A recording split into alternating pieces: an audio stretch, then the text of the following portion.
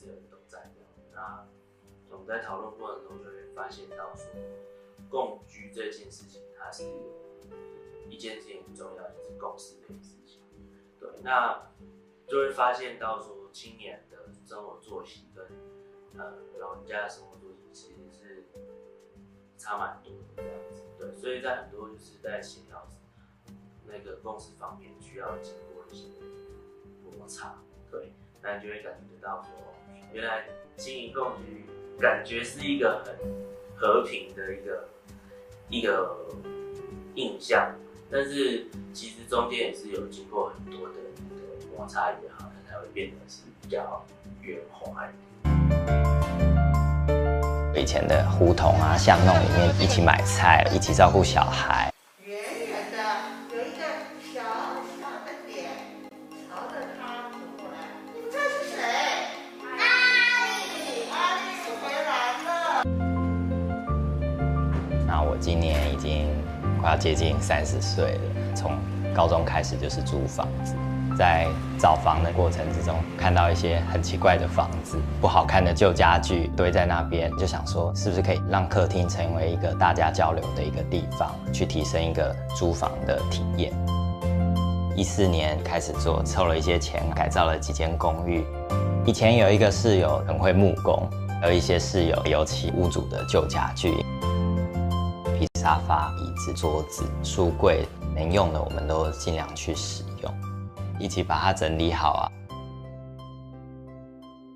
那开始找了室友之后，就发现这个需求非常的强烈。我们能做的就是相互支持的社群。你可能要找一个产品经理，今天你想要做一些什么，那这个社群永远都在这边。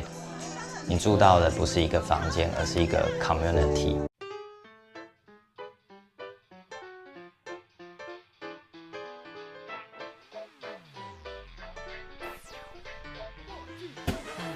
首先，这里是9楼共居与璞园建筑团队打造的全新共居环境。这栋原本是荣民住宅社区的大楼，在2年半的改造下，让原本空着的这栋老宿舍有了新的生命力。而来到9楼璞园居住的我们，被称为村民。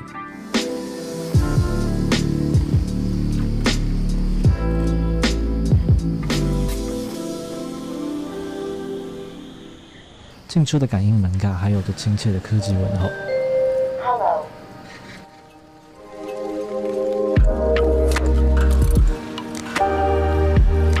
大厅会成为对外也开放的咖啡厅。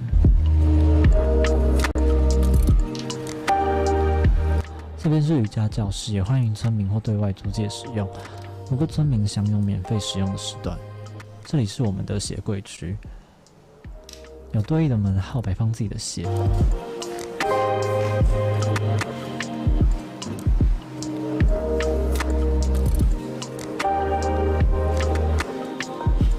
这里是我们自己私人的投币式洗衣店。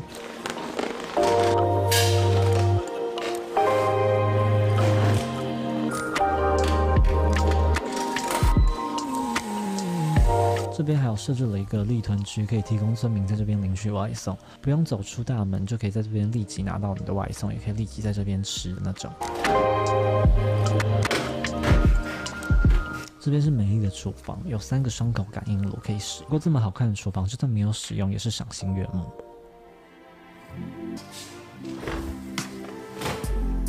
Can I call on you tonight?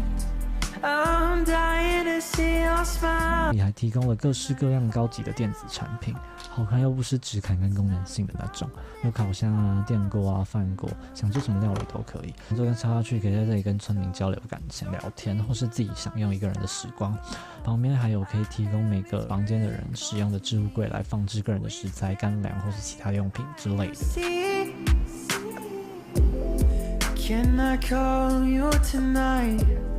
I'm dying to see your smile. 每层楼都有自己的厕所跟淋浴区，是有电梯的。住4、5楼的可能会比较需要，不过因为我住3楼，所以我基本上还是走楼梯居多。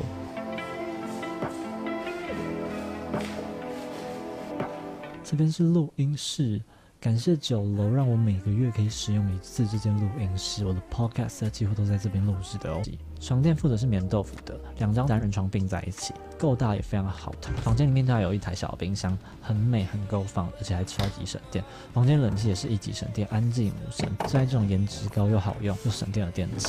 书桌跟床头柜也是蛮不错的，中规中矩，全白也非常保险又不失质感。最后让大家看看全台北最 chill 的天空，我们的露台有够美，有够绿，有够写我的名字，想要裸晒也可以的那种。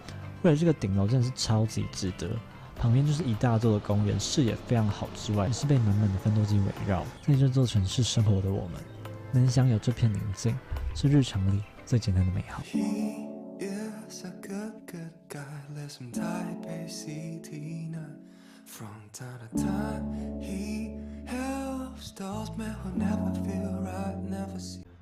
跟大家介绍一下，就是我们酒楼浦园这个计划是以前是台北市政府在出租给荣民的那个荣民的宿舍。那因为这些闲置空间宿舍，就公有建设就是有闲置的状况，就是可能很久没有人住啊，所以他们就决定说能够看公开招标，看民间的业者能够重新活化这些室友的资产。那就运气蛮好的，我们团队在2年前就是在这个公开的标案上有得标，跟浦园建设花了2年的时间，就把这个闲置的整个700多坪的这个眷舍，那重新翻新，那一样就用这样co-living的概念来活化来经营。当初你在看到这个房子的时候，你觉得它有什么样的优点或缺点？优点部分特色其实，它在台北市文山区，然后面对一个很大的公园，然后在这个周遭就是面对一个山，然后但是又离捷运站不远，所以在台北市我觉得很多人来看就觉得它是一个很难得，就是步调很轻松，空气很好，晚上超级无敌安静，不像是市区可能晚上会有摩托车的声音或者是嘈杂的声音，又非常安静。但同时它又是在交通步行到捷运站大概7分钟的距离，那也在台北算是在台北市，所以其实我觉得它结合了一个好的生活环境，但是又可以让在台北工作的人，他不至于说还要花很多时间通勤这样子的感觉，所以我觉得它在区位上的特色，以及它本来就是一个宿舍嘛，那宿舍其实它原本就是所谓共居的状态，那我觉得我们在现代来讲，只是说要如何去优化以前可能在宿舍共居上可能体验不够好的地方，比如说共同洗澡也好啊，厨房区啊，那这些东西要如何透过好的服务或好的设计，让这些共同机能够不会说很脏乱，然后觉得大家变成说生活品质很差这样子。过去可能因为租房子可能一方面比较麻烦，他可能要准备家具，然后签约要签1年。然后，所以你又不太有特别诱因的话，可能不会想说还要特别去租房子。那一来是我们租约弹性，就是几个月也可以租，然后再来是一卡皮箱入住嘛，然后再来是说你住进来之后可以连接到很多人，所以就变成说它就变成一个诱因，让其实原本可能没有想过要租房子的台北人，他们也觉得说，可以出来住看。而且我觉得最重要的就是这个co-living 的 space 里面一定要有一个很美的厨房。我刚看到后面就是有一个非常漂亮的厨房，当初你们在这个设计上面应该花蛮多心思的。对，就是厨房一直都是算是人际交流的一个节点吧，就是不论你煮不煮饭，你可能有室友煮饭，你就可以来蹭个饭，对，让一些很日常事情让它很 routine 的能够发生，所以我们未来也会每一周都会有聚餐，那这聚餐就是可能前一天就是登记一下，那就可以一起吃饭。我们这边的话，基本上有5个主题，像是有煮饭的，然后有瑜伽的，有打篮球的、体育的，然后也有音乐 DJ， 就是会做音乐上的表演，还有一个是彩绘艺术，那它就是会在我们的公共空间还有我们的一些空间上，那去有不同的主题的定调。说这里面其实有些空间可以满足一个人的工作跟生活是同时可以结合在这边的。对，就是有居住、有房间，然后我们有工作室，让一些 freelance 如果他有一些工作室的需求，那甚至是我们还有录音的话，也可以租借。那回归到就是房间内部的话，也是跟过去一样，酒楼就是就是里面当然第一个美是不用讲，那但是进去的话也是一个皮箱进去就可以入住的概念。对啊。那我们这次在新增就是每个房间虽然是雅房，但每个房间都有自己的个人的独立冰箱，然后像是冷暖气机等等，然后这次也升级使用是智慧门卡，就是说从卡片或者是密码都可以使用，所以在门禁上的管制，不论是说我们管理方能够更清楚、更能够去管控这些进出的安全之外，在使用上，家它就是使用登记制的，那就是已经包含在房租里面，所以它就只要进行预约登记，就可以在特定的时段免费来使用，包含1楼的外侧，我们就会有一些户外的座椅，让附近的民众啊经过啊，可以比较轻松的能够来消费，然后来体验什么叫做 co-living space 这样子跟建设业这样子的合作，其实对等于说建设这个产业，他们有什么样的好处呢？我们自己这样子互动下来，我自己觉得是2点。那对于一些建设公司来讲，他们会在思考说，尤其像台北市这样高房价的地方，他们要如何让品牌更能够往下扎根。就虽然说现在可能20几岁、30几岁可能还不见得买得起房子，但总要租房子。那如果再透过租房子，他能够去认识一个建设公司的品牌，哇，原来知道说他们可以提供这样子好的品质住房品质，然后这样的服务。那当他们不论是未来要不要买房子了，那如果未来有买房的话，当然就可以更去了解到这样子的，建设公司他们也有在做这样子的事情。我觉得这是一点。那另外一点是，其实 co-living 或者是包租代管，其实它就是一种模式，那它不一定是给年轻人，像现在很多银发住宅，那或者是乐龄这种的，它其实也都是包租代管的一种。也就是说，在房地产业里面，其实就是在讲求空间的服务这一块。所以如果这个商业模式是能够被验证的话，其实对于健身公司来讲，他们也其实可以在刚刚是往年轻的发展，其实在往上发展，就是说在银发这一块，其实银发我觉得它就更重要的是就是服务了，因为你从讨论一些长辈他可能需要有更细微的照顾也好，或者说所谓他们长辈的这种孤单的这种社群，如何让他们能够有更有活力的生活。所以其实 co-living 或包租代它其实就是一个模式，它可以服务年轻人，也可以服务长辈。那我觉得这都对我来讲都是我们一直在跟房地产业或建设业不论是说服或者是去沟通的方向。这些物件之后，我们就会去找投资方。可能建设公司或者投资方来投资之后，那我们来做一个整个营运。当初就是会去做一个简报，说，整栋80个房间，然后包含商空、办活动，那整栋的营业额可能会多少？那扣掉我们的管理费，我们公司管理费之后，每个月大概会有多少的钱？这样收入来跟对方进行分润。在这个案子会有个9年的合作。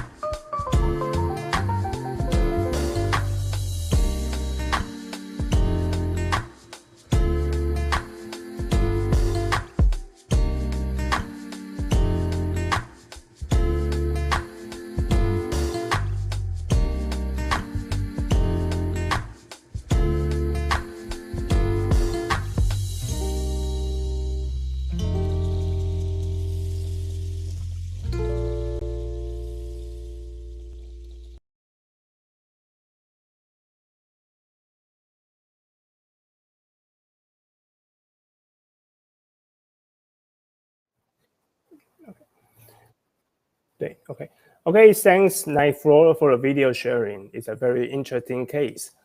Now let me introduce Open House Shinju. Shinju just joined the Open House Worldwide family last year. Let's welcome the co-founder, Mr. Zheng Honghui. Hello, I'm Zheng Honghui.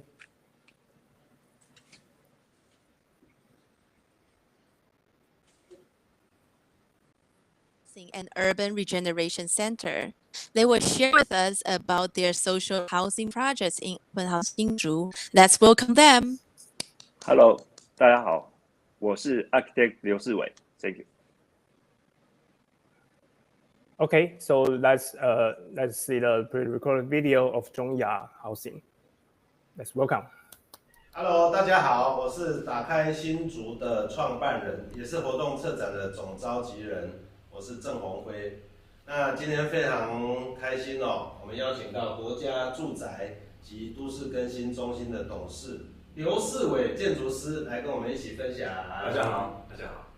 好的，那我想先跟世伟建筑师来分享我们新竹来承接这个打开新竹的这个活动 Open House 的活动，我们觉得非常有意义哦，希望能够作为一个平台，那么让我们的市民共同来参与，那在1年当中有48小时的时间打开这些空间，希望透过这样的行动，让市民更加认识这个城市平时不为人知的地方或者秘境。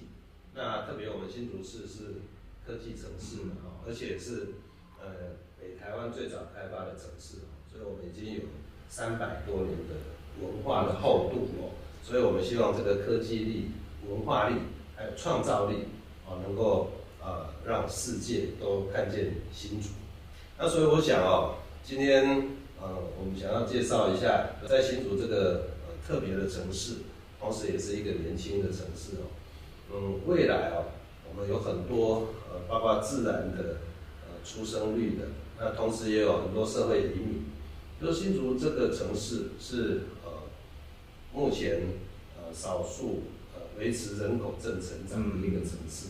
那当然年轻朋友们或者是说很多长辈高龄化社会的来临，其实都需要政府部门对于这个住宅政策上面更多的努力。所以我们想要来探讨这个社会住宅的发展，所以是不是也可以帮我们介绍一下我们住都中心在社会住宅上面的这个努力 ？OK， 好，谢谢我的好朋友那个打开新竹的总召集人郑宏威先生那我今天在这边还是首先简介一下国家那个住都中心那我们是一个非常新的一个单位，也就是在那个蔡英文总统上任以来一个他最重要的政策之一，包括公办都跟社会住宅，那这样需要有一个单位来执行为了要创造这个单位，我们修了都更3法，然后修了这个中心的一个设施条例，所以我们就得到了一个叫做行政法人的单位。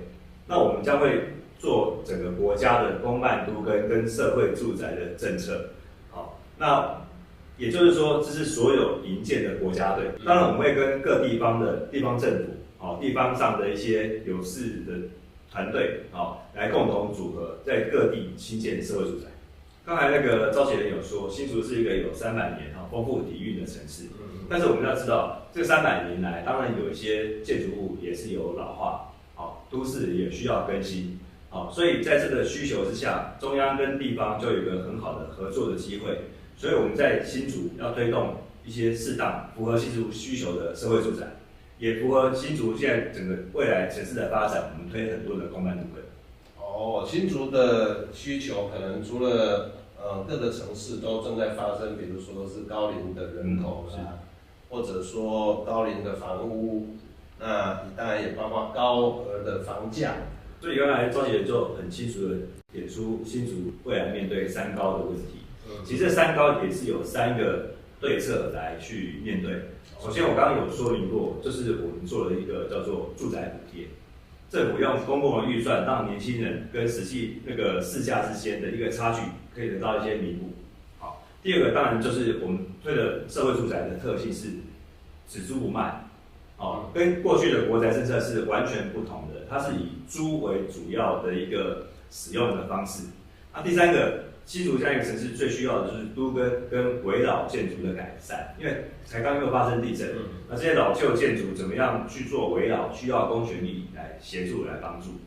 过去大家对于这个所谓的国宅有一种觉得说它好像是比较也不能说它是贫民窟啦，但是就是好像比较经济弱势的朋友才有资格去购买，所以过去的国宅好像都是出售所以就会形成一个好像大家觉得这个区域好像就发展不是那么好。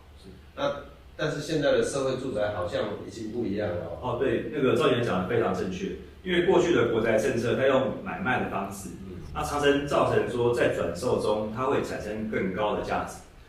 反而是觉得说我花很多的钱，然后买到一个国宅，那它品质又不是很好，所以社会上对国宅的印象觉得有检讨的必要。那因此，小英总统那时候就想说，以后推了社会住宅，它的特色我刚刚说过，只租不卖，那年轻人负担可以降低。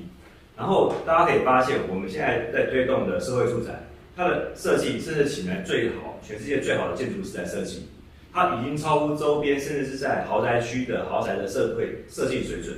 我们搭配了绿建筑、智慧建筑，还有各种新的工法，然后开拓出更好的开放空间，加上各种社会福利措施在里面，所以将来社会住宅会是社区中的很大的亮点。那像我们一般人可以去承租这个社会住宅吗？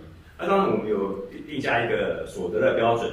当然，我们现在的年轻朋友都是在这个所得标准的范围内，所以我们非常欢迎年轻朋友来使用社会住宅。另外，对于经济弱势或生活弱势，我们有一个相关的补贴跟辅助的一些方式，让大家这边可以安居。哦，所以可能就是说，一般朋友都可以去申请这个社会住宅，但是如果有特别的经济的弱势或者生活的弱势，那会额外的给予他们补贴，这样。当然是。所以我看到好像现在社会住宅的设计上都是知名的建筑师，而且在整体的建筑设计上面，其实都已经是豪宅等级的，跟过去那种老旧的国宅的概念已经都完全不一样了。是的，是的。而且有一些是内部的设施，好像提供了很多服务，比如说对于长辈的照顾，那可能会有类似这个社会福利的机构，或者说应该说老人的照顾的机构。那包括对于像是我们新竹最欠缺的是公托、公幼照顾小朋友。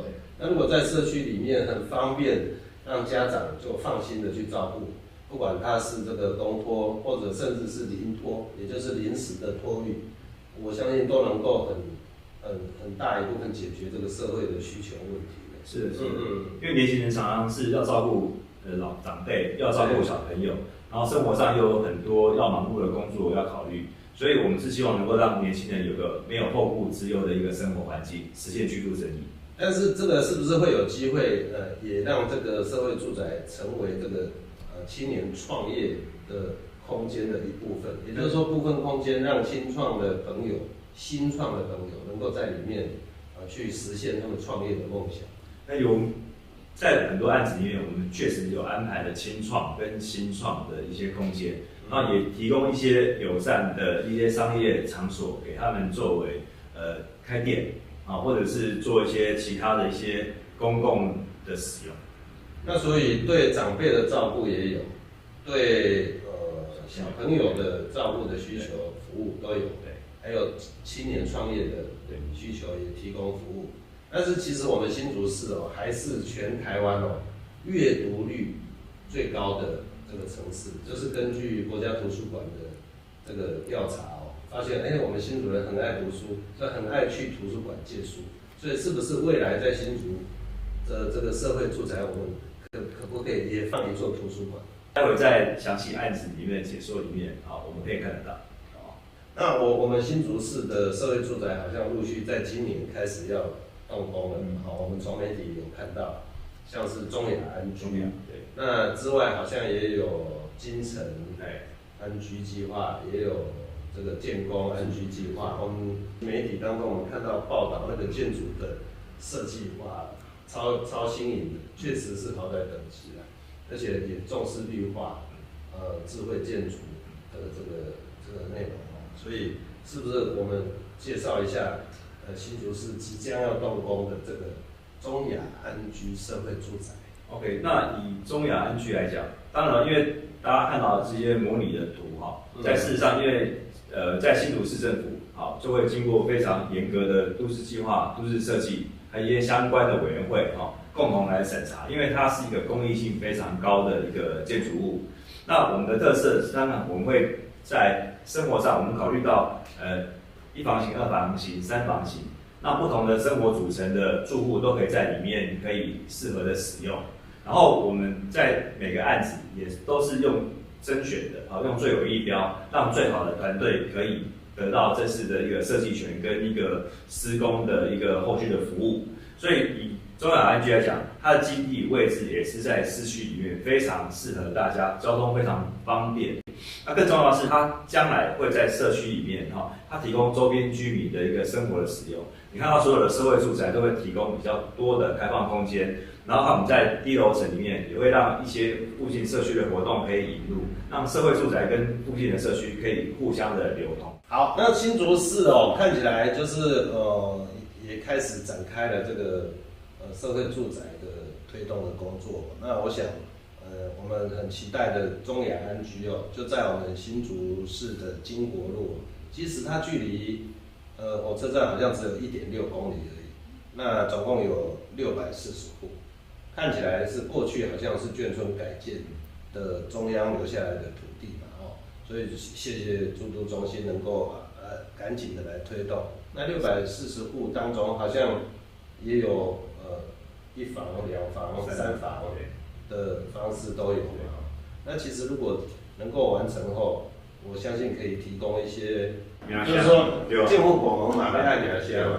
就比如说我们来弄个新竹市美术馆，所以我觉得这个是对新竹而言是需要的。那创造一个不同的境界，是一个地标性。新竹的境界要再提升，能够升级新竹，我觉得就是国际化，然后这些公共艺术，比如说怎么样把这个奈良美智加进去，比如说把这个什么安迪沃荷加进去，对啊。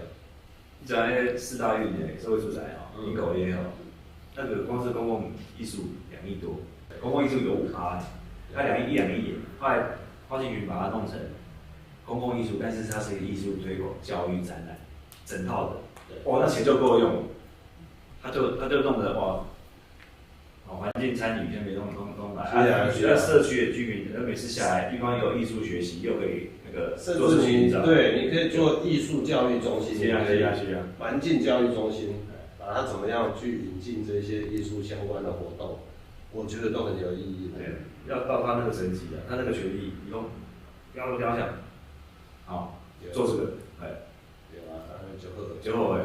是啊，所以我觉得我们新竹要能够有一些突破性的发展，可能就是这样。所以我想，社会住宅政策真的是对新竹这座城市来说是有急迫性的，而且需要赶紧的来推动，解决年轻朋友居住的问题。好，那今天就非常感谢我们刘思伟建筑师带来给我们的分享，谢谢。Okay, thank you, Open House Shinju, for a great video. It's very inspiring. So next is the session for discussion. We will welcome all the three speakers from 2 cities to discuss and share our ideas.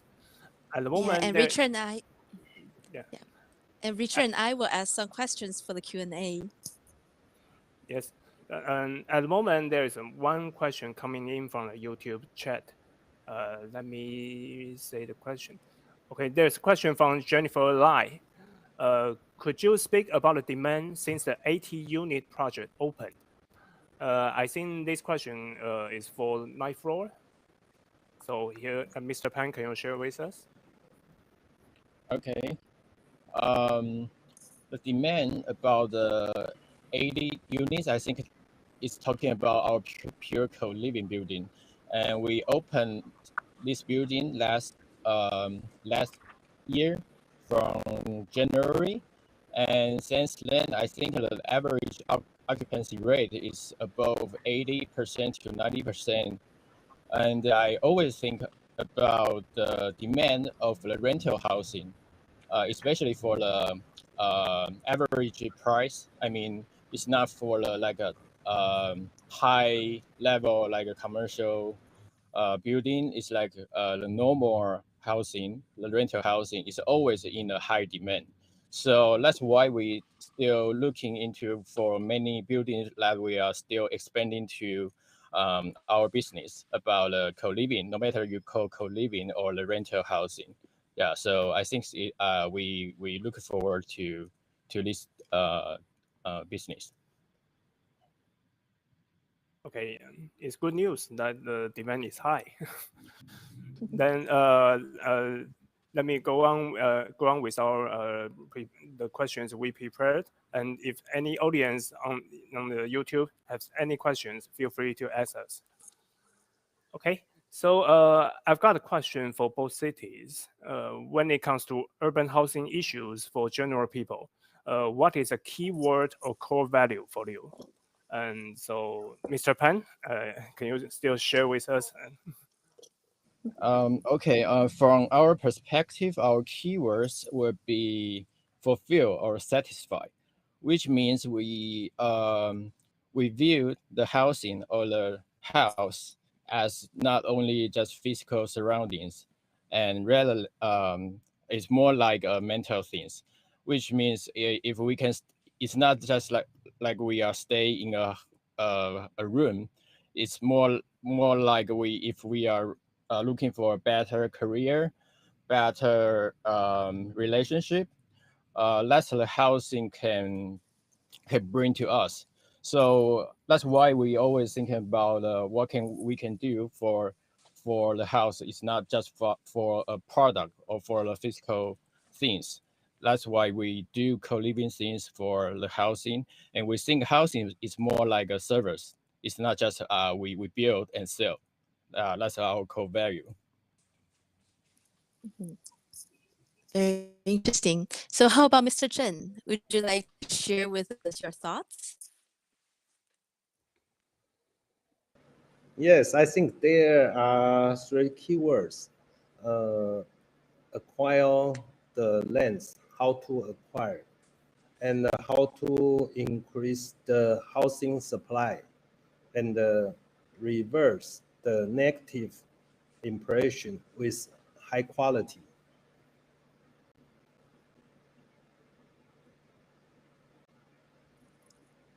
So it seems like recently the public's impressions of social housing has gradually improved. They have better impression, but due to the pandemic situation, I think you are facing problems of increasing construction costs and all that. So maybe I have a question for both of you as well about this. We can tell the two cases discussed about co-living housing and social housing in different generation and cross-ethnic. So now we are in the post-pandemic period, and have the architectural styles and lifestyles of these two cases changed? Would you like to share with us? I think maybe. Yeah, I think especially after the pandemic or the so-called post-pandemic, I will answer this question from our housemate. They gave us a lot of feedbacks, especially last year during the very serious situation in Taiwan. They said that if they were staying in a common like a room, the rental, the 套房 studio, the individual studio, rather than co-living, they will feel very lonely or fear that nobody will know if they just got COVID or die in a house alone. But the ones they stay together, even we still cannot go out, but they are kind of still a community, and we still have like an online yoga class every week, once a week. So I think that helps a lot for people, especially during the pandemic. So I think the value of community will be enhanced even after pandemic, because if people can stay together, no matter in co-living or social housing, they can help each other. So I think this kind of value can be, we will keep its value and think what we can do more in the future. Oh, wow. So what happened when people need to quarantine in the co-living situation? We still quarantine in last year, but our staff, our community manager will help them to deliver some daily stuff instead of like Uber Eats, just Uber Eats or something else. Yeah. So it's just like a big family. Very nice. So that's also what I mentioned. What we regard housing as more like a service. Wow, I want to live there too. So how about Mr. Zhen? Would you like to share with us with some few words? Actually, I think it's question goes to Architect Liu. Yeah. Architect Liu. OK。那个我们这个社会住宅叫做中亚安居，那我要特别介绍一个中文字，这个安，安可以看到就是上面是一个房子，那里面我们放了一个女生，好，就是一个女性为一个优先的一个设计概念，就是说在这个地方我们会特别注重的是两性平等、性别友善跟女性的培力。另外一个在居这个字里面啊，大家对中文字有兴趣的话，这里面一个古，其实就是我们对于年长银发族的特别的照顾，它成为一个全龄无障碍、一个健康的住宅。Okay, architect Liu shared with us the Chinese character of the Zhongya housing. Housing means 安居. That is like a house, and there's a female person inside, and it has a meaning of peaceful. Yeah, okay, you can see see the Chinese character.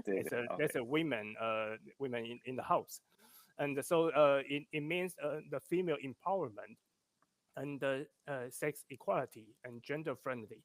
That's a core value.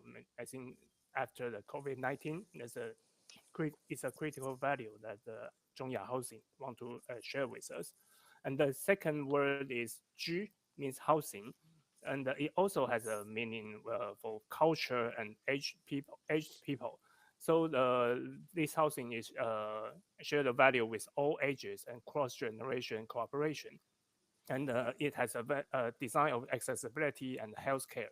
It hopes to provide the residents with better well-being for the people.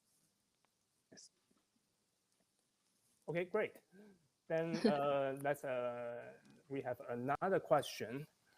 Okay, when it comes to the communication and social bonding among housing residents, what are the spatial design ideas that can be applied? Can you share with us, Mr. Pan? Okay, I think we keep a very important design concept is that we will divide the big open space into different groups, which means I think the normal, especially for a big project, the community space is always like just a very big lounge or a library or something. But I think for housing, the homey feeling, it will be more important to make it more comfort, to be like you just like 3 or 5 people. They can very easily to stay. Like you can just have a cup of coffee, you can use laptop, you can just read in, but you won't feel like you stay in a very big lounge or something. So I think it's no matter in what kind of house, especially in a very normal standard buildings in Taiwan. I think the most of type of the common area is almost the same. So I think we will think about how to divide into the different small groups that will make people feel more comfortable when they stay outside of their rooms. Because I think you have to make more chill, more comfortable, and they will feel more easy to go out. Otherwise, they will always stay in the room. And the second, I think we can think about like different kinds of usage, like open kitchen or laundry or something. This kind of utilities they can also share outside their rooms. So once they cook or once they wash their clothes, they can have a kind of informal network or connection to each other. Yes, so I will share this kind of 2 concept of our design. Thank you. Interesting. So how about Mr. Zhen? Would you like to share with us a few words? Yes, it's social housing. So I think it's very important issue, how to enhance social interest and social meaning. So public interest will be the most important. So I think there will be some public spaces such as libraries, shops, and youth startup hub on the first floor and second floors. I think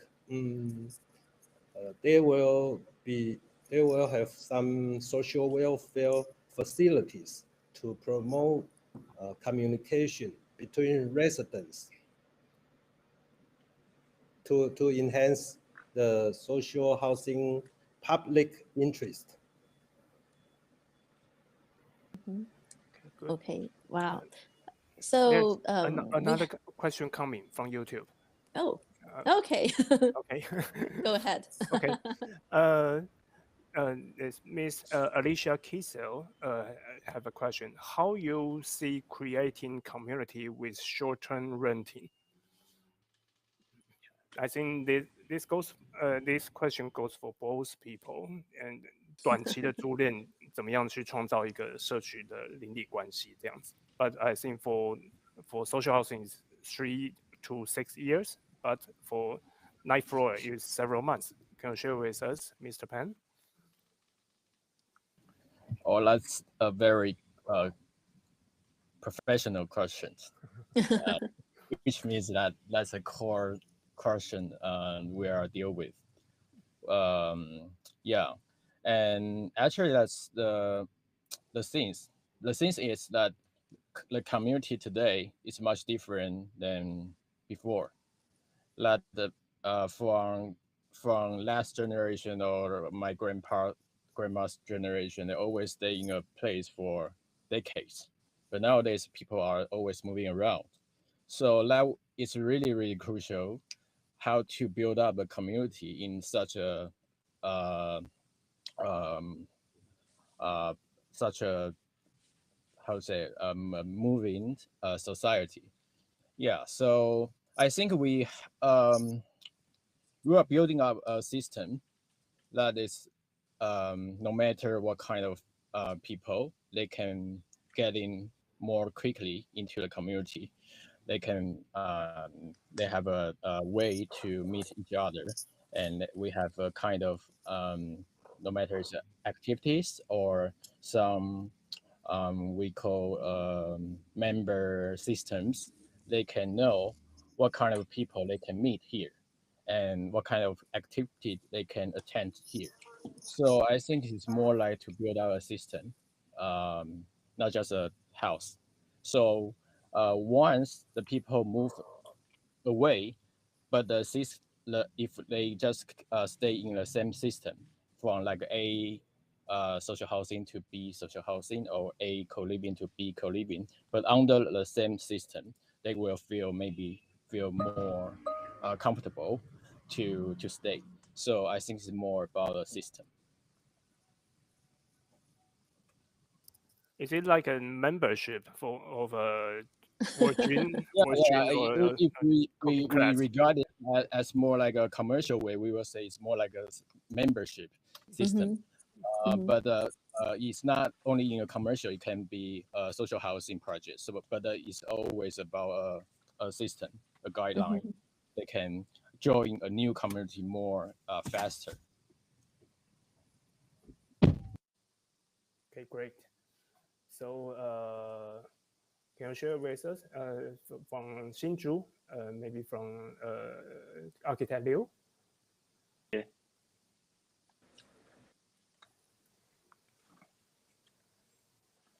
就短租的部分嘛。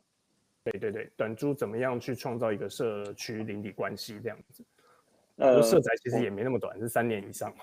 目前我们的群组，例如说在群组里面，基本上非常的活络，尤其是我刚刚提到的女力培力这部分，其中你看到女性的发言超过80%，这是一个很特别的现象，几乎都是女性在里面发言。然后例如说，我们把原本的公共艺术，变成社区参与，这也是一种新的发展方向。Okay, great. For social housing, the renting term is at least 3 years, and it can be extended to 6 years. And at the moment, what we observe is that there are line groups for the residents, and most of them, there are 80% of the line group chats are from female. So you can see, yeah. Yeah. So we can see female residents chat with each other very often. So it's much easier to create a sense of community. And I think the next thing is the social housing also promotes public arts and art education.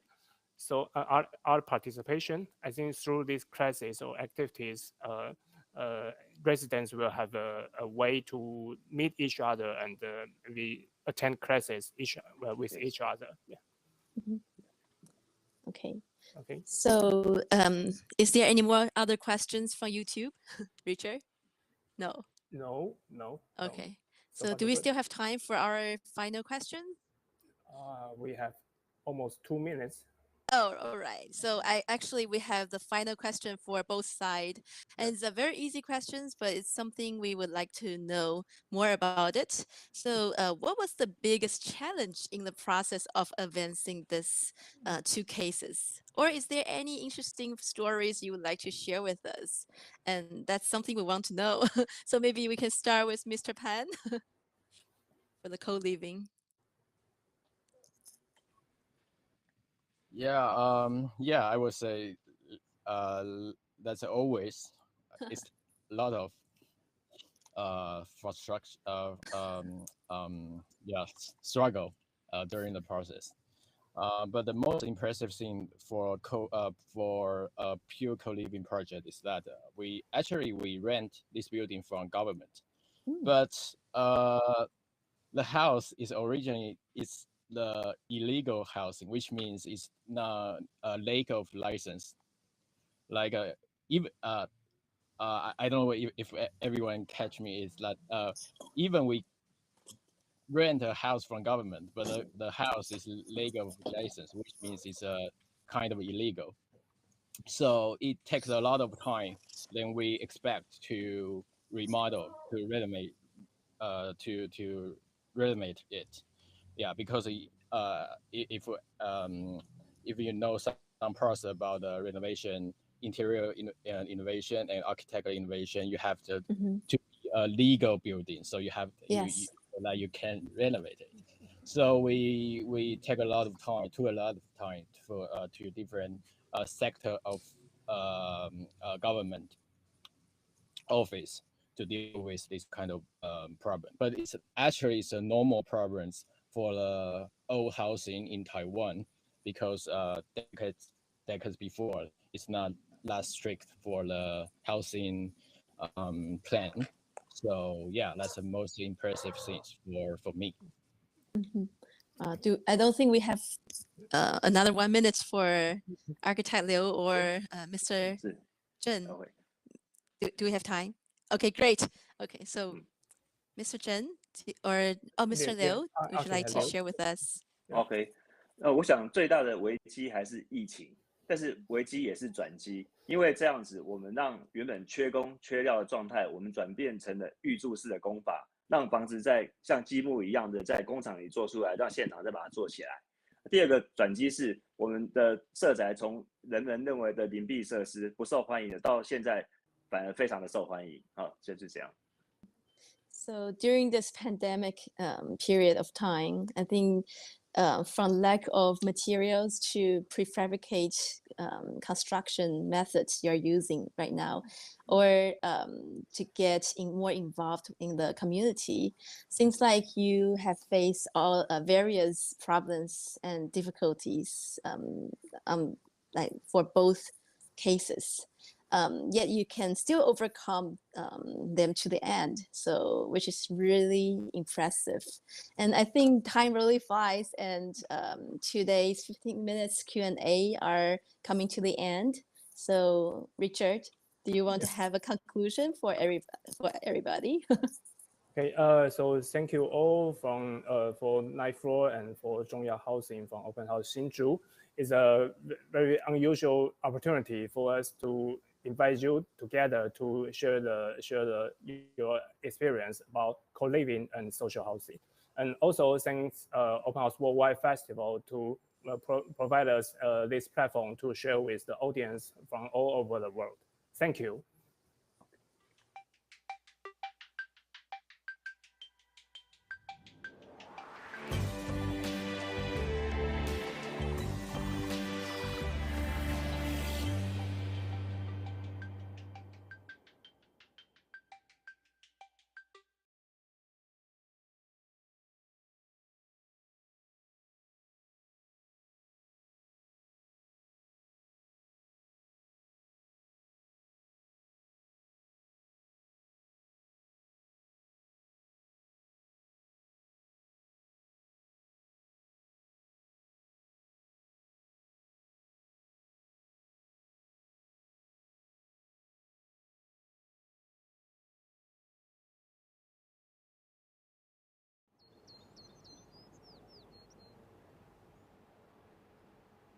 I'm Richard Rogers. I'm an architect. I run a practice, Roger Sturken Harbour and Partners.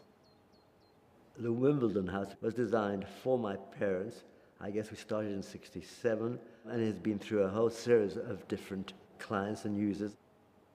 Now we've given the house to Harvard, and they're using it to house graduate students. We'd been strongly influenced by people like Soriano, Craig Elmwood, Prouvé, Eames, and so on. We were looking at a prefabricated system, process construction. The idea was that we could put up the house fast. It could be all built in a factory, so you didn't have to have all the weather problems. It could be programmed. And really, the final idea, you could buy it from your local shop because you could have those standard components. We ended up with this simple rectangular plan, 2 parts, courtyard in the middle, the house on the north side, and then what we call the lodge. So we decided to use a very simple steel frame, upside down C's, and you could have as many as you like in a line, and the house could be as long as you wanted. And then you bought bus doors and bus windows and put those on the sides. And at the ends of this long tube was just glass, so you looked out to the common or looked out to the garden. So it was an absolute visual continuity.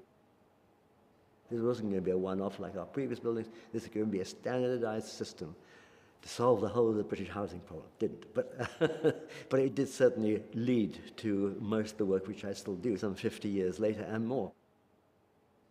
And in a sense, it's a prototype also towards the Pompidou Centre. Now, Lorenzo Piano had obviously added his technological knowledge, which was absolutely brilliant. So if you put the Wimbledon house and you put Renzo's work together, you sort of get the Pompidou Centre. Now, it's a much bigger thing. It has escalators across the facade. The actual open spaces in the floors are the size of 2 football fields. You can't say that about Wimbledon, and so on. But the concepts were there, and the bright colours are there. So again, we wanted somewhere which could be fun, which could be enjoyable, which you could participate with, which wasn't just a brick house with windows cut into it.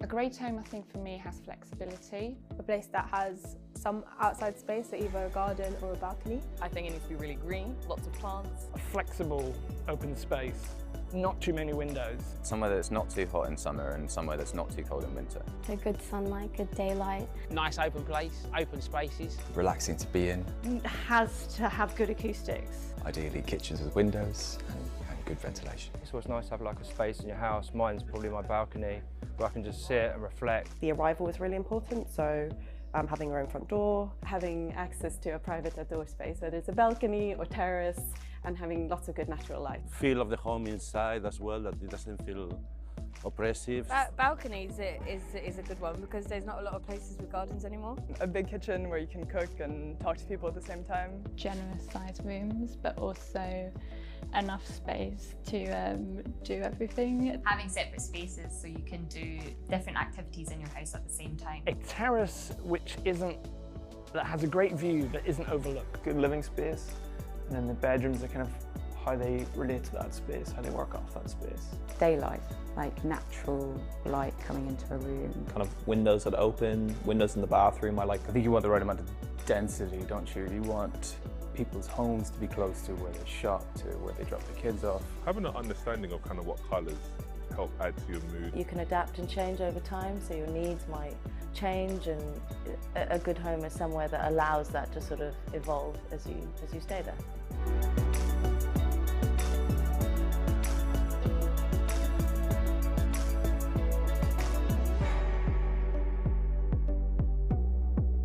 Parliament House in Ouagadougou, the capital city of Burkina Faso, is a big and a very important project. In 2014, there was a revolt which led to kick out the president, who wanted to change the constitution and make himself president for life. So during this revolt, people burned down the existing Parliament House. So I was lucky to be called to join a group of thinkers and activists, artists, musicians, to think about how to build a new one that responds to the need of Burkina Faso and his people. So I started to think, what can it be today to build a Parliament House for Ouagadougou, for people that now has access to information and want more. We designed first a huge structure, which is a pyramid. I wanted to create a transparent building. If a parliament building is transparent and open, if people can go on top of it at any time, during the day, during night, symbolically, it is transparent, it is open. Another idea was to combine in this pyramid field where you could do agriculture, because Burkina's economy is based mainly on agriculture. So I wanted to create this public space with everything. We have a garden around it, and then we have the pyramid which is elevated. We have a cornfield on the top. So it is more than just a simple parliament building.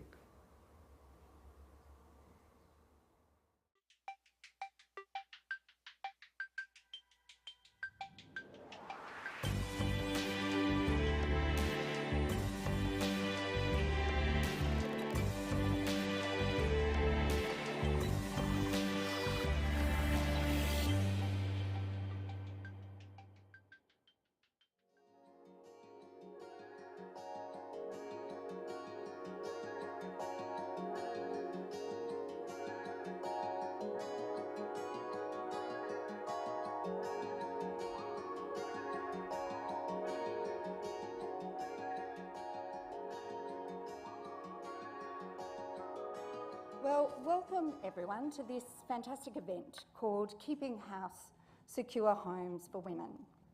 It's a really vital discussion tonight presented by Open House Melbourne with the Women's Property Initiatives as part of the Open House Worldwide Festival. And we're very thankful for the support of the Melbourne School of Design here at Melbourne University.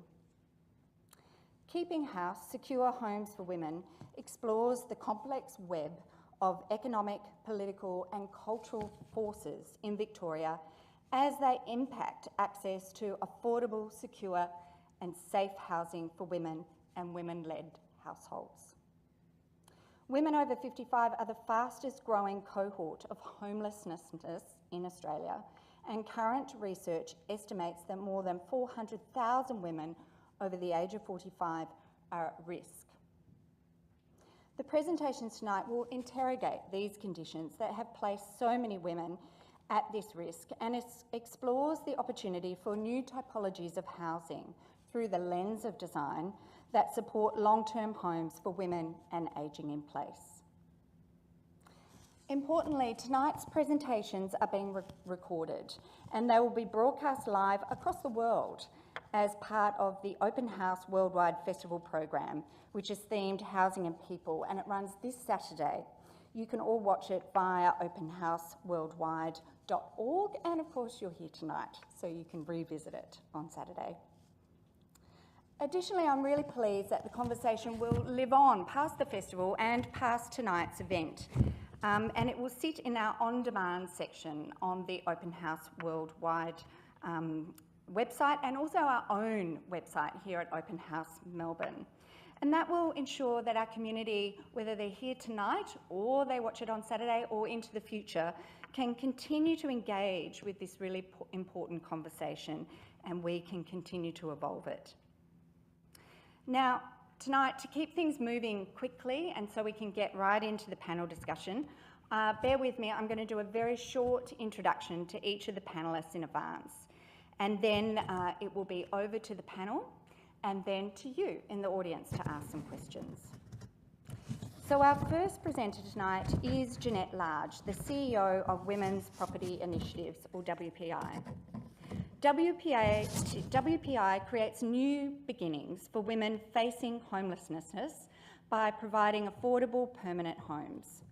Jeanette has extensive experience across the housing sector, from running refuges and local housing groups to management roles in government departments. Our second presenter tonight is Mel Bright, the founding director of award-winning design practice Studio Bright. Many of you will know this incredible work, and Studio Bright is well known for its innovative and beautifully designed houses. However, more recently, the practice is currently working on a number of city-making projects across a variety of scales and types, including civic, educational and multi-residential projects, and we'll be hearing about one of these projects tonight, specifically for WPI or with WPI. Our third speaker is Sophie Dyring, Director of Shored Projects. And Sophie, as many of you will be aware, is a passionate and very important affordable housing advocate in our city and across Australia. As an architect and landscape architect, her practice largely designs and delivers social and affordable housing for those most in need, and we're so pleased that Sophie can be with us tonight. Without further delay, it's my pleasure to hand over to Jeanette Large for the first of tonight's presentations. Thanks, Jeanette.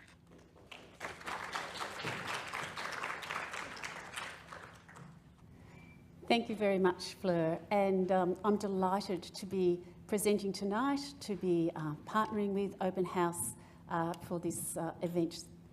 To start with, however, I would also like to acknowledge the traditional owners of the land, the Wurundjeri people of the Kulin Nation, and pay my respects to their elders, past and present. So, women's property initiatives. Also very excited to say that we're actually celebrating 25 years this year, and we intend to have some great events to facilitate those celebrations. But this organisation was developed by a group of women 25 years ago who had determined through research that had been undertaken, but also because of work that they were involved in, that there was a need for long-term secure housing for disadvantaged women-headed households, vulnerable women-headed households. So the organisation was established that long ago. It took quite some time for them to actually get any housing on the ground. That group of voluntary women who set up a board, at that stage it was called Victorian Women's Housing Association, and we rebranded to Women's Property Initiatives in about 2013. When I joined the organisation, they had delivered 11 homes. I'm pleased to say now that we actually own 101 homes, housing about over 240 women and children.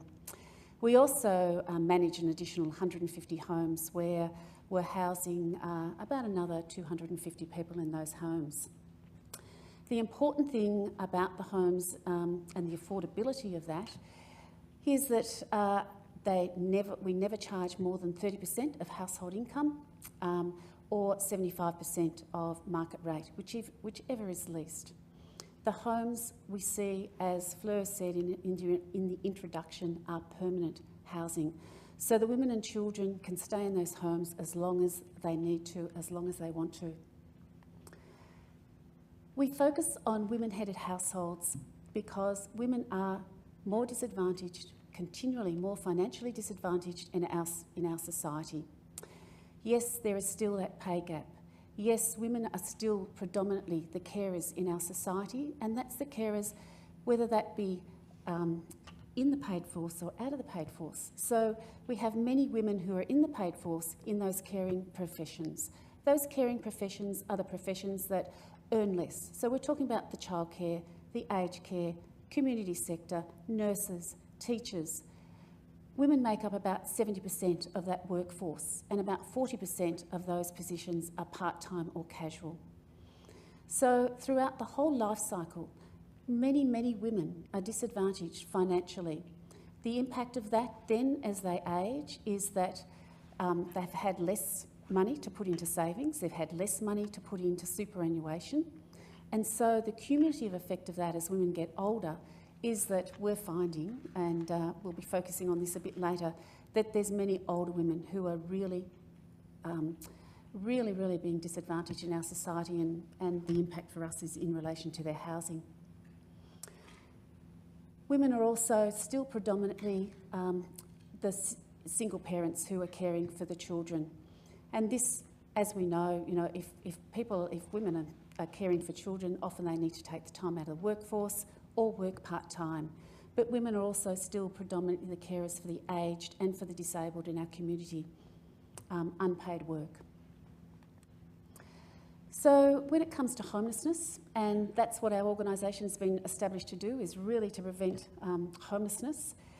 With the 101 homes, we're not going to be doing that completely, absolutely, but our mission is to continue to grow and have many more houses. The financial disadvantage I've talked about, the housing affordability crisis, and many in this room might relate to that as far as home ownership goes. But that housing affordability crisis really hits people who need to rent. The private rental market is totally unaffordable for many people out there, for your low-income earners, but particularly for those people who are on Centrelink benefits. So if you're on a Centrelink benefit of job seeker allowance, you're earning about just over $300 a week. There's a report that's undertaken by Anglicare about every 12 months, and that has determined that there is not one affordable private rental in any major capital city in Australia that a person on the job seeker allowance can afford. Not one. The Department of, well, it was called the Department of Housing, now it's called Homes Victoria. In their research in relation to private rental, they've determined that a single woman, single parent, can afford about 1 in every 100 properties in Victoria. Now, I'd suggest that that one property is probably not particularly well located near public transport or schools or childcare. So housing affordability is a real issue, and the private rental market cannot cope with that, and we have a crisis. Unfortunately, family violence is also something that has been major impact in creating homelessness. So, as you can see on that slide, a huge number of people who have approached homelessness services over the last 12 months. The majority, 60%, are female. 50% of those are women who have escaped family violence. And the number of accompanying children, so the impact on the children, accompanying their parents to homelessness services, and unfortunately, the number of people that are turned away from those homelessness services with nothing. So, and again, many more women are turned away than men from those homelessness services. So for the women who are escaping family violence, that means that they're returning often to homes that, well, they're not homes, they're houses, they're a roof over their head, that are unsafe. It's not a home. And also, I'd suggest that the numbers that we're seeing are probably much higher than are reported. Many women wouldn't report themselves as being homeless. They see it as a real stigma, and particularly that's the case for older women.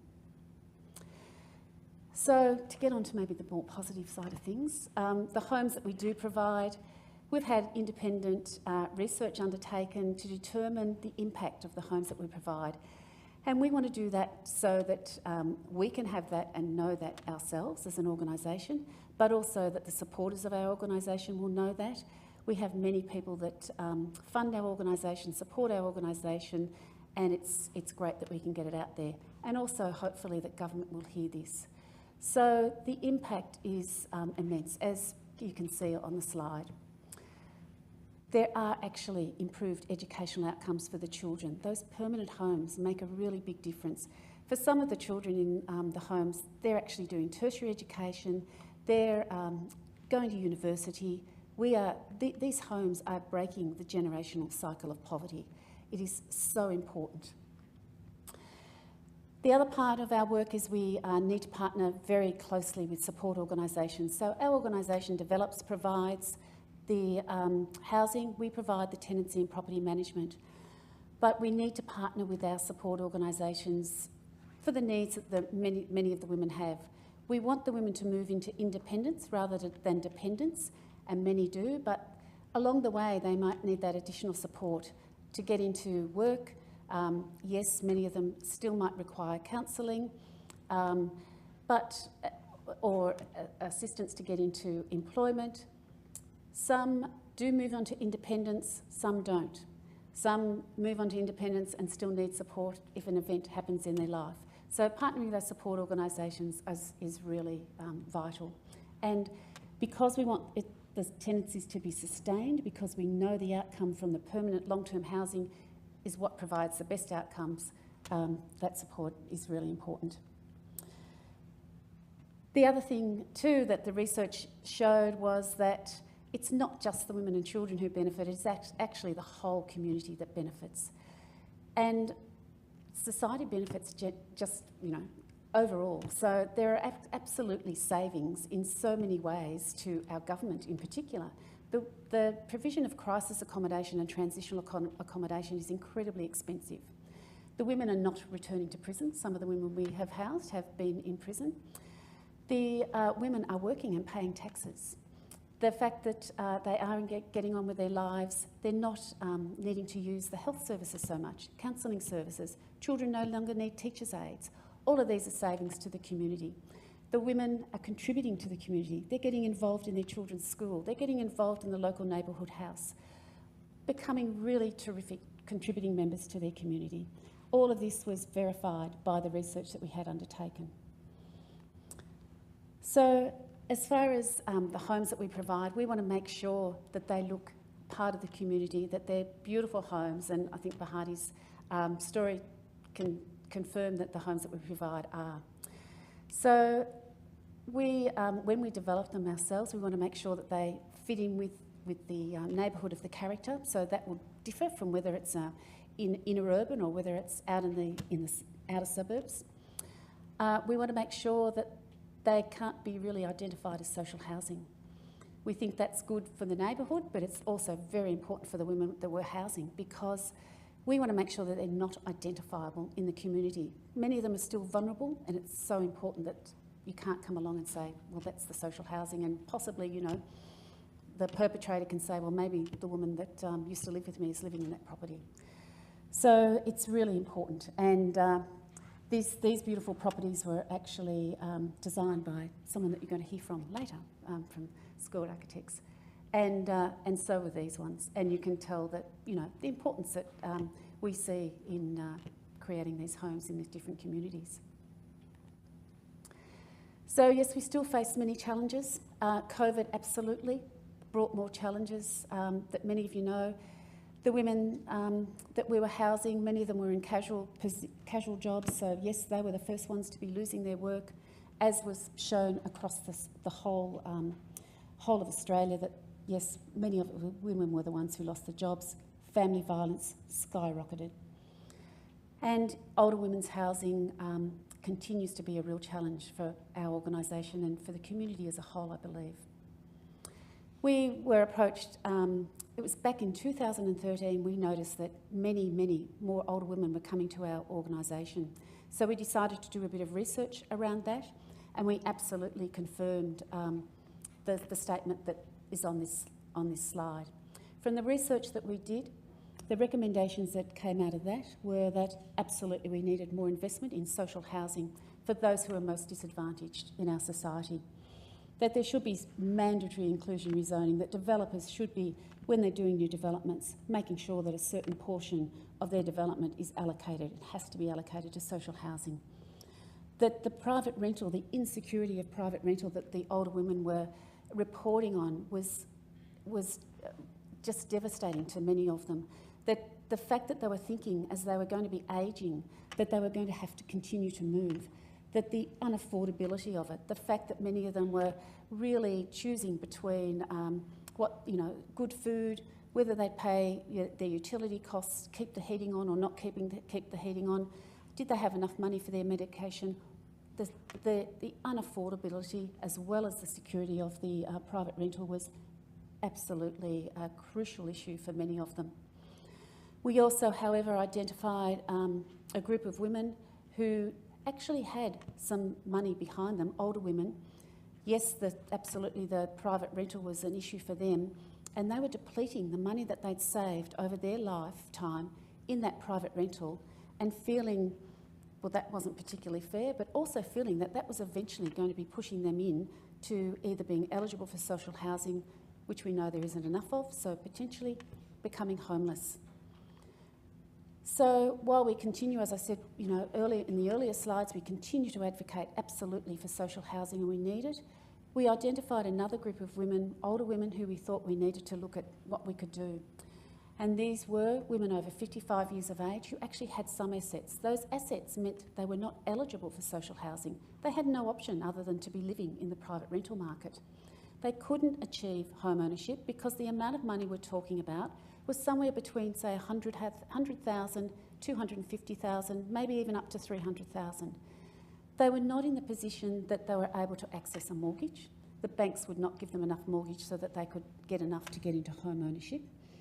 And they were, as I said, depleting their savings pretty rapidly for some of them in that private rental market. So we looked at what models might have been out there. The government's shared equity models weren't for them. They were really focused on younger people who had less money up front to put into the shared equity, but it was the expectation that that equity would be contributed to in the future. That was not the case. These women were at the end of their working life and not going to be earning enough money to contribute more equity to their property. So it seemed that there had to be some way that we could get the women to be able to invest that money into their housing to provide them with safe, secure, affordable, well-located housing. It just seemed criminal to me that they were depleting those savings and, yes, as I said, maybe becoming eventually eligible for social housing or homeless. So the model, the importance for us for the model was the ongoing affordability, and that affordability was the rent, but also the utility costs, that they could stay in that home for as long as they needed to, as long as they wanted to, that they weren't, as in the private rental market, thinking they might have to move from, you know, every 12 months potentially, that the home could be adapted, that they could age in place, that it was built to livable, gold livable standards, that the maintenance would be fairly low maintenance. And most importantly, that it was going to be removing that housing stress that so many of them that were presenting to us were saying was causing them emotional health and physical health issues. So the first option that we looked at actually was shared ownership. That was not, ended up not being a possible option for women's property initiatives because the financial modelling for us, whereas we would be putting in quite a bit of money towards it, required the women to be able to pay an affordable rent as well as Commonwealth rental assistance on top of that, which is what we charge for our social housing. If you have any sort of interest in a home, in a property, you're actually not eligible for Commonwealth rental assistance. So we needed to go back and look at another model. And the model that we came up for the women to be able to invest their money into this project, this pilot, was that they would lend the money to women's property initiatives. So the money that the amount that we came up with was $150,000, that the women would lend $150,000 to women's property initiatives. We would own the property, we would do the maintenance, we would pay the rates and so forth. And the women would enter into a residential tenancy lease. They would pay an affordable rent of no more than 30% of household income and plus the Commonwealth rental assistance. So the equity that went into the properties was, yes, the money that the women provided through their loan, the wonderful philanthropic contributions that we received, and also a small amount of debt that WPI had to take out. It was really important for us that the property was well located. We ended up buying some land in Beaconsfield. It's close to public transport, shops, medical facilities, as required for any housing that we provide. That's really important, that location. The brief that we gave the architects to provide was that we wanted them to be 2 bedrooms so that there was some flexibility there for the older women to have grandchildren stay over, or, you know, a carer that might need to stay over. That they did have to be built to gold livable standards, and they did have to be beautiful and wonderful. And at this stage, I hand over to Mel Bright from Studio Bright, who will continue to tell you about that. These people on this slide are the wonderful contributors to women's property initiatives, not just for our older women's housing project, but for all of our projects. Thanks very much.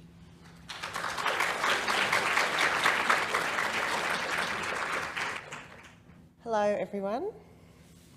So I'm going to talk about the Women's Property Initiative's Older Women's Housing Project in Beaconsfield that Jeanette's just introduced to you. It's a very humble architectural project, but one that we hope will have big ambitions beyond this site. I suppose I first wanted to put it in the context of my practice studio Bright. This is the first affordable housing project that we've completed, and so I thought it would be nice to just give you a little bit of background first. I've really spent the last 15 years primarily designing private houses in inner city Melbourne, and while they are highly considered houses and the family unit is still the most dominant housing type, we were aware that the fastest growing household type is single women, as Jeanette's talked to you about. And we were really keen to apply our design thinking to this important issue. And just because our work has previously been for primarily higher end housing, we think many of the fundamental design principles in our work remain the same, and that it's even more important that they are applied at a community and affordable housing level. The women going into these properties and these kinds of projects deserve our best design thinking and efforts. So before I talk about the project at Beaconsfield, I thought I would talk about some of our design principles and what they are for us. Context responsive. All of our work is context responsive, and we believe that architecture is richer for the layers and history of a place. Our work is sensitive to context and heritage, but never apologetic. Opportunities for community connection. We look for these and try to think about ways that our projects might give something back and connect, I keep forgetting to switch the slide, and connect with the broader community. We think about our houses as houses with civic ambitions. Landscape is hugely important to us and to the success, I think, of a project. Gardens and connection to nature are so essential to our well-being. We don't see landscape as an afterthought, but as important as the architecture itself, and often doesn't require as much space as you might think. Light and air, such a fundamental and I suppose obvious design criteria, but easily forgotten when we spend so much time talking in terms of real estate and statistics, square meterage and number of rooms. We would always choose a smaller space with better light quality and generous outlook over expansive spaces. Design quality and thinking about material and texture and durability. So I think so important in affordable housing. We use materials that are built to last in terms of maintenance and ongoing affordability, and it doesn't have to be expensive. Small things can make a big difference. Seats and edges, so important in our work. Sustainability, another obvious one, I suppose, but also important in the context of affordable housing, as solar-powered homes support ongoing affordability and running costs. Flexibility and adaptability. I dug this old project out from 2009 when I was obsessed with granny flats in front yards as a way to activate our streets and make useful a suburban space that was so often just used for decorative gardens. We considered issues around ageing in place and thought about multi-generational design. Importantly, we thought about how the space could be designed to be loose fit and to change over time. Empathy and kindness. We try to design with empathy and kindness always, and see homes as our refuge. They should support us in life, and they should allow us to feel safe and secure. Orientation, simple things. There's no excuse for a building that doesn't respond to orientation. Catch the sun, provide shade, feel the breeze, warm your bones. Always thinking about the next generation of women, and I'll take any excuse to put a picture in of my girls when they were cute and little. So now back to the project in Beaconsfield. I have some stats in here as well. I think Jeanette's already talked about older women as the fastest growing cohort of people experiencing homelessness, and I know Sophie's going to talk about some really important research that she's been doing. So I won't go into it too much, but obvious things: persistent wage gaps, unpaid caregiving, domestic violence, underpayment in female-dominated industries, gender and age discrimination in the workplace, and inequity of superannuation. This is an ongoing issue, and it's only been exacerbated by the effects of the pandemic. So to the project. It's located in Bunurong country, and we acknowledge the Bunurong people as the traditional owners of this land. In Beaconsfield, you can see its location in relationship to Melbourne.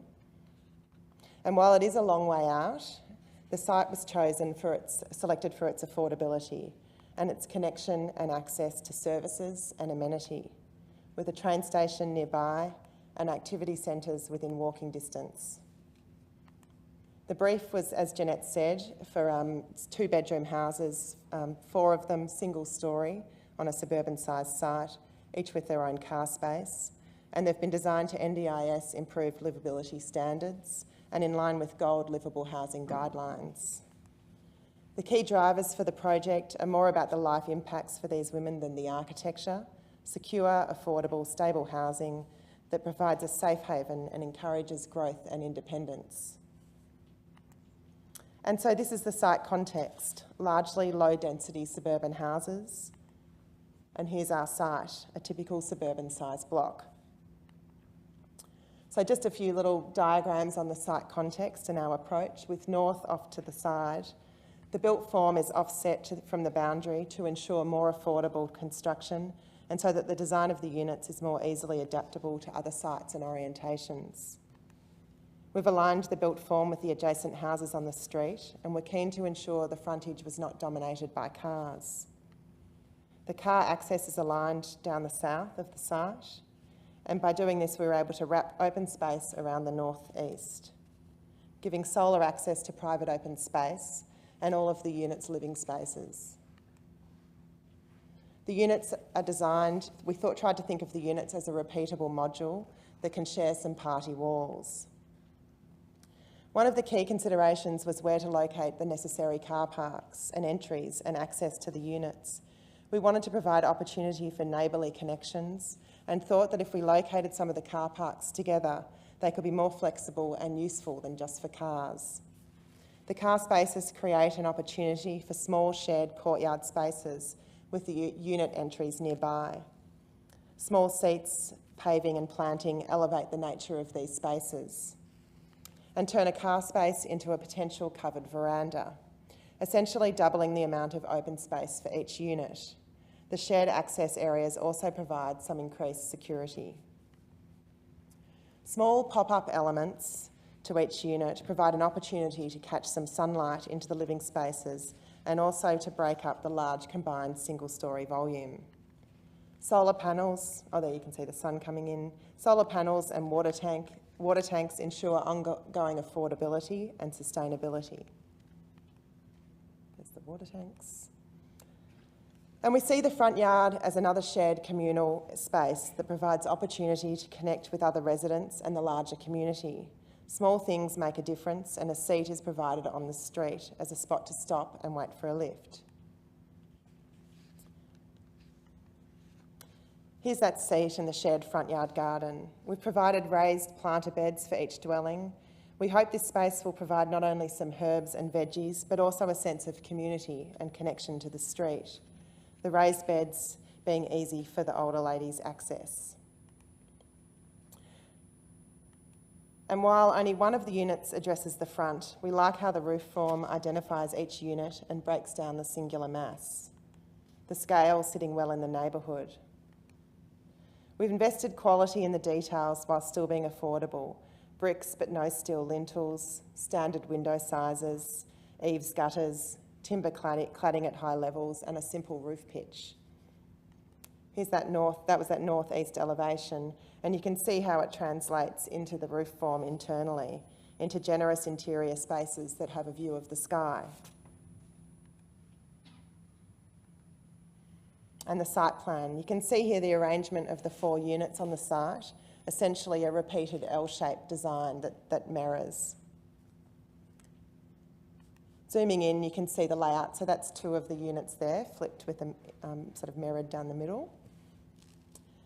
We've located the 2nd bedroom adjacent to the living spaces with an operable wall to provide more flexibility in its use.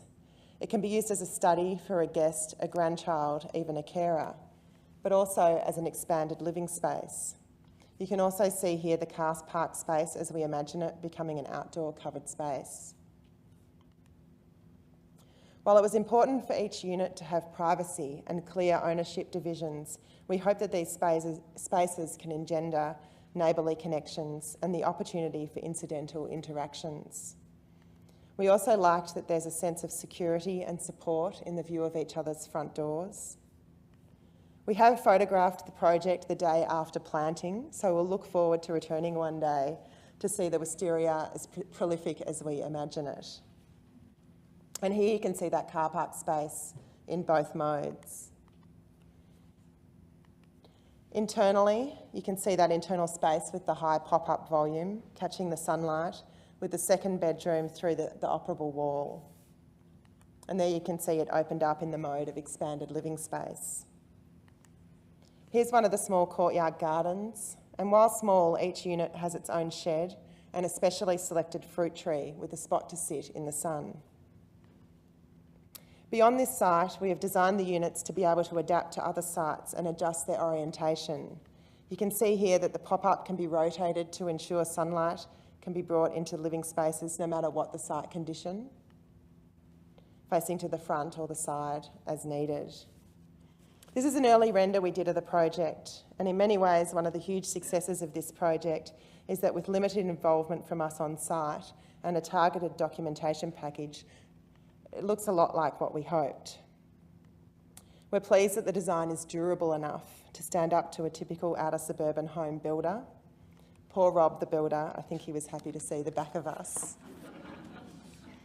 We hope this durability is something that talks to the potential for scalability and hopefully expands the opportunity this project has to make a difference to older women's lives. Lastly, while our role in some ways was totally limited, in others it was expanded beyond the role of the architect. We became the advocate for the project. In doing so, we have lent on favours from consultants and suppliers to ensure design and material quality is embedded in the project, sometimes even doing a few things ourselves. Thanks very much.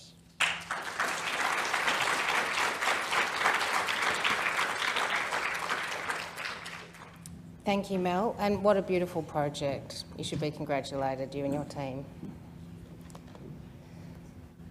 So today, or this evening I should say, I'm going to talk about how Scored Projects addresses secure housing for women in 3 ways, and that's through the research that we do, the advocacy that we pursue, and the built work or the practice.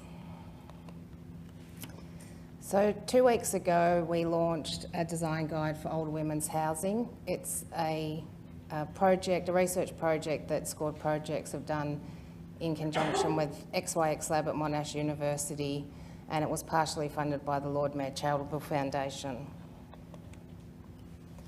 We've produced the design guide, which is an open resource downloadable from our website and also XYX. And there's an accompanying report that talks about the context of why this research was needed and the design of our post-occupancy evaluation.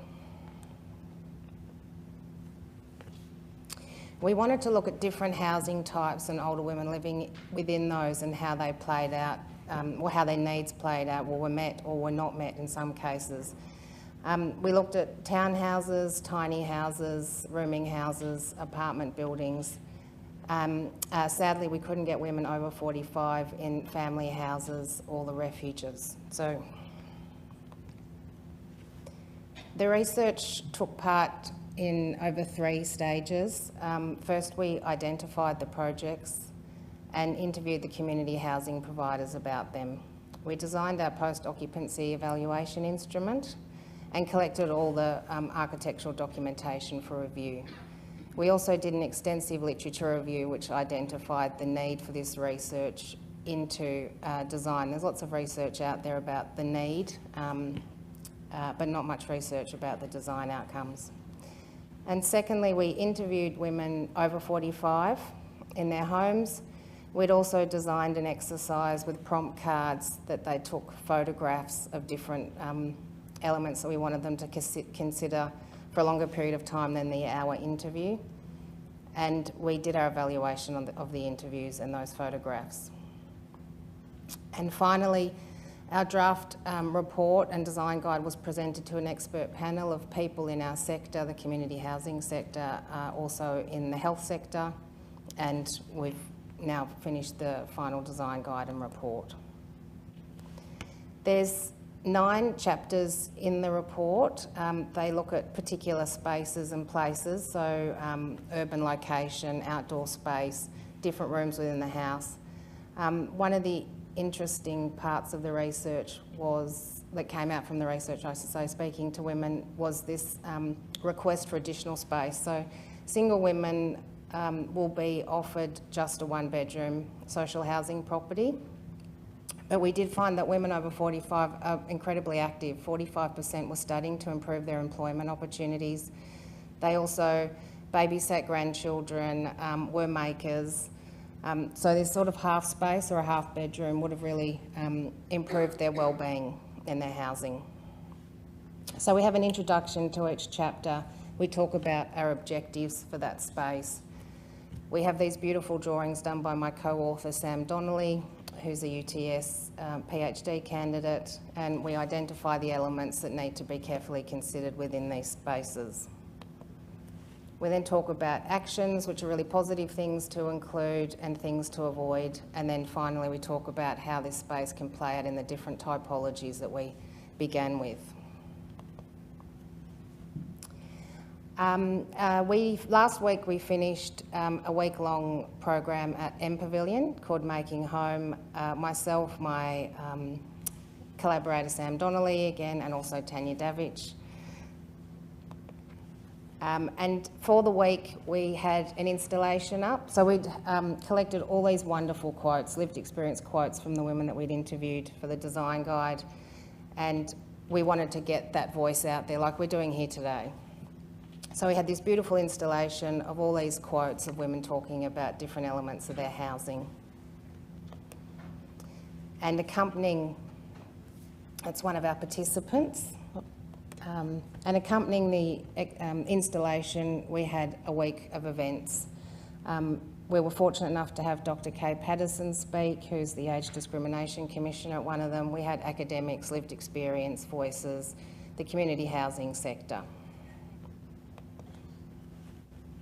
And the third research project that, again, Scored Projects did with XYX Lab at Monash University was our competition entry for the NGV Sculpture Garden. It was a predecessor to the Making Home Week. So again, we wanted to illustrate the voices of lived experience. So we designed a series of tents that would occupy the field of the Sculpture Garden at the NGV. They were able to be lit at night. They had audio recordings in them and stories of lived experience printed on them.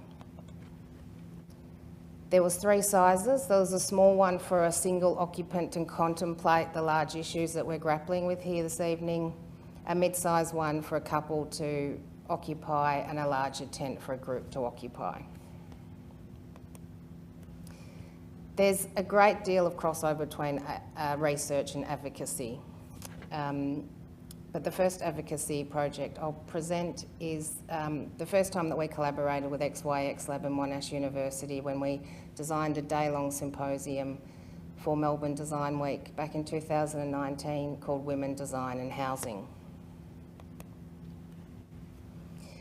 The day consisted of 3 panels. The first one looked at women and social housing. The second one looked at women in transitional and refuges and domestic violence issues. And then the third one sort of expanded beyond the idea of housing and also looked at research and, landscape and Indigenous housing for women. Another opportunity to get the word out we took up was actually presenting here at Melbourne University at the Transformations Equity Symposium a couple of years ago. That's my collaborator Sam Donnelly there laughing, and we were asked to both present the work that we do in this space. And I think another part of advocacy for us is our pro bono contributions to our partners such as WPI. Unfortunately, there's not enough funding in the space, so a pro bono contribution is critical for these organisations to understand the viability of their projects prior to them investing anything financial, which they just don't have enough of. So one that we're currently looking at with WPI, and one that we worked on a number of years ago that didn't proceed with WPI in Croydon.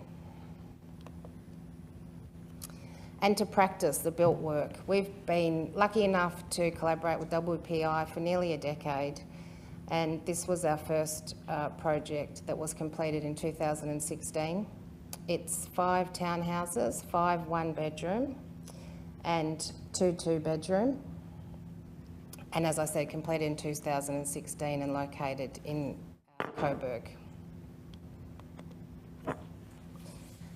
When we work with community housing providers, we often know who the cohort of people are, as in when we work with WPI, we know that they will be female-headed households that we're designing for, but we never know who the occupants will be, because you never know who will be on the waiting list at the time a project's finished. So it's speculative housing in a way. So what we try and do is build in flexibility and multiplicity into all of our projects.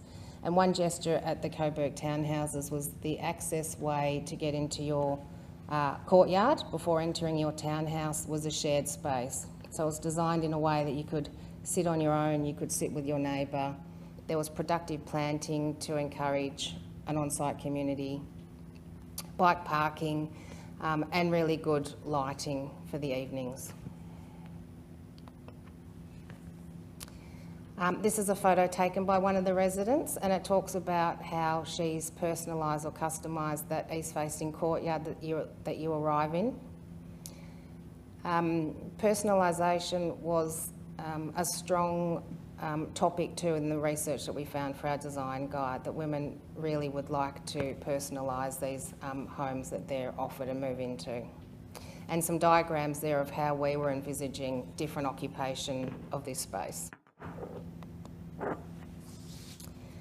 And on the first floor there's a west-facing terrace that we envisaged more as a service space or a place to hang your clothes outside of your living footprint indoors or that east-facing courtyard.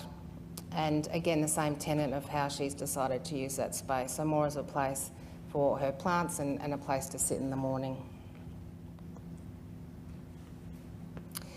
So as I said, it was completed in 2016, so similar to Mel's photos, these were taken immediately after construction.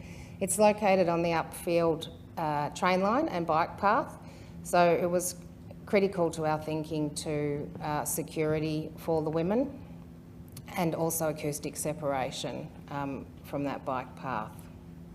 And again, Jeanette touched on social housing for women, well, all social housing tenants I should say too, not to be stigmatised. So it was important that this building sat very comfortably in its context. We work with reasonably tight budgets for social housing because you do want the very few dollars that are out there to go as far as possible. And we think about costs 3 ways: cost to build, cost to maintain for the organisations, and also the cost for the residents to operate or run their homes. But we look for moments of luxury too where we can, and particularly where they can give a real bang for their buck. So on the right is the master bedroom with a cathedral ceiling, and on the left the cathedral ceilings again over the staircase, moving up to a nighttime purging window. The front townhouse here in its front garden, newly planted, and another moment of luxury, or several I guess coming together. The yellow soffit for a bit of joy, a built-in seat which is also storage for your garden, and the service cupboard. Passive design principles are critical to include, so we do that across the board, and this reduces the running costs for future tenants as well. The second project we completed with WPI is family housing in Pakenham, 6 of them, and the tenants moved in during the first year of the pandemic. They're much larger than the townhouses. They're 3 bedrooms for the 2-storey ones and 2 bedrooms for the single-storey projects. And we are the architects and landscape architects, and we often get the opportunity to integrate these 2 disciplines. So an early render here thinking about how they were going to play out on site. And again, passive design principles being important to the reducing the operating costs, and additional ones here we introduced were photovoltaic panels onto the roof, pelmets over windows, and the ceiling fans. And the final project is, I guess, looking at women at the other end of the spectrum that we've mainly been talking about tonight, and this project is for very young mums in Shepparton.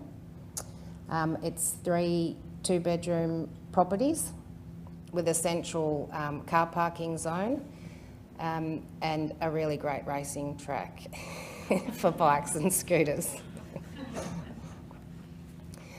So this project is, we've just received town planning, and we're working on progressing that with WPI and their partners. But the big gesture here too is north-facing outdoor spaces for the residents, but also centrally a north-facing play space for the kids. And if the mums don't have cars, or if they do, they can remove the cars, and those 3 car bays can be an extension to the play space. Thank you.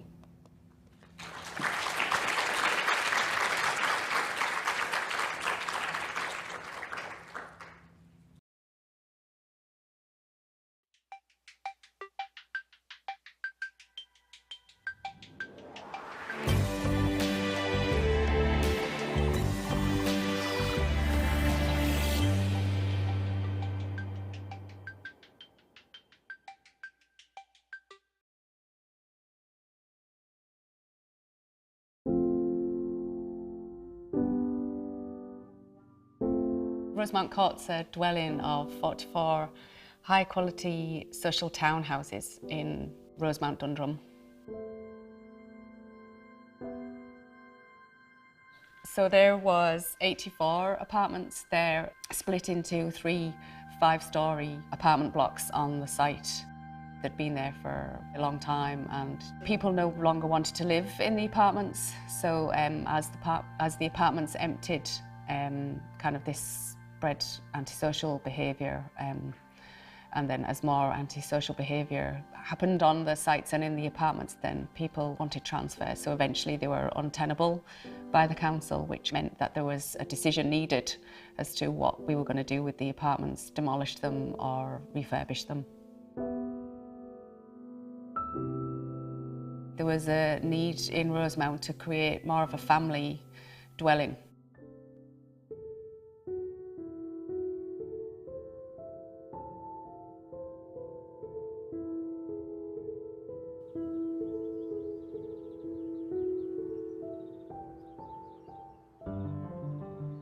So the first move was to, I suppose, repair the edges or the boundaries. And then to form the houses there centrally into 2 outward-looking blocks, separated by the green, but then contained the streets and provided edges. The leftover space, the intent was to make those kind of air spaces where the families can kind of inhabit and just make the community. In terms of architects, we just, I suppose, provide the space. We provide those opportunities and encourage it. But also the car in that environment is really played down in the hierarchy of where it sits normally in an estate. It's not in every instance outside your front door. You have to park the car at the edge and you walk to your front door. Therefore, you're mixing with people, a lot more opportunities. On the access to the apartment block, there was an existing ESB substation which couldn't be moved. So it meant that the elevation along their western boundary was broken. So that was an opportunity, and a Dutch gable type elevation was introduced there. The change in aesthetic just kind of lifts it a little bit more and makes it a bit more unique. I suppose they're the setbacks of the building, let light into areas which you wouldn't expect, and then there was the brick detailing just to play up the shadowing of the light as it moved around, just to animate the elevation a little bit. When you're lucky enough to get a scheme like Rosemount, then it's all encompassing. You want to put your heart and soul into it and do the best you can for the end user. It becomes your baby, and you want to nurture that and look after that. Every place has to have its own individuality, its own identity. So when you're from a place, you know it's my place. It has its own kind of, I suppose, heart. So when you say you're from Rosemount Court, you know you're from Rosemount Court, and when you're in Rosemount Court, you know you're in Rosemount Court. You don't have to look for a street sign if you're not from the area. People moving in and, you know, enjoying the area, I think it's very satisfying. You want the people in there to feel as though they're living in a home, that they've not just been given a social house to live in, that they're actually going to accept it as their own.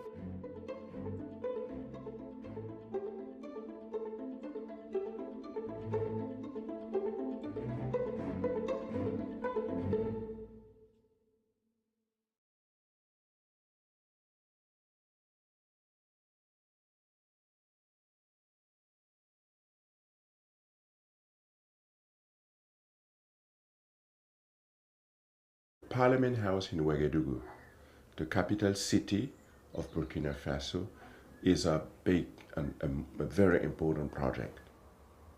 In 2014, there was a revolt which led to kick out the president who wanted to change the constitution and make himself president for life. So during this revolt, people burned down the existing Parliament House.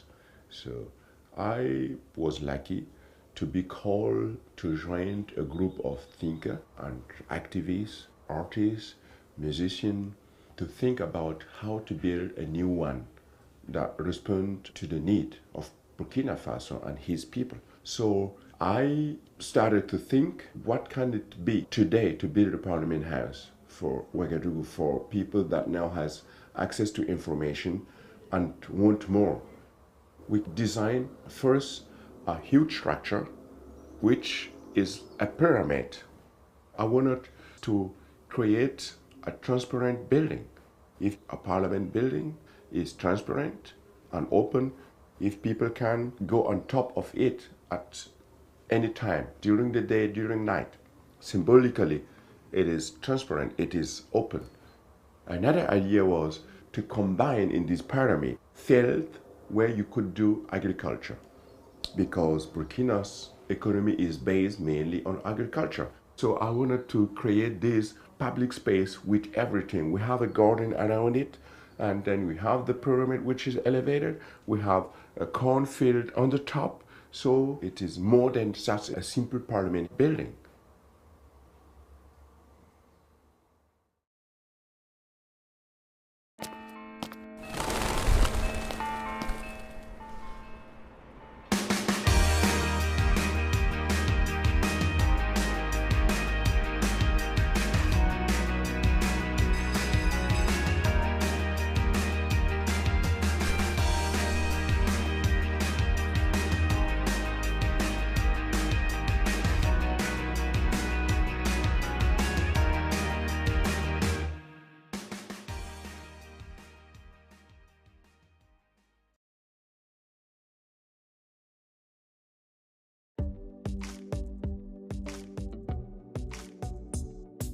Having a great outdoor space at the centre of the neighbourhood. Great location, great scenery. Somewhere where people feel a sense of belonging and community. Good local amenities. Lots of people on the streets, lots of things happening. Great community of people who communicate with each other. Green spaces, places for kids to play. Parks, amenities, you know, shops, butchers, greengrocers. A fully stocked corner shop is very handy. Places that welcome different age groups. Everything is really close to you. When you come out of your front door, you have restaurants, shops. Arts and culture, for me personally, is the main thing. Places where you can hang out, where you don't have to spend money. Lovely streets is a big part of it. It's really green, lots of trees. Different tenures and people living there and different uses along the streets. Cafes and shops, always really nice to have a bit of animation in the street. A lot more youth clubs would be good because I go to one as well. And everyone there is just like really nice, everyone gets going. A place of participation where people are enabled to like meet each other and to form a community. Anything that allows sort of civic participation I think is always a good thing. I think it just needs to be adaptable to lots of different types of people.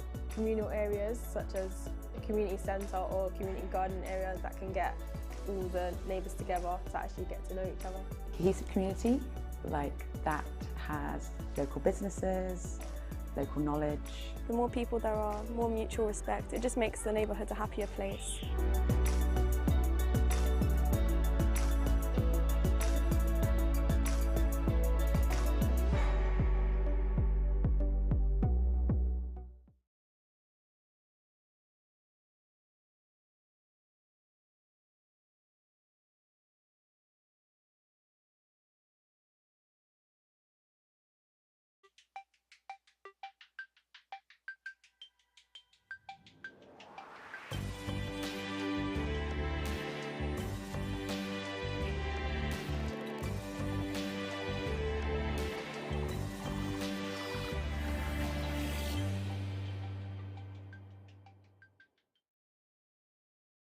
Good morning, good evening, and good afternoon to you wherever you're joining us from. My name is George Kafka, and I'm one of the curators of Housing in the People, this second Open House Worldwide Festival, which is just getting underway. For the next hour, we're going to explore some modern marvels. These are mid-20th century housing projects in quite different contexts from each other, and which operate at quite different scales, but both of which propose something quite radical for their residents when they were built. So first we have the Diablice estate in northern Prague. This is a mega housing estate of prefabricated blocks designed and built over 20 years from the 1960s to the 1980s to house nearly 30,000 residents. As well as housing, the estate featured public artworks, communal facilities such as schools, kindergartens, playgrounds, club rooms, and even an open swimming area. That's going to be presented by the team from Open House Prague, who are with architect Andrzej Tuček. After that, we head to Colombo and the Senanayaka flats, which were designed by the visionary architect Minette de Silva in 1957. De Silva was one of the most famous women architects in the world during her time, and the Senanayaka flats exemplify her particular blend of high modernism and contextually sensitive design details. And we're very pleased to have a tour from curator Shayari de Silva, who also met up with one of the residents of the block.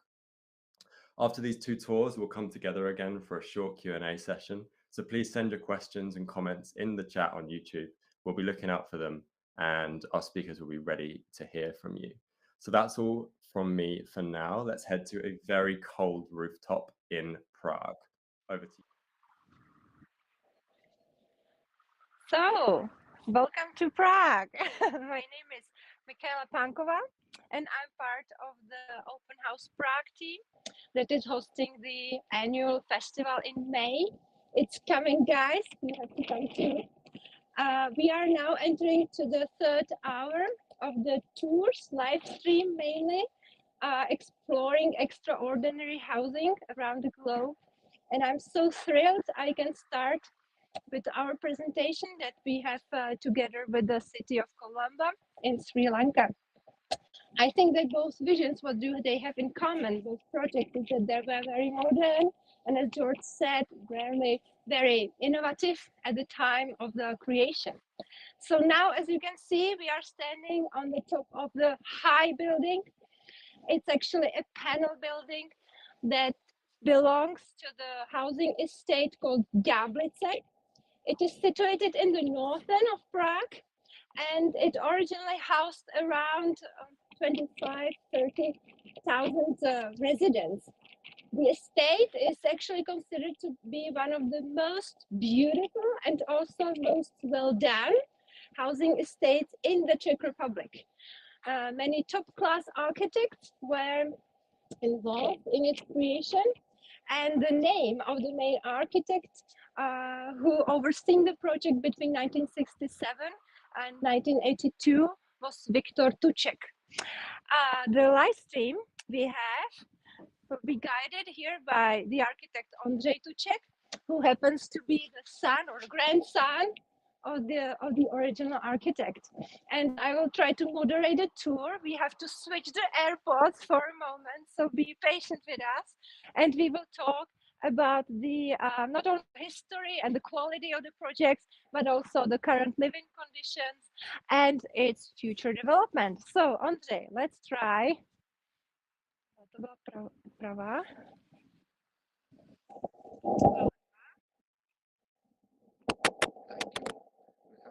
Thank you for the word. I hope you can hear me. So what we can see here from the roof formerly was the agricultural land, the field on the northern boundary of the capital of Czechoslovakia.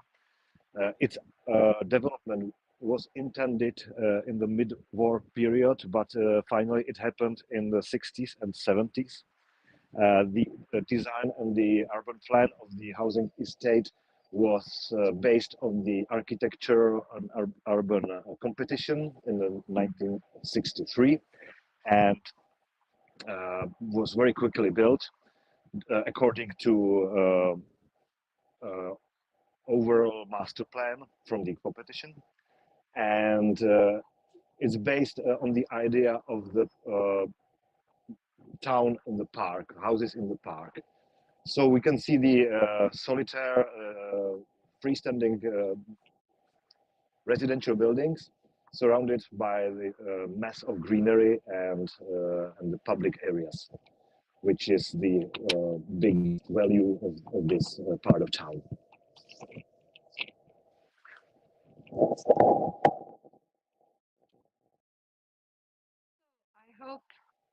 I hope you are hearing me too. I just wanted to ask quickly, Ondřej, about what makes this Diablice project so unique, or rather what distinguishes from the other Czech housing estates.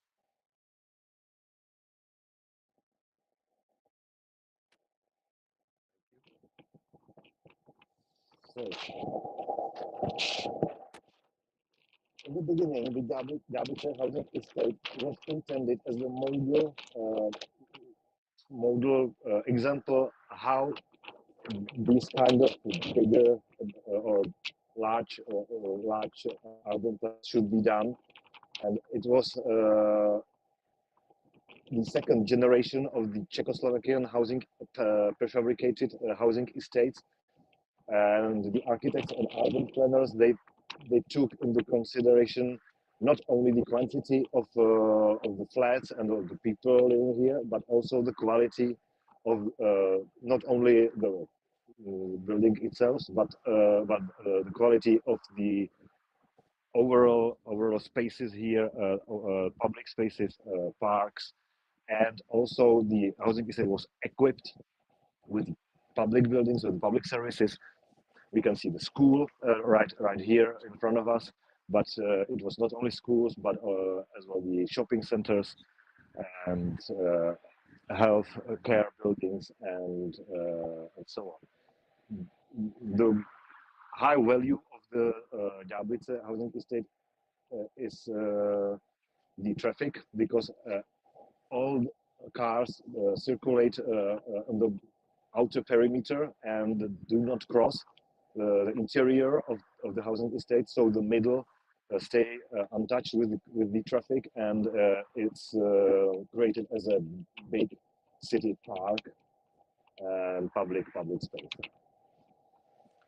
And, also the buildings are quite unique and make some landmark. As you can see, just in front of us, these residential buildings has a higher ground floor with no flats. There are some public services and also big openings, so people, pedestrians can cross the buildings. And the roofs of the buildings, which we are standing now, they have cantilevered slabs, which make some architecture ending on the roof, and the buildings are also decorated with small red squares, and a lot of them are also equipped with the art pieces, because art was the very important part of the whole architecture.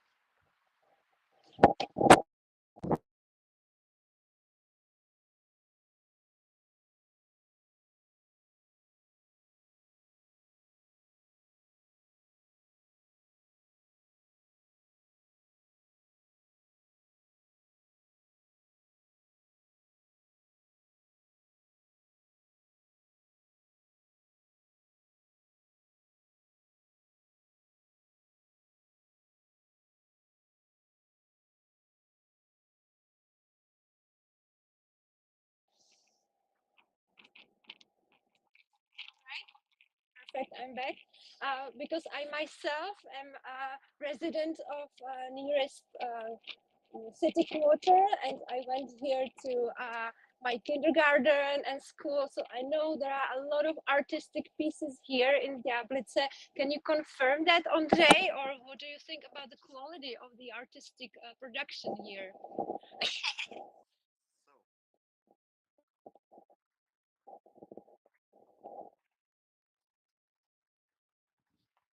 So as I mentioned, the art was the important part of the whole concept from the beginning, and each building has its own artistic pieces, mainly located in the entrance areas in the ground floor. Each building has its own author. So here we have a collection of lots of pieces from different kinds, from different materials in the interiors of the residential buildings, but as well art was used in the interiors of the public buildings, also on the facades of the public buildings. Ceramic tiles were designed very carefully by artists, and lots of freestanding pieces of art are placed in the public space, in the parks, in the squares. The quality of the art varies. There are beautiful pieces which are very popular and famous here, and some of them not, and some of them were destroyed during the years. So people didn't take the quality. So you know, there's important the political situation, because the housing estate was created during the socialistic era after the Velvet Revolution. It somehow was connected with the previous political system. So people didn't want maybe to retain the art pieces because it was connected with the political situation before. But now we are 30 years later, so I think that we are very glad that we have this art here.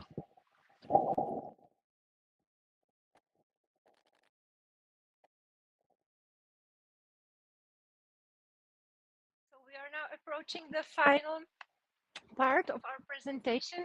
I would like to ask Andrei, because he himself is living in Diablice for a long time, and what is the quality of living of the inhabitants here, and what do you consider to be the future of the estate?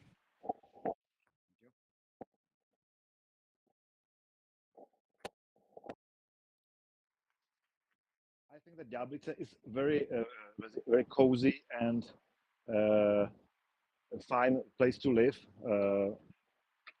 It took 30 or 40 years for the trees to grow, but now the initial idea of the city in the park is fulfilled. And I think this is the one of the most important things that people mention as the quality that they recognize here is the quality of the public space and the quality of the greenery here. But also, I think that the living in these huge buildings is quite fine, and the public services work very fine as well, schools and so on.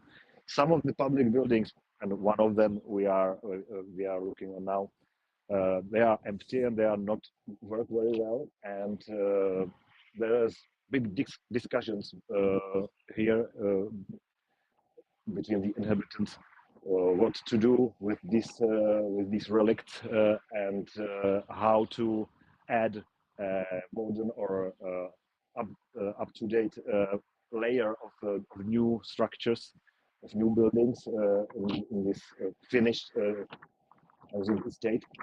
And the discussions are not finished yet, but I think that as any other part of the town, central parts of town, these new housing estates need some refreshment as well. The buildings are modernized and insulated. They change their colors. The public spaces need some modernization as well. And some of the buildings we might find them not useful in the future. And I think that we can think about destroying them and add a new architecture, new quality architecture in these structures of the housing estate of Davice.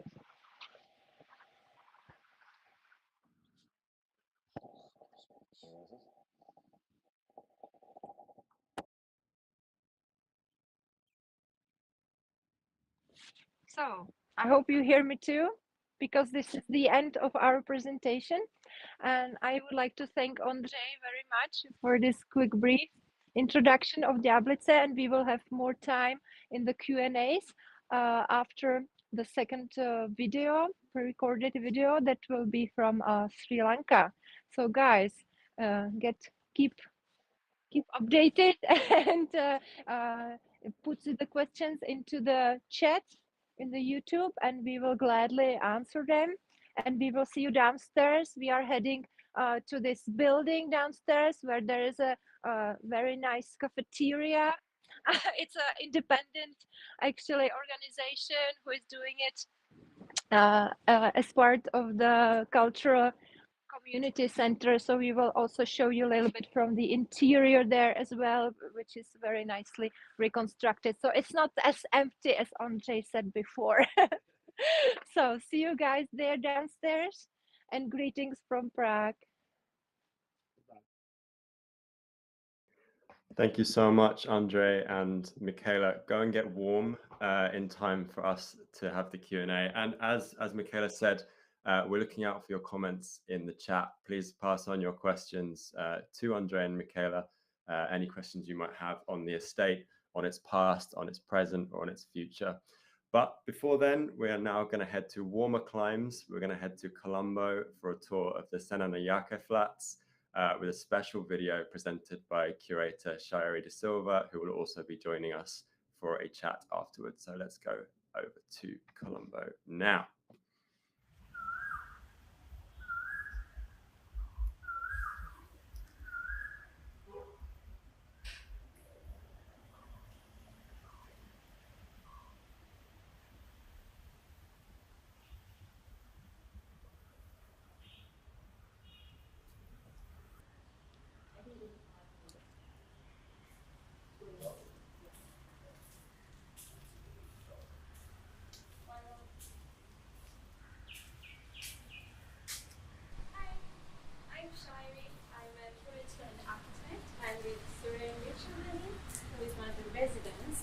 This incredible building that we're at, which is the Senanayaka flats designed by Ava De Silva between 1954 and 1957.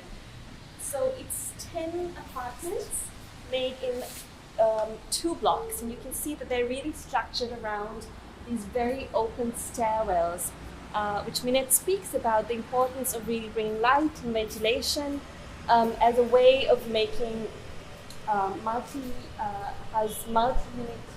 houses in Colombo. And we are going to look at one of those apartments with Serene. Serene, do you want to tell us how long you've been here and maybe how you found flats? It's been a long time coming. I actually went to school across the street from here, and I always admired it. I've had a love of modernism and architecture for a long time. And about 4 years ago, I had an opportunity to rent an apartment here, which I've subsequently now owned, and I think I've restored it in a manner that is befitting Minette's legacy to architecture in Sudan. So please join me, and I'll follow you first.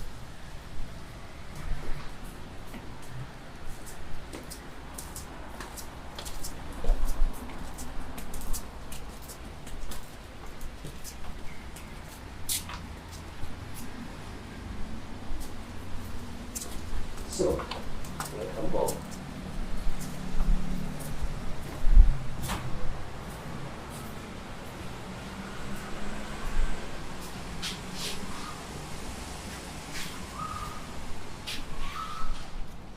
So the first thing that you're going to notice about this apartment is its unusually high ceilings. I think high by any standards for any apartment in Sri Lanka. But you'll notice that there's a variation between the two plaster types. These beams were actually a feature of the building, but they were hidden by the architect because it was above a concealed ceiling, which Minette would presumably have done to hide the asbestos roof. But when I found it was in such a state of disrepair that I saw these beams and I decided to do away with the original ceiling. And these are the original beams that were hidden, I think, on the day of construction till 2018. So this is the living room. Those windows have been slightly modified, but they're pretty much in the same style. And is the balcony original as well? The balcony is original. There are no additions or extensions. Okay. The only major structural changes here were the removal of the false ceiling, and there was a single large restroom servicing 2 rooms, which I made into 2 restrooms servicing both rooms. So this is the living room. It's incredibly airy and light. And do you open it up to ventilate? Because I know natural ventilation was something she had thought about.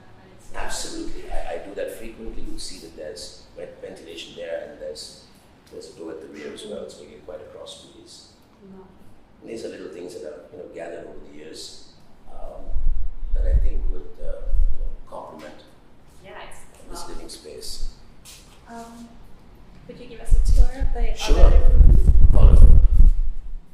There have been some changes here. Originally there was pantries and staff quarters, so what I did was I broke a few walls and created a bigger space. So, am I right in guessing that under these wings there are walls? And there was a wall there, which basically closed off the staff quarters to the rest of the apartment. And I incorporated the staff quarters into the apartment, and I've done the same with the master bedroom.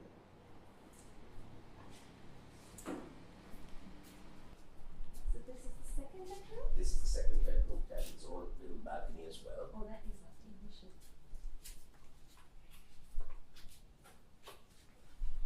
It overlooks this It's grand so old house in green. Colombo. It's very, very green indeed. And you have the same, I hate to say it, but we have great views for the bathrooms as well. Very important.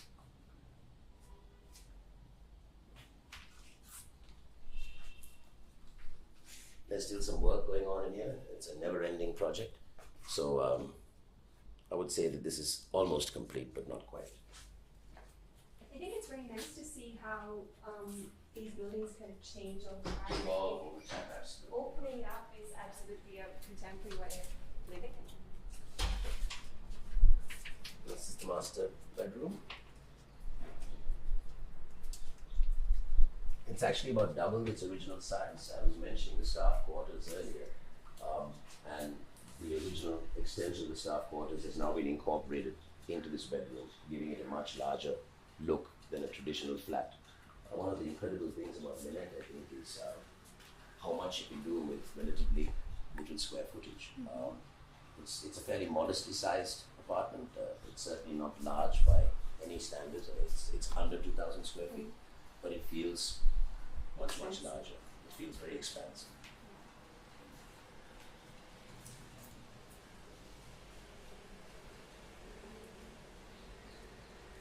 Maybe as we look at some of the spaces, could you describe a little bit more about how you like living here? I know that there's also these very carefully positioned carports in each apartment. That's right, correct. Maybe even just what that, the ritual of kind of getting into the space, and then there's lovely light wells. What is it like with your tenant? It is absolutely fabulous. In fact, when I first rented, the owner told me that he would sell me this apartment only over his dead body. He's not dead, and I am an owner. I think he had a change of heart, and he felt that I'd done the apartment some justice, and that he felt it belonged to me. And I'm happy to say that it's actually like a dream come true for me. And I've been very, very careful to try and keep to Minette's ethos and the whole look and feel. What can I say? Living in an old building is never the same as living in a new building. It has a charm all of its own. We don't have a generator. We don't have a gym. But what we have is real patina and a real connection with something that's architecturally significant. It's absolutely fabulous. The high ceilings really cap it all off for me. I'm lucky that I'm on the top floor, because the other apartments don't have that benefit. Do you think, also as we see Colombo increasingly getting apartments and just multi-unit housing, do you think that this kind of offers Absolutely. This is really not only a residential oasis just look out the window, but it's also an architectural oasis. To own or to live in or reside in just one of 10 units from an architect long gone. And I don't think she designed many apartment buildings. Most of them were actually commercial or private residences. So I would venture to guess that this might be one, if not one of two, that she's ever done. So thank you for this opportunity to allow me to show you around. Thank you. Yes, it's a work in progress, as you can see. So excuse the mess. If you want some other tidbits, this is from the base motor for bus, CTB bus, bought in a junkyard. And I thought, the high tech refrigeration contrasted with very, very old locomotion would be very cool. And behind you are panels from an old train, which I've used to embellish the wall. What things I've picked up over the years, I'm happy to say that there's not a piece of furniture here has been bought brand new, accumulated through friends, junkyard sales, auctions, word of mouth. For example, over here we have something I found on the street. It was under a tree on Regeneration Road, and this must be weighing a good 50 kilos. It says gas on it, and this is an original valve marker for the gas lines that ran down Regeneration Road in the late 19th and early 20th century. It takes 3 people to move it. It did take 3 people to move it. And here it is. Luxury, I think, is what's rare, requires effort, it has meaning. So anyone can order Rolex, but there's only one of these. And I put it to you that that's a great luxury. I think Minette would be, looking at things from different periods in time is so important. Yes. I think she would really love what you've done with the face. Thank you Not very that much. I would know it, but I guess. Thank you very much for allowing me to show you the home. But we're not done yet. Where I spend most of my time is in a room. That's right here.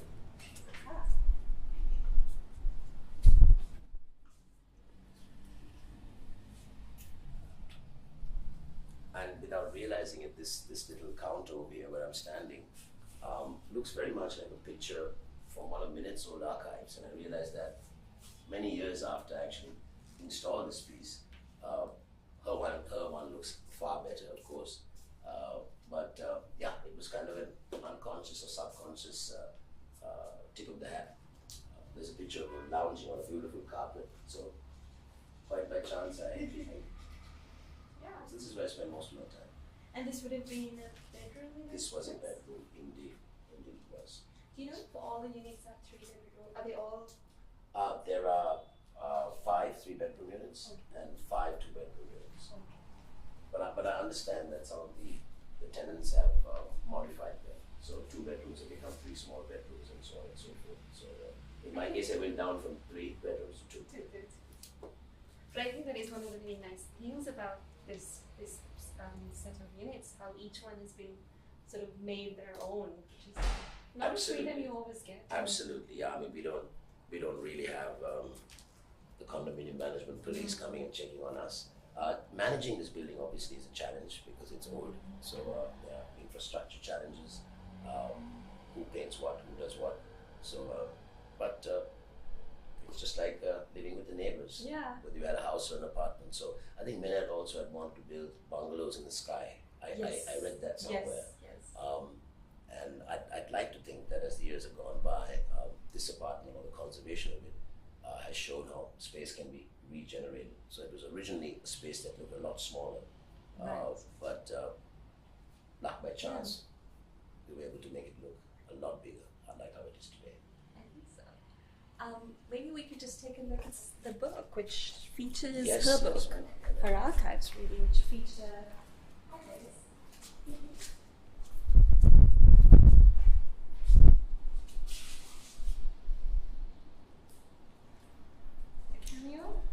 I mean, just there's so much has changed here. These open carports no longer exist. These are walled garages with gates in front. I mean, I've never seen this feature before until I looked at this page just now. And I was thinking, before we started this, I had a quick glance at this and I couldn't figure for the life of me. And I was going to ask you, what building is this?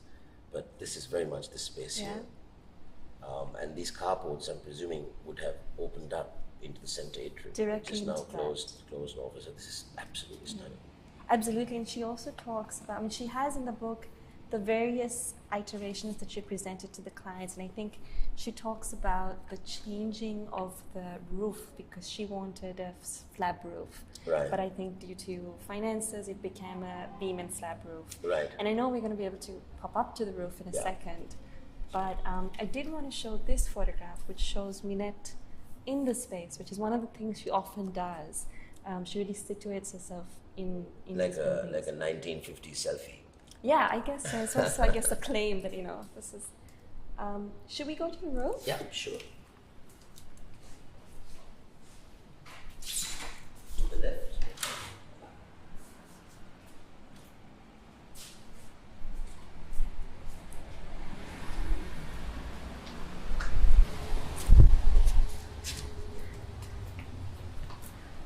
That's a great view from here.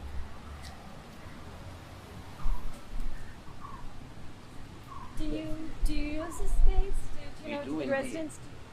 What's interesting is that I noticed in your other pictures that the vegetation has not grown. So Yeah. that tree in the picture is now absolutely enormous.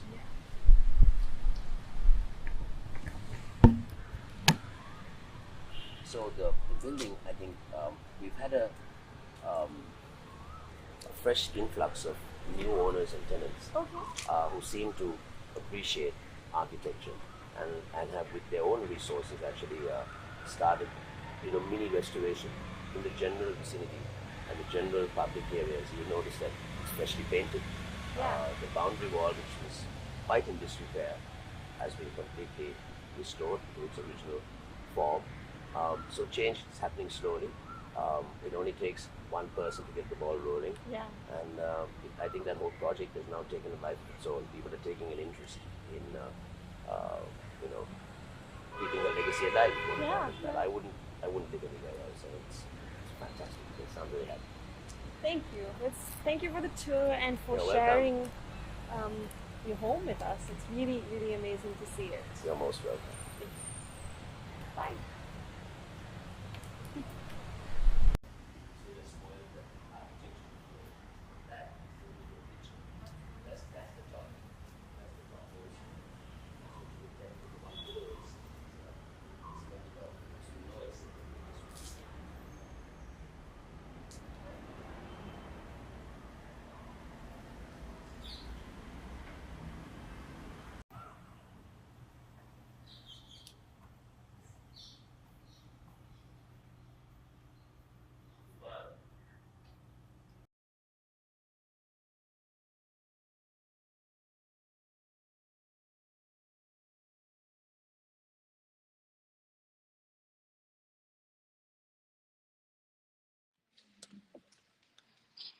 Thank you so much, Sherry, and welcome everyone back for a little Q&A.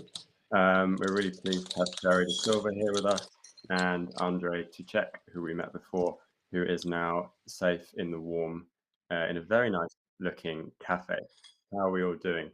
Thanks so much for those videos, guys. I wanted to begin by asking about the ideas and the influence of these projects. So they both proposed something quite interesting for the future of their cities when they were built. Both of them were kind of an argument for density, for modernity, for quality housing. Did these ideas catch on? Did they influence other buildings and developments in Colombo and in Prague, or are they kind of one-offs that are kind of resigned to history? Maybe, Sherry, do you want to kick us off? Sure. Thanks, George, for having me.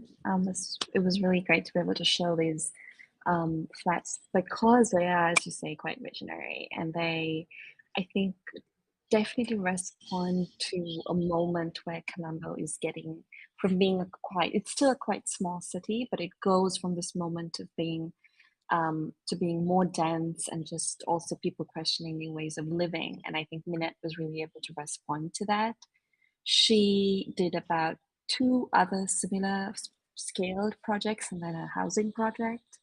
But I think what's really interesting about this particular set of flats is the way she's suggesting it's almost a transition in a kind of living as opposed to this complete rupture. So she describes them as having verandas, and she uses some of these elements that I think would be familiar to people in houses here, but then she also completely reconceptualizes it. It's, you know, there's this the whole flats, they sit on these 10 carports. So she's also thinking very much about, you know, how you would access or how you would navigate the city also. Unfortunately, they don't become as they don't really become a kind of model, I think, in terms of housing in Colombo. But I think that has a lot to do with how housing develops and how the city develops. So there is one of the things you see architecturally in Colombo is that there is an increasing kind of rupture between buildings of the city and then the public and the architecture fields. They don't develop sort of hand in hand necessarily. So she does do, for example, a housing project in Kandy for the state, but I think that doesn't become the norm for architecture in general. And I think perhaps also we don't talk, I mean, they're not very well known flats even in Colombo, which is kind of interesting. But I think as we're seeing some of the changes happening, maybe they will be looked at because they're, in terms of scale, a quite interesting mix between the single family house, which is still very prevalent, and then these like mega blocks, which are also increasingly, you know, coming out, sort of mushrooming all over the city. I see. And Andre, how about in the case of Diablice, is that a kind of one-off mega development, one of its kind, or are there other similar developments of that scale on the edges of Prague? Yeah, Diablice is the part of the belt of the new housing estate complexes. They were on the northern part. There were 4 of them. Diablice with the Bohnice and Prosek and Kobylisy, and each of them has its own unique urban structure, and they are different. They differ one from each other, and we can say that maybe from the beginning, the first housing estates were maybe more complex and more author work than the later ones, and the last one, the Bohnice housing estate from the early 80s, maybe was a little bit changed during the realization, and the initial idea was not very fulfilled. So the result is not very or isn't so good as it is in Dabice. And then we have another housing estates in other parts of the town. In the southern part, we have the South City, which it's 100,000 people.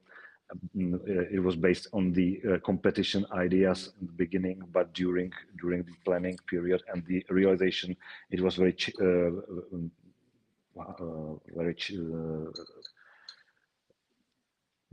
the result is very different from the beginning, from the initial design and ideas, and the result isn't so fine than it is in Dabice.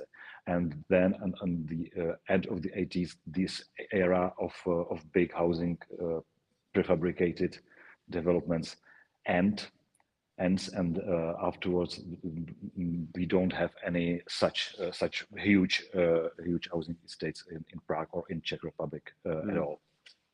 So it is very connected with the political system, with the social era here in Czech Republic, and now we don't continue with these huge systems of housing. Yeah.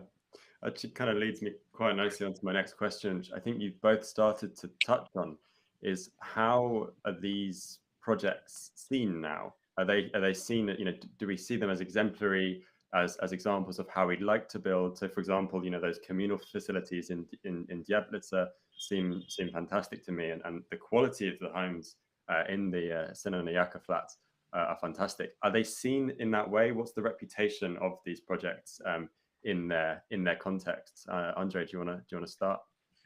Yeah, I think that people know, are informed, or the architects and urban planners, they know Dabice very well. It is published very frequently in the press or in the books, and it is mentioned in some exhibitions and so on. So I think that the people now, after a couple of years, they return to this era and think about how can this be possible, or what is the quality of these parts of town. And I think that it's very popular in public as well, and people like to live here, and the flats here are quite expensive. So I think that that the quality is very well known. And Shari, yeah, same question for you. I mean, Minette de Silva, I feel like, is having a bit of a moment of reappraisal, or like a lot of women architects of the last 150, 200 years. Her work has perhaps not been as recognized as some of her collaborators. For example, she worked with Le Corbusier, who's one of the most famous figures in architecture, but she had her own voice, her own style, which is starting to be reconsidered. How is she understood in Sri Lanka, in Colombo, alongside the apartments that you showed us? Yeah, I think there definitely is. I mean, I think that her work is getting reconsidered also at a time where I think maybe there's just a slight resurgence in generally thinking about and talking about architecture of the last 100 years, which hasn't really been particularly a focus, I think. These flats, because they're just 10 units and there's no really sort of public space within the site itself, I think have not been so well known. But the resident we met, for example, mentioned that there has been, in the last few years, new younger residents who are very, very proud of living in this building. I think also Colombo, we are joining you from the middle of a major economic crisis, and I think what will happen with that is that building is really, and we've had a massive building boom in the last few years, and lots of really enormous projects of gigantic budgets and sort of many high-end apartments. I think that now, as that those kinds of projects come into crisis, there will be a lot of reconsideration of these sort of medium scale, smaller scale, multi-story responses to urban density. So I think I feel very hopeful about how work might be considered now. Yeah. And now to turn slightly to the future of the project, Andre, you spoke about the kind of ongoing discussion about the Diablice estate. You're in one of these communal facilities now, which is maybe being reconsidered. I was wondering if you could tell us a bit more about the type of development you might see taking place on the estate in the next couple of years. Like, what kind of changes are being proposed? Yes. A couple of years ago, here came a big developer which intended to destroy smaller shopping centers and build tall towers for new residents, 15 stories high. There were 3 or 4 of them, and it caused quite strong resistance of inhabitants, of people here, and it creates some protests, and now it is stopped, and the plans are freezed for a moment, and on the city level there is a new urban master plan prepared, which should create new boundaries and new limits for new or reconstructed buildings here. And now it seems that some of new refreshment will be possible, but not in this volume that was intended before. So these smaller buildings could be raised up to 2 or 3 floors high, but not more, and should play the public role. So be intended to be used as public buildings, not the residential. But the process is not finished yet, and the plans are not clear for the moment.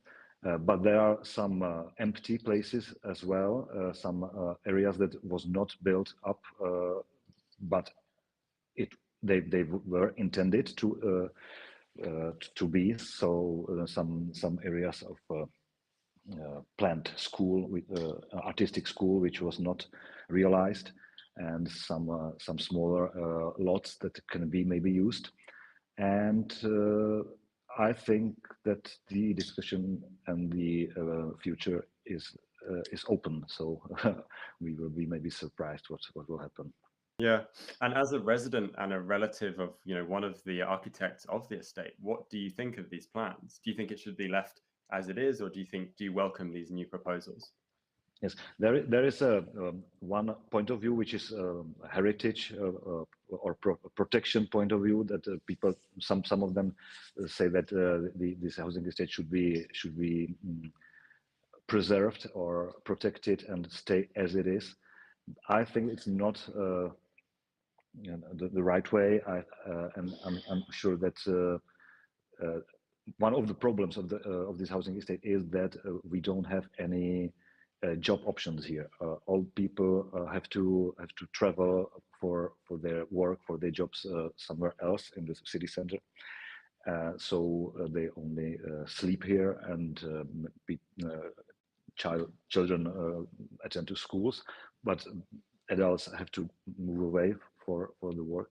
So I think that some kind of job offers should be additional quality for people here. So maybe some administration or other kind of services is missing here. So it would be fine to build some here. And as well, these secondary schools are missing here. We have only the primary schools, but not the secondary teaching level. So I think that this kind of service is missing.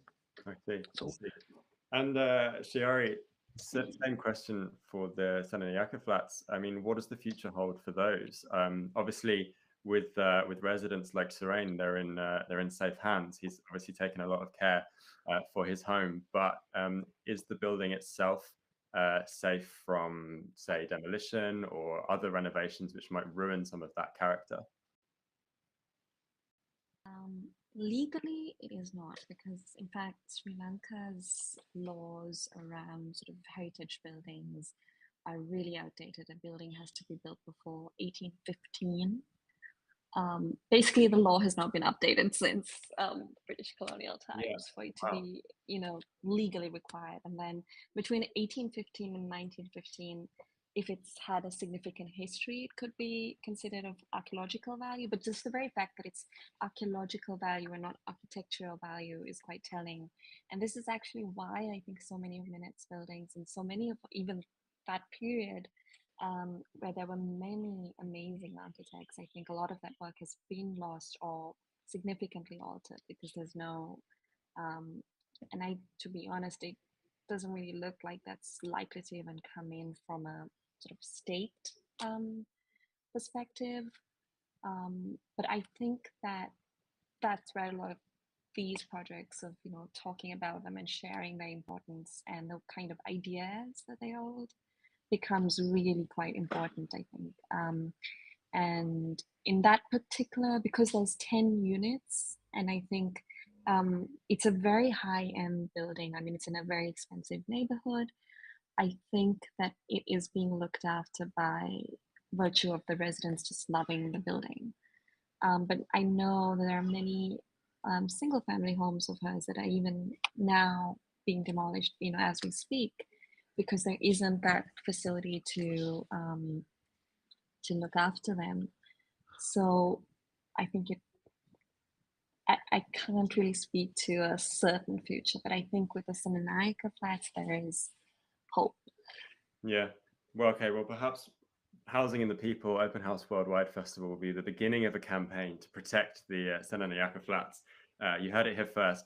We have time for just one more question. I wanted to ask you both, what do you think are the key lessons that architects and commissioners of housing can learn from these projects? What are the things that we should be taking forward from these visions, these modern marvels into the future of housing? Andre, I'll begin with you. Thanks. I think that the residential role of this complex is very important, and I think the quality of the flats here is outstanding. If I compare it with the contemporary development projects which are building now, I think that they don't very often get to this level of how the flats are designed and equipped. So this is the lesson from for me, how important it is to take care of the dispositions of the plans of the flats and also of the common spaces. But I know that this scale, this huge amount of these big buildings will never happen again. But the quality can be repeated, I think. And finally, Shiari, same question to you. What can we learn from the Senanayaka flats? I think what struck me in thinking about them in terms of Minet's own sort of visionary abilities was just how she, while it is a really radical sort of change to how people were living at the time in Colombo, I think she's quite careful to consider that. So the way she thinks about you really feel like you're in the trees when you're in those flats, which is quite amazing. And she talks about opening it up to have verandas and really thinking about the public spaces. So I think she was quite conscious of what would make them appealing to this climate in this culture. And I think that's something we have lost quite a bit in newer housing projects. So I think there's a lot to look at, and they could be totally naturally ventilated, those apartments, just the way they've been made. Super, a lot to learn from both. Unfortunately, I could talk to you for hours, but unfortunately, that's all we have time for now. So thank you, Shiari, and your collaborators in Colombo. Thank you, Andre, and all of the Open House Prague team. We're going to head to a break now before we hear from Vienna and London. Thank you so much for joining us, and see you soon. Thank you very much.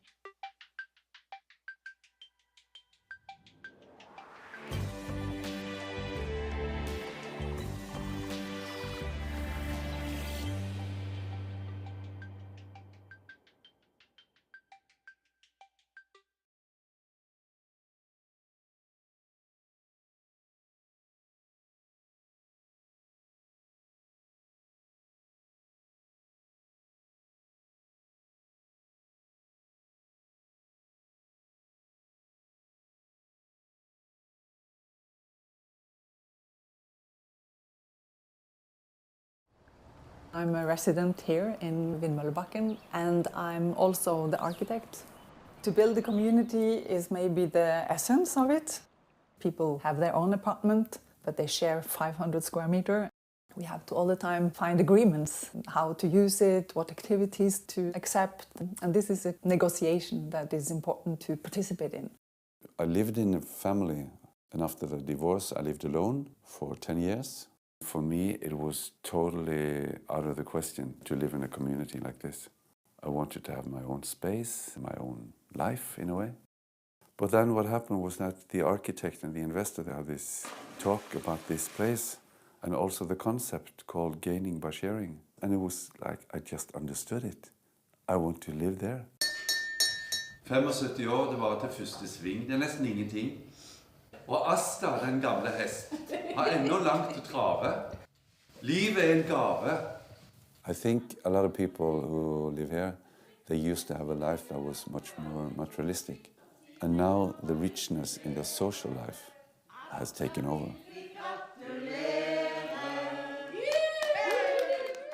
When I lived alone in my apartment, I don't get all those mirrors on myself. But here in the community, you are interacting with people. Then there's always a possibility of growth. There are so many people living close. There are so many opportunities. We need each other, and we need to connect. De helsemessige gevinstene vi kan få med å bo tettere og dele mer, som egentlig er en praktisk løsning, men det skjer noe magisk mellom mennesker når dette foregår, så er jo da min kongstanke der at det er en normalisert måte å bo på. Dette er jo da et bygg som består av 40 enheter. Men du kommer inn til en hovedinngang, og du kommer inn i et stort rom med lys fra taket og stor takhøyde, og det lukter tre. Og det er viktig. Det er et prosjekt som er bygd opp av trekonstruksjoner, treelementer og store tresøyler, og det tror vi er en kjempeviktig del av opplevelsen av prosjektet, for det her er bestandig. Det er noe som tåler bruk, og det er noe som utstråler liv. For det som er viktig med prosjektet er at når du går inn, så går du egentlig inn i et hjem. Gaining by sharing er en modell for å komme fram til et bærekraftig bofellesskap. Altså det vil si at vi deler mer når vi bor sammen. Så vi bor på mindre, og vi deler større areal sammen. Det som er viktig når vi utvikler boliger i dag, altså vi må vite hva er det som skal være ledetråden. Og der var jo den gaining by sharing-modellen hadde det. Men den hadde jo ikke fasitsvar. Men den sa hele tiden noe om hva er det viktig å prioritere. Jo, det er viktig å prioritere miljø, bærekraft, sunne materialer, men det er også viktig å prioritere sosial bærekraft i forhold til inkludering, mangfold, variasjon av beboere og medvirkning i prosessen. Samtidig som det også var viktig i modellen å si det skal være gode rom, det skal være arkitektur man kan være stolt av. Altså, det er jo en viktig funksjon til et hjem, det er jo noe du skal ha lyst til å vise fram. Så den modellen var jo egentlig mer en sånn samlende verdisett da. Altså det som er utrolig, virkelig stort er at universell utforming løftes på et litt annet nivå. Som at arkitektur kan hjelpe til at man lager broer mellom forskjellige segmenter i samfunn. Og på den måten tenker jeg universell utforming er ekstremt viktig og stort. Hvis du trenger noen, snakke med noen, du kan bare gå og naboen din og banke på døren og si hei og drikke kaffe. Kanskje de ikke planlagte samtalene, de uformelle møtene. Alt improvisert, og det blir så mye rikere.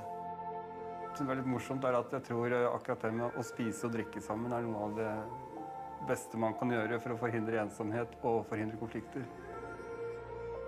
Det er kjempeviktig. Det må liksom være noe som er felles.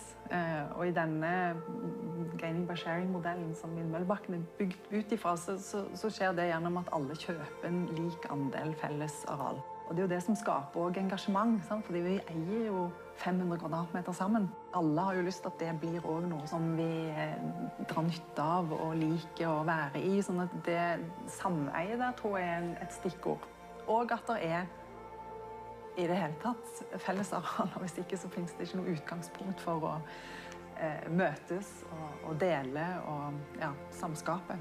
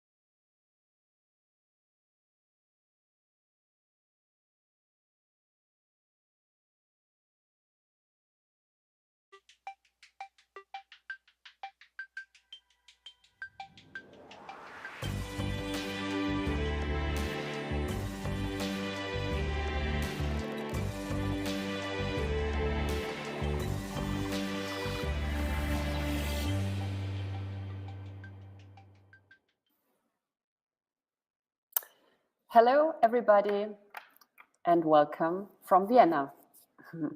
I'm delighted to be the host of this session, and my name is Iris Kaltenecker, and I'm an architect and founder from Open House Vienna. So what's the program of the next hour? We are visiting two cities, namely London and Vienna, and we will be looking at two projects there. The setting of these projects at first glance might be quite different in regards of scale, for example. In Vienna, we are introduced to one of the biggest urban development in Europe, and in London, it's on a neighborhood scale. And also in regards of the context. So in London, it's a project which is embedded in the existing urban fabric, and it's embedded in the London center area, whereas in Vienna, it's a completely new development on the outskirts of the town. So even so, the situation is different. The goals is the same, namely to enable an inclusive and mixed neighborhood and good living conditions. So what are the approaches and the processes and the critical parameters for this to happen, for this to be grounded, and also for the next decades to come? So what can we learn from each other? What differs? What can we compare? What works well? What doesn't? And so on. So this is what we will explore in our talk with Paul Karakusevich of Karakusevich Carson Architects, and with Kurt Hochstetter, director of the International Building Exhibition in Vienna. But before we do that, two films will set the scene. First, we see a video about Aspern Seestadt, urban lakeside Aspern, and also in particular about the co-housing project. And then we go to London and we see a video about Coldwell estate in the borough of Hackney. So enjoy the videos and join us for the discussion afterwards.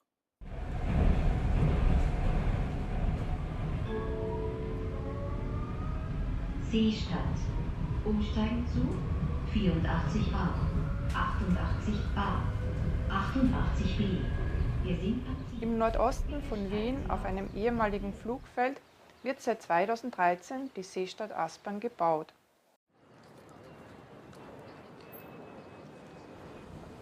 Es ist eines der größten Stadtentwicklungsgebiete Europas. In mehreren Etappen sollen Wohnraum für 25.000 Menschen und über 20.000 Arbeits- sowie Ausbildungsplätze entstehen. Ein gewaltiges Unterfangen.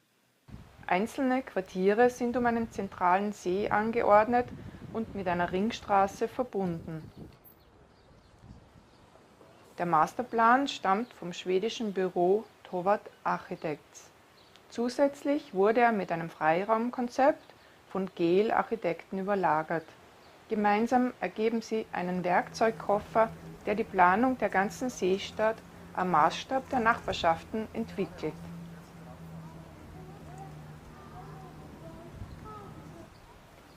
Zuerst wurde die U-Bahn-Linie errichtet und so eine gute öffentliche Anbindung sichergestellt. Danach entstanden die ersten Wohngebäude. Sie sind rund um den Hannah-Arendt-Quartierspark angeordnet. Zusätzlich befinden sich hier zwei Schulen, das Quartiersmanagement, eine Bäckerei, Restaurants und vieles mehr. Eine lebendige Erdgeschosszone zeugt von einer gelungenen Stadtatmosphäre.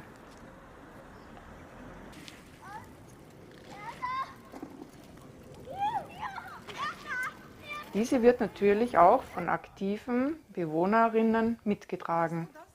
Wir sind die Verein Seestadt Grün und begrünen hier die Seestadt. Wir haben hier eine Pergola gebaut und wir haben ein Gießrad, eine Erfindung eigentlich, womit wir hier Flächen pflegen können, begießen können. Es ist wichtig, dass Bewohner hier mitmachen und dass sie sich identifizieren mit ihrem Wohnumfeld. Wir errichten hier diese Fläche und pflegen auch gemeinsam. Es werden hier Staudenbeete sein, mit auch Sträucher, teilweise essbare Pflanzen, Kletterpflanzen, auch Weintrauben, Trompetenblumen, Kiwi. Ja, das ist ein Experiment eigentlich.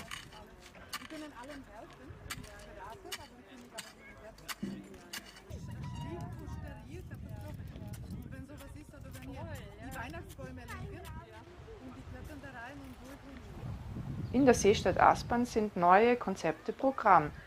Ein willkommener Nährboden für die internationale Bauausstellung IBA Wien. Diese geht den Fragen nach dem Wohnen von morgen nach. Sie begleitet viele Projekte im Quartier am Seebogen, das sich gerade in Fertigstellung befindet.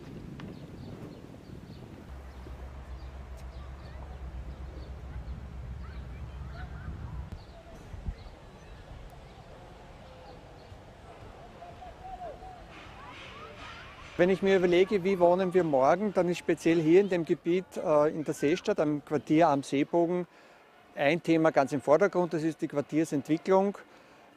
Wir sehen, wie sich das aufs Wohnen auswirkt. Wir haben ganz verschiedene Nutzungen auf engem Raum, können davon profitieren. Die Menschen haben einen tollen Park hier direkt vor der Nase, das ist mitten unter der U-Bahn-Trasse. Dann haben wir die Bibliothek, die Boulderbar, da hinten gibt es die Kulturgarage. Ein Jugendzentrum, all das ist sehr eng verknüpft und das Wichtige dabei ist, dass das in der Entwicklungsphase einfach schon gut abgestimmt wird. Dann kann das Wohnen einfach gut funktionieren, weil es einfach Vielfalt gibt und weil es viele Synergien gibt.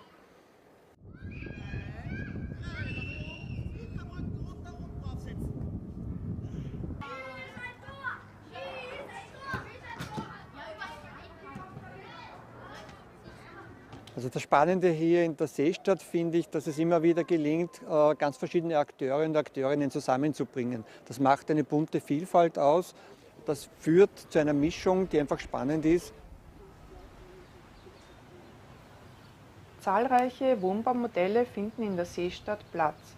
Neben dem geförderten Wohnbau, der Wohnbauinitiative und frei finanzierten Projekten gibt es mehrere Baugruppen sowie studentisches und betreutes Wohnen.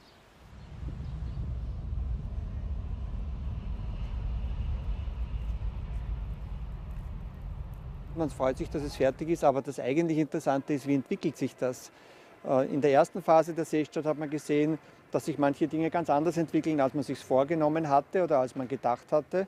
Da kommen neue Player plötzlich auf den Plan, die sind wirklich aktiv, die greifen was an und bewegen was. Und das muss man abwarten. Wichtig ist, dass man Raum bietet dafür, dass sich wirklich etwas tun kann.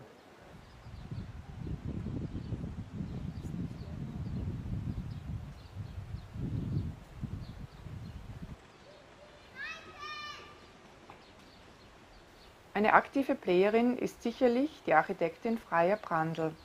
Sie ist Mitinitiatorin des Baugruppenmodells Kollokation, das sich dem gemeinsamen Wohnen von Alt und Jung verschreibt. Kollokation, gemeinsam urban wohnen.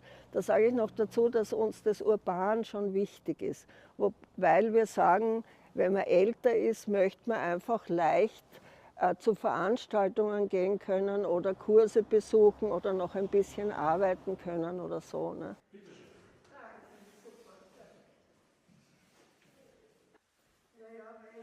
Die Jüngeren können von der Erfahrung der Älteren profitieren und diese von der Vitalität der Jugend. Das Konzept adressiert ältere Menschen ab 50, Alleinerziehende und junge Leute. Aber nun von Anfang an. Wie kam es dazu, dass die Baugruppe Kollokation heute mit 41 Wohneinheiten in der Seestadt steht und von unterschiedlichsten Generationen bezogen ist? Ich habe relativ viel Fläche verbraucht und habe gewusst, aus Nachhaltigkeitsgründen ist es nicht gut, wenn eine Person 120 Quadratmeter hat für sich und einen Garten.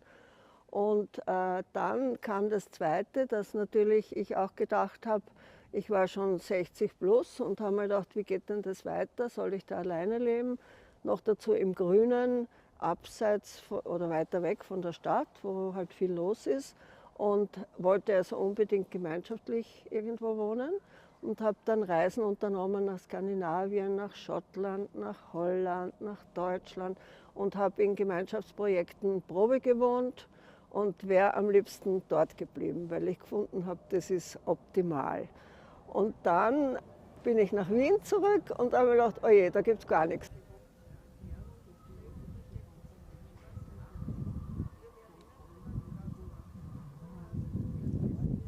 Irgendwann habe ich mit Peter Bleier einen Verein gegründet und der heißt Kollokation.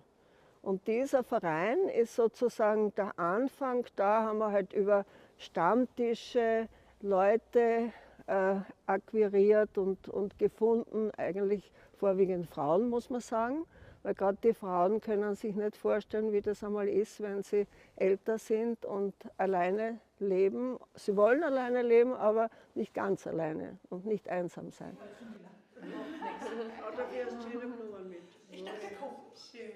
Oh, schön. Es gibt am Sonntag unten ein Frühstück, das ist im Flexraum, das ist offen für das ganze Haus.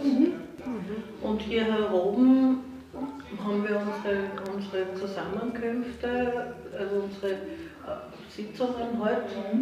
Und ansonsten, wer halt Lust hat, etwas zu machen, der macht was. Ja, also ich war jetzt gerade beim See unten und bin eine Runde spazieren gegangen und habe jemanden beobachtet, der in den See eingesprungen ist. Und mit dem habe ich mir morgen um 12 Uhr ausgemacht, dass ich das auch machen werde.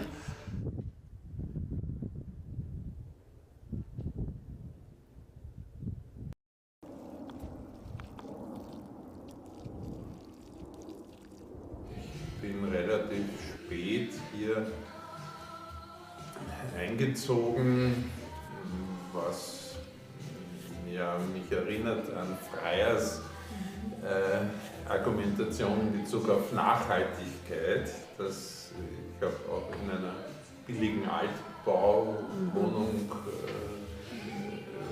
in einer größeren vorher gelebt und Freyer hat immer argumentiert, es ist schon allein dadurch nachhaltig, wenn die älteren Leute dann dort ausziehen, dass billiger Wohnraum für junge Familien und so geschaffen wird.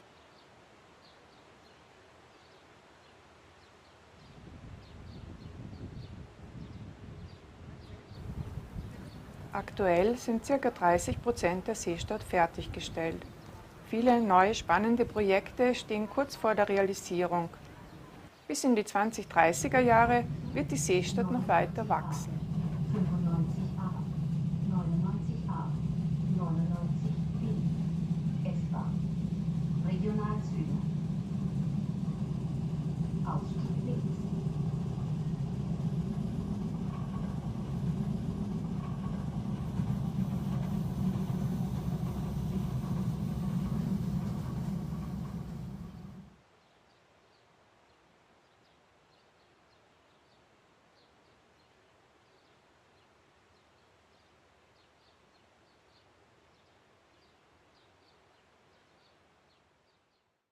Hello everyone, and thank you to Open House and Open City for getting us involved in this wonderful weekend of discussion on housing. My name is Paul Karakusevich, founding partner of Karakusevich Carson Architects, and I'm going to speak today about the Colville estate in Hackney, which is a wonderful project we've been working on with the residents and Hackney Council over the past 15 years.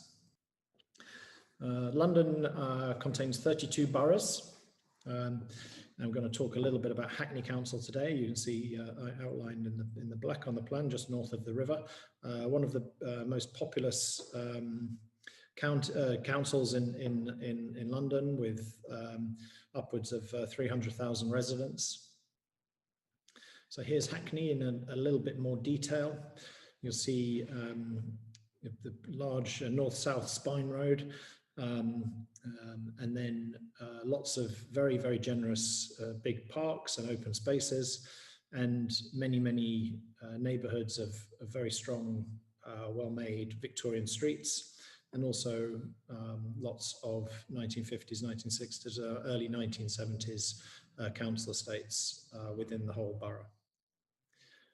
So we're working extensively with the borough. We've got 4 major projects with the council at the moment, generally long-term schemes, on big housing estate projects, some involving refurbishment, some involving refurbishment and infill, some like the Coldwell, which is essentially a rebuilding program, which has been very focused and shaped by the residents of the Coldwell estate. So here's Hoxton from the air in 1953. And the Coldwell estate, in the 1950s element of the Coldwell estate is circled on the left of your screen. Here you go in plan. So the canal, the Regent Canal, is just running to the north. To the south of the Coldwell, we have a collection of public buildings, including the school, the leisure centre, a primary school, and little outcrops of Victorian housing. And then directly south of that, we have Shoreditch Park. Some existing photos of the old Colville, some of the four-storey examples of the mansion blocks. Generally, outwardly, they don't look too bad. Inwardly, the residents for many decades have been complaining about cramped living conditions, damp spaces, rooms that are not really fit for modern living, kitchens and bathrooms that are too small, and then a rather underwhelming public realm of haphazard car parking, doors just spilling out into these grey spaces, and fairly unused, unloved green spaces. So very early on, we started an exercise working with the local residents and the community. Lots of engagement, lots of consultation events, lots of design workshops and meetings, working through options and scenarios with the residents over the type of homes that they wanted, the heights they felt comfortable with. So lots of big drawings, lots of walking tours and study models, as you can see on the right, where we were, each month we would bring new options, exploring how the new neighbourhood could be formed. So here's one of the master plan drawings from the earlier stages, showing circa 925 homes arranged over 10 phases, and replacing the 438 existing homes. So the strategy was always to make sure there was no loss of social housing. Very clear mandate and direction from the mayor's office in Hackney that no one should be forcibly removed from the estate, and everyone who wanted to live on the estate could be rehoused. So 438 council homes replaced, and then additionality as well within the overall mix for new shared ownership homes and key worker rental, and all sorts of other tenures, including market sale, to help pay for the reprovision of the social and affordable homes. So just a little diagram here, just showing the basic master plan strategy, showing a new frontage onto Penn Street and Poole Street, facing onto the park and into the leisure centre and into the area with the schools, and then an east-west neighbourhood route through the middle of the plan, and then north-south pedestrian-friendly, bike-friendly routes that connect the main road to the south through to the canal side walk and the northern part of the site. And between these routes and streets are individual phases of the master plan, and these could then be developed out by Hackney Council. Here's a slightly more detailed model from about 7 or 8 years ago, showing in detail phases 2, which is the low to medium rise buildings loosely arranged around the courtyard gardens, and then the taller buildings to the southwest, which are market sale, and they help fund the wider part of the project. Some studies here just showing the new emerging landscape and public realm ideas. So active play, play on the way streets, urban gardening, table tennis in the streets, and then on the right, mid-rise homes, The residents were very keen on living in close to the ground in 4, 5, 6-story buildings. Sketches here just showing how we could start to create these mini districts within the Coldwell neighbourhood, showing sort of townhouses, maisonettes, small apartment buildings, pedestrian and bike friendly streets, active ground floors, giving as many residents as possible a front door onto the street. And then phase 1 was built 12 years ago, and that was a replacement housing block for the first wave of residents to move into. And then phase 2, which is now partially finished.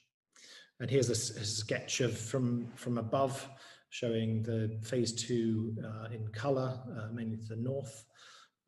So working around existing constraints such as the underground drainage system and sewerage system, major gas pipes and infrastructure, set up this on this plan, sort of a horizontal service street, and it was too expensive to move those pipes, so we had to work around the existing infrastructure on the site. But you can start to see the north-south routes, pedestrian-friendly routes, being created by the shaping of the buildings. Generally slightly bigger buildings facing the canal edge, slightly wharf side, canal, taking industrial clues from the warehouse district just to the north, and picking up key accents, working with a varied roof line to give the buildings character and townscape qualities that the former buildings didn't have. And then smaller streets of terraces, of maisonettes and townhouses, connecting those apartment buildings and starting to frame the streets and the public realm. Within this is also a big new community centre and a new energy centre as well. So early development sketches from numerous iterations of the project, and how we conceived the various streets and sight lines through the project.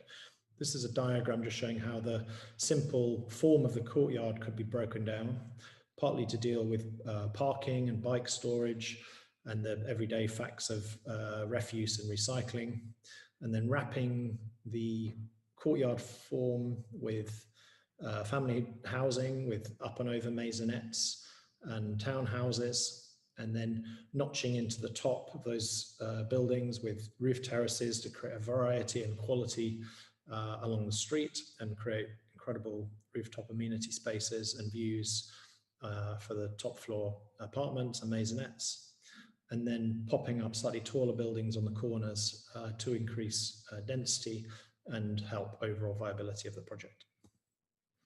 There's a little cutaway sketch inside showing the new garden square that sits above the car parking, and then the fold over maisonettes wrap from the street edge with the front door, and then fold over the car parking edge, and then have living rooms going out into patio gardens on the new landscape.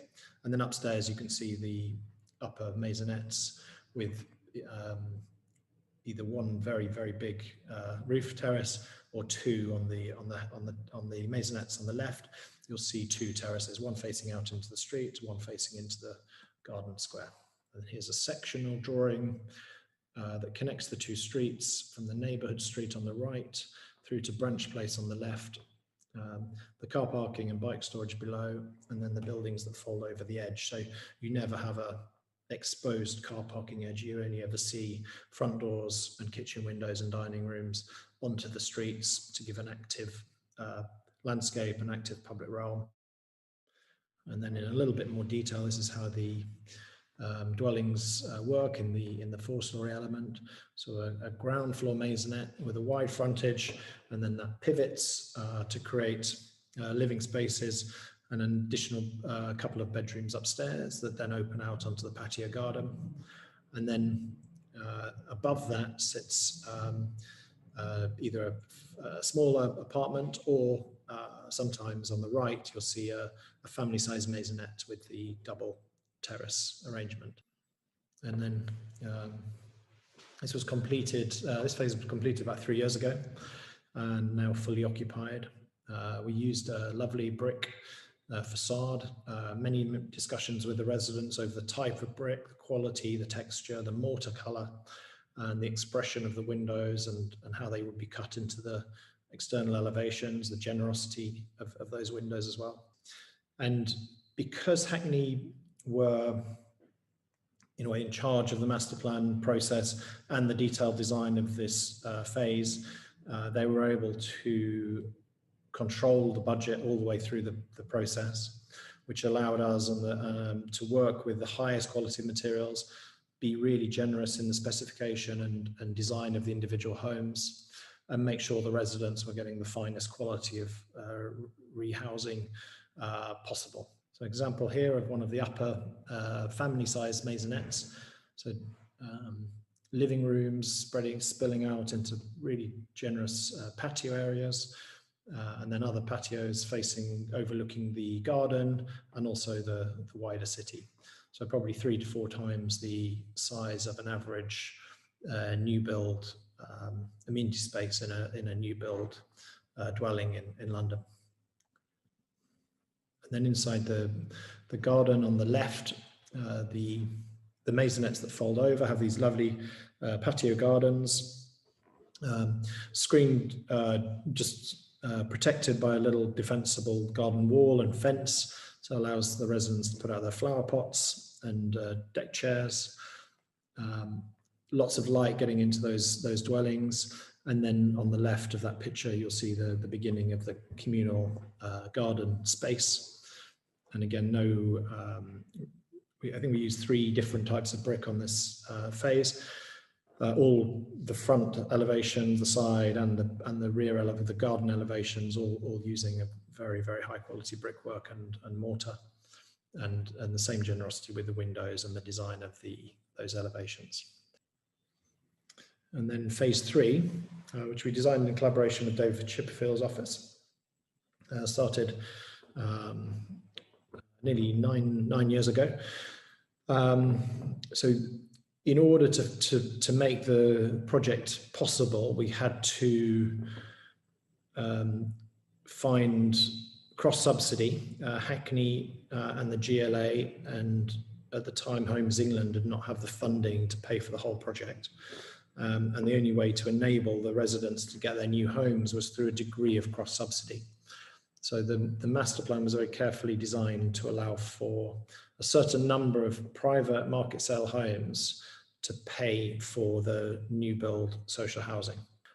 So phase 3 was designed alongside the master plan and phase 2 very, very closely. The residents were equally involved in this project as they were in the design of their own homes and their own buildings. And it's really key that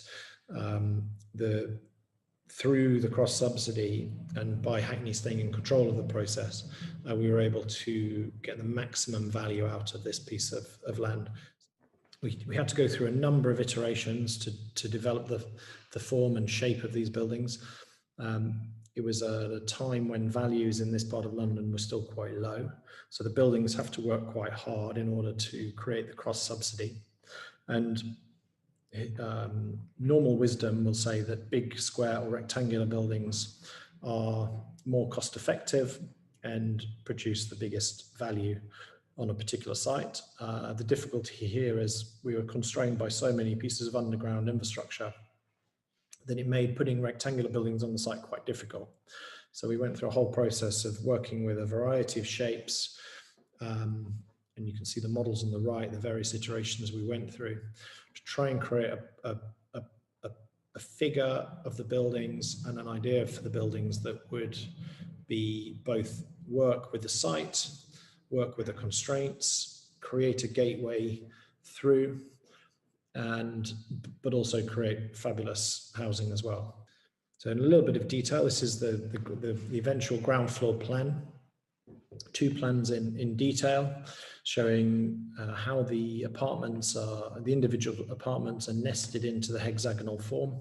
And then in building section, the arches on the ground floor were designed to reference the railway arches just to the east of the site from the overground, but also express the quality of the ground floors. So again, picking up on this idea of a double height entrance for these buildings as well, and create the idea of a gateway into the new Coldwell neighbourhood.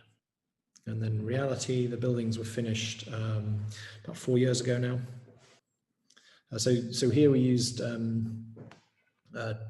two tones of brick. It's a Belgian brick in a stack bond, and there's a nice detail in the story. The two bricks are actually the same, from the same clay, and the grey brick is formed from firing the brick twice. So it all starts off as the red brick on the right, and then the grey brick is formed from a second firing in the brick kiln, which creates the two tones of the two individual buildings.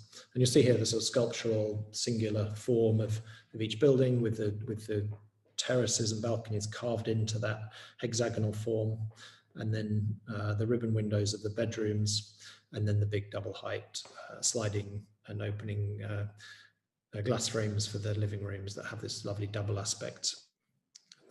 Examples here of the granite cobbles that run from outside. This is from Penn Street, a view over Penn Street. The granite coming in from the pavement and inside the building, and then down into the basement car parking. And then on the right, the cobbles coming into what is just before the cafe has been fitted out on the image on the right. And then examples here of some of the interiors. So you see the open plan kitchen, these great views. This is looking west towards Colombo.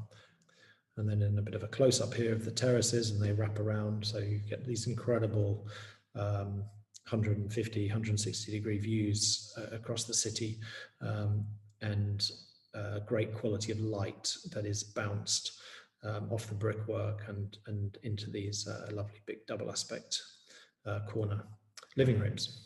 So to finish, we'd like to share a short extract from a film we made with the residents from a couple of years ago, but we think this sums up the Colville project really well. And I'd just like to say thank you very much for watching and listening today, and very happy to answer any questions afterwards. Thank you very much. Bye-bye.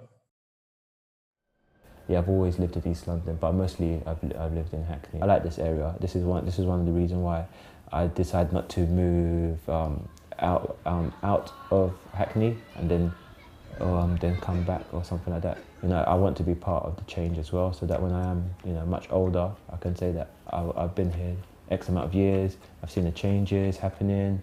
You know, I've been part of that change. I felt empowered to, you know, I had a voice. And hopefully the same would be for my daughter as well. When she grows up, she can feel that, you know, she grew up on the estate, you know, she has that community feel as well, just as much as I have. It doesn't just bring us together within Coldwell Estate, it kind of brings us together outside Coldwell Estate as well. So thank you very much for the interesting insights. I would like to welcome my two distinguished speakers and guests here, Paul Karakusewicz and Kurt Hochstetter. Let me quickly introduce them. Paul, you founded Karakusewicz Carlton Architects to improve the quality and design of social and public housing and civic buildings. Over the past 20 years, the practice has designed numerous projects, many of them being awarded. Paul is a design advisor to Homes England, the Mayor of London, and the Design Council. He lectures internationally and lends his experience to audits, critics, and award panels of major initiatives and projects across the UK. Welcome, Paul. Thank you very much. So, Kurt Hochstetter is the director of the International Building Exhibition IBA Vienna, New Social Housing, that will have its final presentation actually this year. So come to Vienna, there will be an exhibition from June to November. Yeah, and Kurt is an urban planner and was, among other things, head of planning for the northeast region of Vienna and head of landscape planning for the whole of Vienna. In the years 2003 and 2015, he was significantly involved in the concept, planning, development, and implementation of Seestadt Aspern Urban Lakeside. And Kurt is also living in a co-housing there in Aspern. And what is even more interesting, that it was actually the first housing project built in Aspern Seestadt. So he's really one of the pioneers there. Welcome, Kurt. Thank you, welcome. Thank you for having me. So thanks to the audience, we have already received a lot of questions, but maybe I allow myself to ask the first question also for our international audience, because London and Vienna are both growing cities and there is quite a huge need for new homes. So both projects talk and show also in the film that this piece of a city or the neighborhood needs to be an inclusive mix in order to work. And so what inclusivity and mixity actually inscribes is the access for everybody to good housing, regardless of basically their financial income or capacity. So for our international audience, I think it would be interesting to hear what are the actual rules, legal frameworks, and also possibility to finance this mixed tenure model. Maybe both of you could just explain on the very project these frameworks or these rules. Do you want to start, Paul, maybe? Of course, thanks, Iris. I think the local governments that we're working for in London are obviously impassioned by the need to build public housing and also maintain their existing housing stock as well as possible. I think the sector has been rather neglected for many decades previously, so there's a lot of recovery going on.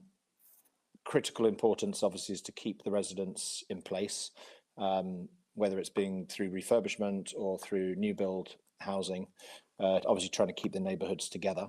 London's clearly a very expensive city, but when residents are living in council or local government housing, their rents are controlled.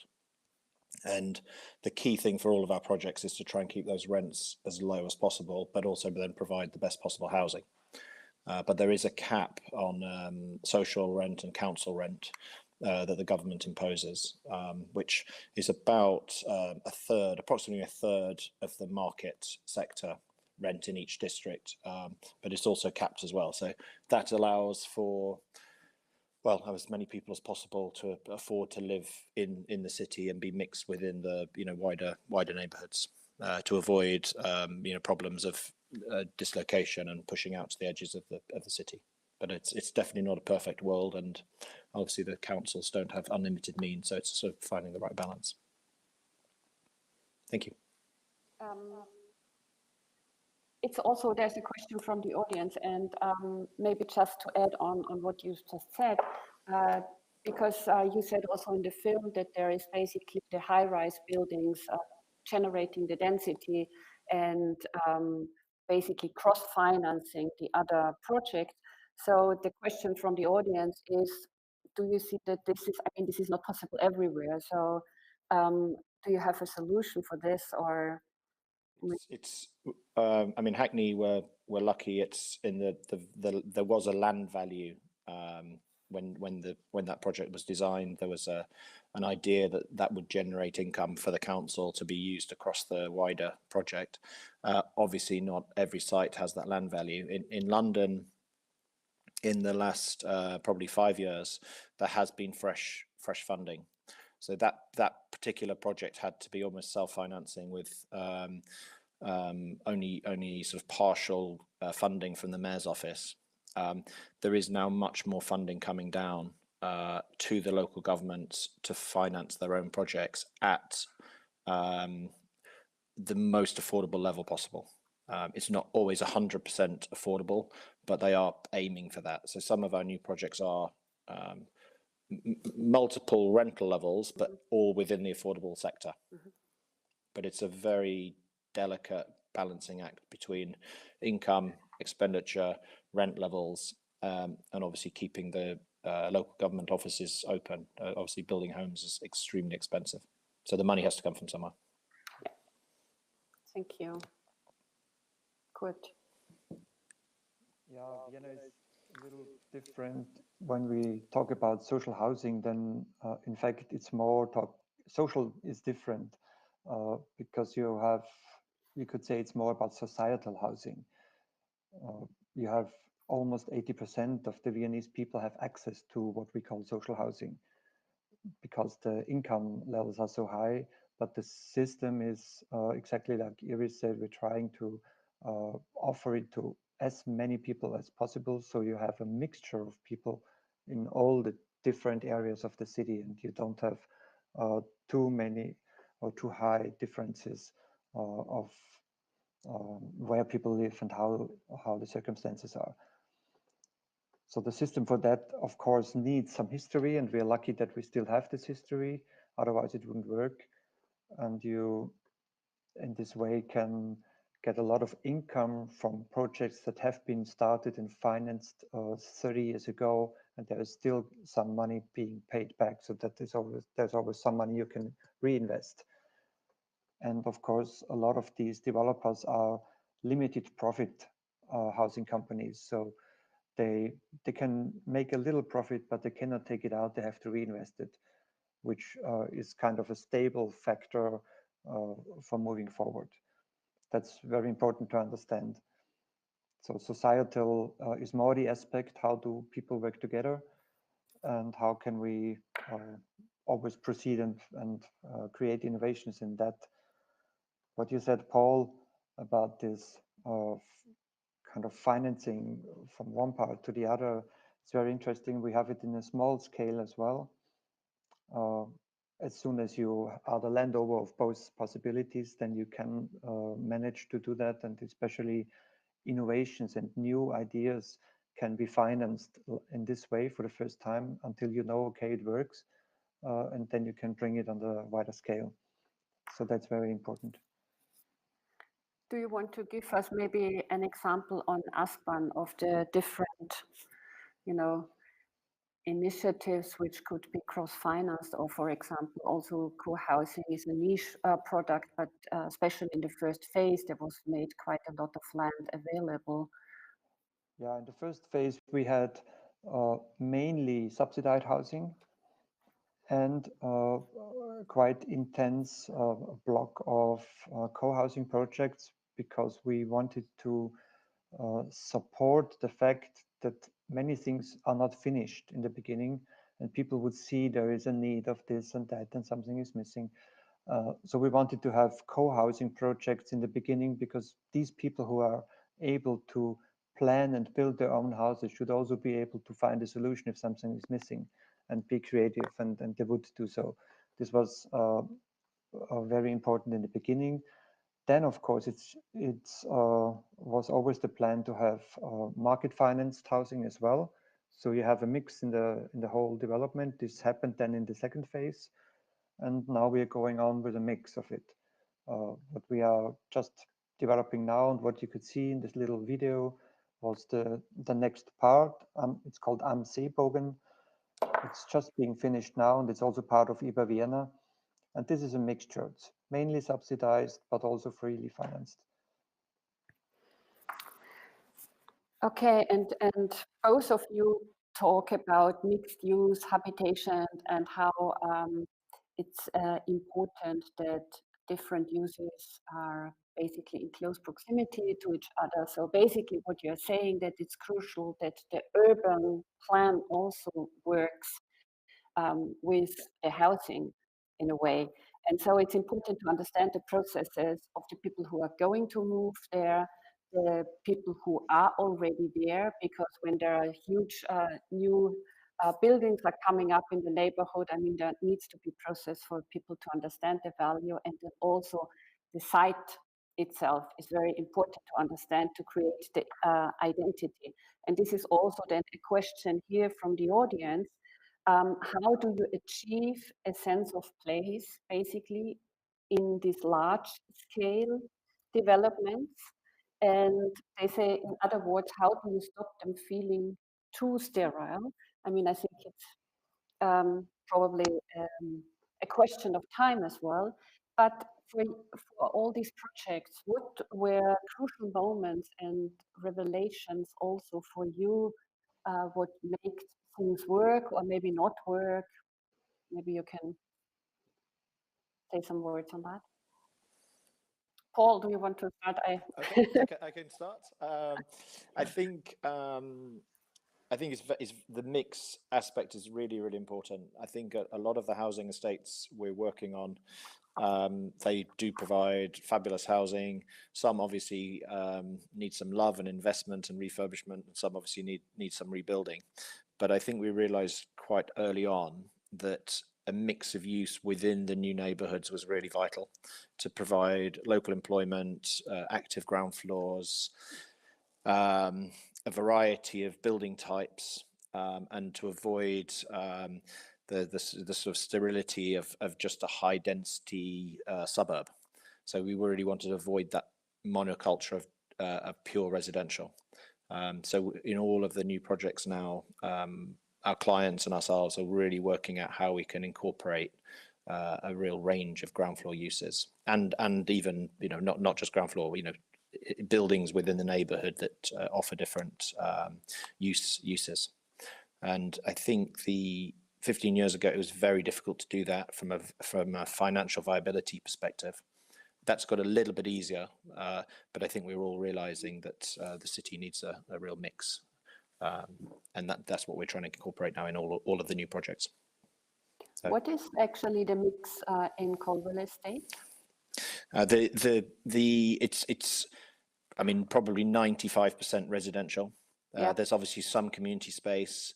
We replaced all of the shops. The little estate shops have been rebuilt and re-provided, and the existing businesses have been moved.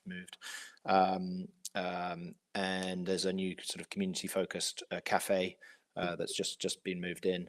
But it sits within a much wider neighbourhood of leisure, 2 schools, and mixed-use buildings within, you know, a couple of 100 meters. So it is part of a wider neighbourhood. It's not just its own place. Sure.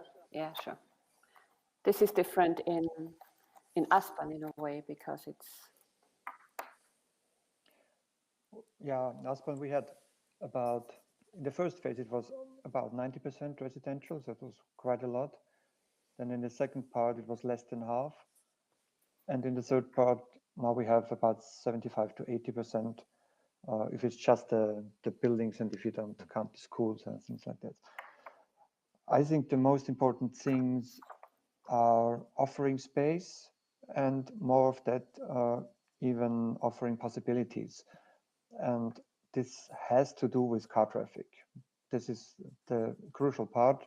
If you can reduce car traffic, if you can reduce parking in the open space, then you have the possibilities to create possibilities. You don't have to define everything in the beginning, because people will then articulate what they need. But if there's no space, you cannot do anything. And also, if you can manage to bring the like parking, if you don't go out of your flat, go down with the lift in the garage and leave the house. If you have to go out to get to your car, what we're doing here, then you meet people on the streets, then you pass the shops, then you might take the bus because it's closer even than your car. And this is the key aspect for creating some kind of neighborhood, some kind of slowing down in the public space and creating space for new ideas, for something else that can happen. So it sounds simple. On the other hand, it's very difficult. We had a lot of fighting in the first year when we offered space that we said, oh, that's a space for you. You can decide what you want to do there. And people decided to put their cars on. So all the pavements were just filled with cars. And it was unbelievable. We just had 3 centimeters of pavement just to make it easy for everybody to walk there. And it was just taken by cars. So 1 year of fighting. And to make clear, this was not the idea of create what you need. So please use the garage, it's empty. And then we have the chance to do something else. So this process also has to take part, but it's worth it. And yeah, then it's a process of understanding each other and understanding how the city can work. Mm-hmm. Very interesting to talk about the framework and its, let's say, gaps or possibilities, also adjustments and so on. So I have another question from the audience, which I bring in here.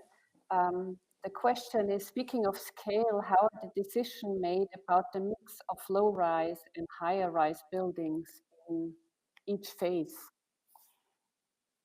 I mean, in Aspern, I think maybe it's...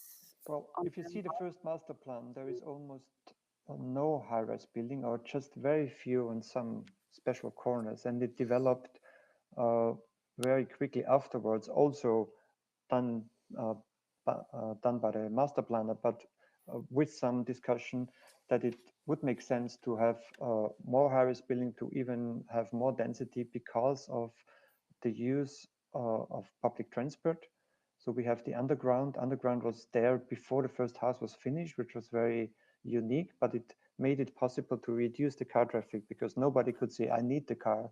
There was always the underground there already. And to make even better use of that, it makes sense to increase the density a little, and that led to these discussions. Okay, we have 3 minutes left, so I would like to ask the last question. Going back to the idea, to the theme today of the core of people and housing, and talking about housing again. So it's a very personal question probably, but you know, we are facing climate change, maybe food production is going to be changing. What do we do with water resources and migration? So what do you think will be the answer really of housing? Will it change? Will it stay same in an architectural way? How are we going, actually what Eva is asking, how are we going to live together tomorrow, or let's say in 20 or in 50 years?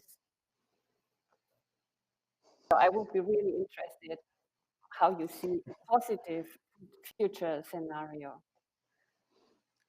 Kurt, do you want to go first? No, you're fine. I think from a personal, I think density and density within the neighborhood is a really interesting one. I think creating a critical mass, creating local facilities, creating housing that lasts for hundreds of years is probably the most sustainable form of new buildings. And I think solidity and generosity and delight, I think, are key for me in the design and making of new housing. And I think obviously in a post-COVID climate, I think there is an ambition from all of our clients and also from our residents to make everything just a little bit bigger, be more generous, more, you know, bigger bedrooms, more storage space, bigger living rooms, flexibility within the plan so you can work from home, kids can do their schoolwork, more open space, more terraces, and that is now starting to feed into the next wave of projects already. But Thank you. Do you think it will, in 50 years, we will live completely different, like cluster housing, or, you know? I think there's opportunities for all types of, from the nuclear family to all types of different co-housing and co-living. But I think it's just, for me, it's all about the quality of the design and the quality of the making of the new homes is really fundamental. But it is exciting that there are a range of opportunities now that maybe weren't 25 years ago. Thank you. Thank you. Good. 1 minute. Yeah, I think there is no really picture how we will live, but we should allow more possibilities how people would like to live and make it possible so that they can do what they're aiming for, because there's so much creativity in it. And what Paul said, the flexibility, we could see it in Corona now, where people are suddenly bound to the just small flats, and they have to do something and have to be flexible. So that's a big challenge, and I really inviting everybody to come to Vienna to see the International Building Exhibition from June to November. There is a lot of examples to really look at that as well. Okay. Unfortunately, I have to stop this interesting discussion. Thanks a lot to my speakers. Thanks a lot for the questions from the audience, and enjoy the rest of the festival. Goodbye from London and Vienna. Bye-bye. Goodbye. Thank you. Bye. Bye.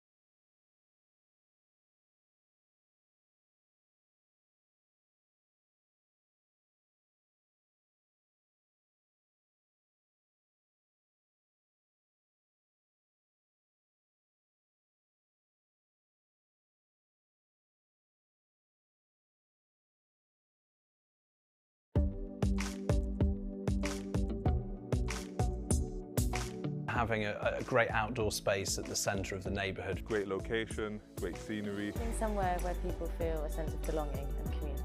Good local amenities. Lots of people on the streets, lots of things happening. Great community of people who communicate with each other. Green spaces, places for kids to play. Parks, amenities, you know, shops, butchers, greengrocers. A fully stocked corner shop is very handy. Places that welcome different age groups. Everything's really close to you. When you come out of your front door, you have restaurants, shops. Arts and culture, for me personally, is the main thing. Places where you can hang out, where you don't have to spend money.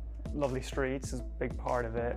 It's really green, lots of trees. Different tenures and people living there, and different uses along the streets. Cafes and shops, always really nice to have a bit of animation in the street. A lot more youth clubs would be good because I go to one as well. And everyone there is just like really nice, everyone gets going. A place of participation where people are enabled to meet each other and to form a community. Anything that allows sort of civic participation, I think, is always a good thing. I think it just needs to be adaptable to lots of different types of people. Communal areas such as a community centre or community garden areas that can get all the neighbours together to actually get to know each other. Cohesive community like that has local businesses, local knowledge. The more people there are, more mutual respect. It just makes the neighbourhood a happier place.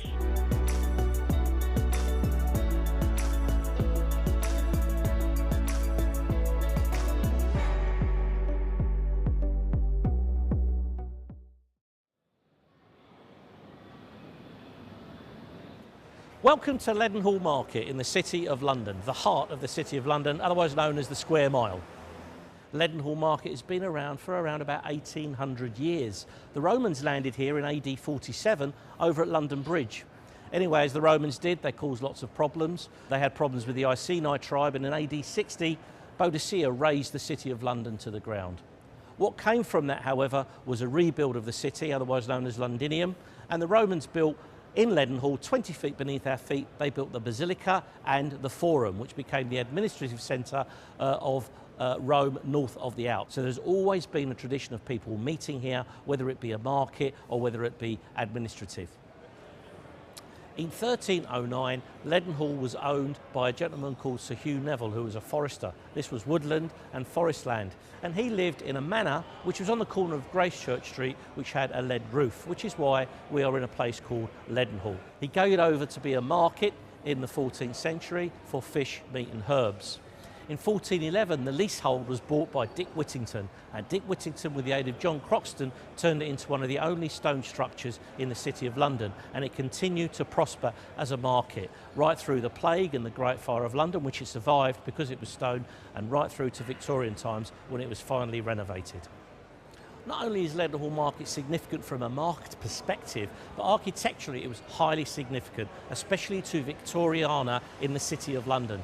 The City of London was on the wane in the 19th century, mainly because the empire was growing and the railway mania had taken grip, so you could go and buy stuff in Leeds, in Liverpool, Manchester, Bristol, and not just in the City of London. So in order to do some sort of restoration work in terms of the influence and the authority that the City of London had, they asked Sir Horace Jones, who was a City of London surveyor, to build this particular market, as well as Smithfield and Billingsgate and Tower Bridge. So this was rebuilt in 1881. It was built in wrought iron and glass, so it gave it an airy feeling and a light feeling, so that the market continued to be as successful as it had been in the previous 400 to 500 years. Leadenhall Market was known as the Great Shambles of Europe, the shambles being actually a nice word for a big market. It was where you could come and buy and sell and also do business. Leadenhall has endured from Roman times right through to the current 21st century. It survived plagues, great fires and 2 world wars. It's evolved over the years, and it's still a place where people come to socialise, eat, drink and meet. So what's the story between old Toms? Well, Tom was a goose that flew over in 1798 with around about 34,000 other geese, but they could never catch Tom. So he survived on scraps of food for about 37 years. He became the market mascot. He died in 1835 at the ripe old age of 38, I think, or 37, and he's buried in Leadenhall Market under the site of Tom's Bar. Plucky fellow. Oh,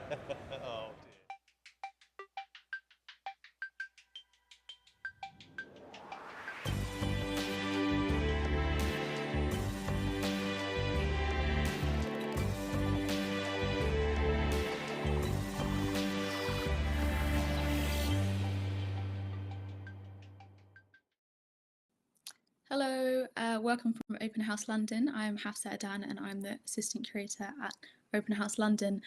Today we're looking at 2 different projects in London. So we're looking at London Pride. We're going to be touring 2 different projects, the Golden Lane Estate and the Barbican. We've got 2 amazing apartments and 2 amazing residents to show us around in Golden Lane and 1 resident in Barbican. So first we're going to go live to Roland Jeffrey, who lives in the Golden Lane Estate at Crescent House. And then next.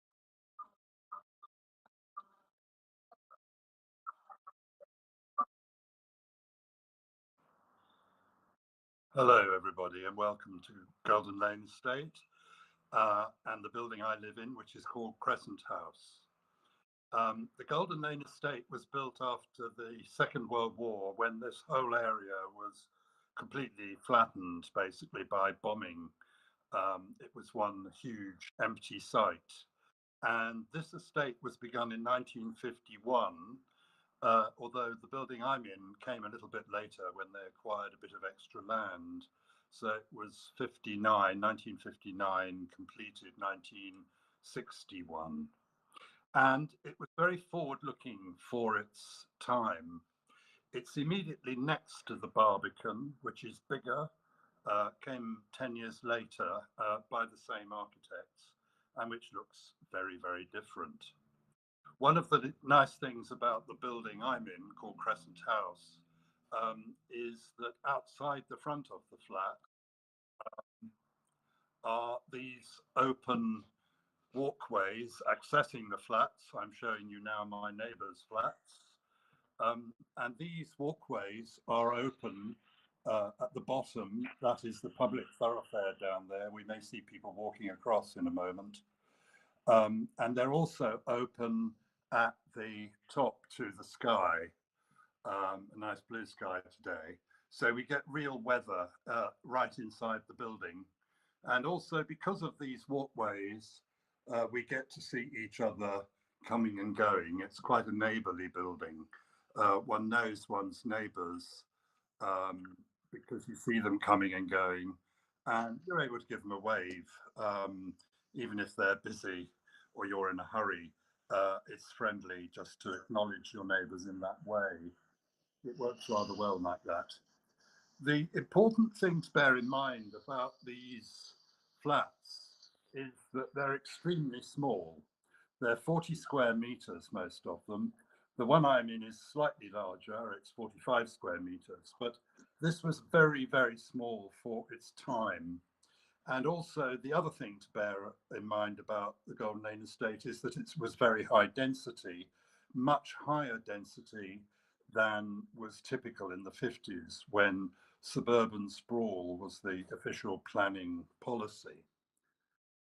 Because my flat's slightly bigger, I have a little entrance hall here, which means that you don't walk straight into the living room, which you do in many of the studio flats. But already, even in this little entrance hall, which isn't very large, it's only 5 square meters, but it gives more psychological space to the apartment. You see some of the devices that the architects Chamberlain, Powell and Bond used in order to make a small flat seem bigger. I'm showing you here the screen, which is partly glazed and partly solid, between the entrance hall and the kitchen. You can see the kitchen implements through the glazed parts of the screen, so that there was a kind of openness between the kitchen, the internal kitchen, and the entrance hall, or in some flats, the living space, to open up the space, even in spite of the very small dimensions. The other great trick, or one of the other great tricks they used, is this high-level glazing between all the windows, which runs throughout the flat at this same level, looking there towards the bathroom. So you get borrowed light from one space into another, and also a sense of spaciousness, because even if you're in a small space like this entrance, you can always get a glimpse through at high level to the other spaces. Moving into the main parts of the flat, this dark wall here is the bedroom wall, but it doesn't go all the way up to the ceiling. It's a false wall. Sorry, it's not a false wall, it's a head height wall. There we are, and it has uplighters on the top that light up onto the ceiling. And the trick there is that the bedroom is extremely small inside, but when you're in it, the ceiling floats away over to the rest of the flat.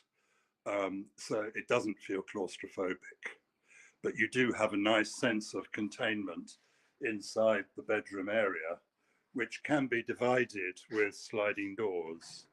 There are 3 sets of sliding doors in this flat, again, to save space. And look how the high-level glazing there, when you're inside the bed area, gives you a sense of spaciousness, because you can see beyond the small sleeping space into the rest of the flat, the bathroom in that case, and over towards the kitchen there. It's a fantastic, very simple trick used by the architects to make a small living space seem more acceptable. They fitted in some of the furniture. Here are the fitted cupboards that come in every flat. These flats are now protected as what we call a listed building, protected for their architectural and historic importance. So I'm not allowed to take these cupboards out. Not that I would want to, they're beautifully made. And here we look out of the building onto the main street. This is quite a busy street. It's a bit quieter on Saturdays, but during the week there's a lot of traffic there, a lot of pedestrians. Highest concentration of architects and building professionals in Europe, they say, in this area. And this flat, therefore, looks out onto the street through this magnificent hardwood, African hardwood window system with which the outside of the building is clad. Now, this doesn't perform very well thermally, and there are currently proposals to upgrade it. Unfortunately, the City of London, who own the estate, want to rip it all out and completely do it from new. And we're very opposed to that. We think that because it's such heavy weight hardwood timber frames, you can see how hefty they are, we think they could be upgraded with double glazing. In fact, this has already been done in 2 or 3 flats. And these days we would not be allowed to use the same quality of African hardwood. In fact, probably couldn't use African hardwood at all. So there's a big controversy about how these flats are made thermally efficient, given the rising costs of heating and the climate emergency. It's a hotly debated topic, and here is a newsletter showing you the outside of the glazing system. And that is the system they want to completely replace. You can probably see why that is controversial, because it's a very distinctive elevation and a very distinctive part of the estate. So there we are, a very compact flat that uses a number of architectural devices to make it into a comfortable space. The Golden Lane estate was very, very untypical of what was happening in housing in the 50s. I think one can't stress how untypical it was. Most of the new housing being produced in Britain was in new towns. It was on greenfield sites outside London. London at that time had a dropping population. People didn't want to live in London, they wanted to get out of it. It was a very polluted, crowded city, not easy to live in. And therefore the Golden Lane estate was quite a brave attempt to make city living attractive. And it's often described as an urban microcosm or an urban village. This is a recent book about the Golden Lane estate. There's the tallest building on the estate, a bright yellow tower block, much taller than the building I'm in now. But the idea of an urban village, an urban microcosm, was very much what the architects were instructed to do and what they have managed to achieve. In that sense, for 1951, finished in 1961, it's a remarkably forward-looking, pioneering scheme that really turned its back on a lot of post-war planning consensus at a very early date, and now incorporates many of the ideas that are contemporary about sustainability, high density, living near where you work and near the transport system, and not going for the suburban garden city ideal, which is land hungry and dependent on having cars to go everywhere, including the shortest journeys to the shops.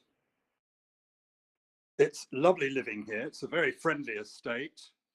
The proposals to damage the facades of our buildings have made us much friendlier because we've all got together and started organizing over it. But it's a nice place to live. And I think you're about to go to a larger flat, a maisonette flat, which is perhaps more typical of the estate.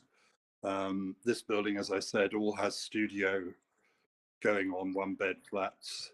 Most of the estate is maisonettes stacked in blocks, 2-story maisonettes stacked in blocks.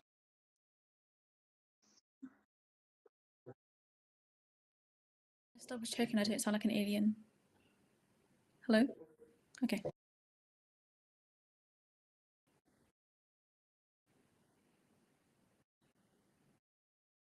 Hi. Sorry. Thank you so much, Roland, for that lovely tour. We're going to move on now to Paul Lincoln, who's also in the Golden Lane estate in the Crescent House, who lives in a maisonette. Thank you. Take it away, Paul. Oh, hi. Okay, good morning. My name's Paul Lincoln. Can you hear me? Can you hear me? You can hear me. Okay, so my name is Paul Lincoln, and I am in a place called Basterfield House, which is about 5 minutes away from Crescent House, where Roland lives. This is one of the first houses to be built in '97, and it's a maisonette, so it's a two-floored house. And what I'm going to do is start with the kitchen, and okay, so a very little galley kitchen over here, which is kind of vaguely restored by us about 15 years ago. It's got very nice kind of concrete floor, and otherwise most of it's in wood. And I'm now going to walk into the living room, which is in a sense the main and most interesting part of the whole apartment. The bit that I most like is this staircase. So let me just show you the open plan staircase. So it's very good use of space. It's also slightly odd because although the flats are very well insulated, the stairs are designed so we basically share the concrete stairs with our neighbours. So I do sometimes hear our neighbours walking up and down the stairs, but otherwise they're extremely well insulated. Just between the kitchen and the living room is this screen, which is, yep, this is original. So it's about 70 years old, and I'll just try and show you that from a little bit of a distance. And there's a serving hatch and a window. And what's very nice is that the kitchen window over there is carefully aligned with the window leading into the living room. So if I just go around here again, there's a lot of thought has gone into the relationship between the window, which goes overlooking the outside, and then you turn around and you've got the window over here, and there's a very nice view over the staircase. And then I'll go out of the kitchen again, and you can see here is the staircase, and then I'll just show you a little bit. It's the best to go slowly around the room, where you've got a large potted plant and a few bookcases. There's the screen, there's that, and then a rather nice thing is this massive, let me just demonstrate the, so this is a 5 meter high, this is a 5 meter high, there you can see it right up there. And as Roland indicated, almost every flat on Golden Lane is single glazed, which is pretty amazing, given that it would be much easier to glaze double glazed Golden Lane than to build a new nuclear power station. And then you go through here, and here is a little balcony that goes down. There's a public swimming pool over there, and Row Flat, which you've just seen, is just in the distance. And the Barbican, which we're going to visit in a minute, is just over there. But straight ahead is something called Great Arthur House, which is the only tower block on the estate. And when it was built, it was the tallest residential block, I think, in the UK, and it's got a curtain wall, and it's the only building on the estate which is now properly insulated and properly glazed. I'm now going to walk up the stairs and try not to kick over cactuses. So very good use of space because there were no hallways. And I'm just a little lobby. There's one room over here, and then this is my room. So what's nice about it is these gigantic windows, which are gorgeous in this weather, although pretty chilly. And you get a very nice view, as I said, of both the Barbican and this thing in the middle is called the Bastion, and it was together. It's got reference to the previous use of the site, but it was put to post-war rubble because the estate was very much born out of a post-war reconstruction following the Blitz. So the whole of this area and the area covered by the Barbican were pretty much leveled in the Blitz around 1940, 1941. So this is one of 2 bedrooms. And I will now go down the stairs again so you get a nice view of the rather crazy, I think it's sometimes referred to guillotine window. It is quite easy. And I will just demonstrate that going up and down. And the other feature which is still surviving is this, there's these hardwood windows, and there's quite a nice kind of balcony or pelmet rather, going along the side. And I think that is my, there we go. And it's just nice to see the view over the screen, and I'll lend the view of the potted plant. So that is my guided tour of Basterfield House. And it's worth just saying that Basterfield is 1957, Crescent, I think, is quite a few years later. And if you look at Basterfield and then Crescent, it leads very nicely onto the much more recently constructed Barbican estate. And I'm going to sit down now. Thank you.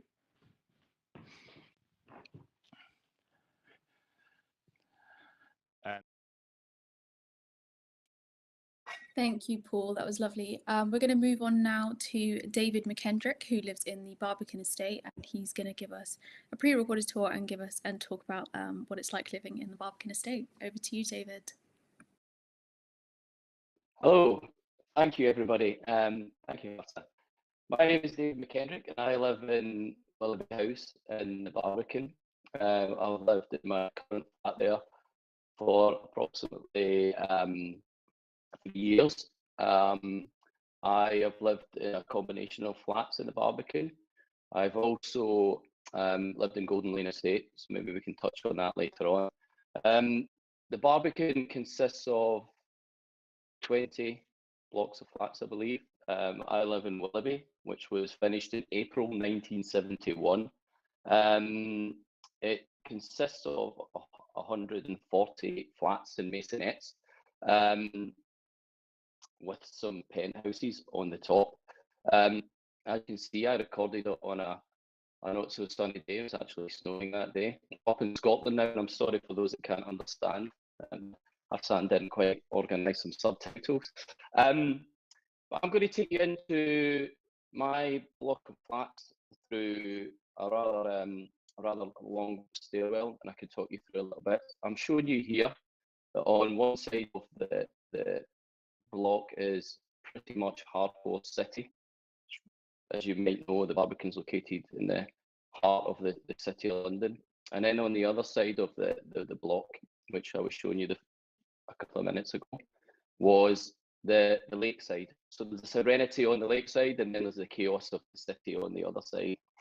I'm not going to do too much of an architectural tour. I'm going to try and tell you what it's like to live in Barbican. I'm not an architect, I'm a designer and art director, so I'm not going to try and bore you with statistics, etc.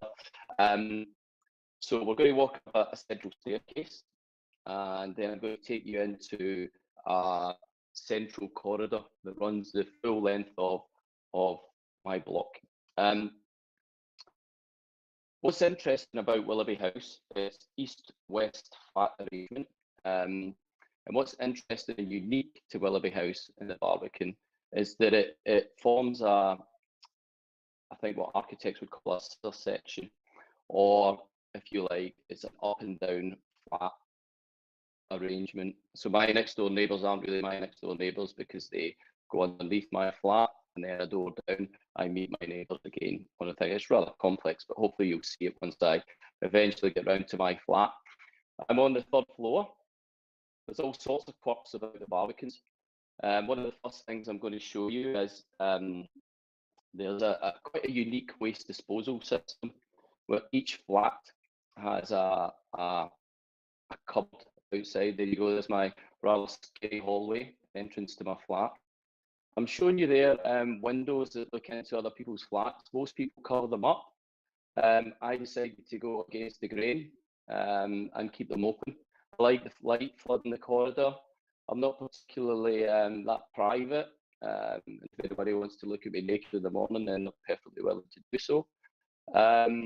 This is the aforementioned cupboard that I was talking about, which is a two-way system, if you like. One door can be opened inside the flat, and the other can be opened by the porters outside the flat. One of the unique luxuries of living in the Barbican is that you get your rubbish picked up every morning, and then you have your mail delivered through one side, and you pick it up. So there's these unique little two-way covers, which is one of these great pleasures not having to take down your rubbish every morning. As you see, when we enter the flat, we got what I would call a half floor into the living area, which we can see just there. And the living area consists of my living room, as of current events a couple of years ago, an office, and the kitchen. One of the great things about the Barbican is the light that you get in there. It seems to be such a beautifully sunlit environment to be in.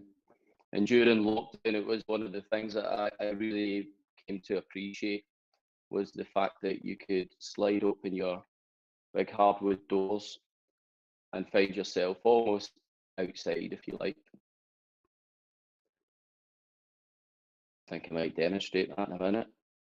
As I say, this is pre-recorded, so please bear with me if I forget what I'm meant to be talking about.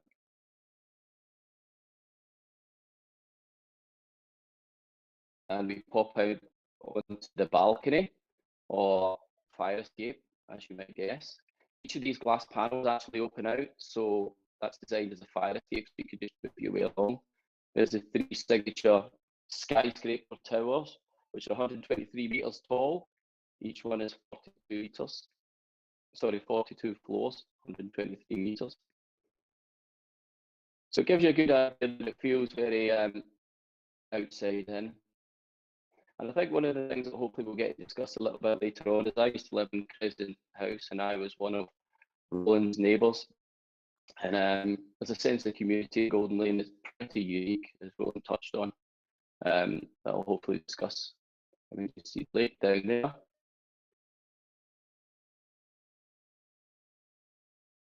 Barbican.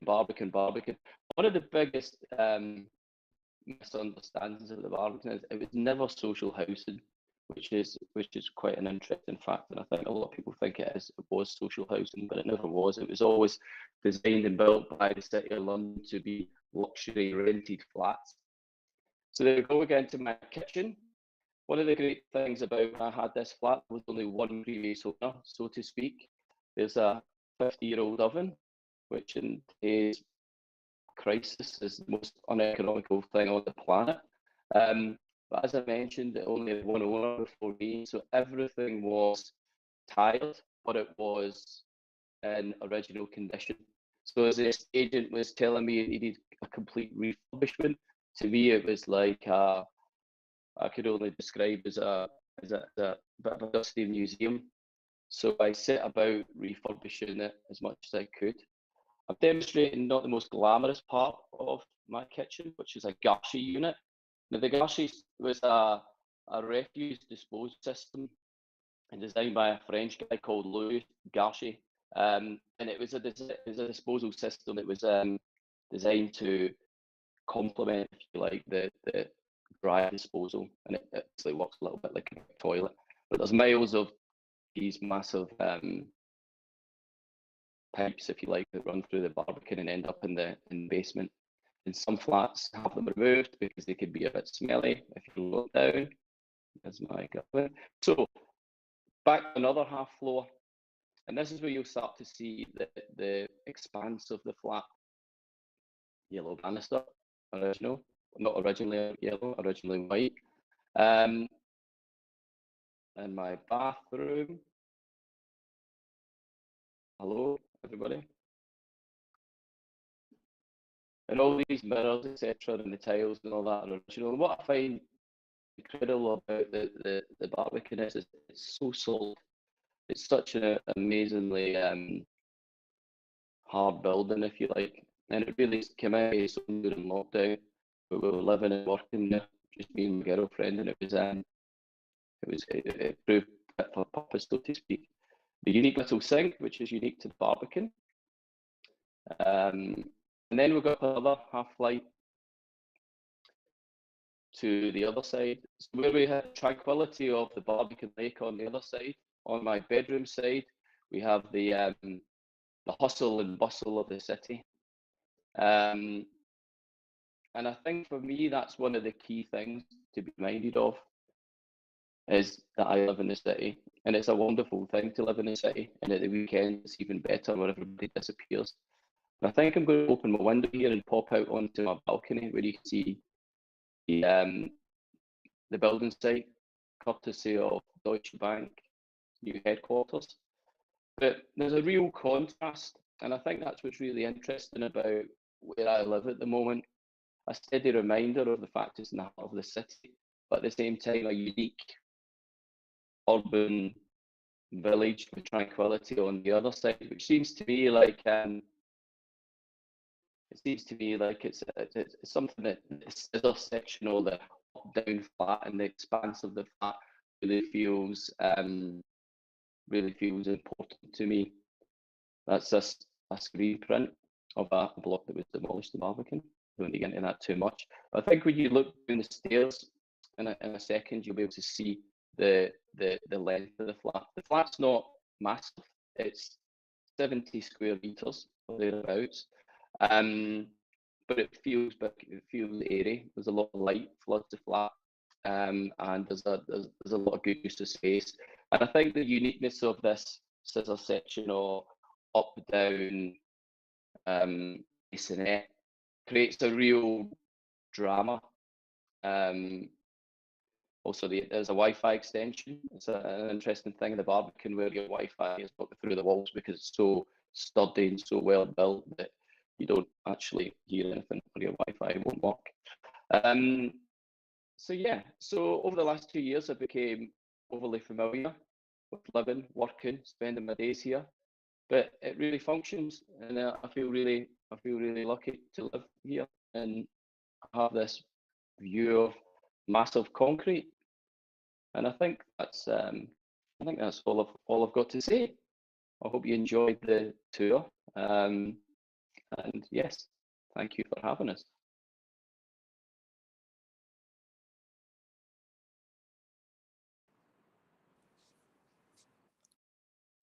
Hello, thank you so much to all of our speakers today. I'm just going to quickly introduce you all properly. So we have on my bottom, we've got David McKendrick, who is a graphic designer and art director, and he's lived in the Barbican and across the Barbican in different apartments for 15 years. He was also once a resident of the Golden Lane estate.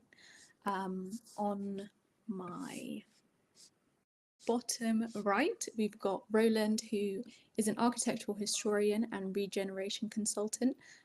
He's mostly retired and he's been living on the Golden Lane estate for 17 years. There we go. We've got Paul on the right of me. Paul is commissioning editor for The Landscape, which is the journal of the Landscape Institute and a City of London guide. He's lived on the Golden Lane estate for 20 years. Thank you all so much for such an incredible live tours of your apartments. We have been a little choppy today, but I want to thank everyone for bearing with us. We are doing this live, so there are going to be a few glitches across the 12 hours. So yeah, I've got some questions from the audience for you guys. I wanted to ask a first question actually to David, because obviously you've lived in the Barbican, which you've shown us today, but you also lived in Golden Lane estate. So I just wanted to see comparably what it's like living in either of the apartments. Okay, yeah, I touched on it a little bit, and I know Roland very well for the same reason I live in Crescent House in Golden Lane estate.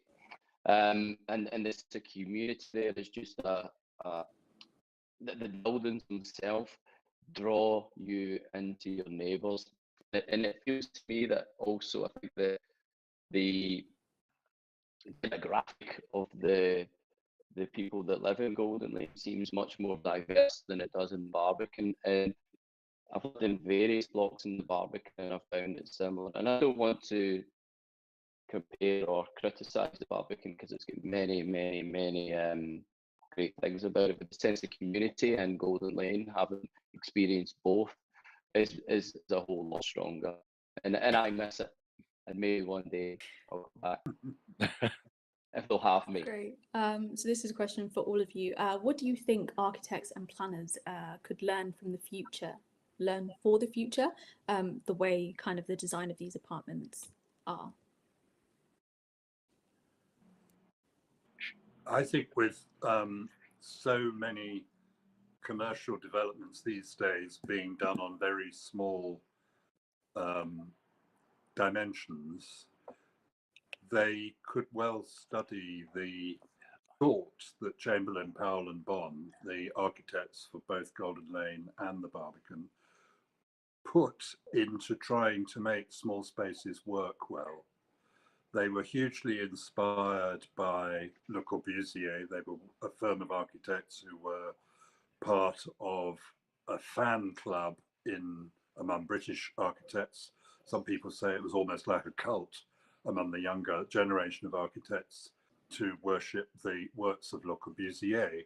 And Corb's interwar buildings really did work quite hard at making small spaces work.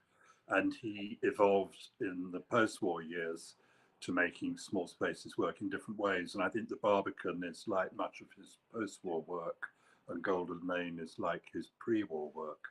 And these days, because of our governments have had a deregulation agenda, trying to liberate capitalism basically from planning restrictions and building restrictions, which have had some terrible effects. I mean, the fire in the Tower Block in West London was just the most spectacular. There have been other effects, which is that commercial developers build smaller and smaller and smaller, and they don't think about livability. And they're getting away with smaller and smaller and smaller units, which are becoming really unlivable in my view. Shall I make a comment? I think they're well designed. It's a very clever use of space. I mean, when I show people the flat that I'm in, there's no space wasted on halls, so there's open plan staircase. Every single flat has a balcony, either an internal balcony in Crescent House or an external balcony with all the other blocks. Also, although it is, I think, 500 to 550 flats, to my mind, it doesn't feel particularly crowded. So there's a very careful use of external space. And what's interesting is it's one tower block, 6 maisonette blocks, and then Crescent House. So there's a very useful combination of different building types, which works together very elegantly. The other thing which is worth stressing is it's designed with health at its heart. So it's got a publicly, and it's still a publicly accessible swimming pool and tennis courts, 2 community centres. And I think most modern developments do not have any of this, and yet they all mean, for example, there's a big event this afternoon looking at creating new bike facilities, and that event will take place in a freely available community centre. And that seems to me is quite a rare and privileged position to be in, and I think modern developments could certainly learn from that.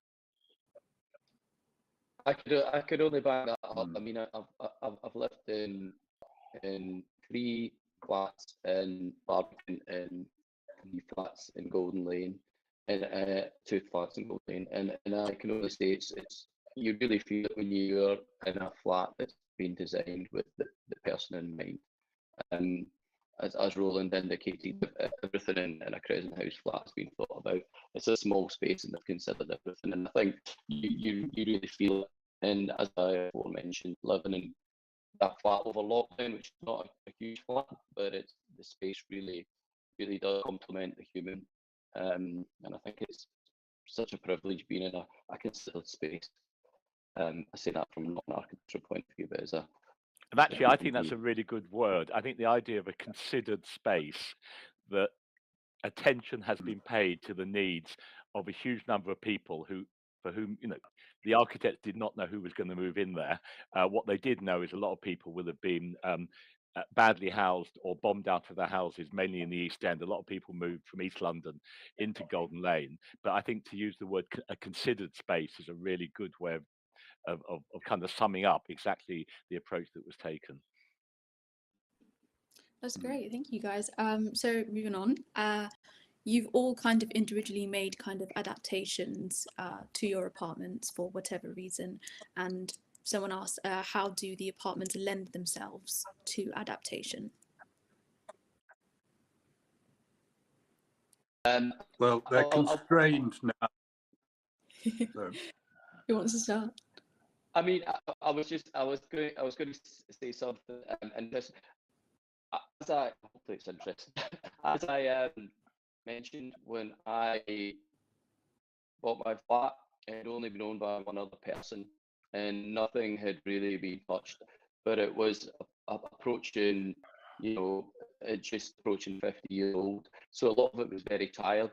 But the Barbican has got this very unique place called Barbican Storage, where if you do decide to take out your kitchen or take out your bathroom, there's a storage where you can take all your old taps or old unit or old work surfaces and put them in there. And as a resident, if you decide to reinstall it, which I did, with various bits of tires, you can go pick and choose for various elements. So although I didn't essentially modify it in any kind of way, I refurbished it. And that's one thing that's quite a community feel in Barbican is that people really appreciate the interior of it, and some people preserve it, some people try and respectfully preserve it. But it's it's a real treasure trove. It's a real, it's in the basement of Willoughby, and it's quite an incredible place to see. Yeah, I'm not sure. I think to answer, I don't think it does adapt very well. It is fair to say the flats are tiny, and in fact, one of my neighbours just last week moved in, a new neighbour, and what they have done, they haven't adapted. They have just basically restored it exactly to how the flat almost certainly was fifth. So I think probably the pressure is to restore rather than to adapt. Likewise, when I moved in, I unmodernized this flat. Some of the alterations in the 90s I removed, like the flooring and some of the other adaptations. And I self-consciously put back the 1959 arrangement of the screen I showed between the entrance hall and the kitchen. That was my personal preference, but it's also now a matter of law because the buildings are designated architectural monuments. We call them listed buildings because they're on a big government list. And therefore, the number of changes you can make is fairly limited in any case. You can, of course, put down new carpets and furnishings, but you can't alter the windows, the doors, and the configuration of the flat by and large at all, because it is a designated building. And most people accept that restriction, I think. And there is some evidence that for those people who own their flats, it keeps the values higher than in unlisted buildings.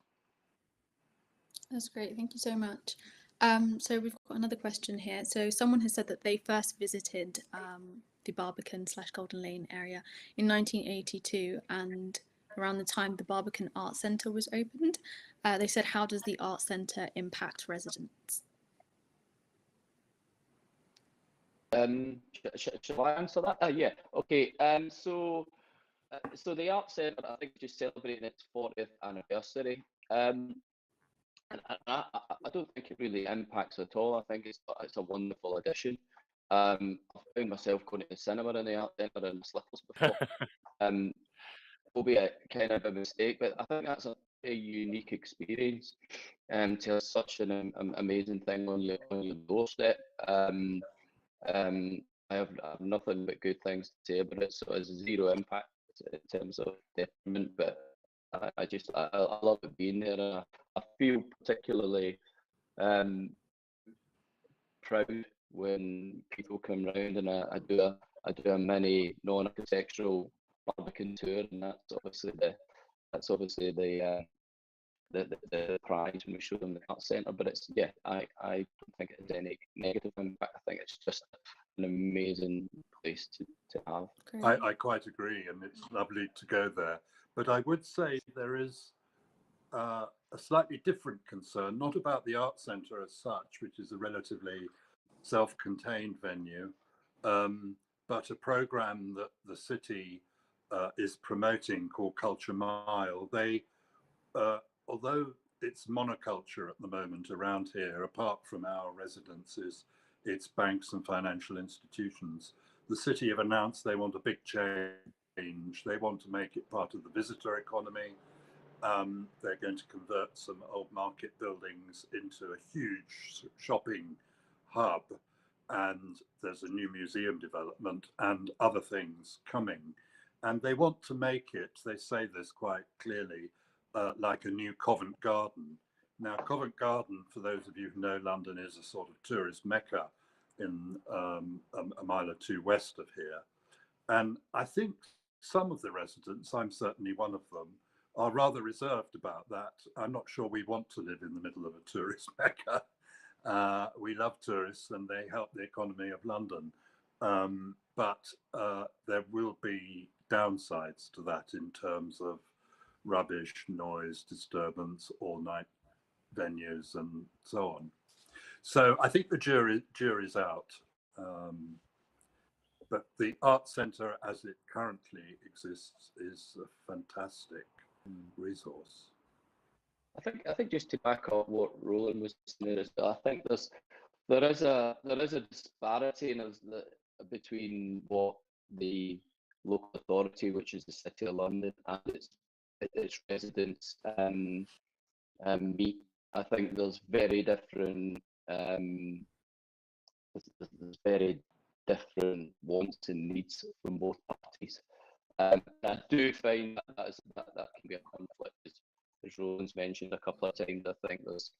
I don't think they're the greatest landlord in terms of looking after the residents, both in Golden Lane and Barbican, or maybe mostly Golden Lane.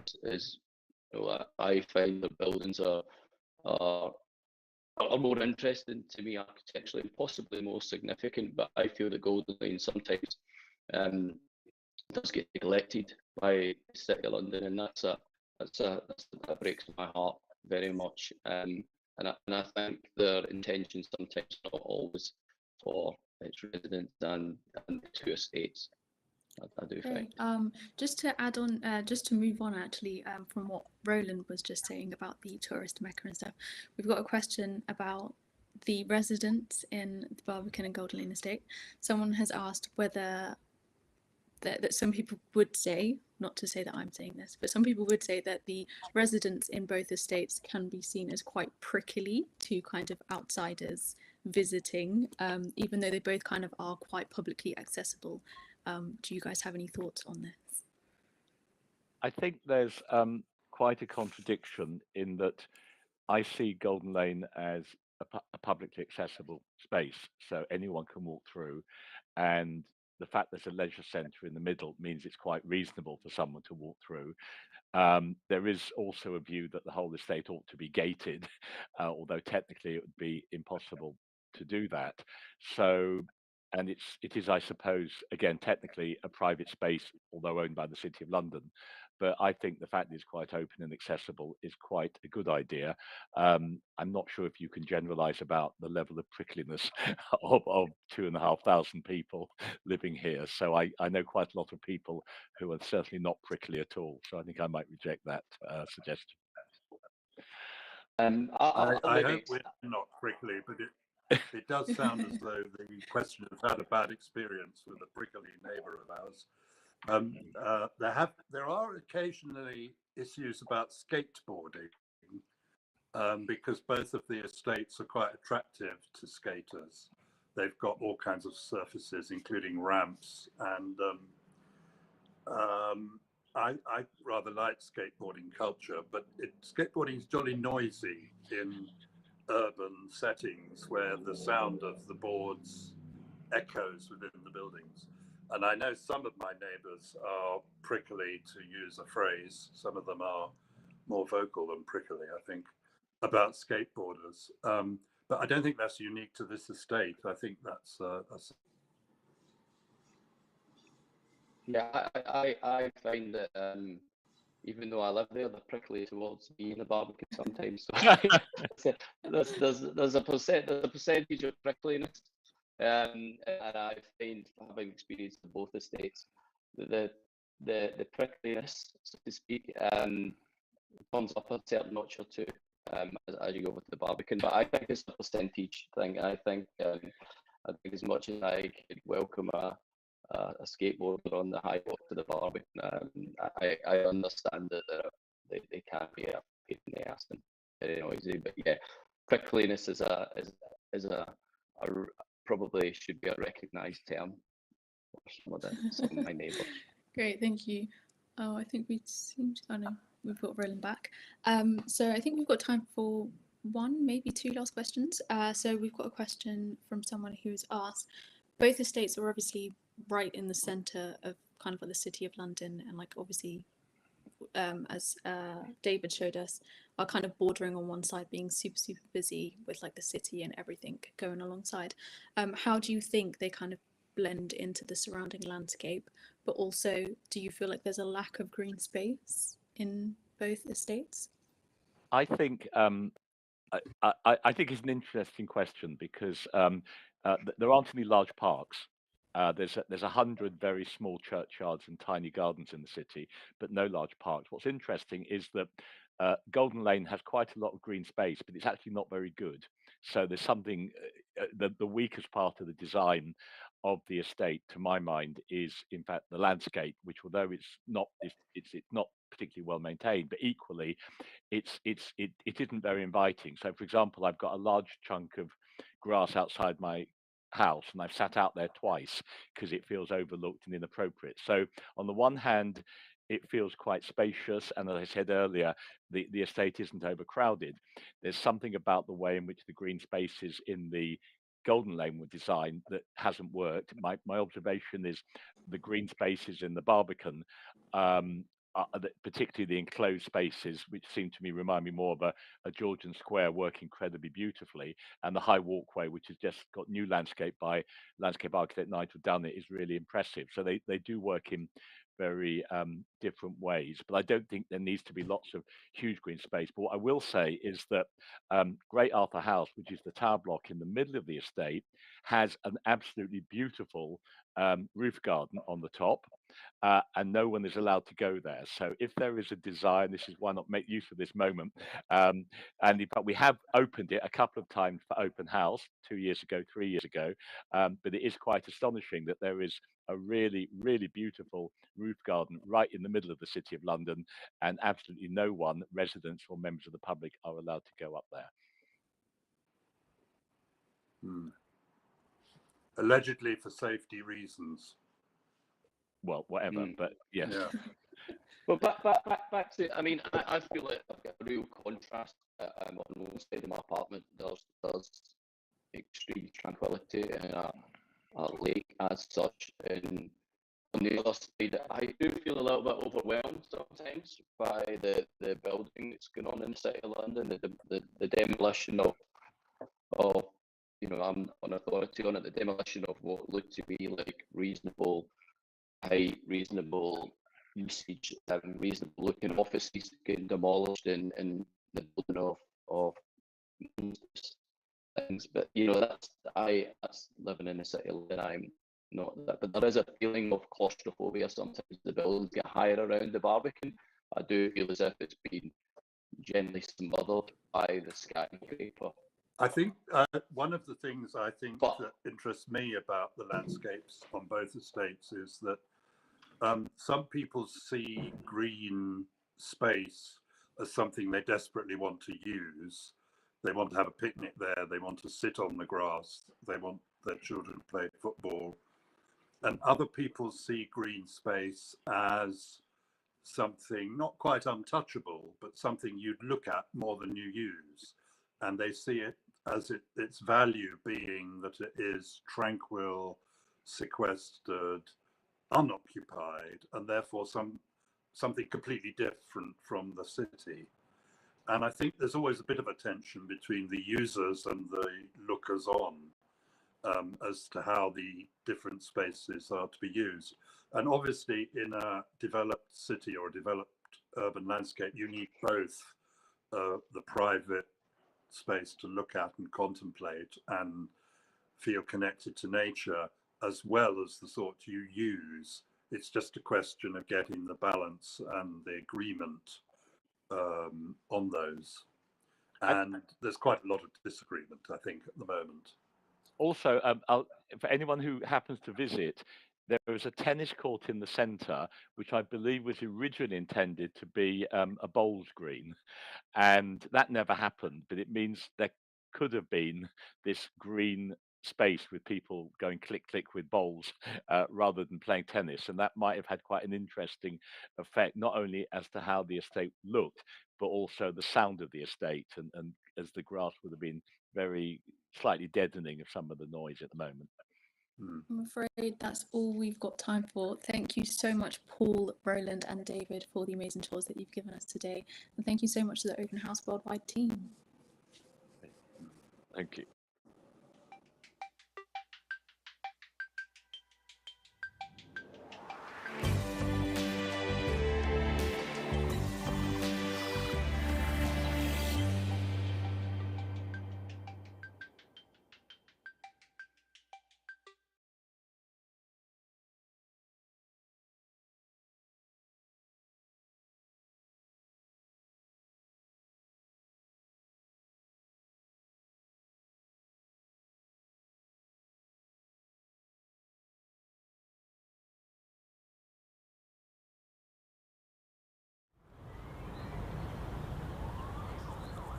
My name is Francis Kere, originally from Burkina Faso, and I am an architect. We are here in London at the Serpentine Gallery. The Serpentine Pavilion that I was commissioned to do for this year is inspired by a tree. Nature is always a leitmotif for me in my architecture.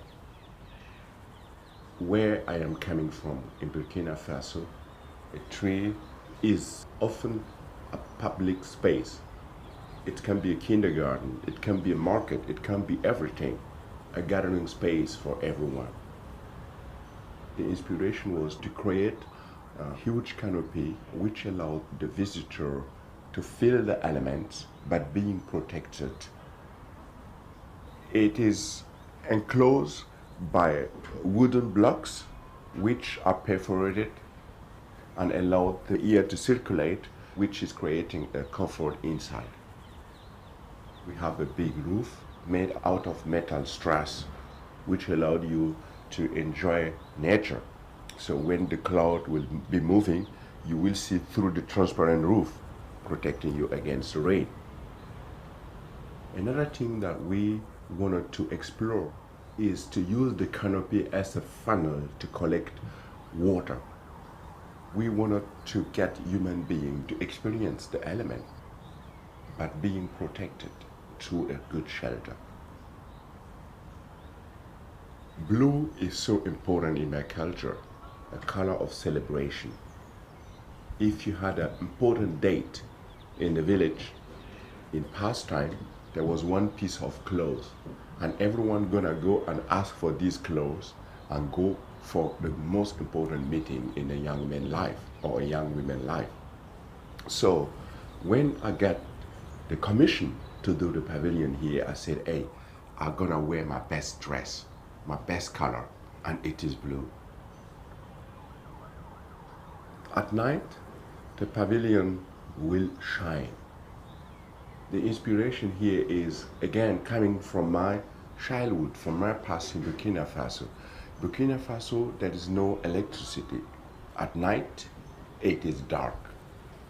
So what happened is that young people often try to go to elevated point to look around, and if there is light, everyone go to that place.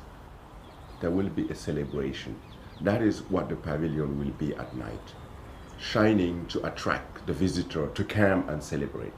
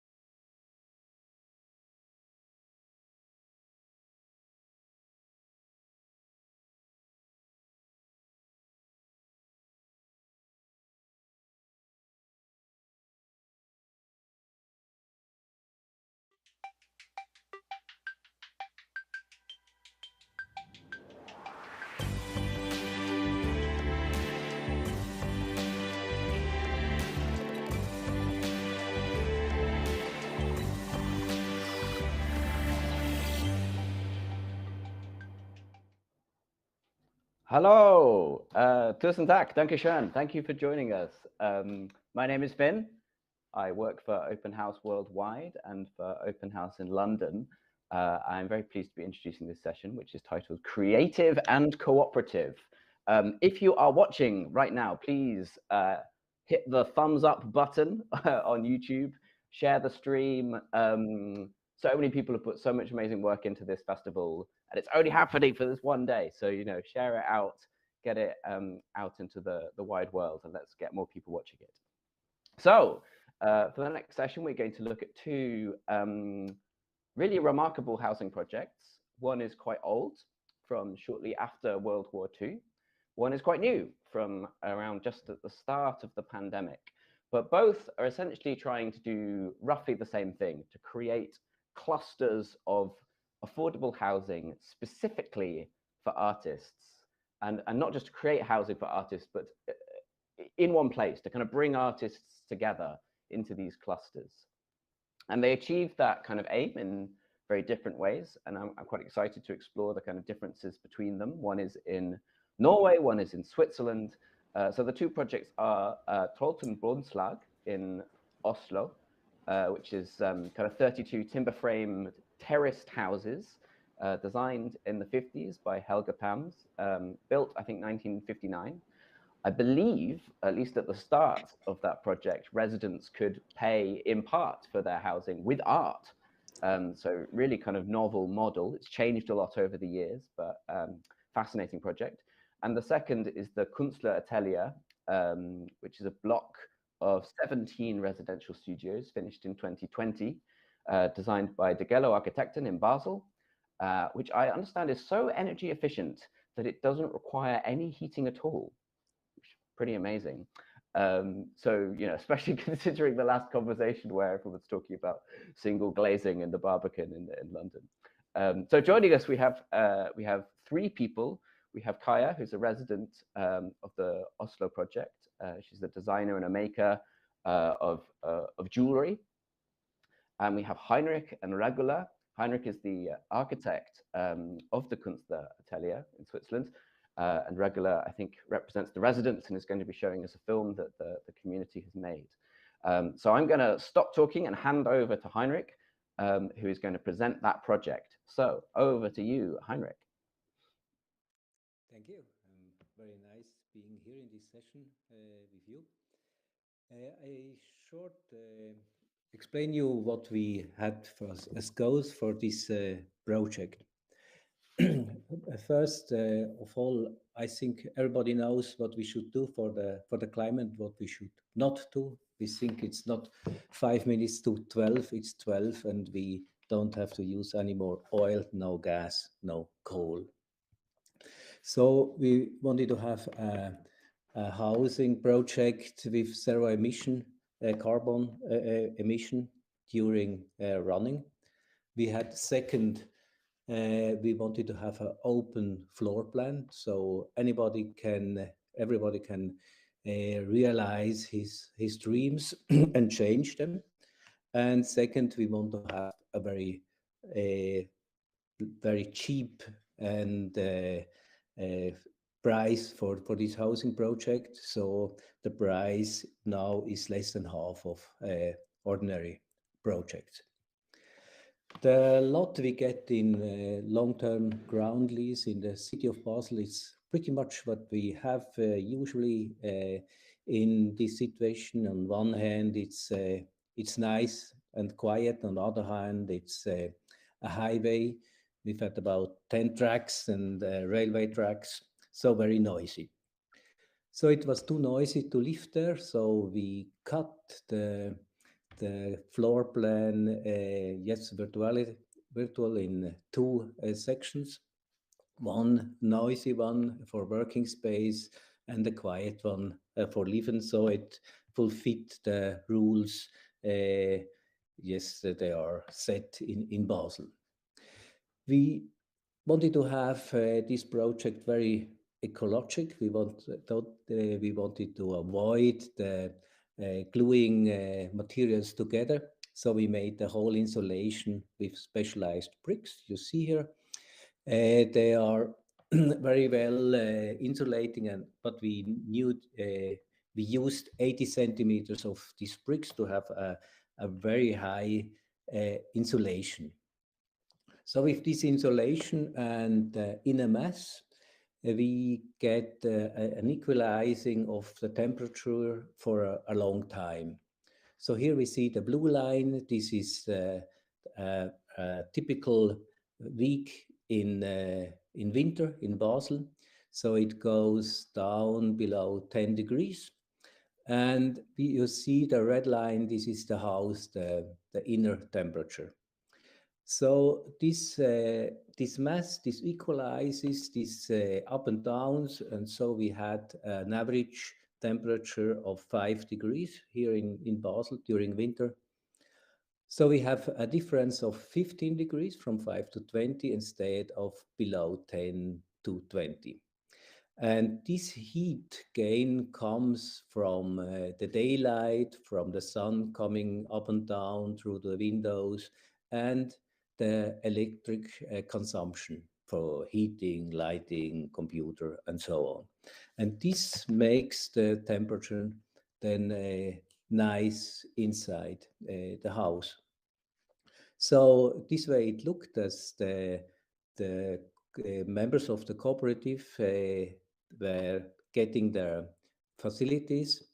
It's empty, 3.5 meter high, and you see this white block. This is the sanitary block, and you could push them wherever you want to. This is possible because of this little box you see there on the bottom. This is a pump for wastewater. And so it's, if you had it on the place you wanted it, you connected the three tubes you see here on this picture. You put the kitchen elements on the other side, and so you have a functional flat. So the people then made their walls as they wanted. Here in this case, a layer of 2 centimeters of wood in between these two elements. So it makes on one side the kitchen, on the other side the bathroom. And these people, a mother with their daughters, they decided to make 3 cubos, one for each, for the clothes below and the bed on the top. And here there comes important things in this project. As you see, this daughter, the elder one here on the sofa, she found after a while it's not so fun to sleep in the same room as with the mother and the sister. And so they made with friends on one Saturday another wall in between 2 of the elements. So now she has her own room and is happy again. We looked also for the building material for, yes, as much ecology as possible. We avoided laminated wood, and we also used, for example, for the railing, this is wood for burning. We took it from the forest. We stuck it here as a railing, and if you damage the house, it's, yes, burning wood as it was meant from the beginning. Also, the walls with this brick, they are plastered with calc inside and outside. You can shred and mill it, and you get sand again in the end. And now, Regula presented you the yes, the inner life, and yes, what the people are doing inside.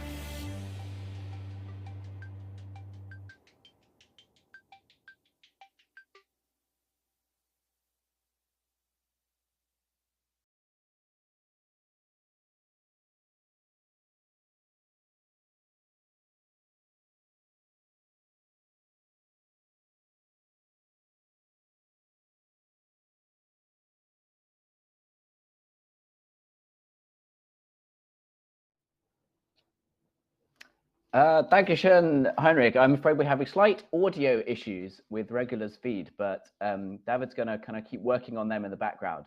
But in the meantime, we're going to zip around the world to Oslo to hear from Kaya, who's going to talk to us about the project there from the 1950s. So Kaya, over to you. Let's hear from you.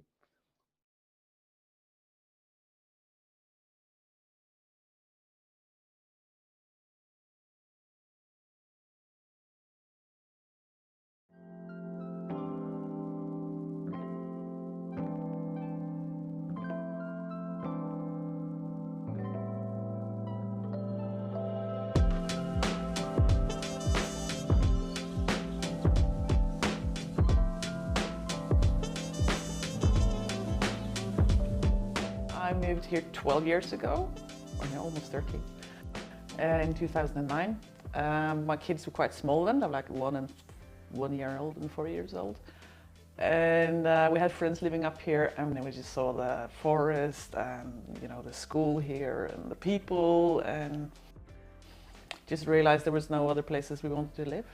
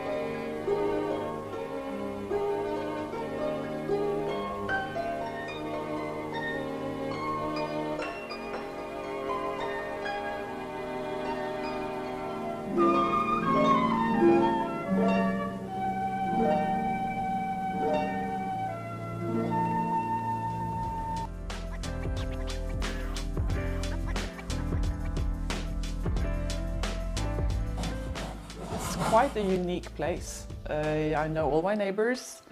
And since I work from home, I have people I can eat lunch with. I walk morning walks almost every morning with various neighbors. And also, if you need stuff, you know, machinery or just a friendly advice, or yeah, it's quite a great pool of knowledge and equipment, and yeah, and just the creative force, really.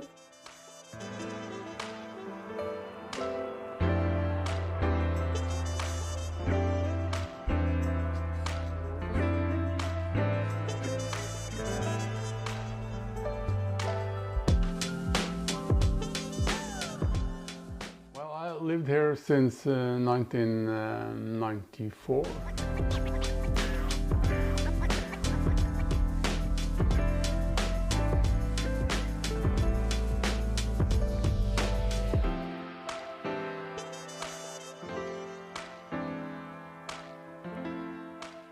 I stretch my days, my working day, all over from very early till very late in the evening, meaning that I do some hours in the studio, then I do some hours in the flat, whatever, baking bread, for example, or washing or whatever. I go maybe walk for a walk in the forest, and then I have some hours in the studio again, and then this continue front and back, you know, in the studio, and I often work in the studio until late in the evening. And then if I had a studio 5 kilometers from here, it wouldn't be possible because the traveling distance is too far. Here, it's very, very good because of that. I like that very much.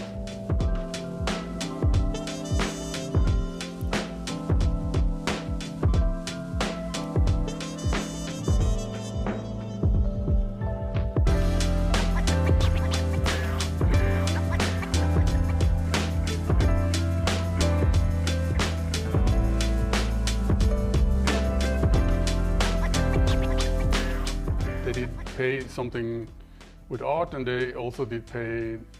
The art was used in the village, in the community around here, in the swimming pool, in the library, you know, with sculpture and decorations they made as a part of this agreement with the city. It's a very good idea, but I think it's today that would be very, very hard. I think if you should build this again, you have to think differently, because the way people work now are quite different. I mean, these houses are, you know, they're made for very sort of traditional artists.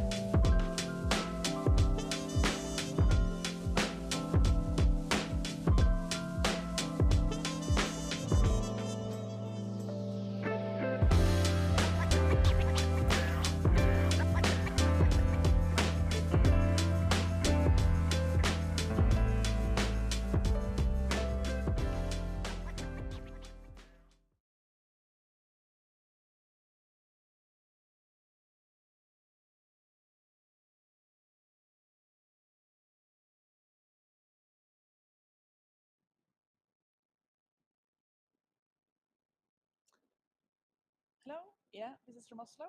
I'm going to tell you a little bit about how it is to actually live here now after 60 years and how people dealt with working with these quite fixed spaces and fixed ideas of how artists should live, because these houses were made for, you know, fine artists, whereas now there's a huge variety of different artists living here. Here you see the original facade.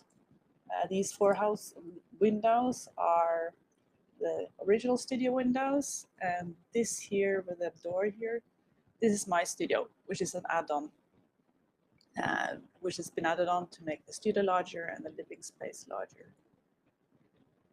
Because originally this was, you know, very sort of old-fashioned thought of who is an artist. So there was these 2 rows were for graphic artists, and these 2 rows were for painters, and then the sculptors were here, and the sculptors, sort of the upper class of this community. They got larger living rooms, extra bedroom, larger studios, a door which could be close to the studio, I'm coming back to that, and these big sort of gardens at the back where they could sculpt. This actually never worked, even from the beginning on. This was all a mix. So there has been, of course, sculptors living in the sculptors row, but there's also been painters and drawers. This is the original, the root of the problem, because this little corner here is where the rest of the families were supposed to live. It's 12 square meters, and even in 1959, it was considered as too small for a family. So they solved this by making this open space, or this opening into the studio, to make it approved. So imagine the turpentine, the dust, the smell, whatever, and just the fact that the family needed more space. This has been the root of the problem here for, you know, over 60 years, and people have been building and trying to work around this small space here and this open solution. So this is how the houses are looking. So you see this huge grand studio space. If you look at the kitchen, 9.5 square meters, and that's including, you know, the seating area, the living room, 12 square meters, tiny hall, and, you know, reasonable bedrooms, but if you have the third bedroom, you actually have to walk through the front bedroom to reach the back bedroom. So not really 3 bedrooms with privacy. And so yeah, this is how it's very often how it ended up as a living room instead of a studio. And here, this is Dina Hall. She's a metal artist like me. She's actually moved the whole workshop into the old kitchen. And the original, you see the windows here, this is actually the original solution to bring the light through the house. But this was boarded up quite often because people didn't want to be watched from the kitchen while they were working. And this is another metal artist, and they divided the studio. This is quite common as well. So half the space is the working space and half the space is turned into a living room. And quite a few people also moved the whole studio into the basement.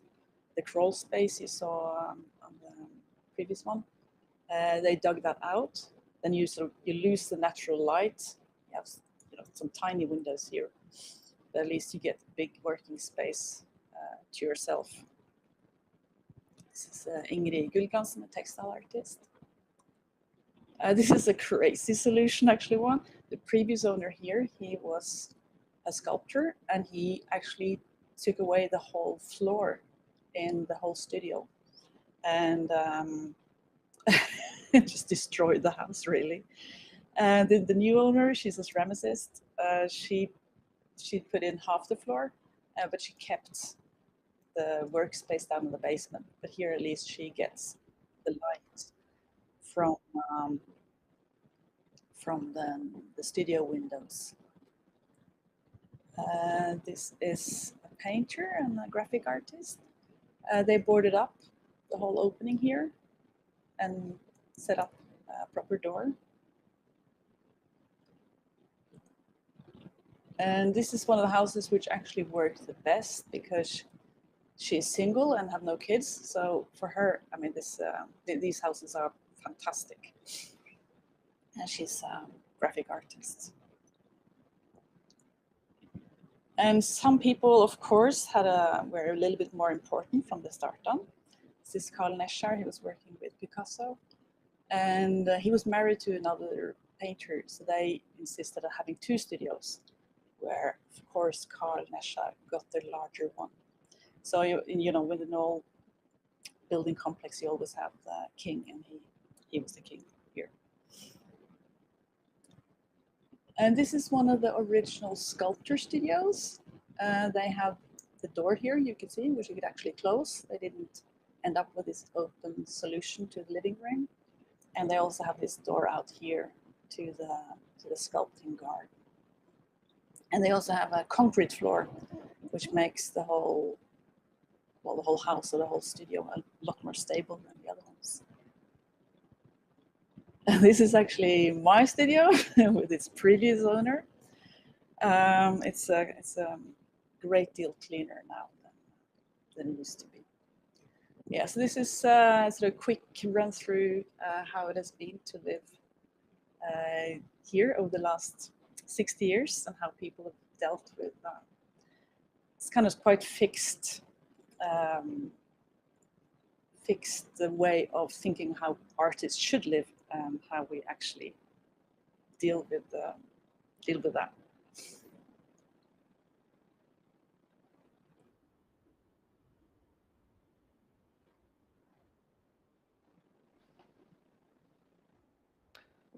Thank you very much, Kaya. Tusen tack. So we have got Regula's audio working. So we're flipping back to Basel to hear from Regula about what it's like to actually live in the scheme that Heinrich designed.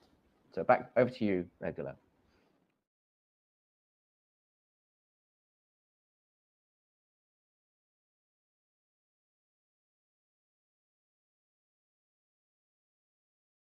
House to live and work.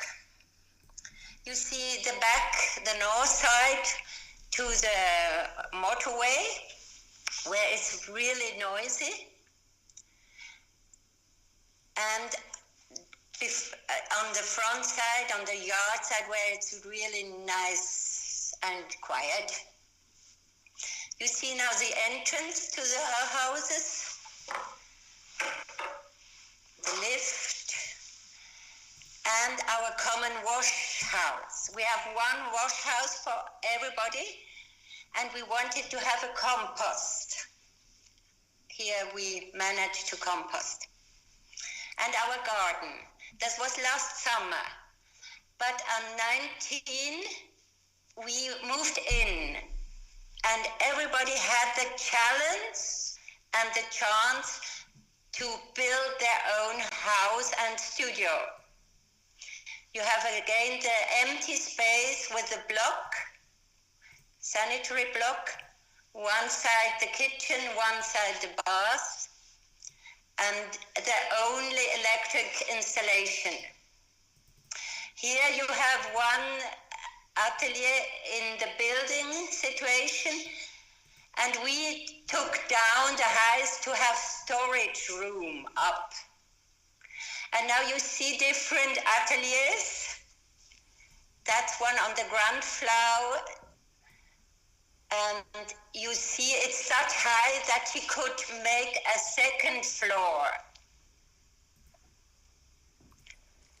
And you see also the outer sitting place where she can sit. Another atelier on the ground floor from an artist here. It's different again. His kitchen is where the north, and it's also so high that he had a second floor where he can sleep.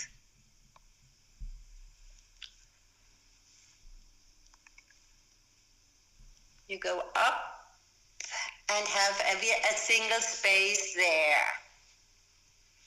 And now you look into the big studio space and you feel the heights.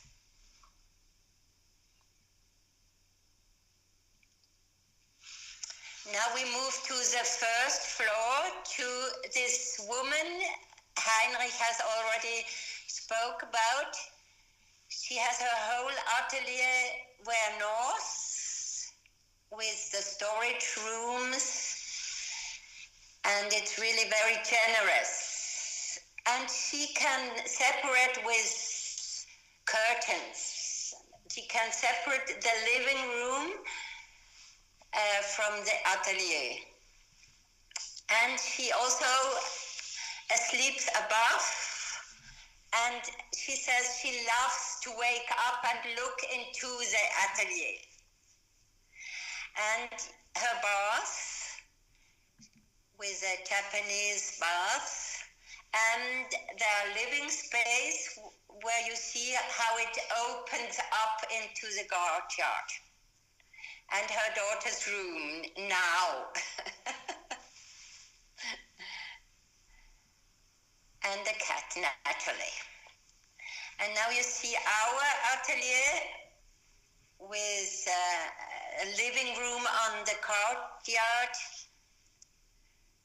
and also the sleeping area. And then you move like through a passage in the kitchen to the studio and the workshop, who is the whole part, again, northwest.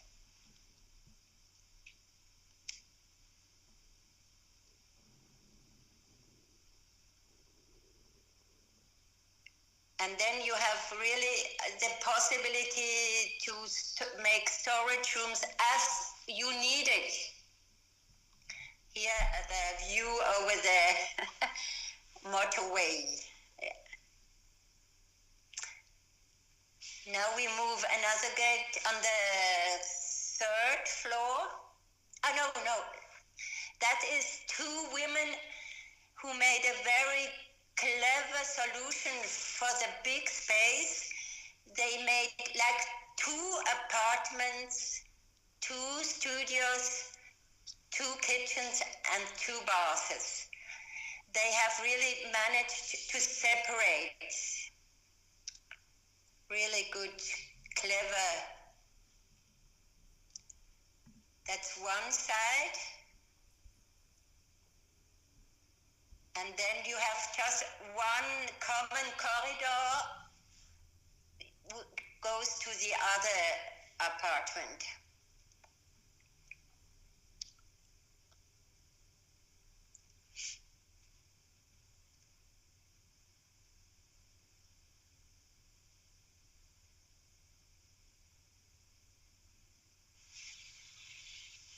Now we are also going to the third floor at an architecture photographer, and she has also the whole studio on the north side, and also having the bed high on like a second space floor, and then again the living room, the room for the daughter on the courtyard side. And here again we have a little cat, and then the terraces. These are common, but everybody has his own space. And that's a sort of view in the atelier, and we are looking forward to Open House Basel, where we'll open in real. Thank you.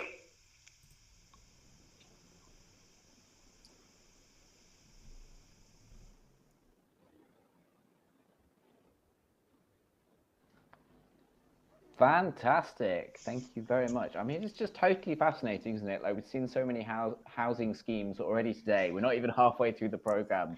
And there's so much variety and difference. There's a question from the audience, which I kind of want to build on. It's about adaptability, right? So we have these kind of two stories here. One of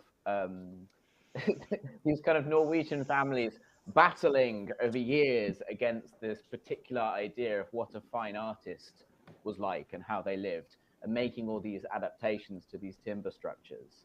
And then in Switzerland, we have this kind of totally different story where from the very start, the residents are given kind of super adaptability. They can literally define where the plumbing is going, where the walls are going, in order to kind of create an environment that really matches how they want to live.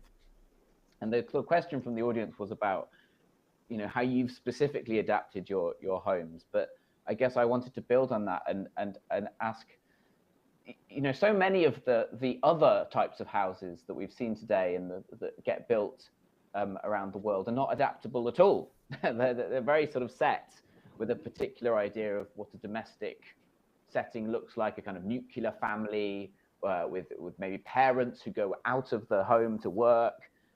It's this very sort of modern invention of the kind of the nuclear household, which is quite different to both the kind of projects that you're telling us about. So I wondered if there was something that we could learn about adaptability. You know, what do you think? Maybe this, Heinrich, if you could answer this question first. You know, why is adaptability important to architecture, and what could more kind of conventional housing schemes learn from your project and the Oslo project? Yes, I think for everybody it's very important to realize his dreams and live the like he wants to. And usually housing projects there are yes, forced by investors, and the investors, they want to avoid every risk. And as you do what the standards, then you have fewer risk. And so you do the things everybody has done before. And yes, in such a cooperative, we had the chance to think housing new. And yes, not many investors take this risk and do something nobody does. I think that the adaptability is very important. Also, yes, it's avoid many demolitions of houses, because you can change it, and as your life change, you can adapt your house. Yeah, that's a really important point, especially now as we're starting to understand the ecological impact of demolishing a building and rebuilding it, you know, the kind of emissions associated with reconstruction. Kaya, I mean, you seemed almost quite frustrated that you were having to fight with this sort of 1950s idea of what an artist lives like. What have you learned about the importance of adaptability and in your kind of experience living here? Well, I'm really one of the lucky ones, because I took over already quite large studio, and the door was there which I could close. But I think, you know, working with timber to start with, it's so much easier to adapt just having timber, and also having the height, you know, actually having high ceilings makes it possible to, yeah, make, you know, second well, new floors and new platforms or whatever. And that's what I really been missing in all the other houses I've been living in, is the height, you know, just to feel that you have some air over your head. But I'm you know, living here, you see, you know, these quite beautiful houses. They are, in a way, some of them are quite disrupted in a way, because you've had to set up these partitions to make it possible for the family to have some living room. So some of the houses look quite weird compared to the original idea. Regular, you were sort of nodding along to the Kaya's point about height there, which is it's interesting. You know, when I was at architecture school, we talk about adaptability, and often through the lens of the plan. So like, where are the walls? Where's the plumbing? We didn't think so much about height being important to adaptability. Can you just sort of explain why you agree with Kaya that is an important aspect? Because to separate, to look where you want to have a little bit intimate room, where you have a wide room, it's here not only horizontally the separation, but also vertically. So it's now the opposite. you have really, you have seen it on the first atelier. She has like a box where she can retire, sleep or rest or whatever, and that gives the room, anyway, the bigness. Can you follow? Yeah, I think it's really it's a really good point, and it's one that maybe housing commissioners should be thinking more about. What I wanted to say still, here you need to think where you want to storage room, because we have no cellar or no attic. So the house gives you the possibility to make storage room up.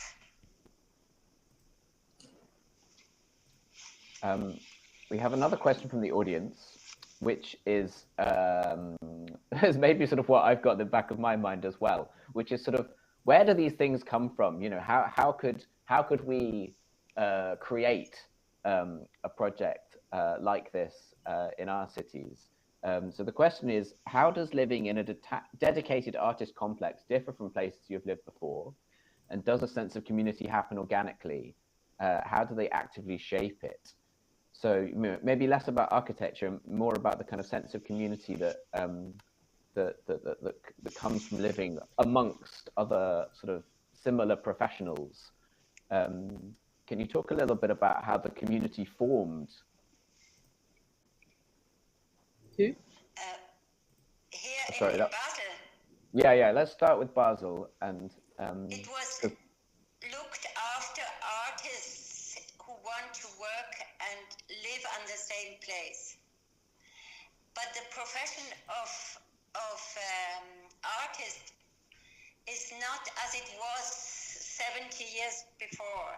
There were not painters or sculptors, but it's the profession of a much more open artist's life. And how, literally, sort of, maybe this is a question for Heinrich, but like, how did you go about organizing this community? Were there like endless meetings for years and years, sort of planning it together? What was the process like? Yes, it was, we came together, we founded this cooperation because we thought it's very important, and then this was just a committee of 7 people, and we had no members of the cooperative then, and just we decided everything. And yes, most of them in the committee, they didn't want to live there, so they organized this for the others. Yes, and it was very hard because we had no money, and to start a housing project with no money is, yes, it's a little bit scary also. And then we had the committee, and we had another group. The group was the Vermietungsgruppe. They looked at the artist. They wanted to be member, and so they choose which is fits good with the other or not. And because everybody knows everybody in a small city like Basel, yes, we made it.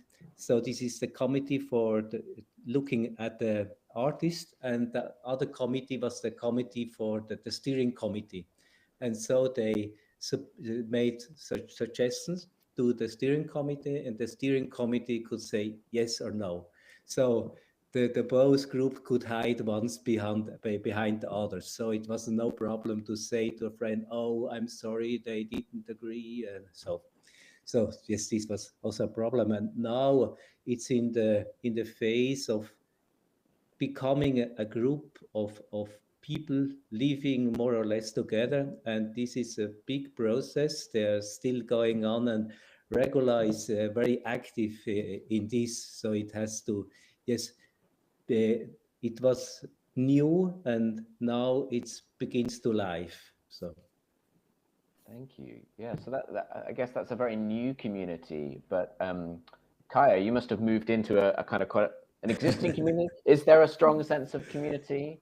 Absolutely. Tell us about it. I've never lived a place where I really know all my neighbors. It's a really sense of living in a very small village. And some of the people here, they've been living here since 1959. They're pushing 90 and 100. And some have small children. And I think this community is, to begin with, everyone had small children here, and then everyone had teenagers. And suddenly there were no children here. I think the children are sort of what's been, pulling people together. And now we've been through another sort of wave of kids. But it really are people from 0 to 95 here. And we have parties, and we eat lunches together, and yeah. So, but we're not, it's more like friendships form naturally, like they always do. But there's also a sense of that we do have something in common, all of us. That's super nice. Do you have? This is a question from the audience, but I think it's a great one. Do you have advice for other cities who might want or feel like artists get a raw deal and they want to kind of create?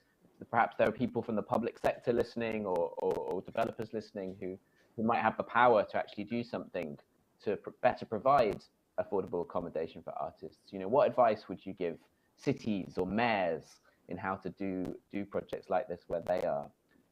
Let's stick with you, Kaya, and then go to Heinrich and Rowan. I would probably go with something that Heinrich is building, because row houses they're expensive houses to maintain. It's an artists aren't a group who has a lot of economical power. So it has been, just for that reason, it's been hard to sort of live here in a sense. So you have to think about, you know, the cost of maintaining these buildings, and you have to think about should they inherit or not. You know, what do we do with the next generation? Yeah. Here you can't inherit. And you also have to think about how to make sure that these are affordable in the future. I mean, these houses are not affordable for the up-and-coming artists any longer.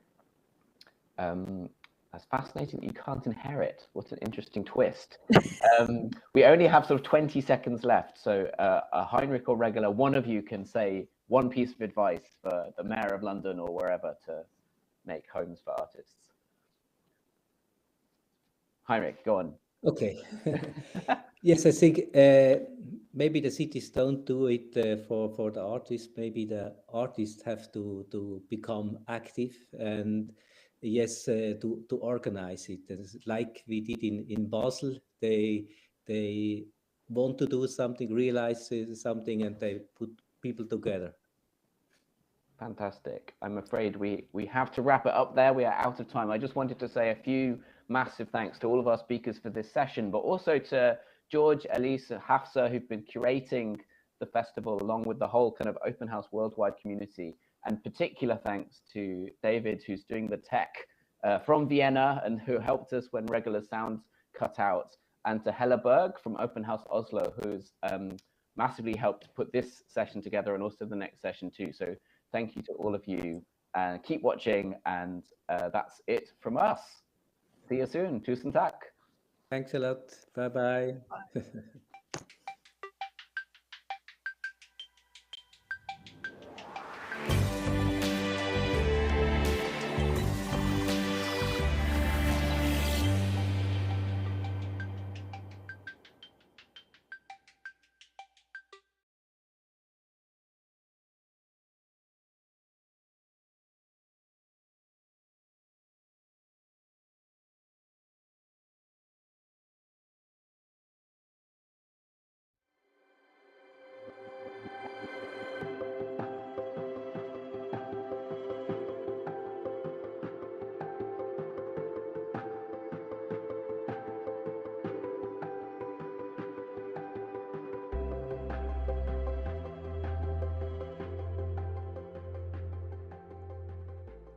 We are meeting a lot of big challenges with urbanization, climate crisis, and so on. And all this will affect how we're going to live in the future. As one of the biggest home builders in the Nordic countries, we think it's important that we dive into this and explore actually what we are going to build for our members and our buyers in the future. So our goal is actually to try to find out what is the home of the future and how to make it better.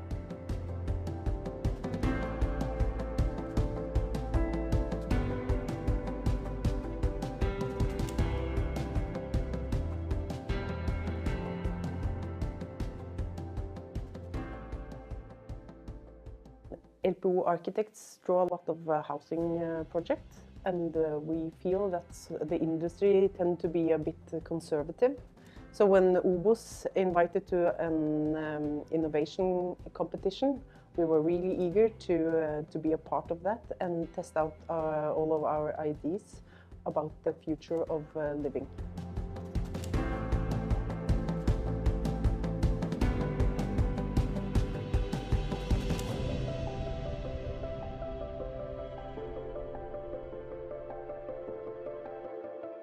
The Living Lab consists of 34 apartments on 6 different floors. In one of the floors, the main concept is community. And so we have these common spaces where everyone can meet.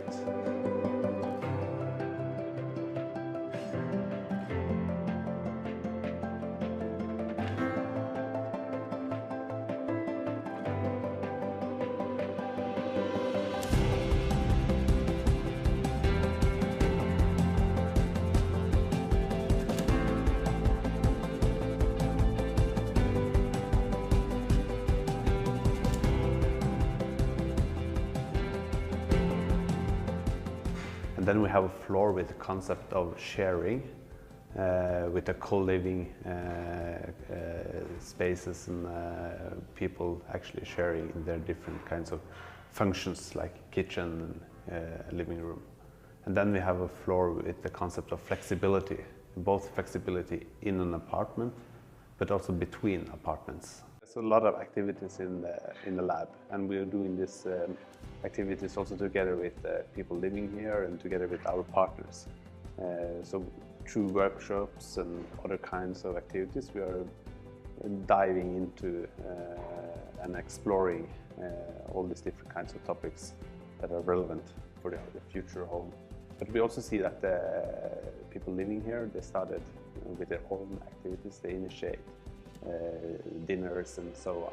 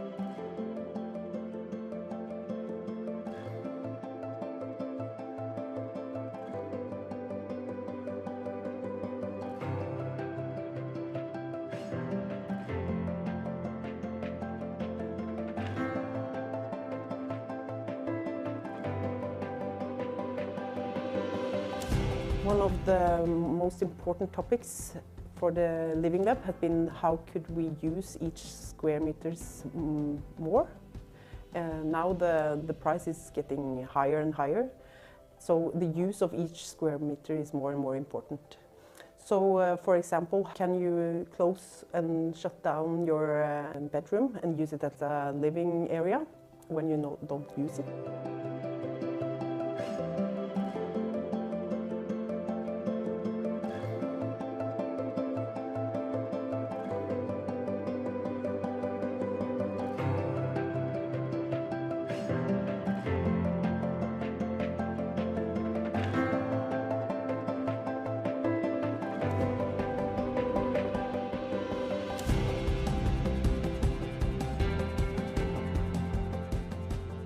What's comfortable with sharing with others? Can you live close to your best friend and sometimes share your living room or your whole apartment with your neighbor? These are things that we want to test out and still sort of get a more social everyday life, but still continuously having the private space that you need.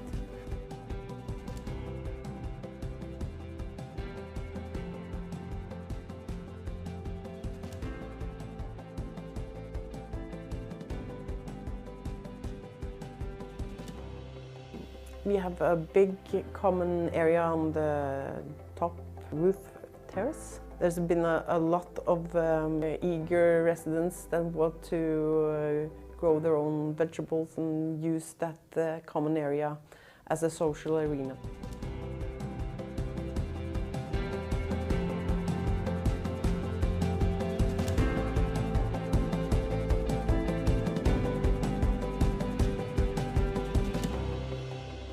Maybe one of the most exciting things about working with these projects is that it actually can change how we are going to build something. So it's not only an example or this like, wow, you built this building, it looks nice, wow. But we're actually going to be here in many years. We're going to follow up those who live here in many years to actually see if there's something here we could take with us when we build something new.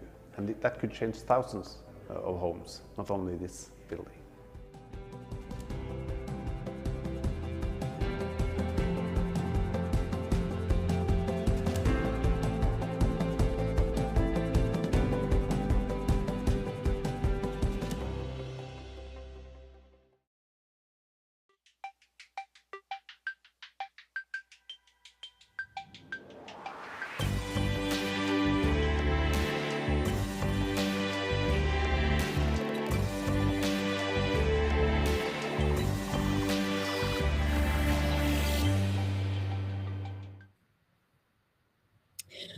Welcome everybody to Home is Where the Help Is. My name is Natalie Wadick and I'm the director of the Irish Architecture Foundation, and we are the people who deliver Open House Dublin. This event, this hour today is hosted by Open House Dublin and Open House Oslo. So let's get to it. Even though we have a rapidly growing aging population worldwide, still our villages, towns and cities, for the most part, are spaces that are imagined and structured with a younger, mobile, independent working age and demographic in mind. But there are some exceptions. And today we are delighted to introduce two architects from two different countries, one from Ireland and Norway. And we're going to explore key issues and crucially solutions impacting on housing from a cultural, social, economic and health well-being perspective. These stories are relevant to all of us. We will see two housing projects for supported living, allowing older people and people with dementia to thrive and enjoy where they live. At the end, we will have some time for conversations and questions from you. So please type in your questions into the questions thing. Both models offer new ways of living and aging well. The films you will see are beautiful, heartwarming and poignant. They really will make you happy and feel happy. All homes should be places for care and comfort, although housing for the elderly or those best suited for changing situations can often be isolating or challenging to manage. So I'm going to hand over to Kieran up first. Kieran's from my hometown of Dublin, and he's going to introduce a film about Ava Housing, a proposal to retrofit the homes of older adults, allowing them to downsize within their own homes and address the city's housing shortage as well. So it's a win-win situation. So Kieran, it's over to you, Kieran, to introduce your film. Thank you, Natalie. The Ava Housing project came about through a team of people from different professional backgrounds who were looking to address a number of different societal issues that we face in Ireland at the moment, including housing options for older people and addressing Ireland's broader housing crisis, but through the lens of sustainability by adaptation of existing housing stock. And these problems intersected as part of a challenging discussion at national level that older homeowners should leave their family-sized homes to deliver housing for young families. However, this was considered to be a reactive, unfair and impractical solution to the problem, given the lack of alternative suitable accommodation available to older people in their communities as the housing crisis began to permeate through all segments of society. The Ava Housing project seeks to release the potential of these homes whilst also enabling homeowners to age in place in their own homes and communities.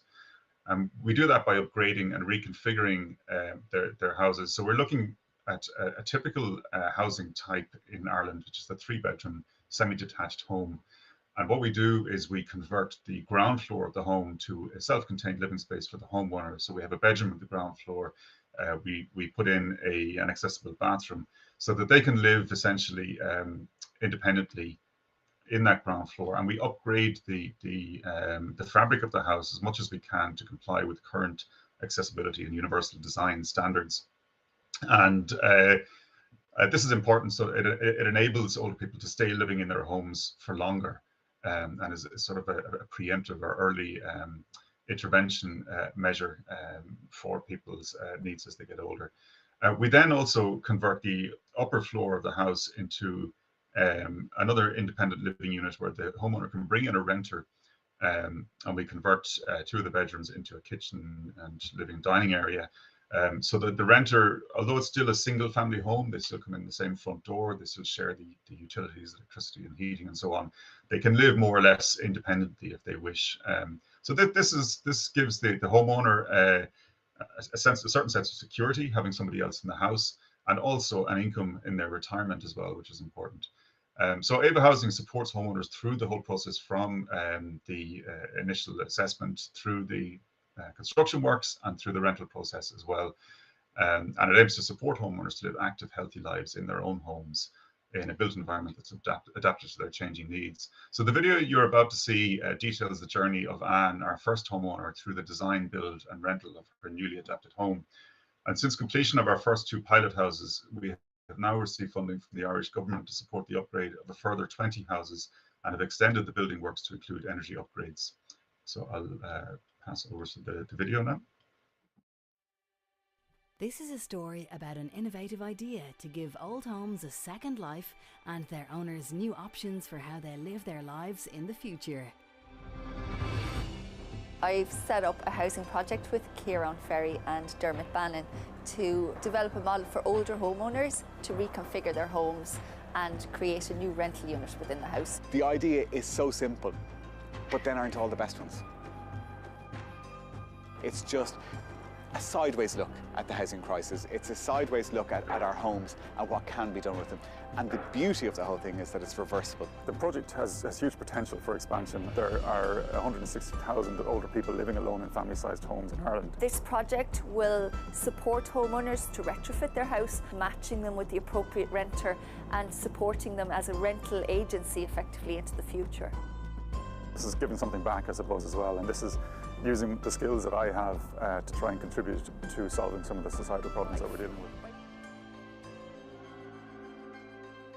So there'll be a kitchen, there'll be a bathroom, there'll be a living space and a bedroom on both floors.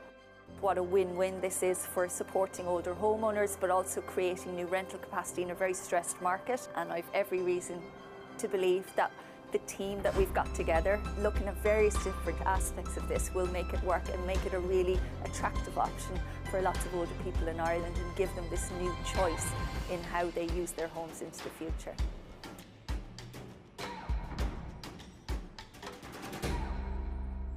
Our story begins in the small town of Clondalkin. I love Clondalkin, I love the people of Clondalkin. We've been here since '64 and there were 7 of us in the family. The house is ideally situated. It's got no overlooking front or back, only the cows. I felt I couldn't stay here unless I did something to the house. At this stage of my life, or even, 10 years ago, I wouldn't have got a mortgage out to do it. To pay back a mortgage, I would have nothing to live on. Well, a friend of mine, Marjorie, she rang me up one day and she said, "Did you hear Pat Kenny this morning?" This architect fellow was on it and he was talking about what you want to do, divide your house in two. I thought, somebody's been listening to me. It just seemed to sit very well with me the minute I heard about it. Well, I got a call from Anne to tell me about it, and then I got another call saying, "You won't believe it, they actually came back to me and they're coming out tomorrow." I really knew then it was the answer, but I didn't for 1 second think I would be the pilot. I certainly didn't expect to be here where I am today. The average age now where people are going into nursing homes as well into their 80s, so it's time that we responded to that and provide people with a kind of a menu of choices where they can live in their own community and design a kind of living place for themselves that suits their needs. The moment she rang, I just knew from the phone call that she was, the right type of person. She's like confident, she knows what she wants. Her house is just exactly what we're looking for. It's a 3-bed semi-detached and there's a garage on the side which she had already kind of had it in her head that she'd like to get that converted to make a bit more living space. What I want to see for her is that she makes this house her own house, puts her own stamp on it. What we're trying to do here is to upgrade the ground floor of your house so that it can be a self-contained living unit for yourself, which then frees up the first floor of the building so that you can rent out rooms on the first floor. Once construction starts, it's all systems go, and James and his team work closely with Anne.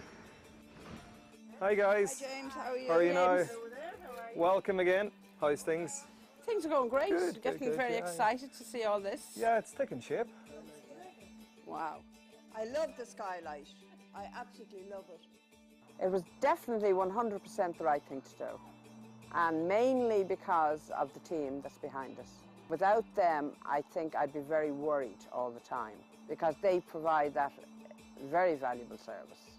The key reason that Bank of Ireland was really interested in getting involved in this partnership was that it answers a lot of questions, both from the ageing in place and the well-being of the older person so that they can continue to thrive in their own communities, and the freeing up of housing stock for renters and potential renters from an affordability perspective. And so from the financial well-being of both sides, with only 40% of Irish people having a private pension, using your home to fund your retirement now starts to become a reality. And now it's time for Anne to see her finished home. Okay, so here's the kitchen. Wow! Oh my God! Oh, this is fabulous. What do you think? Oh, this With the upstairs living space finished and Anne settled back in, Claire the renter can make herself at home. I was coming out of the canteen at work one day and just saw on the notice board and the rent. Oh my God, is that for real?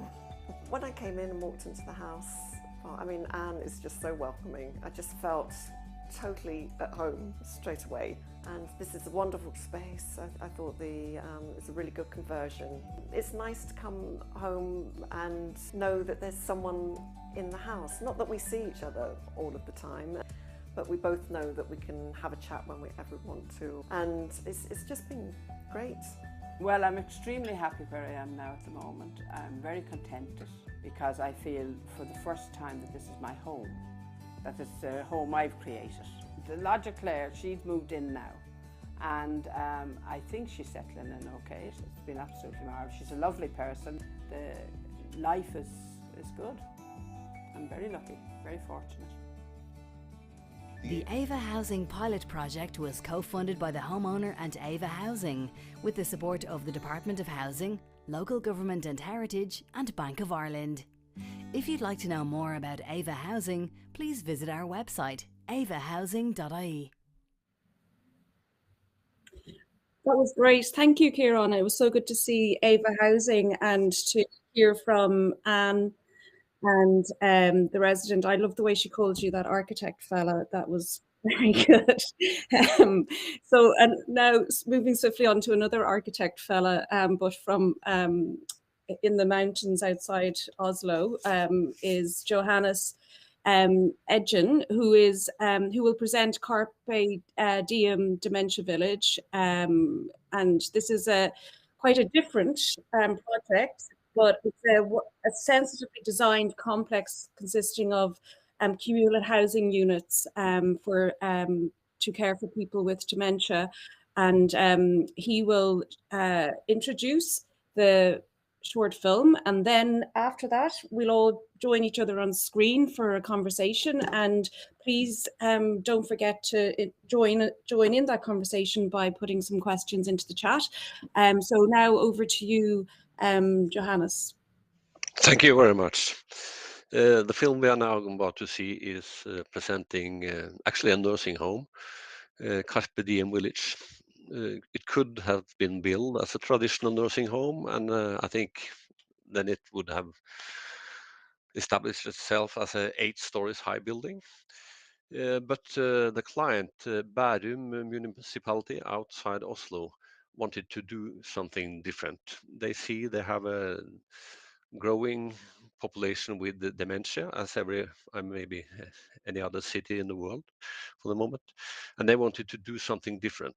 They seeked for inspiration and saw a dementia village in the Netherlands and wanting to do something similar. So they set up a design and build competition where we contributed with landscapes architects and a constructor. And the result is the village, not the 8-story high building, based upon the ideas of making a framework for people in a very difficult situation to live as close as possible a normal life. So I think I just want to invite you into the Dementia Village, and we have a walk and talk about it afterwards.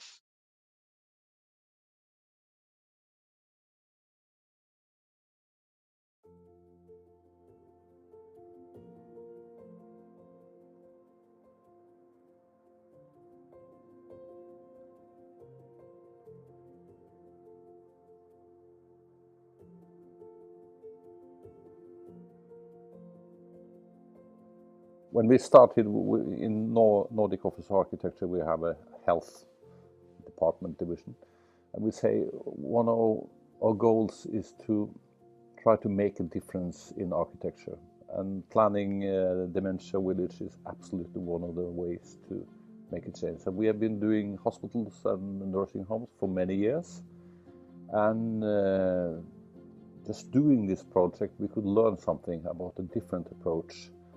And when Bærum kommune wanted to take this risk, to try something so different, for us it was obvious we wanted to go for it.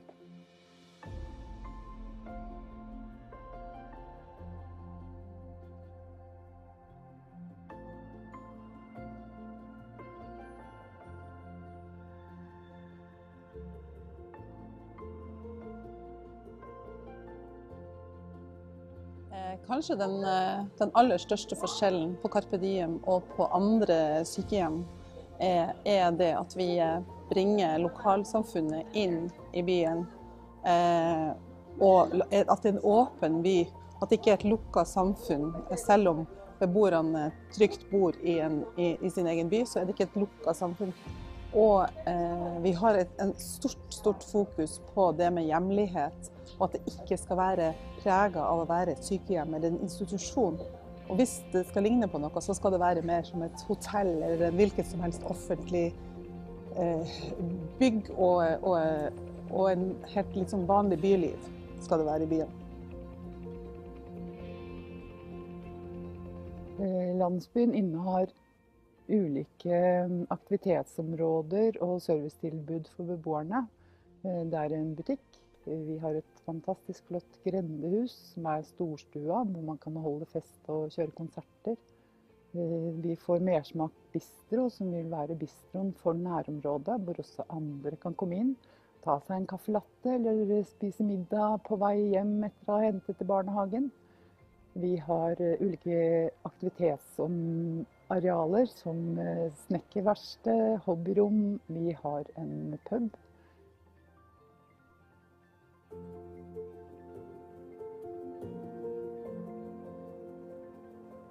Vi har også en helseavdeling som inneholder et treningsrom, frisør og fotpleie.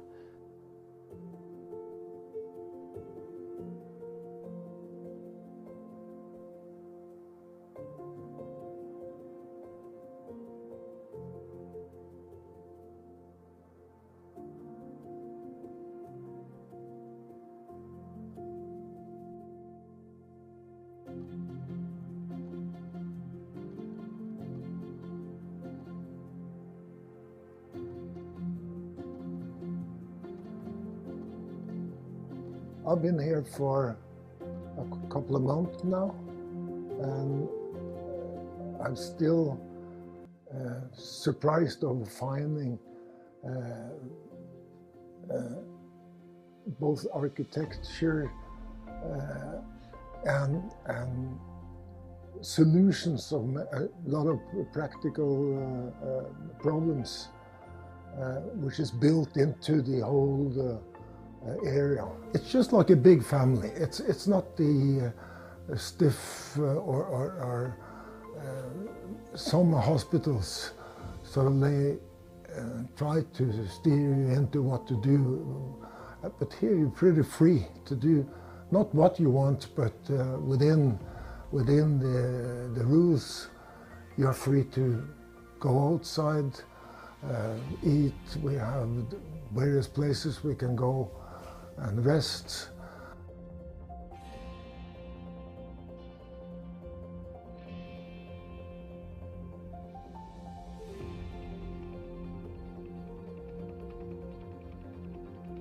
Vi inviterer også inn nabolaget aktivt for å skape et vanlig byliv i byen. Sånn at det er noen som går over torget, det er noen som skal og klippe seg hos frisøren.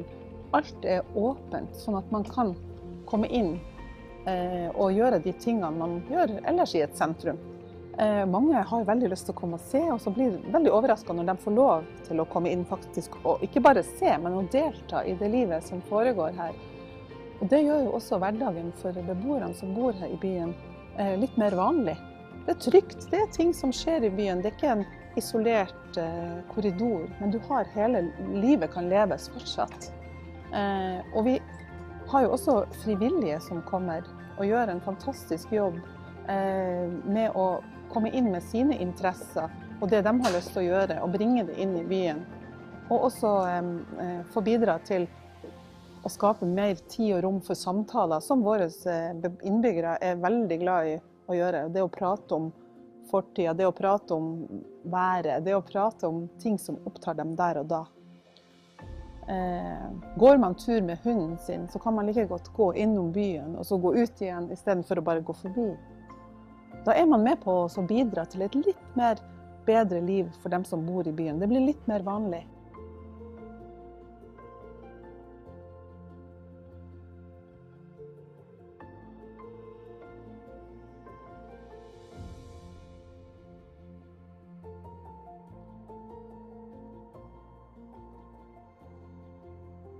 I think it's quite challenging to see where life actually brings us at the end. I've been now 3 times at Carpe Diem after it opened. I'm always happy when I'm leaving. Not because I'm proud of what we are doing, maybe that's some, but that's not the most important. I met people, happy people.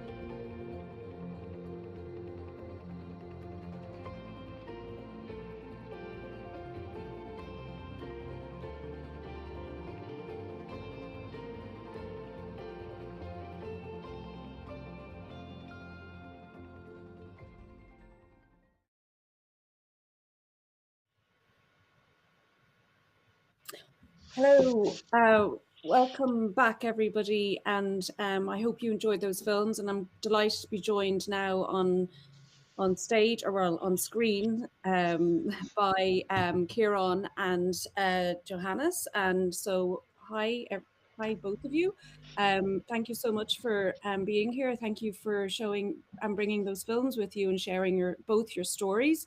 It's absolutely fantastic, and I just want to maybe just start off making some comments to both of you, and hopefully, and there are questions coming in as well through the chat, so I'll be looking at my phone throughout this to see if there are any questions that I can pass on your way. So, but basically, I mean, both of those projects, right? I mean, the title of this session is Home is Where, what is it? Welcome to Home is Where the Help is, which is something that is very clearly part of both of those schemes, even though they are very different in brief, in client, in purpose, and in form, but they share the following, I think. And one is their insistence that older people remain part of the community, that are visible and not treated differently, not marginalized or hidden away. Both display a reaction against an institutional approach to aging, both by design or by default, are challenging the status quo of systems and regulation and limitations. And in that way, they are very innovative and pioneering. Both are engaged in developing designs for intergenerational living within a spatial justice frame based on dignity, humanity, caring, and generosity.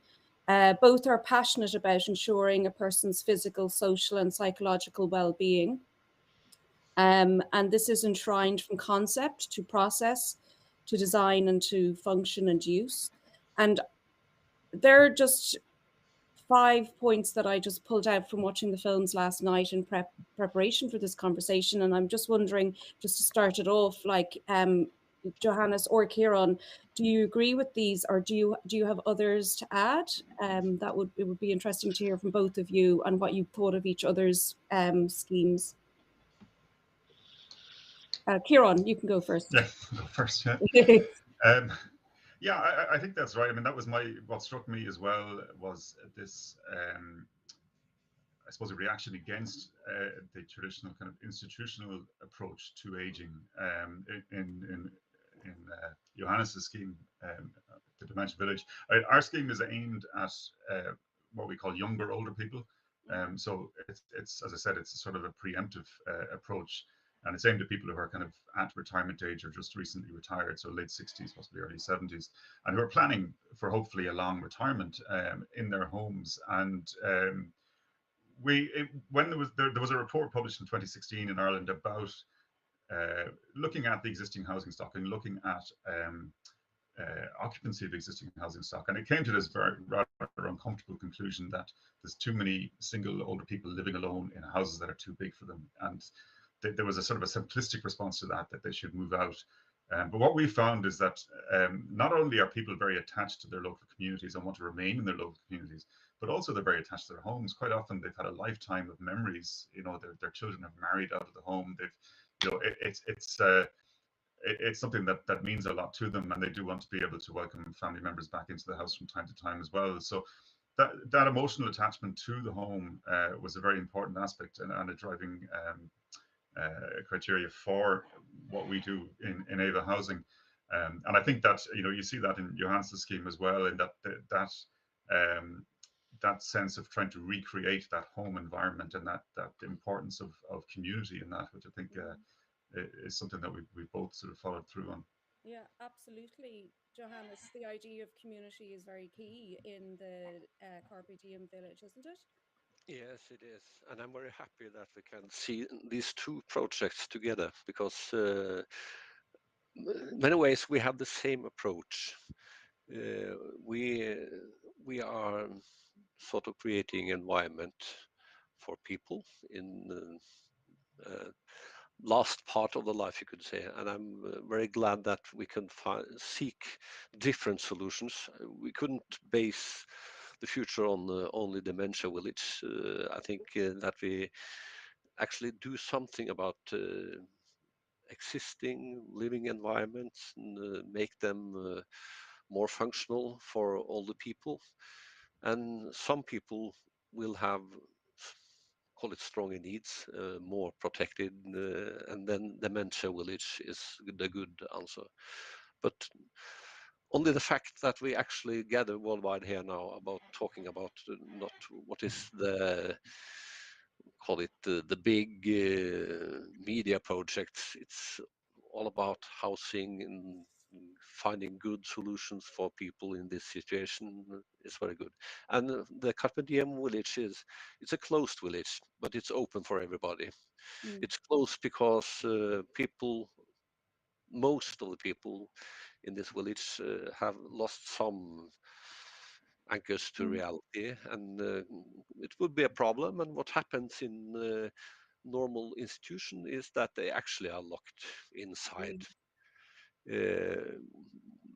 Law regulations in Norway says you can't lock people inside, but in fact that's what's happened, because it's dangerous if they just walk out. Here they have access to open spaces, shared spaces, activity, and the fact that the client, the Bærum kommune, the municipality, they want people to come and visit it.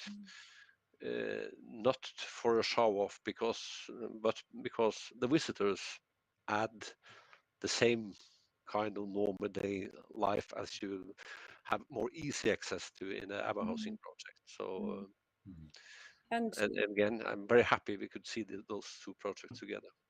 Absolutely, absolutely. And it's that kind of generosity of inviting people in and sharing that is really key from both of those projects. Now, I know that even like in Kieran, in your film, your team member Dermot Bannon said the simplest ideas are the best. And I know that, I mean, it seems completely straightforward as an idea, and yours too, Johannes, but it's not, I can imagine it wasn't that easy or that simple. I imagine there were a lot of log jams, a lot of tricky situations that are beyond your control that you had to try and negotiate. And by that I mean possible regulation and certain ways of doing things, because that's the way things are doing. This is what I'm talking about. Both of you were challenging a status quo or a way of thinking and that type of thing. I wonder, you know, can you maybe just tell us a bit more about some of those challenges that both of you had to overcome in order to get this project completed? Yeah. And probably ongoing challenges as well, I'd imagine. But anyway, sorry. Yeah. So there are ongoing challenges. There is. I mean, it is a simple idea what we're doing with Ava Housing, and I suppose the first thing that struck us is why hasn't this been done before? And we quickly found out why. There were several challenges to it, and it's kind of an in-between approach, which doesn't comfortably fit within existing planning regulations and building control regulations. So we had to do a lot of we had a lot of conversations with the Department of Housing, who are responsible for planning regulations, and with local authority planning officers as well, about how we could demonstrate that what we're doing doesn't require the same sort of strict planning process that you would need if you were physically subdividing a dwelling into two separate units. So we're keeping this as a single family home, and that's an important thing to consider. And that's important from a planning perspective. It's also important from an inheritance perspective, and all sorts of other reasons. So we did get through all that, and we've designed it in a particular way, not to circumvent the regulations, but to work within the regulations and the exemptions to the planning regulations, and that helps us then with building control as well. So we're dealing with it as a single family home, and the fire safety regulations and so on are much simpler to deal with in that respect. And this was really important to us because we're trying to make this process as simple as possible for the older homeowner, and having to go through all sorts of different statutory applications and permissions would mean that it would take much longer, and it would be more expensive to do. And that kind of brings me to the next challenge we have, which is to a degree an ongoing challenge, which is the cost. We've been very fortunate in that we've had grant funding from the Department of Housing, who have helped us with both the pilots and who have committed to funding further houses. We do ask the homeowner to contribute as well. We think that's important, that the homeowner makes some contribution to it, that they feel that they have a stake in what's happening here, that it's not something that's been handed to them, that they're engaged with it. So that's an important aspect. But the thing then we started to realize was a lot of the houses we're dealing with are quite, they're built in, say, the 50s or 60s or 70s, and they're not very energy efficient. And it didn't seem sensible for us not to do energy upgrades to the homes as well, and that adds additional costs. And that we're working with the Sustainable Energy Authority of Ireland at the moment to try to work as a system of where we can avail of grant funding for improved insulation and potentially renewable energy resources. And this will be important as people age. Having that sort of energy security and being able to keep your house warm easily is important. So that's an ongoing thing that we're dealing with. The costs aren't in our favor at the moment with everything that's happening in the world. Absolutely. So that's going to probably continue to be a challenge. Yeah, and actually just one more point on that before I go to Johannes is that what you've done for Anne is like you've created a home for her future, not just for her now, but for her future. Yeah. So it's future proofing her house for her, so yeah, that's the basic principle of it. Yeah, that it will allow her to remain living in that house for longer than she might otherwise have been able to. Yeah. Johannes, speaking of like challenges and what you had to overcome in order to get this done, I know that when I was talking to you yesterday on the phone, you were so enamored by your client, and working with your client was really, really key. And listening to her and her team and all of that, and to get the right possible outcome for everybody was something that you were very close to in terms of the process and how you got to create this wonderful village for these people. I wonder, can you talk about were there any challenges or opportunities that came out of that, and what you learned from working with them as well? Of course, we had a lot of challenges as any project. We have a certain economy. We have to keep the project inside the budget. That is always a challenge if you have any budget. This the budget for this nursing home is most the same as for a normal one in Norway. We have a relatively small site. Although Norway is densely populated, this is the more. We have a site, I think, about 18,000 square meters, where we should build 18,000 square meters. And to get all these buildings on the site with the walking path, the gardens, was a tough job and a demanding client. which is very good.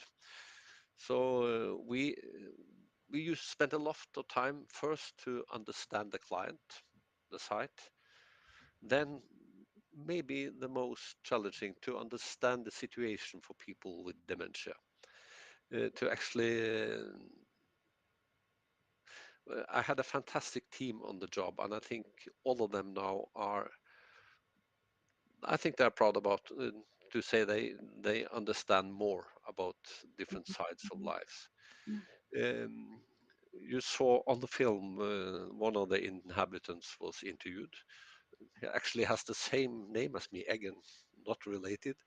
I met him when we were there, and I think that was one of my proudest moments when he was my guide, and he was telling me about the architecture of the village. Yeah. And when I then left, I thought we achieved something. Yeah, yeah, that's fantastic. And also, as I told you, this is a design and build competition. We had the first bid. We thought we had a fantastic solution. The client liked it very much because of the volumes, the outdoor areas, but we hadn't understood the program. Mm-hmm. So we had to go back to the office, spend a lot of hours redesigning it, and then the client said, yes, this is what we wanted. So I think the client should be very happy they were demanding, or else we maybe wouldn't be sitting here with this project. Exactly. Because, yeah. Exactly. I'm going to go to some questions on that have come through the people out there in our audience, and it actually it's a good segue in from what you were talking about, Johannes, and it's for you. One of our listeners would love to hear more about how Carpe Diem was designed to be open to the neighbourhood outside the village. Yeah, for the inhabitants, this is a village where you shall not. We have to make a main entrance so that you don't get into a situation where everybody wants to go out all the time. At the same time, it has to be inviting. So when you come to the village, it's one door in with a reception area. It's a cafeteria. It's a welcoming area. And when you open the door looking into this hallway, you see out on the inner life of the village. This is the architectural solution, but the most important is that the client is always inviting people to use the building. Local choirs, they have outside fireplace, which the neighboring kindergarten use every day for an hour. So it's a combination of an inviting building, but most of all, a staff inviting you in and a client that says, use the building, that's a good for us. Yeah, that's fantastic, because there's a canteen or restaurant there you can use. You can go in and use stuff like that. If you were going to get married, they would say, okay, you could have this room for free for the marriage. Yeah. But do you have any singers in your family? Then you have to make a concert before you use the room. Fantastic. Yeah, I love it. And God, we've loads of questions coming in now, and there was one for you, Kieran. I'm just trying to find it again. Oh yeah, and again, it's about adapting to the resident. And are there any particular architectural adaptations to the Ava house which are designed to support the older resident? Yeah, there are. I mean, what we do, as I said, is first of all, we convert one of there's normally 2 living rooms at the ground floor of a 3-bedroom semi-detached house. So we convert one of those to a bedroom. We widen all the doors so that they can accommodate a wheelchair in the future. We put in a bathroom which is large enough to be an accessible bathroom. We don't go as far as putting in the grab rails that you will see in a disabled access toilet normally, but we facilitate the addition of those at a later stage so it can be adapted. So they're the kind of key things, and there are other things to do with positions of light switches. Quite often on these older houses, the light switches are quite high, and current regulations, they should be down lower. And similarly, sometimes the electrical sockets are too low and need to be raised. So there's usually a bit of work in that. There tends to be a bit of building fabric upgrade as well. You know, quite often the wiring needs to be redone and the heating system needs to be looked at as well. So these all get looked at as part of the works. Yeah, and the threshold between private and privacy between I suppose the tenant and the homeowner, is that standardized, or obviously is that depending on how open the homeowner is to Yeah, we've got two basic options there, and actually the two pilots we've done, each homeowner has chosen a different version of it. So we did design it initially so that when you come in the front door, that the homeowner has a separate door, so it has a single door off the main entrance hall into their part of the house, so they can close that, and you know they've got the rest of their rooms beyond that. And then the renter has the upstairs and has free access upstairs. The second pilot home we did, the homeowner wanted to do that, but in the first one in Anne's house in Clondalkin, she actually said, no, I don't really want to close in my hallway. I like the spacious hallway with the stairs going up in it. You know, I don't mind that there's a bit of less privacy there. You know, I'm happy to accept that, to have that more openness in the hallway. So there were two different approaches to it, and the two homeowners looked at it in different ways, and either works. You know, for when we're trying to make sure that the homeowner is comfortable in the house, so we're happy to do either version. And just one more question here on, because it relates to what you're saying, and I have another one for you, Johannes, in a minute, but just from somebody who'd like to know, on that train of thought, are you finding there are recurring concepts you have to convince homeowners to consider? Like, for instance, a particular part of their home they may have to give up or share, for example, the garden.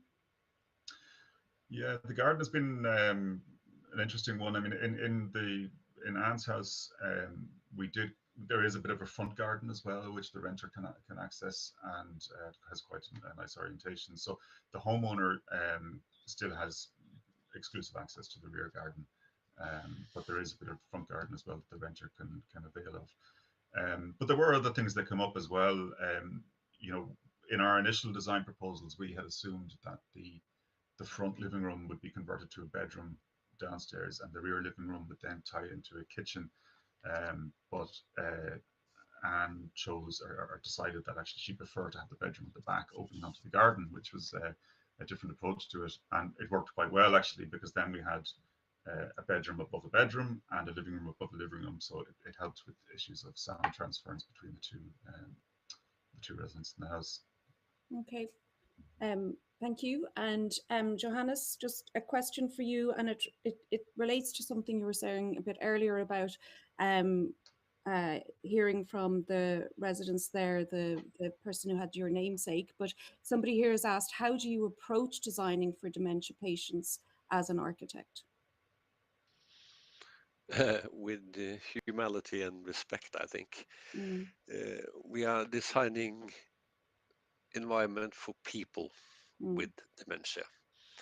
And it took me a while to understand actually the meaning of this, but we have to have respect for the people, and we have to have a lot of respect for people working with these kind of problems, the staff. We have been doing nursing homes for many years, and we have had a lot of contact with people doing research. We have discussions with staff on the different sites where we have been doing traditional nursing homes. And for myself, I read a lot about it. You have to actually rely on other skills than just only architecture. And when you do that, you realize that what we try to achieve here is sort of a necessary need for those living there, but it's good for everybody.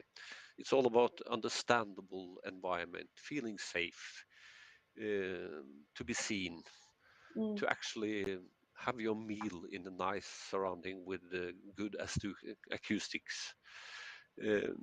So Thinking, reading, learning, and listening. Yeah. Most important, I think. Yeah. And I have a great respect for all those people working in nursing homes all over Norway. They do a fantastic job in often very poor condition with low wages. We should do something about that. Yeah, yeah, absolutely. And I'd say it's quite similar for you too, Kieran. And there's a question in here for both of you, which is actually, it's a really, really good question. What advice do Johannes and Kieran have for emerging architects looking to pursue purpose-driven projects like these? Kieran, over to you first. It's a good one, isn't it? That's a tricky one. Yeah. I mean, this project came about for me. I initially I took part in an exhibition, actually about 2014, I think, where I was looking at the issue of it was the beginnings of the housing crisis, and all the talk was about building new housing. And I was thinking, oh, hang on a second, we've got a lot of existing housing stock. I wonder, is that being used to its full potential? And so it came out of a bit of a sort of research that I was doing outside of my my professional work, which formed part of an exhibition. Actually, I think it was part of Open House Dublin in 2014. I think so, yeah. We had an exhibition of lots of different architects looking at housing from different angles. And it was through that then that I was, a couple of years later, was introduced to Michelle Moore, who's the founder of Ava Housing, and she had been approaching it, because I had come to that same uncomfortable conclusion. You know, all these older people living in houses that are too big for them, what do we do to get them out of it? That's not the solution. But Michelle had been looking at it from the other perspective of the older person, and so it was I suppose a willingness to collaborate with people from outside the field of architecture, I think, is important. And you know, that kind of that research and that exhibition led to that introduction, which then led to us putting together entering a competition actually run by the Rebuilding Ireland program, which was the Universal Design Challenge, which we were successful in, and that was really the catalyst for driving it forward. That gave us the funding. So, you know, it's a little bit of sort of serendipity. You're doing things where you don't really know where they're going to lead to, and then you know, but it's just, I suppose, a sense of curiosity about things and exploration of these things, and an openness then to work with other people on things that you know, we didn't really know where it was going to go when we started. When I started talking to Michelle, you know, we remember still meeting for coffee, and you know, suddenly this became something that we could actually make a project out of. So that's, I don't know if that's helped for younger architects who are trying to chart a similar path, but that's how it worked for us anyway. Yeah, I would say it is helpful, because I think that younger architects should learn a lot from just what you've said, and just actually, rather than sort of waiting for things to change, actually do things and change things in the way that you've done. And what you've done in Ava Housing is that you've managed to actually open up possibilities for more of that, you know what I mean, and for more people to participate and contribute to looking for solutions to our housing crisis, as well as homes for older people. So I would say more about just doing it, just do it. I mean, that's what we believe here in the IF, and things will happen and things can change. Johannes, do you have any words of wisdom? Oh my God, we've only 49 seconds left. I just for for the younger people, I was only getting into this. Young architects. Well, I had to be quick. I started when I started with the hospital planning, which was looked upon as a field for architects without ambitions. That's you can see that in many hospitals, and I very quickly saw that here is actually a field where I can make a difference. And now hospital architecture has been known worldwide as something very interesting. And one thing took another. So for me, this has been all my practice. I worked in 36 years with health-related project, or firm work with airports and huge other projects. For me, this is very important. Yeah. Maybe I'm married to a nurse. Maybe that's some of the reasons, but I don't think that is. Possibly, but like you're dead right, because it's actually, you know, it's not about, I think if we design in this way, and if we design for people in this way in our aging population, we are actually designing for everybody. It's an opportunity. It's, do you know what I mean? It should be embraced. And on that note, with a big flashy red light, I really want to thank both of you for sharing your story, for starting this conversation that we will continue beyond this forum, and to Open House Worldwide, to Elise, to George, to David, to Finn, to my Open House team in Dublin, Karen and Felicity, and to obviously to wonderful Kieran and his team, and Johannes and your team in Norway. Thank you so much, and thank you to everybody for your fantastic questions. Thank you. Bye. Thank you, Natalie. Thank you. Bye.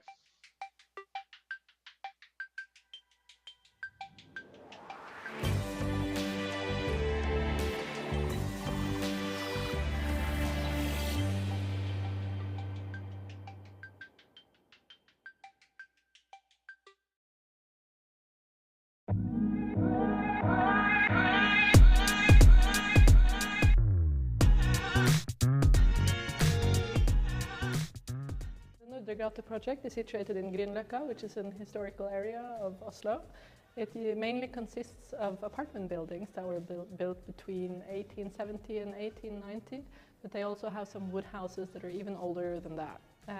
It's a really colorful area, and the row houses of Nordergata really didn't fit in. They had this beige, grayish color, and was such a huge contrast to everything that it was surrounded by.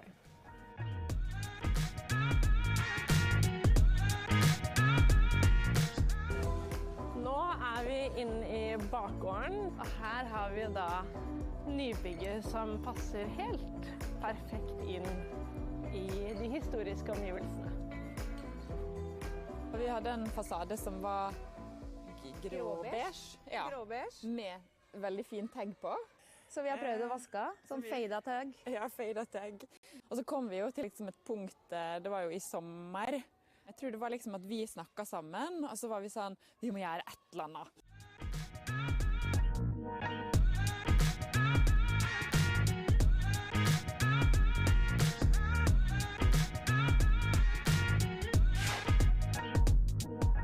Here we see all the historical colors for wooden houses that have been used on a modern project.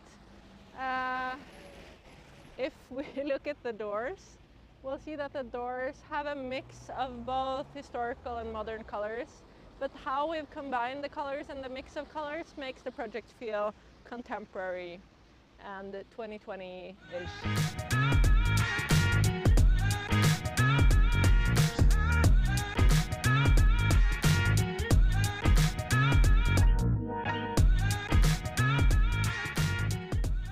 When we work on a project that has a context, which most buildings do, we think that it's really important that when you look at this facade, the neighboring house is also supposed to look beautiful towards it. So, meaning that we want the surroundings to feel somewhat like a family, where every color belongs together. So when we look at this pale shade of terracotta, and we look towards the ochre-colored building across the road, they're a really good match. It's really beautiful to look at those two colors meeting each other.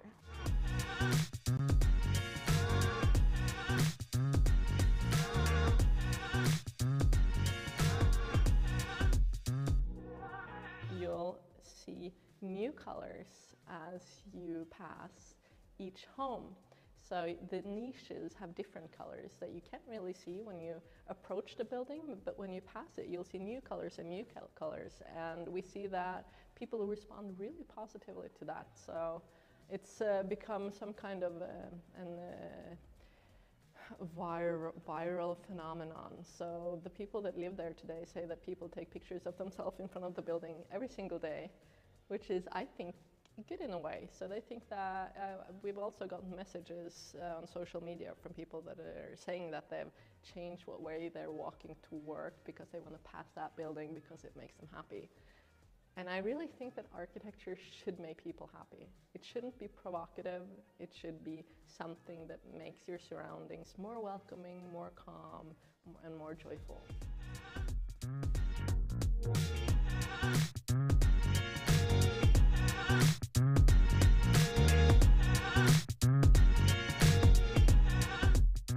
Yes, it's definitely inspired other projects. So we do get emails and phone calls from builders and property owners from across the country that want something in that direction. They don't necessarily want to copy it because Grünerløkka has a very unique atmosphere and identity, but they want something like that.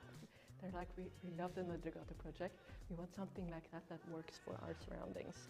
So we see that it's really gotten to people's or the industry's focus that it's important to build something that is also aesthetically sustainable. You know, you need properties that will look good 20 years from now and also 200 years from now.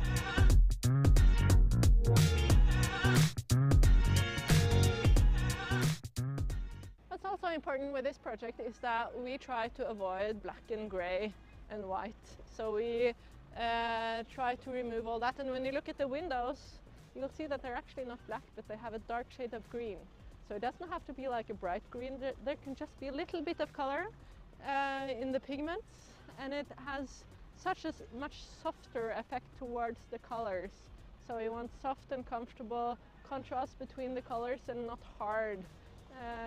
And that's where the color pigments are really important. We have both yellow and blue pigments, like it's a warm green, which works really well with all of the facade colors.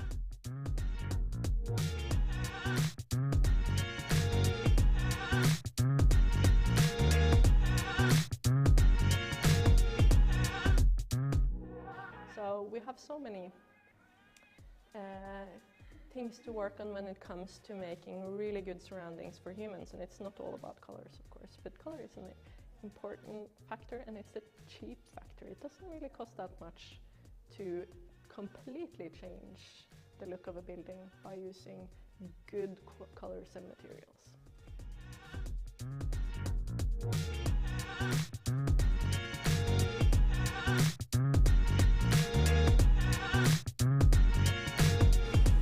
Merker også på livskvaliteten og liksom gleden av å komme hjem og låse seg inn en kongeblå dør kontra gå forbi nedtagget fasade og bare ja. Før kom det jo nye tags på bygget vårt liksom hele tiden, og nå lar de jo det sånn være. Det virker som at de respekterer det mer. Ja. Nå er det litt mer, nå er det kunst.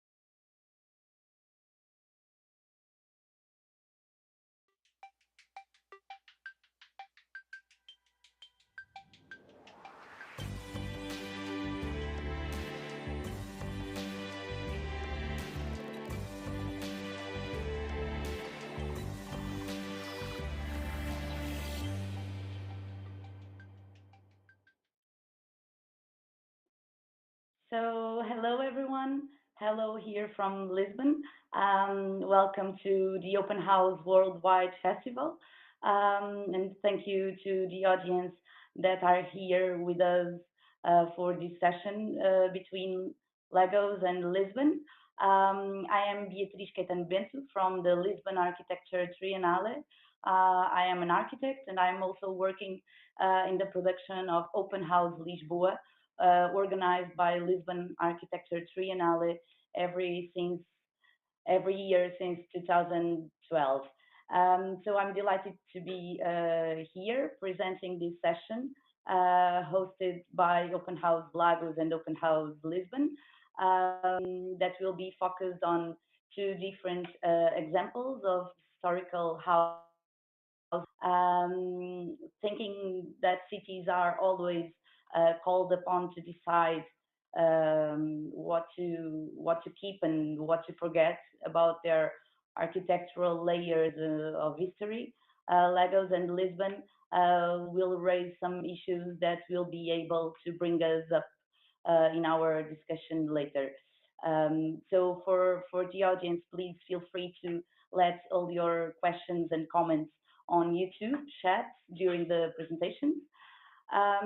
So to start, I would like to introduce our speakers. Now we already have Sergio here with us, and later Chuck E. Honor will join us too. So representing Open House Lisbon, Sergio Antunes, hello, welcome. Thank you. He's an architect with a huge experience from several different studios that led him in 2010, together with Sofia Couto, to found the Aurora Arquitetos studio that are also curating this year edition of Open House Lisboa. So Sergio's work does not end in practice and has been published and part of several exhibitions and publications. And I would take the risk to say that he has a particular eye to kind of invisible details on cities and architecture. And it will be through Sergio's eye that will be guided on a tour to the project of Rose and Mustard building in southern of Portugal.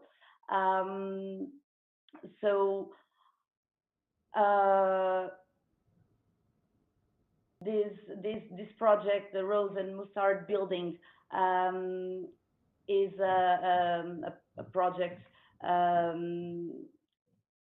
between Aurora Arquitetos and Furo Studio.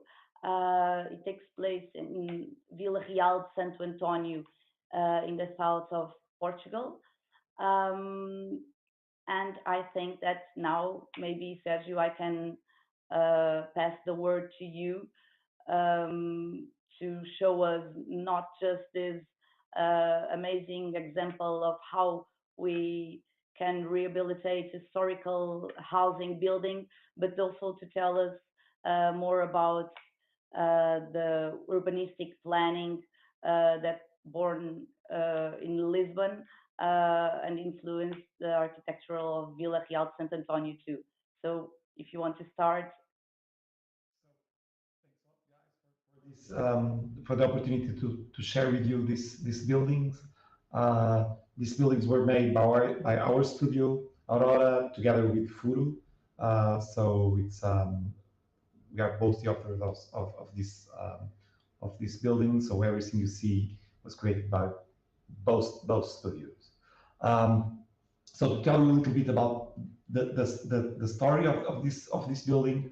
Sorry, let me just. I have this in the wrong slide. I'm so sorry, but we will start very soon. Okay, so to talk to you about these buildings, we have to talk a little bit about how this interlinks with the story of Portugal. So we are talking about a building that's in the south, in Algarve, in the south of Portugal, the region of the south of Portugal. But to talk to you about this, we have to talk to you also about Lisbon. Okay, So in 1755, we had, so Lisbon, it's in the center of Portugal, more or less, and it's the capital. And in 1755, in the 1st of November, which is the day of the death also, we had for about 2 hours, 1 hour, 4 major earthquakes. These were earthquakes that, you know, the center was here, were followed by a major tsunami and the fires in the city that lasted for 6 days. So this is a model, this is a wonderful model of the city center, back in the days before this earthquake. So we had the central square of Lisbon with the King's Palace, and this was the city before the earthquake. So as you can see, the city center was a kind of a medieval city with the structure of a medieval city. So this is like a small portrait of the city before the earthquake. So in this day we have this major earthquake that destroyed 20,000 buildings. The earthquake, the fire, and the tsunami destroyed 20,000 buildings in the city, and 15,000 people were dead during this major event in the history of Lisbon. I would say also in in Europe, because this changed the way everybody was seeing nature and what could happen to our lives in a major event like this. So by this time we have a prime minister called Marquês de Pombal. So this the guy you are seeing right now, which was somehow a strange mix between I would say a brilliant politician, but also a dictator. Okay, so but we tend to see him as just as a hero, but he had some, downsides. I would say there are a lot of people that can talk about them. Well, so he was really fast reacting to this earthquake.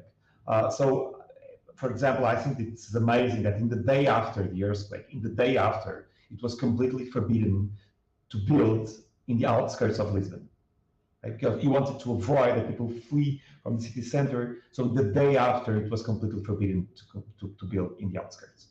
So he immediately gave the power to an engineer called Manuel de Maia, and he immediately, this Manuel de Maia started a competition between 4 different teams of architects, and 5 months after, so in March of 1756, we had already a plan for the reconstruction of the city. And this is quite amazing. Today, I guess it will be impossible that in 5 months we have a plan for doing whatever. And this is the plan that you are seeing right now. This was the plan that he, together with Marquês de Pombal and the king, they chose this plan. And this is the plan that we have in the city right now. So this plan it's pretty complex and it's difficult to explain you, but it's a urban plan, but it's also a plan on how to build in a safer way. Okay, because they were intelligent enough to understand that if an earthquake happened like this, someday we will have another. Okay, so they started this, this intense study around buildings, and they have a complex system that I'm not explaining right now, but it's a complex cage, what we call the Gaiola Pomalina, a cage. It's somehow a timber made structure that it's very flexible to avoid that the buildings collapse during earthquakes. So this is kind of the model, and this is the model that was of the buildings that were built in Lisbon after the earthquake, during a lot of years, until people unfortunately forgot what was an earthquake. Okay, and so this is just to start with because we are talking now about a building that it's in Vila Real de Sant Antonio. So Vila Real de Sant Antonio, as I told you, it's a city in the bottom of Portugal, right in the end.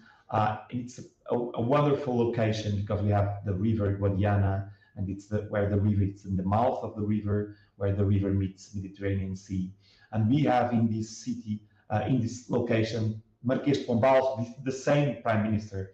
20 years later, the earthquake, he wanted to do from scratch a city here in the mouth of the river, and it was both a border city, because in this side, the right side, you see it's Spain, and it was both a border city and a fishing city. Okay, so this was built. The plan was built by one of the architects that led both the design and the construction of Baixa Pombalina, called Reinaldo Santos, and he did this plan that basically was with the same, I'll say, with the same strategy that they had for Lisbon. So it's a very, very rational plan where all the buildings look quite the same, and there is this prefabrication system of all the small pieces of woods and even the stone parts of the buildings. They are prefabricated, and they tend to do similar buildings. So in 2 years, they had this city was built in 2 years. I mean, this is the city today as it is today. But I mean, I would say that 5 by 5 here blocks were built in 2 years. So it's a very rational system of construction, very similar to the downtown of Lisbon. So we are talking now about this building where this round red circle. We are talking about this building here. Okay, that it's in the. I would say that it's in the limit of this city center. So this is the city center where you can see that it's very, very rational, a very rational way of building. And we are talking about this building here, like the Rose building, and in the back, the Mustard building, that are in the limit of this city center. So we have this. This is the Mustard building. It's formerly had many. It was clubs and houses, and he had many functions during his life. But while it changed throughout time, so we had these addictions here in the back. So we decided that we should cut with these addictions and build like a completely new building in the back, and to do the best we can to maintain the form of the original building as it was in the first day, let's say, of construction. So this is a kind of a small video on how the building was. So this was the back, the part that we destroyed. And the amazing thing about this building is that this building was very, very. I mean, it was very regular in the facades, as I think you can see.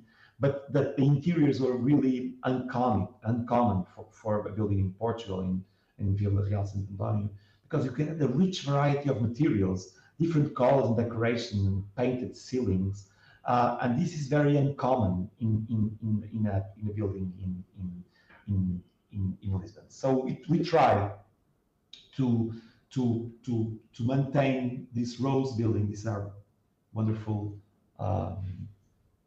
Some wonderful drawings by Furu that were done by Furu to their website.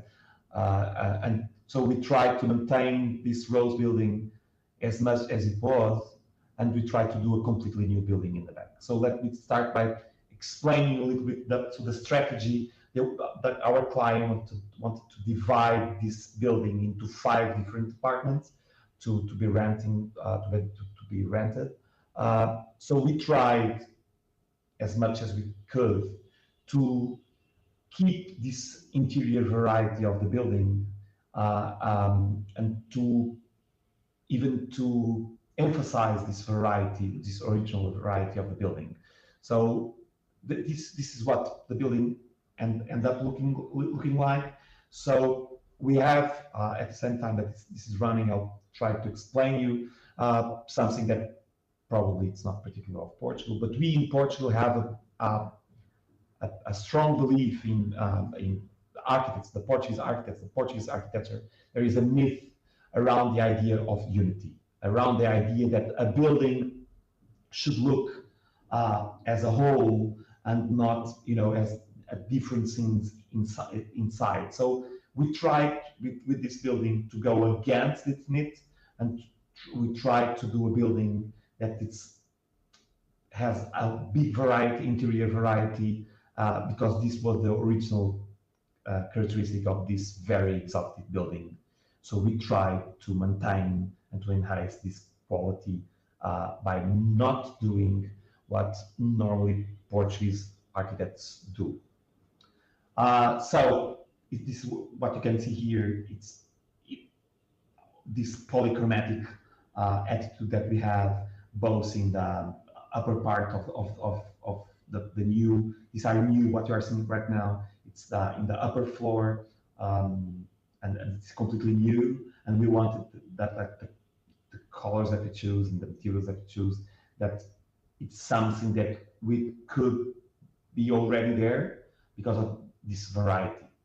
And this was, when we go there today, we can still feel this variety and feel that every apartment somehow has its own personality, as it was in the original building.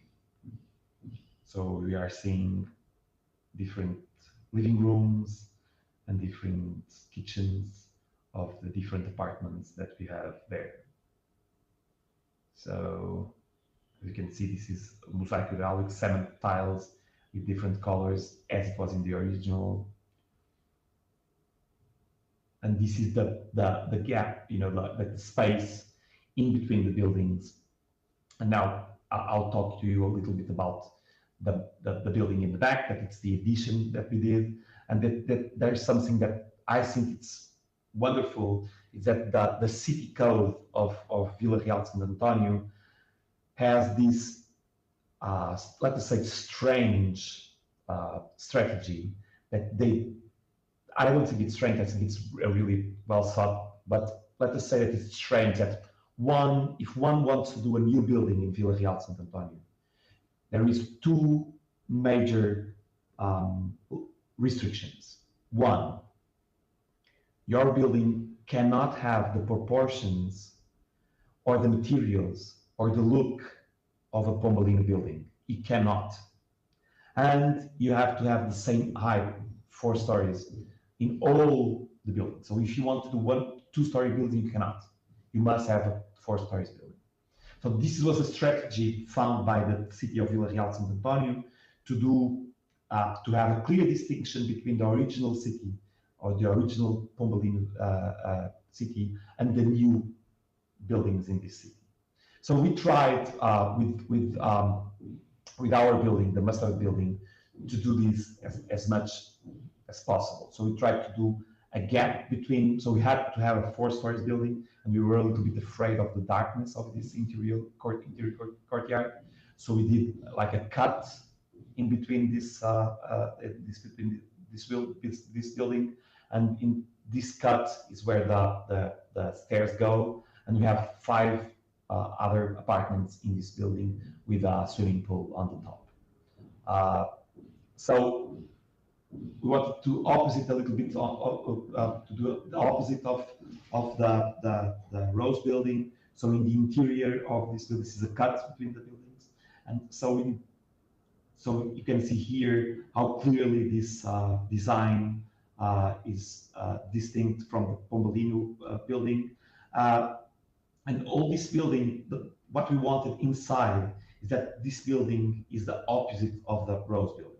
So we wanted to have this feeling of the sand and the very white and the sand color, and to be very peaceful and to have as much as a distinction also between the buildings in the interior as we have in the exterior.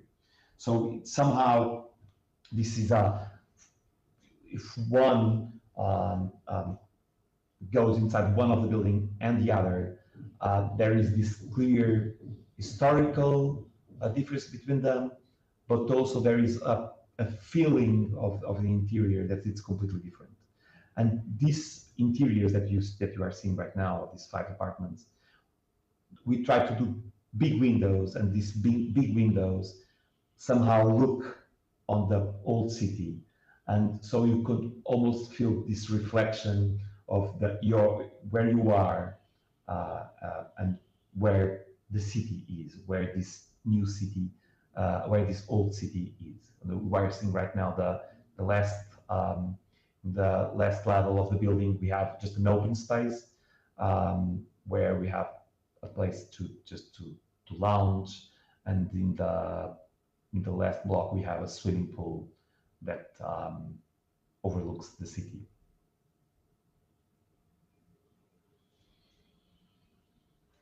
So yeah, that's about it. So I hope you enjoyed.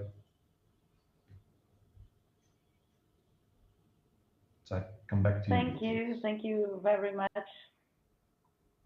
Yes, thank you, Sergio. You're welcome. It was amazing to see this presentation and see the importance of a rehabilitation project to keep a historical building in a city, but giving him making the building answer to the new life of a city.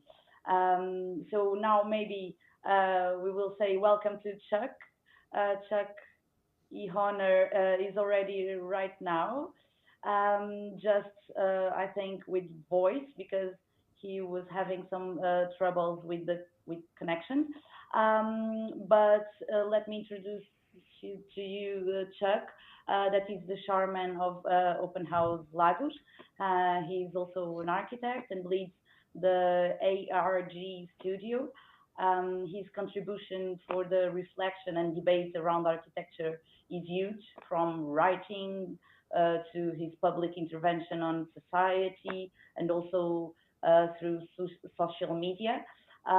So maybe I would say that Chuck is a modernist in thoughts, but a Nigerian in essence.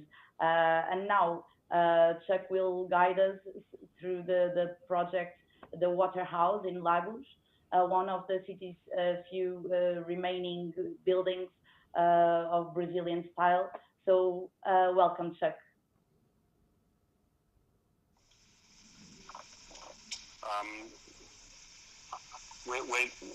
Our video from Lagos basically will sort of show us around the external of Water House. Water House, I don't want to go into too much detail until the video actually airs, but typically these buildings in Lagos were built of concrete, but with the floors structure in wood,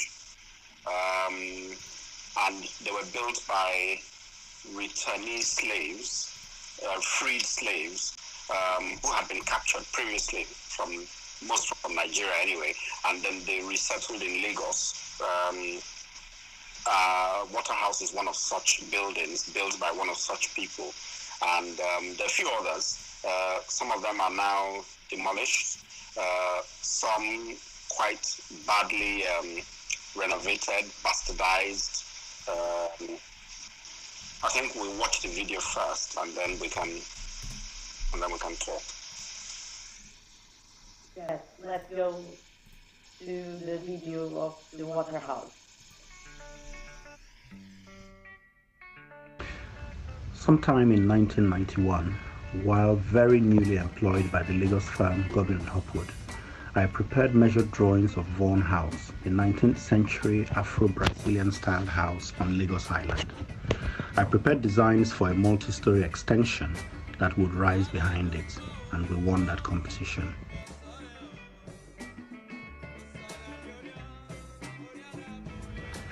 The Afro-Brazilian style, so called because it was derived from building styles predominant in Brazil, proliferated all over Lagos Island as returnee former slaves built them. They had returned from Brazil, a little mentioned outpost of slavery. One such house is Water House, built by a returnee slave, Esan Joao da Rocha, who had been captured from Elisha in Nigeria and freed to Nigeria. While in Brazil, his wife had given birth to their son Candido, and they all returned to Lagos. Candido inherited Water House from his father, built in around about 1890, and transformed the business of water supply, started by his father, to confirm himself as possibly the richest man in Lagos at the time. He went into other businesses, including banking and hospitality. Water House was named for the well that is still to be found in its courtyard.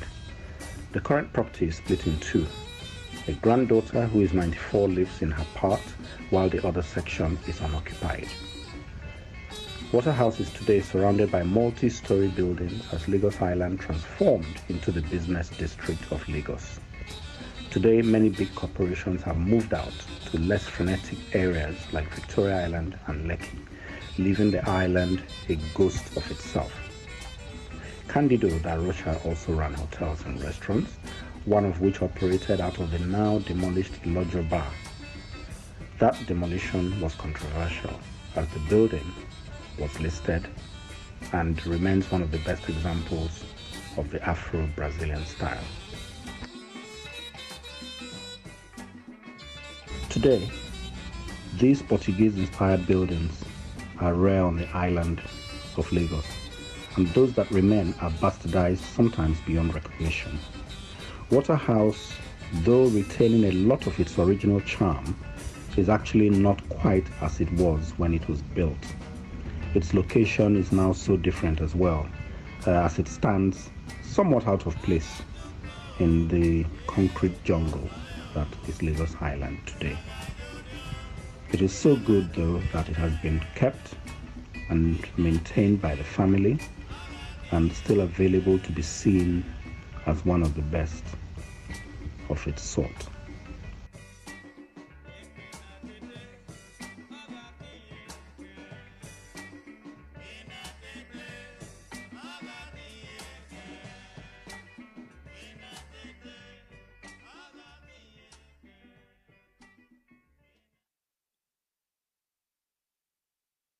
Okay, hello again.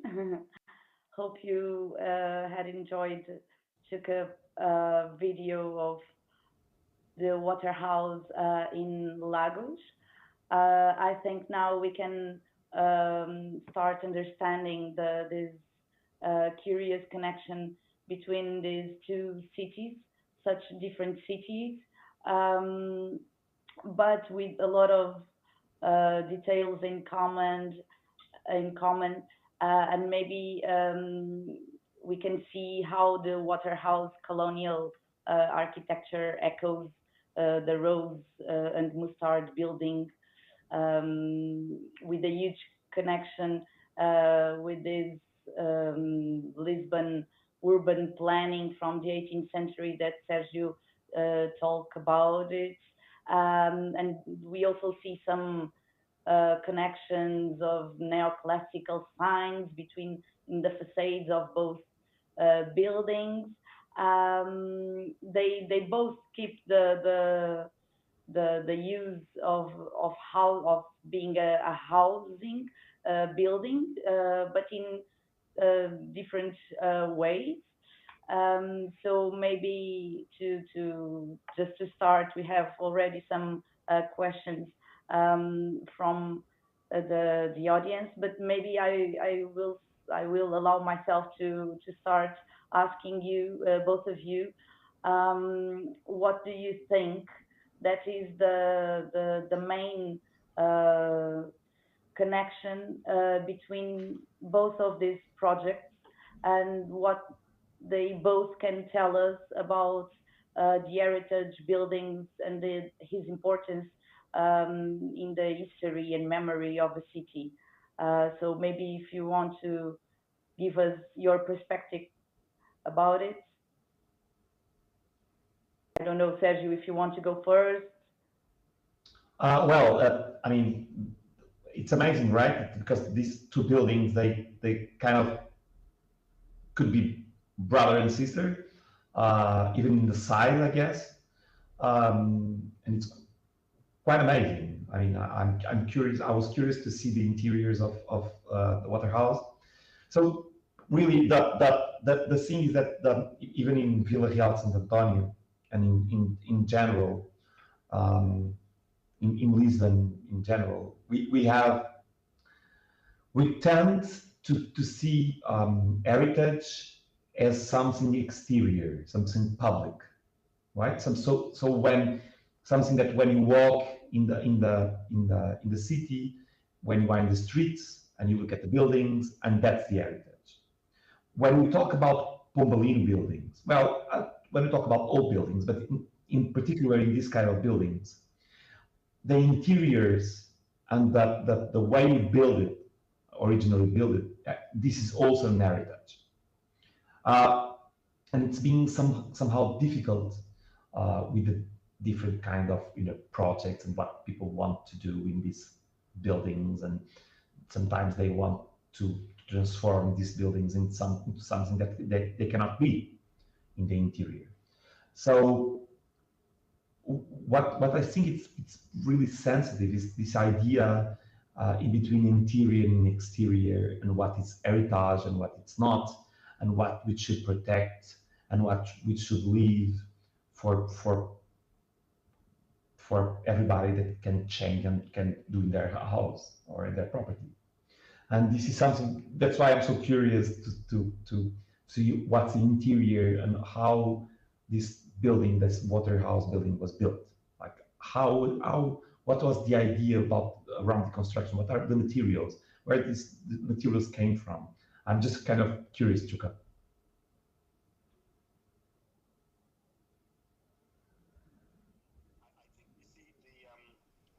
We had a problem with getting in to do the interior shots, and which is such a shame, really, because although it's in no way as well finished or maintained as your Lisbon example, not even the extension, your original Rose House, the Rose Building, the interiors are pristine.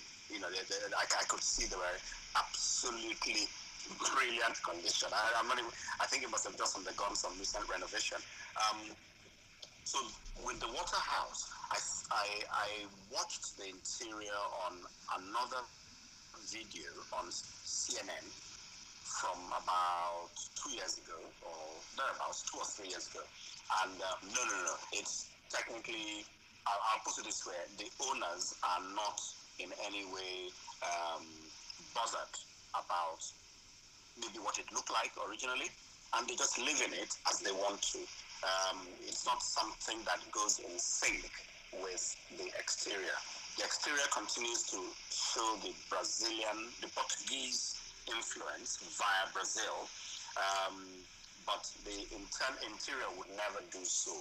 Most of the buildings in Lagos actually never did on the interior after the original, maybe after about the original 40 years, they began to lose their shine.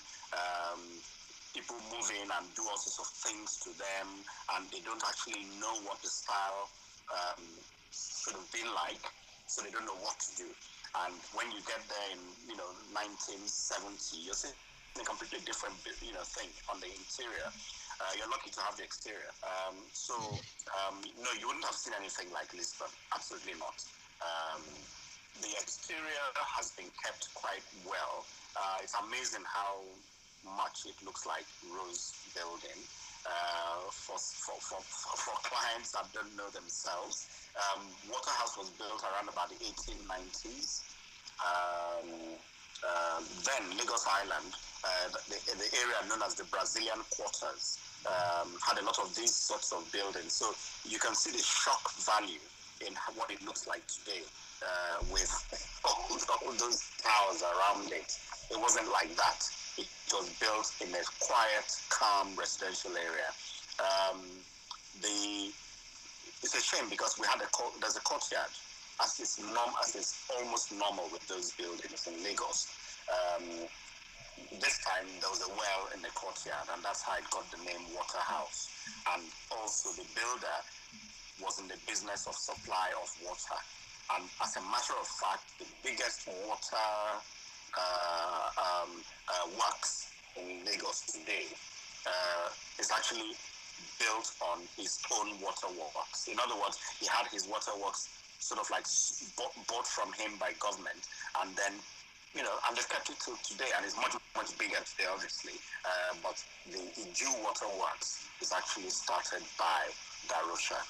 So you can see the history of this building and how it's called Water House, and how today the biggest waterworks come from this man.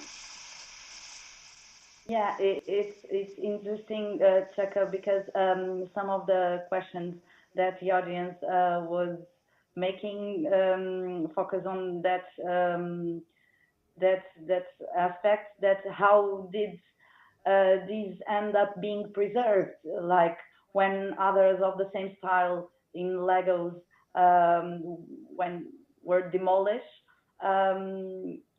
in how today is because its owners were very, very rich. They were so rich, as I said in the video, the son of the original builder was considered the richest man in Lagos, Nigeria. Nigeria didn't exist at the time, but let's just say he was very, very wealthy. And you tend to be able to keep things when you've got money. And that's probably the only explanation as to why it's still there today in good form. Not in its best form, but in good form.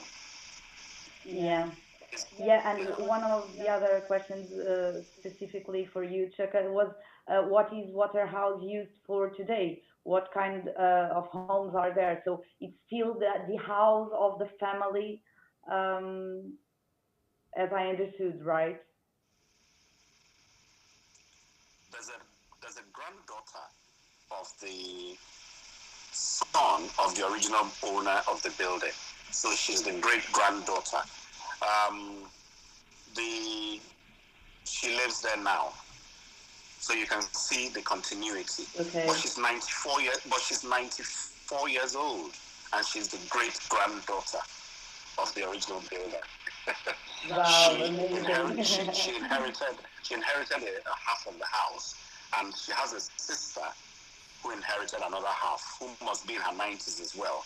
Now, the other sister does not live in her bit, and that's why I said the other bit was empty, and there was no one there. But the other 94-year-old lady lives there every day in that concrete jungle. Yeah. Super interesting. And maybe now for you, Sergio, one of the questions, the first questions that came were also about interiors, and the question is, do interiors have to be preserved in Portugal? Because the person probably is from New York, and he's saying that only the facades are landmarked. So probably the question of how we deal with the interior preservation in Portugal. So it depends on the protection that you have in the building, the kind of protection that you have in the building. So let us say that the biggest part of the buildings, they are not protected at all. So you can not keep the facade, so there's no protection at all. Okay. For example, there are parts of the city where facades, where municipalities or the state want to keep the facades because they want to keep the look, let's say, the look of a certain city of Lisbon or Vila Real Sant António. And they do this indirectly. So meaning that they don't forbidden you to demolish the facade, but they can give you tax exemptions for keeping the facade.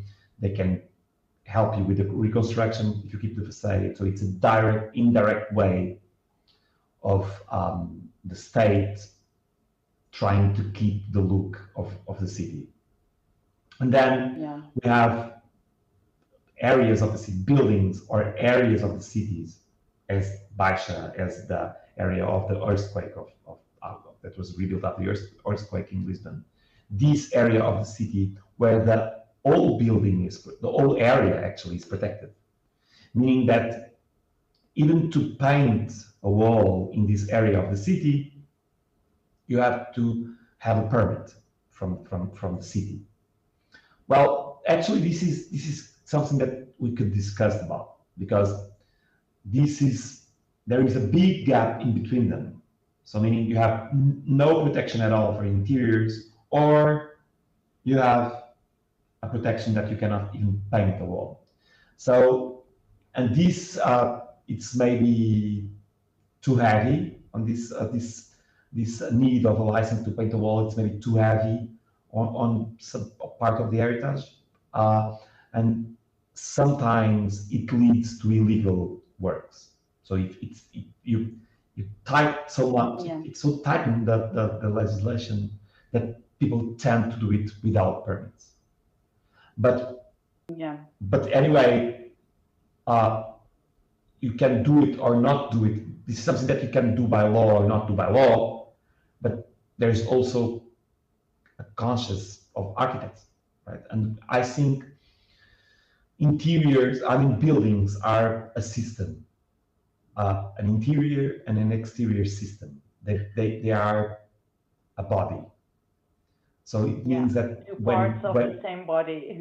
Yeah, parts of the same body. So it means that when you touch an interior, you should at least understand the spirit behind this building.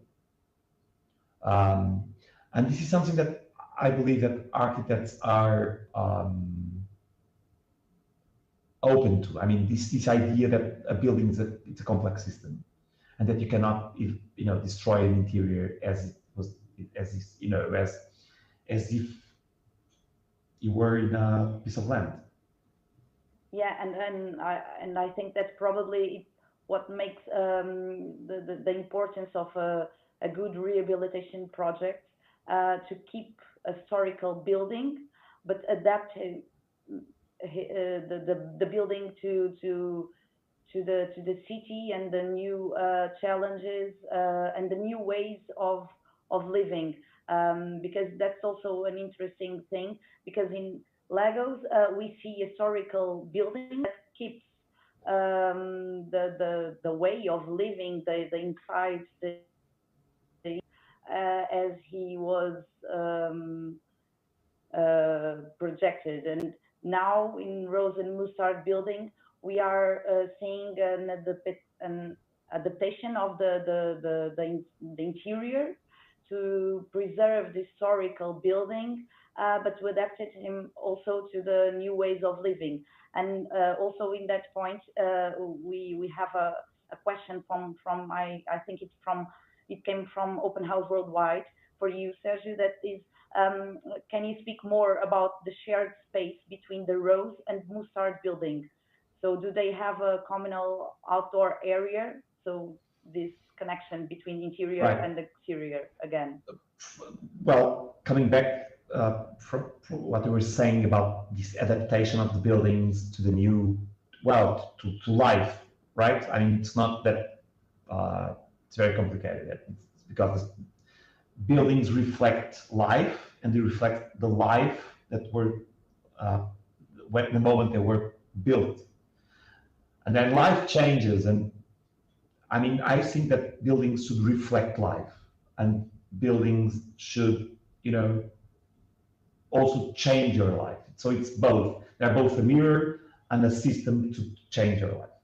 So, for example, we could see in the last 30 years or 40 years, for example, the position of the kitchen inside the house changed completely. Well, the role of women changed in society. I mean, this is beautiful. So also the position of the kitchen changed, and it's near, kitchens are not only for women anymore, they're for women and men. They are not only for servants, they are for everybody. So the kitchen changed, and the house, and so we have a reflex of a society change inside the buildings. So this is a big, just an example on how we must adapt. The other thing is, well, yes, the inner courtyard is shared by 2 buildings. Well, both the inner courtyard and the top of the master building, they are shared by these 6 apartments. They're just common space, basically.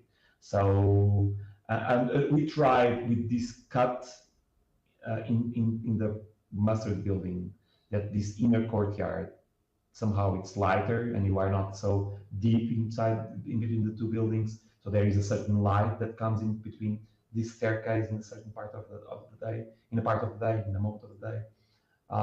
And it's just, just a tree, actually. It's a lemon tree, just to do your gin and tonics. So you go there and you take a lemon to your gin and tonics. Yeah. And during when you are drinking your gin and tonic, maybe I don't know if it makes if it was difficult for you during the project, but someone asked how did climate change and the site's specific like proximity to the coast affect the renovation of the Rose building, if it was a trouble, more. Well, we found this building is something special, right? Because it's one thing, for instance, that it's special, that while we were renovating this building had problems. We had some problems. There were parts that were damaged by a fire, but also we found great things. For example, we have insulation corn.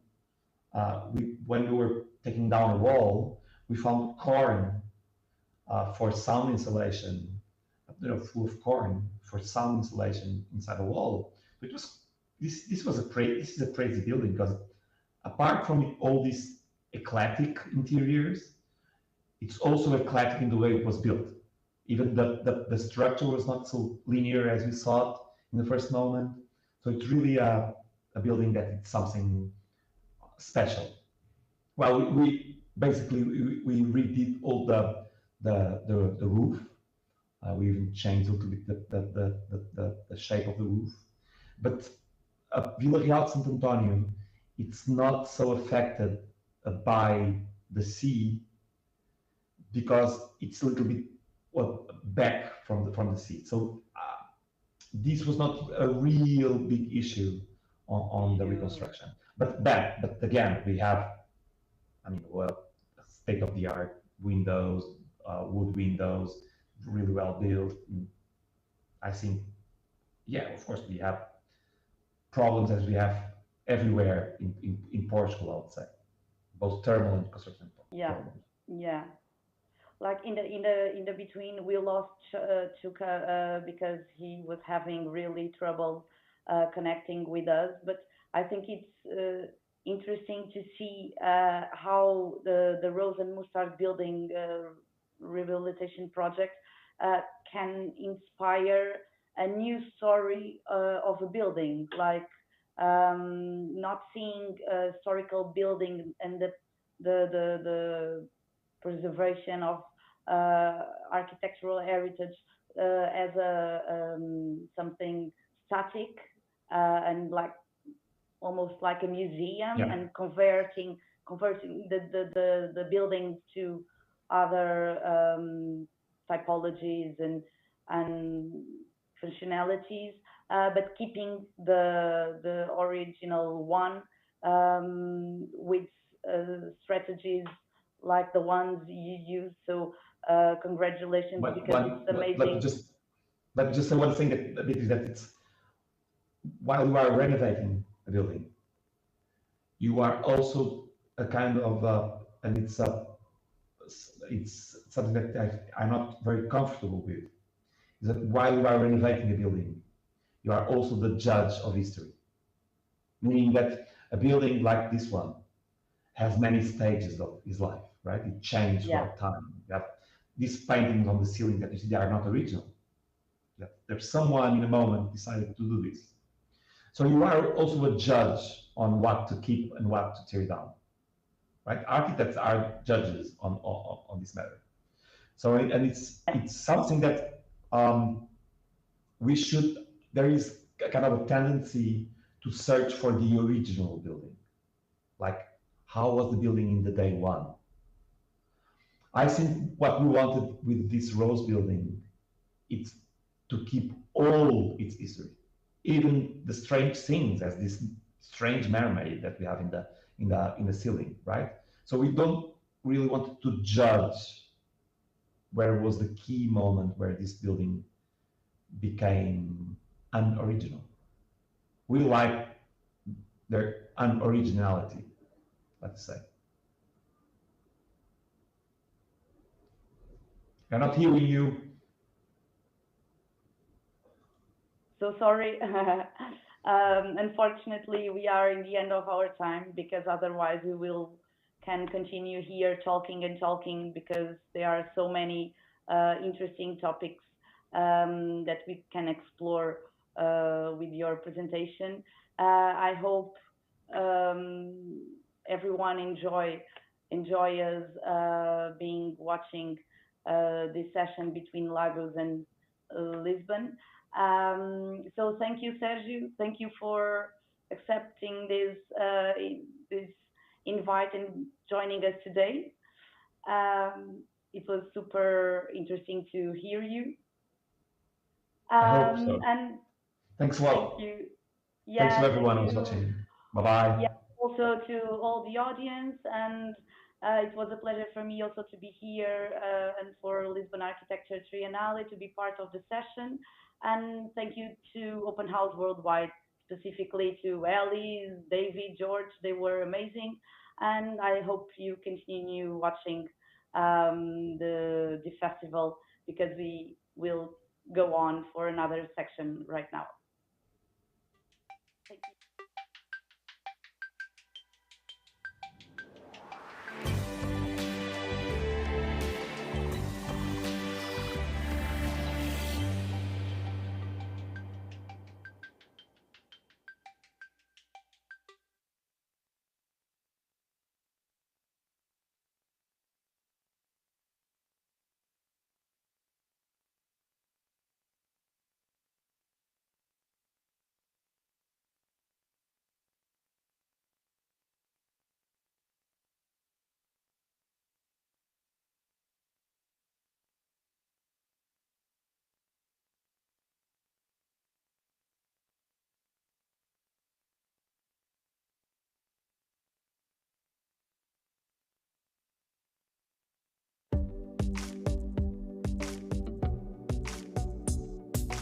Streets need to be different in character. You can't just have one type of street. Somewhere that has visual interest, where places aren't overly regulated. I think when the people are in charge, so it's not a street that is given over to a road. Some maybe shared surface, some areas for cyclists. Greenery is nice, trees are nice.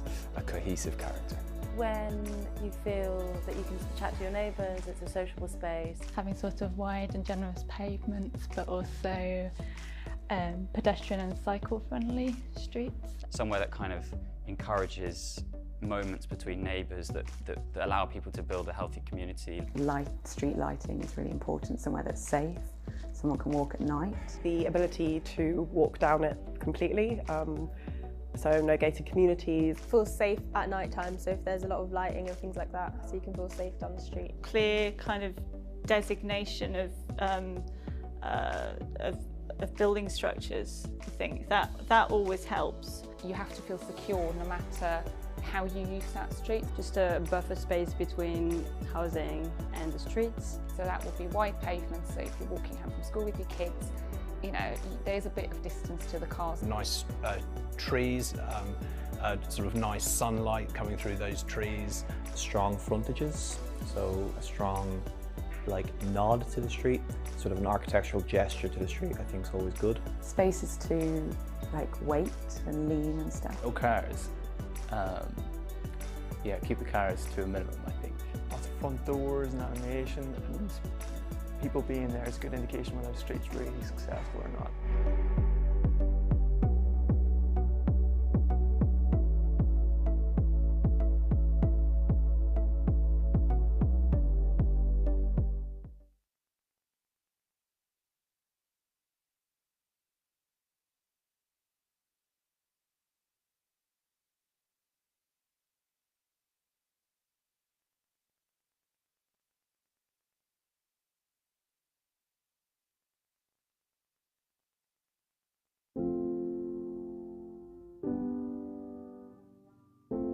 Rosemount Court's a dwelling of 44 high-quality social townhouses in Rosemount, Dundrum. So there was 84 apartments there, split into 3 5-storey apartment blocks on the site. They'd been there for a long time and people no longer wanted to live in the apartments. So as the apartments emptied, kind of this spread antisocial behaviour. And then as more antisocial behaviour happened on the sites and in the apartments, then people wanted transfer. So eventually they were untenable by the council, which meant that there was a decision needed as to what we were going to do with the apartments, demolish them or refurbish them. There was a need in Rosemount to create more of a family dwelling.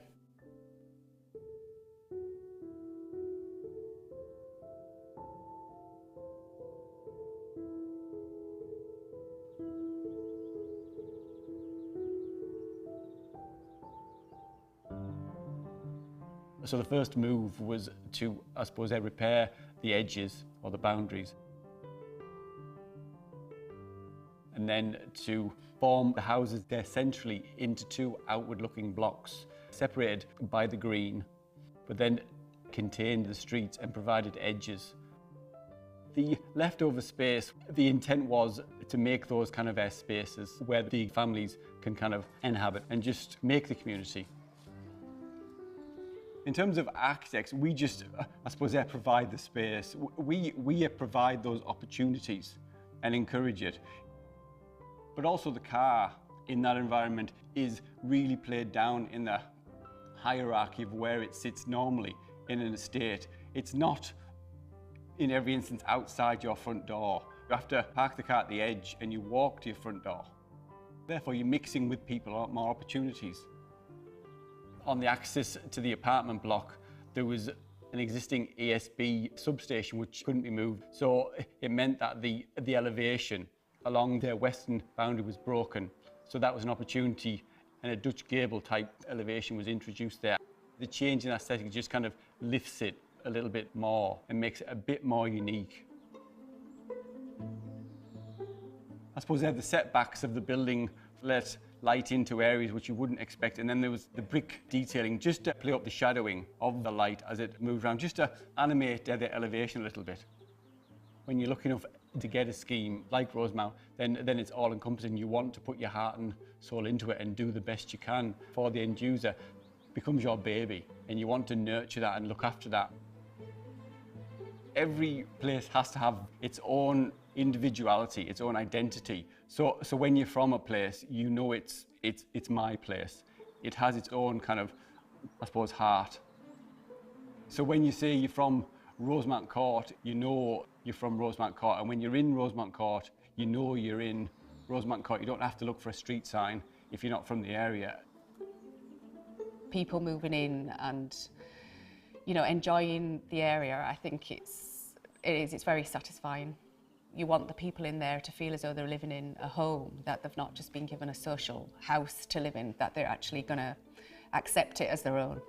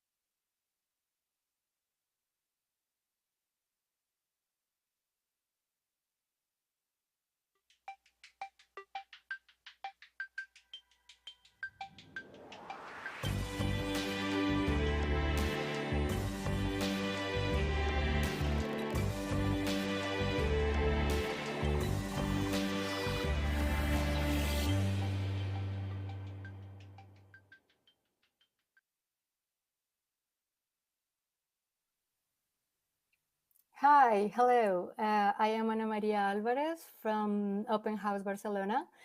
We're more than happy to be hosting this hour. So let's get into it. We are today with Farshid Mousavi, an international architect working from London, and with Javier Buron, a housing manager for the Barcelona City Council. We're going to learn about a prop, a new and revolutionary housing model in Barcelona. And then we will tour into an amazing apartment in Montpellier with flexibility as a luxury. After that, we'll meet here again with Javier and Farshid for a quick chat about new housing typologies. We have Farshid in one side and Javier in the other side. I don't know if you want to say hello, and then we go to the first video. Farshid? Hello, everyone. Hello, everyone. I'm very happy to be with you all. Javier? Same for me. Really happy to be with you today. Nice. Let's see you in a couple of minutes. We are going to see you.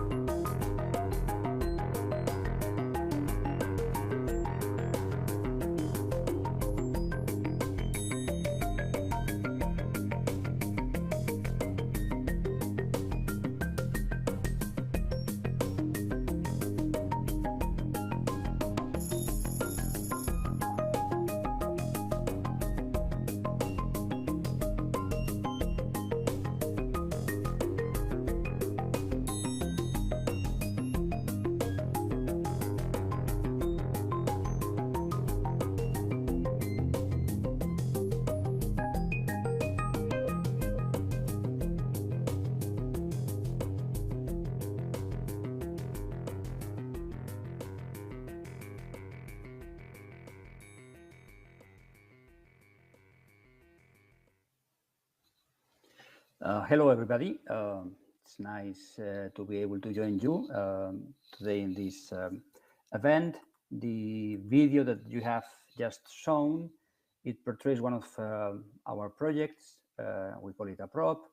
And the philosophy it has to do more with the fact that we are right now trying to overproduce for our standards.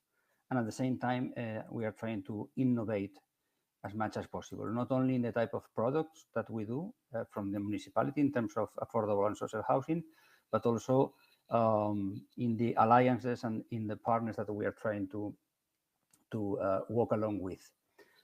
This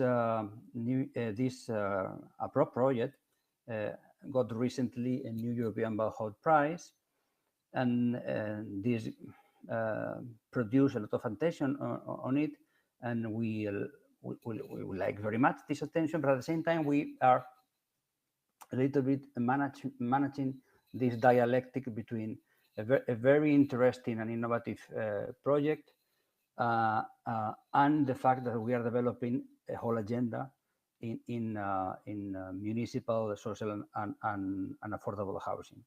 Right now, as I told you, we are, for our standards, we are overproducing. We are producing 8,000 new rental units using the municipal company. Also working with cooperatives and foundations, and also developing our own type of public-private partnerships here in Barcelona at the metropolitan level. And in all these efforts of constructing new social and affordable rental units, we are trying to innovate as much as possible. In fact, there is, if you take into consideration these 8,000 new units, there is a rather small or modest package of what we call industrialized or to be industrialized as much as possible units, around 500.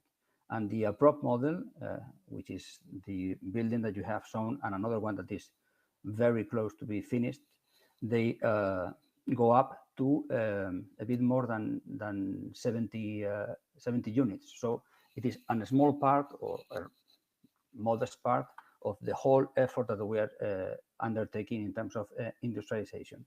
And why are we trying to industrialize as much as possible our production? Because we aspire not only to go bigger, but also to develop new tools in order to diversify the type of projects that we are developing, and diversify as well the providers of social and affordable housing. And in order to do so, we need to experiment. We need to prove new things. We need to try to develop as many new paths as we can.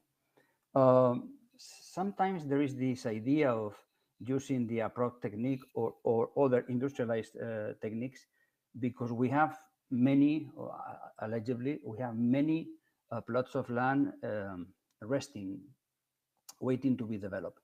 And this is not really the idea. We are working right now with a bit more than 105 plots of residential land owned by the municipality and intended for social and affordable housing.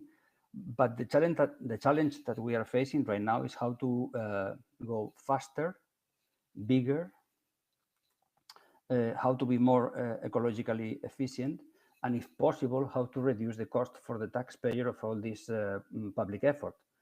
I ask you, or I demand you to conceptualize this APROP successful project and all the industrialized program that we are developing as a way to sophisticate as much as possible the public agenda in terms of affordable and social housing in the southern part of Europe. It has a lot of technical and architectural challenges, but on top of this, we are also facing these dimensions of how we work with our players. And in order to give you some more insight about these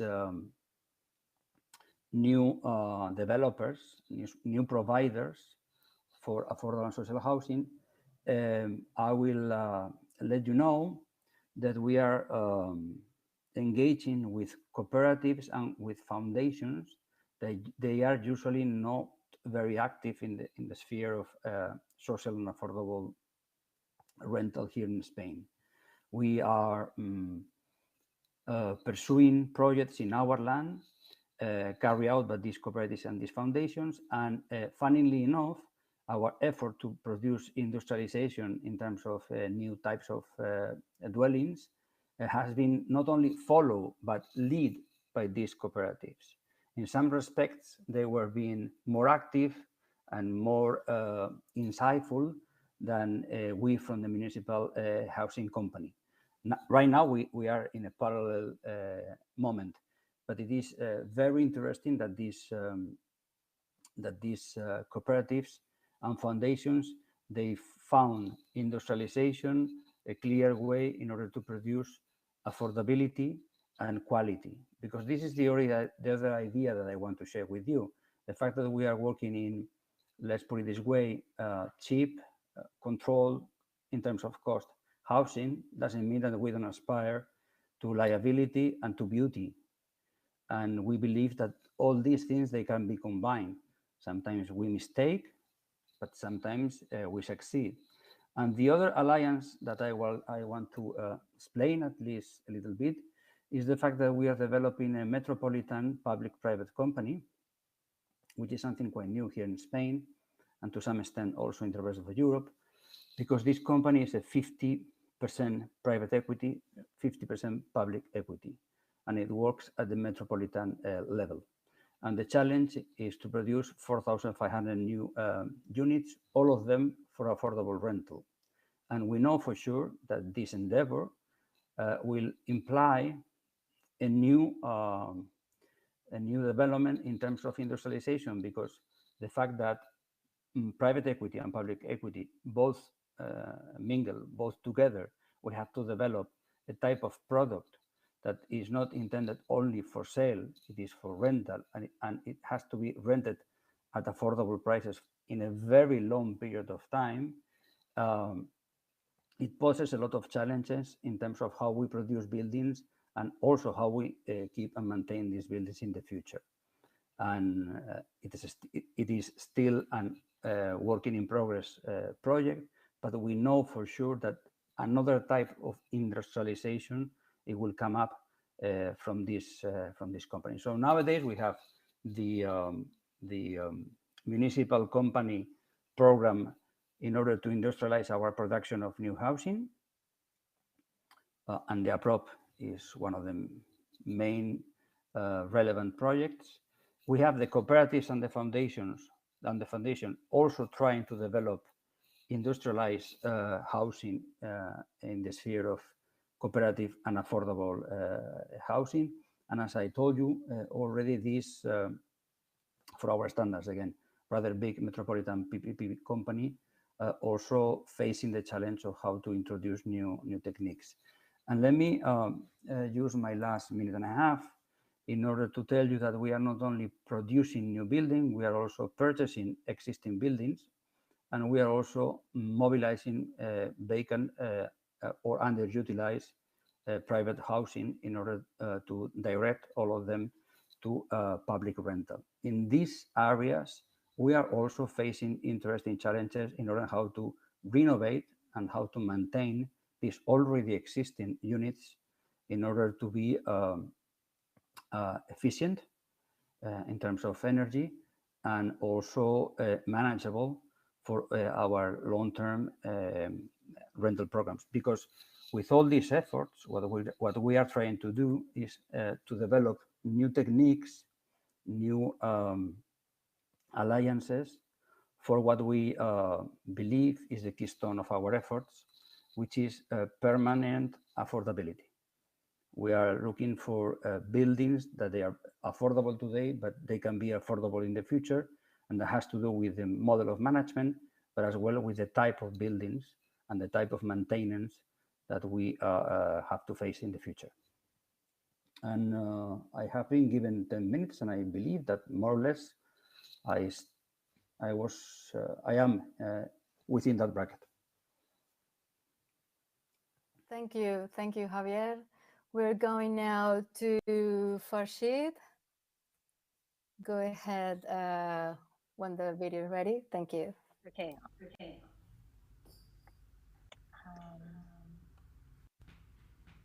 I have the presentation already, so you can just get started if you'd like.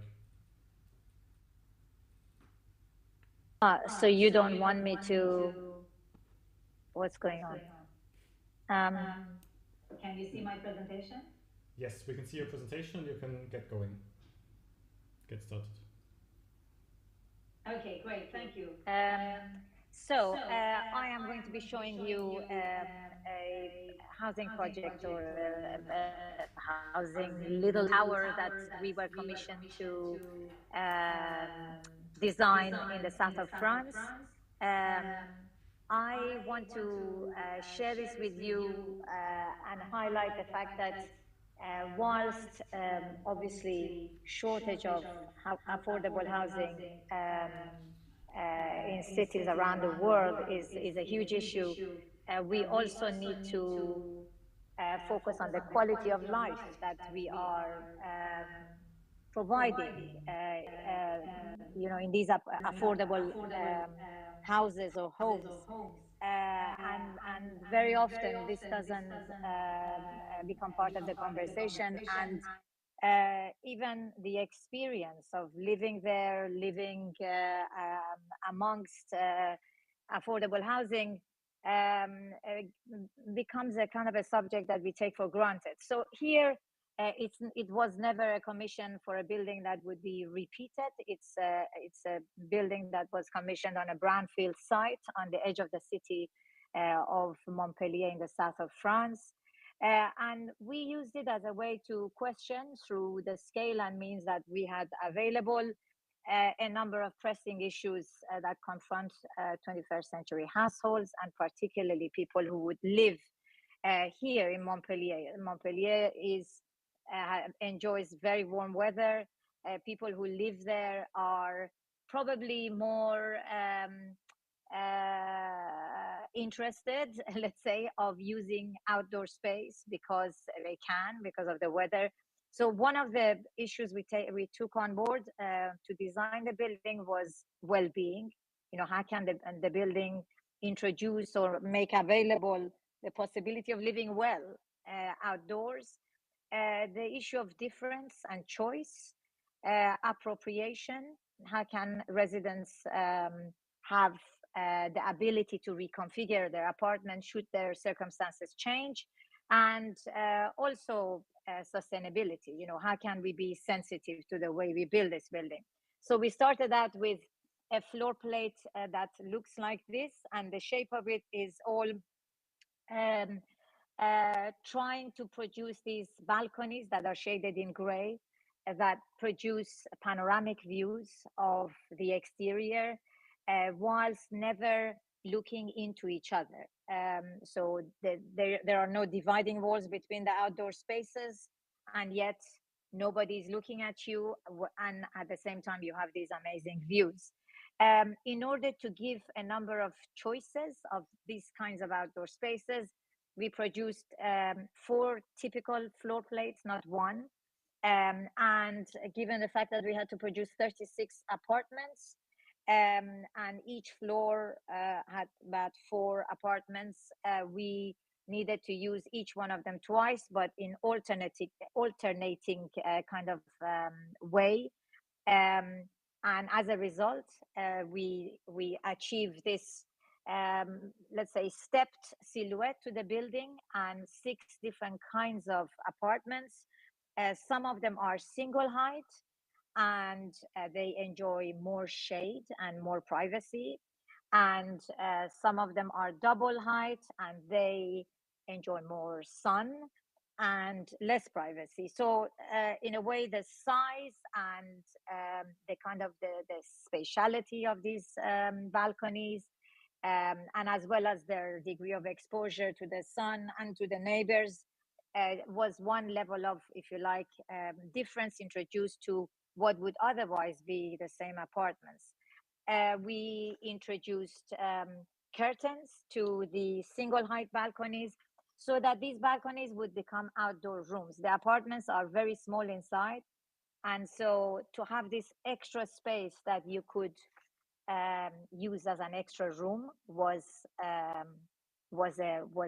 something that we added to the kind of residents who would live in those apartments. You can see on the left here, the same balcony closed and open, and the kind of the way they frame also the exterior and this dialogue that is set up between these outdoor rooms and the city outside. Now, if the balconies would be simply stacked, identical and simply stacked, then you would see your neighbor directly below you. And in order to maximize the privacy of these balconies, and privacy is all to do with making them be more like rooms and an extension of the interior, rather than just an outside space that anyone you can look at you and you're clearly outside. So we should kind of keep in mind that privacy is intended for this purpose. So here you see that by having the balcony on the level below slightly to the corner, the view down to the neighbor is minimized, and we then maximize that with the way the design of the balustrades. If you can see to the right bottom, we densify the spacing of the balustrades in the area where we want to maximize privacy. So, we try to use every element of the building that it would be needed anyway. You need balustrades in order to stop people falling down, as a way to improve the quality of life in the building and to give certain kind of specific experiences to living there. As a result of these, the assemblage of specific floor plates and the curtains and the handrails, we arrived to this typical, let's say typical apartments. You see that they're all different shapes, orientations, and their balconies, which are shaded in gray, are unusually large compared to the size of the interior. And by allowing them to be also used as a semi-outdoor or semi-indoor space, we were really increasing substantially the size of usable space for the inhabitants. I mentioned to you the need to think about appropriation and empowering the residents to take ownership of their spaces. This is half of a floor plate, the same floor plate at two different moments. The dark grays are bedrooms and the white is the living areas. And we see how, a single family buys the one on the left, two of them, two apartments next to each other. And very shortly after, they turn all of the one apartment into bedrooms, and they use one apartment only as living room because they decided to have to live with their daughter. And so they didn't want two apartments, they wanted one. And very shortly after they did this, they put up the whole thing up for sale. So, it's evident, this the case of this family, of how important it is to allow people to add a room, remove a room, because life changes sometimes very quickly. This is another example of two identical apartments that, the inhabitant in one has put the kitchen to one side and in the other one in the center of the space, giving people choices of doing this. Or during the pandemic, Gia, who I was in touch with, and her partner, divided part of their living room to be an office because they were working from home, and they were using the balconies as a kind of exercise space. Over time, I can imagine that maybe the way the partitioning of the building happens, maybe it could also become not orthogonal and perpendicular to the core in the center, but perhaps to the perimeter envelope, something that we would have liked to happen. But at the time, there was a lot of nervousness about the number of angles, etc. And we can discuss this later. And finally, the way to really clad this building, it was going to be curvilinear. The budget that we had was 3.8 million euros for 36 apartments. Price per square meter was half the amount of what was being built in the area. So we had to be, let's say, creative with how we would clad it. And we wanted, of course, to be sensitive to how it would last over time, the kind of maintenance it would require over time, the amount of energy it would require to produce the cladding, etc. So we settled with aluminium. We used off-the-shelf aluminium panels in 3 scales of corrugation. Aluminium does require quite a bit of energy to produce, well, half the amount since the early 90s. It's improving. But what is great about aluminium is that it can be recycled infinitely. And in fact, 75% of all the aluminium that has ever been produced is still in circulation. So we were interested in this aspect of aluminium. It was affordable. We specified it in to be anodized rather than painted, which means that it is maintenance free. And the corrugation is interesting because it allows the building envelope to catch light. You know, the light of Montpellier is a special feature or element of the area, and so to be able to catch it and allow the building to change color throughout the day was also a way to make the building speak to its location. Maybe we can go to the video now.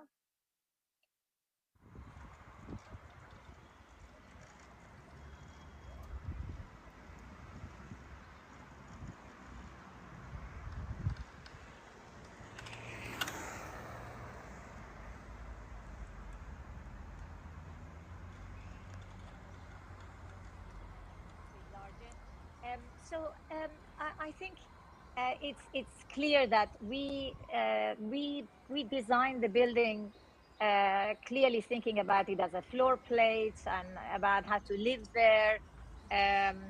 All the issues that I was discussing with you. But I need to mention that the building is called Folies d'Auvergne, and Folies in Montpellier are in the 18th century. They date to the 18th century, where wealthy citizens would build very large mansions as their summer homes. And these summer mansions were very extravagant. And yeah, they were very extravagant, let's say, mostly in kind of image, etc.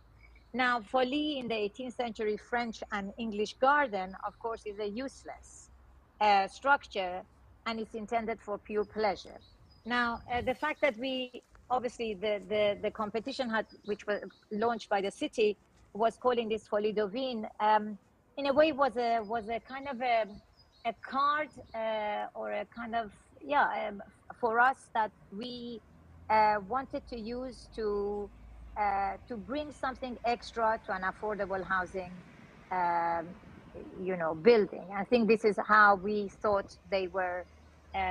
This was our mandate, let's say, by the city, by calling this a folie.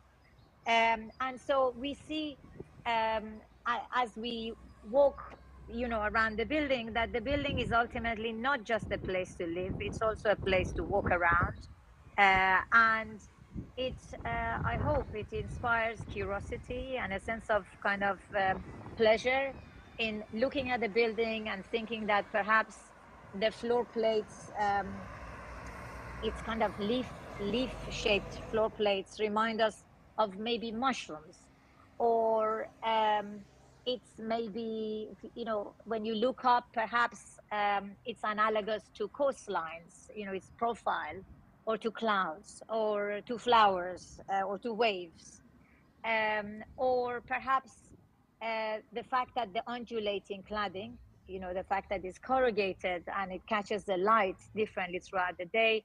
Maybe it's like color zonation or in flowers again, or murals, or the skin of animals, or maybe the lightness of its balustrades remind us of harps, or maybe the fact that the floor plates from one floor to another are not simply aligned, and they remind us of the game of Jenga. So I think buildings, and why not also affordable housing, should be there are structures there that we move around, and they should also engage us in curiosity, in a sense of pleasure. And I'm very passionate about affordable housing not being doomed to looking cheap. I think we have an interior now. One of the residents has filmed. Yes. So this is the interior of the top floor, in fact. And I think it shows that wherever you are, remembering that the apartments have multi-directional. Because they have balconies, all around. It also means we have great cross ventilation. And this is her living room opening out to the balcony. We will walk back. I should mention that in France, unlike in the UK, the apartments are sold with almost kind of nothing. The kitchen is just a sink, and you get your bathroom fittings, but very, very little by way of a finished kitchen. And I think this is great because it means that the residents can finish it their own. They finish the apartment. You see that the bedroom opens to a balcony, just like the living room and the bathroom, and this is a quality that these apartments have of an indoor-outdoor continuity.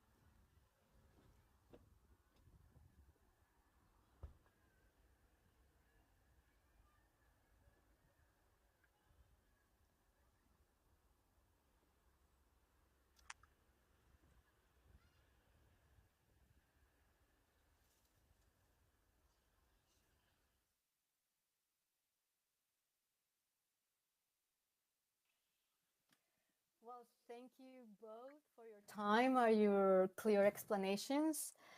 I think we just experienced like a full story of a building, from urban planning and policies until the completion of an idea by an architect. And with the minutes we have left, I will like to start with just one big question, and then we go for the questions on the chat, and for both of you, and then we go little by little. Are we really, we as human beings or as citizens, are we really ready for an adaptable and then an industrialized home? I don't know if you want to start, Farshid or Javier, who wants to start? Are we really ready for that, for an adaptable home, for an industrialized home? Javier? Your phone? No, we can't hear you.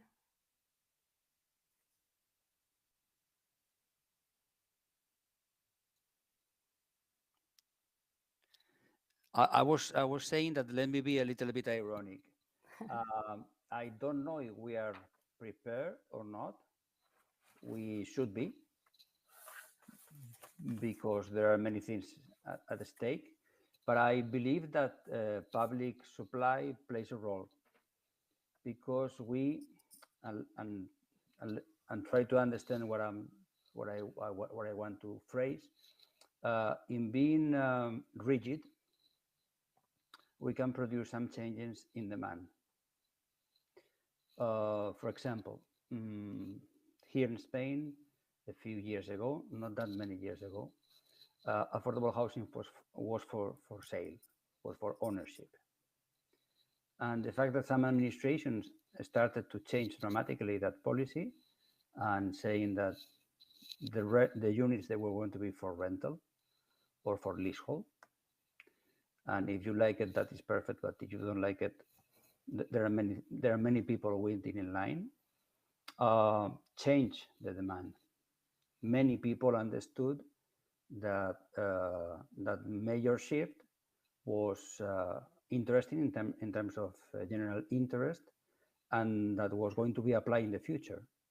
So with flexible buildings, industrialized buildings, really buildings oriented to energy efficiency and to livability, we know from a theoretical point of view that they are better for the inhabitants and for the cities. But if someone has to push at the beginning, I believe that the public supply plays that role, among others.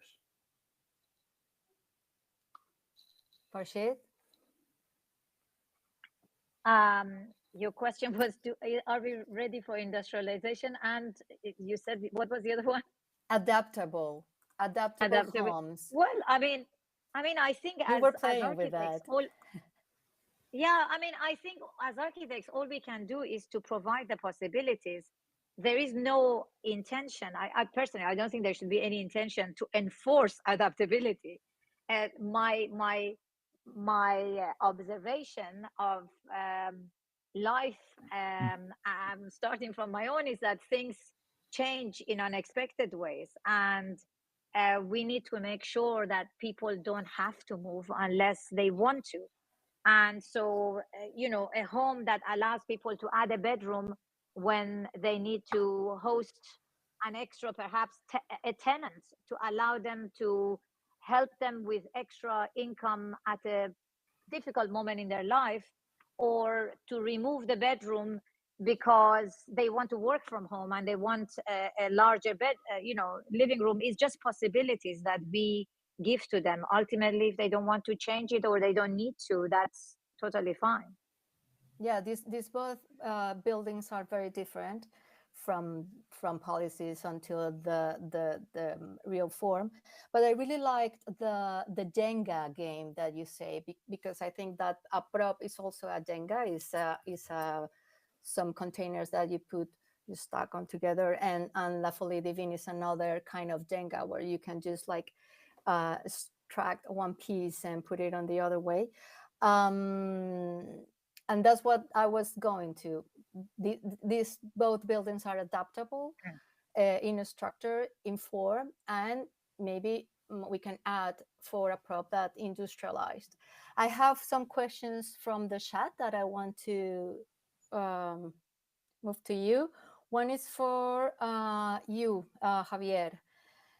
Props are removable. What is the expected reuse of these buildings? I am again mute, I believe. No, we're hearing you. Okay, because we can hear you. Because I'm seeing a mute sign. The idea is that we are producing a capacity for emergency, because again, I remind you again that these prop models are used for emergency purposes almost only. We are building a capacity. We don't know yet how big that capacity will be, what will be our complete needs. And we will be able to allocate that capacity in different places along the city. Let's say that in a way, playing with pieces, buildings, that they can be inserted in places where the administration, we have land for public facilities. Obviously, it is much more easier to say it than to do it, because even though it's technically feasible, cities, streets, neighborhoods, they have some inelasticity, some rigidities.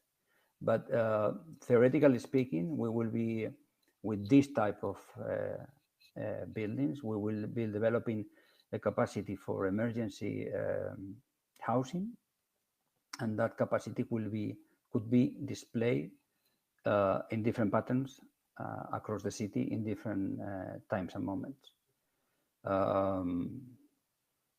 The possibility is there. We will have to see what happens in the future, because it will take time.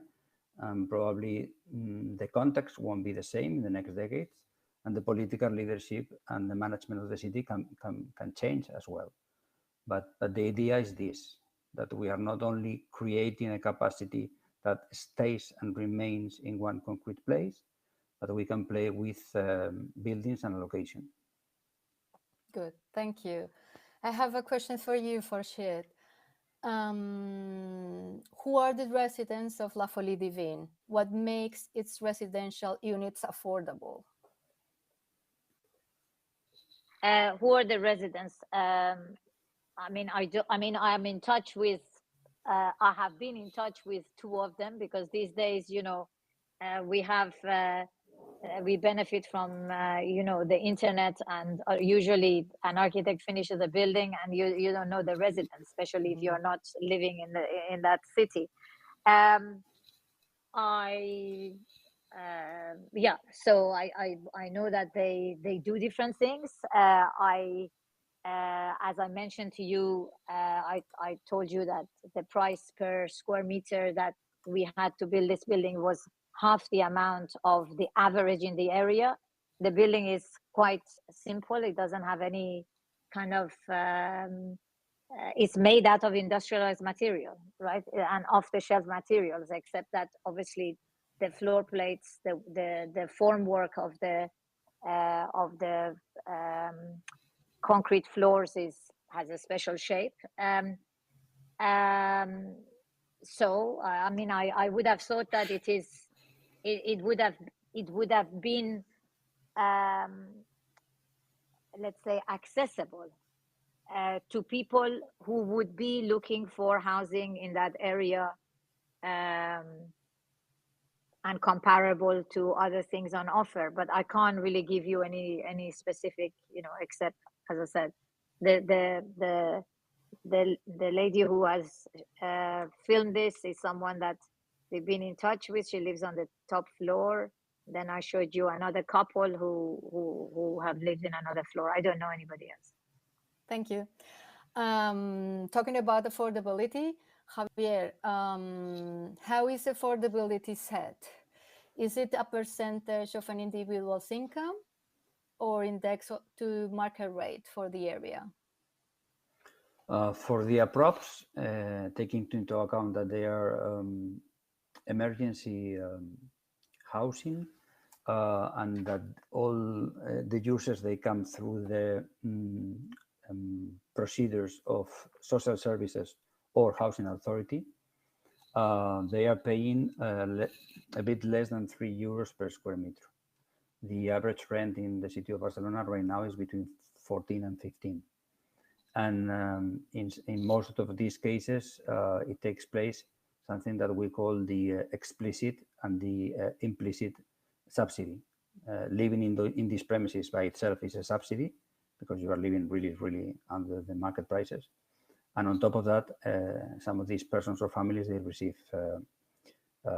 help from the social services as well. The social service pay part of the rent.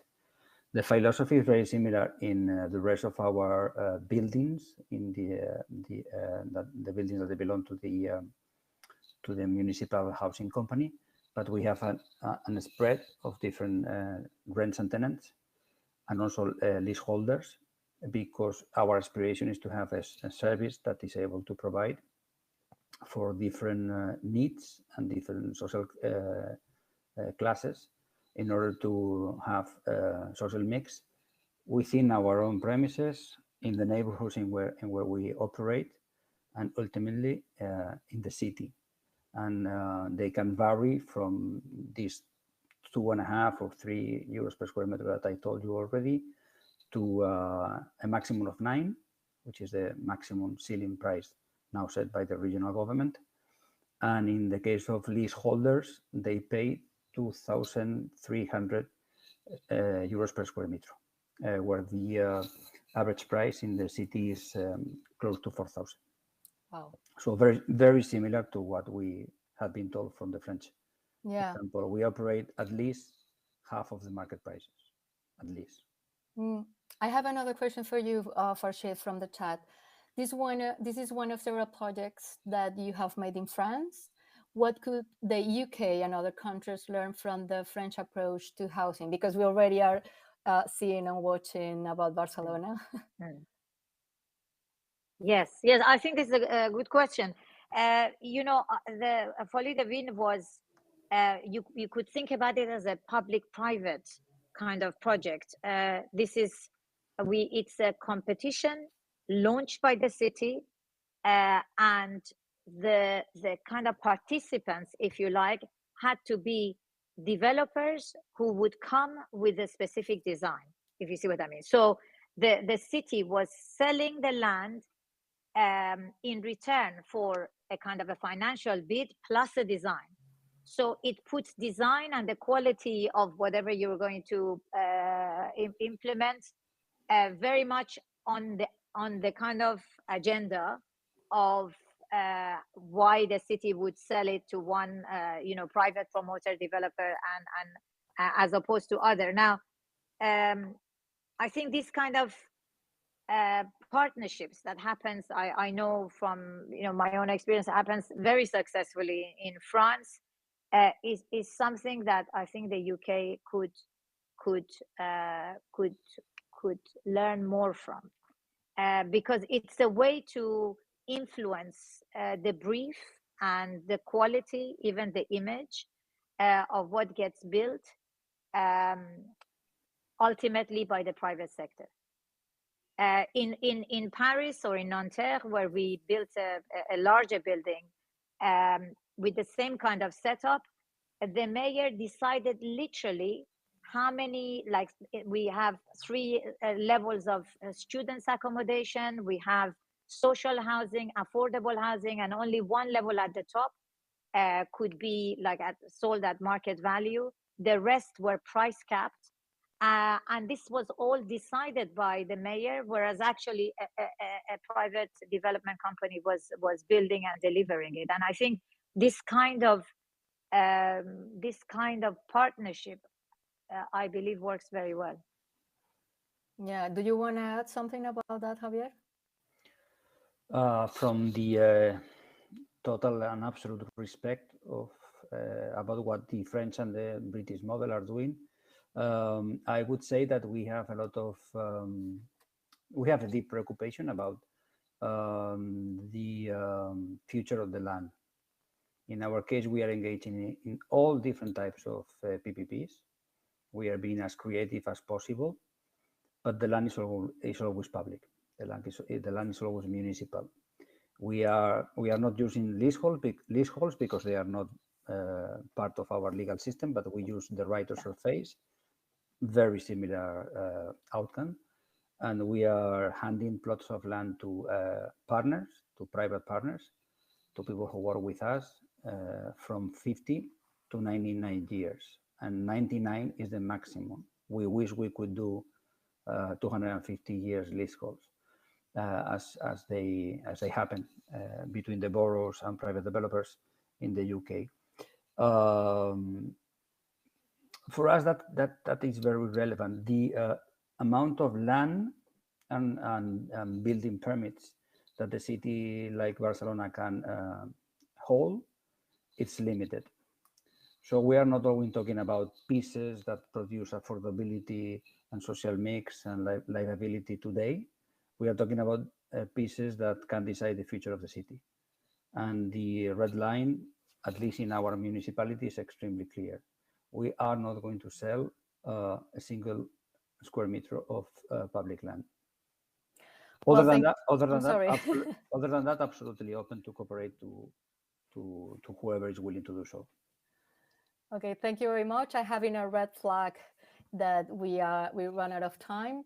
Thank you, both of you, for your time, for your very clear explanations. Thank you to the Open House Worldwide Network for the organizers. And let's continue with this party. Thank you.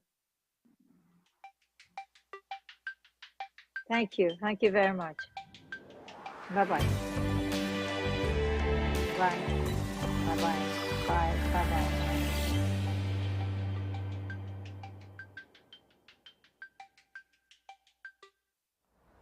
I am Sadhu Yog Vivek Das. Welcome to the BAPS Shri Swaminarayan Mandir here in Neasden, London, also popularly known as the Neasden Temple. A mandir is quite simply the home of God, a spiritual sanctuary where one can experience peace, serenity, and a connection with the divine. Underlying every traditional Hindu mandir is an ancient and exact science which has been detailed in the Vastu Shastra. The Vastu Shastra refers to an architectural text which gives details of each and every aspect of the mandir, all the way from laying the foundations, all the way to the final dedication ceremony of the temple itself. This London mandir is based on a tradition that goes back thousands of years. And this mandir has been constructed using stone without any reinforcing iron or steel.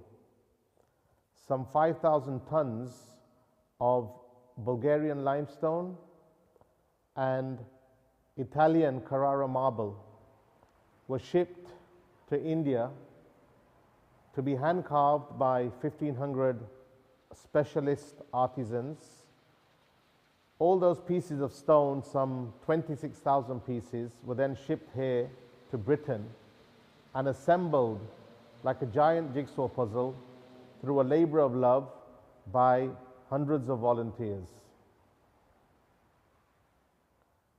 Ancient Hindu builders envisioned the mandir not merely as a sacred structure, but as an actual form of God, with its various components representing parts of God's actual physical body. So, for example, we have the kalash on top of the spires. The kalash, the golden pots, represent the head of God. The flags fluttering above the kalashes symbolize the hair of God. The shikhars, the pinnacles themselves, they symbolize and depict the shoulders of God, and the murtis represent or depict the soul of God. Serving the local community is an integral part of the Hindu ethos. This mandir, therefore, not only serves as a place of worship, but also as a center for community outreach activities. It is a place where worshippers, as well as members of the local community, can work together to serve society. A mandir is thus a place where architecture and art come together to provide a divine experience. Akshara Purushottama Jaya, Akshara Purushottama Jaya, Darshana Sarvottam Jaya Swami.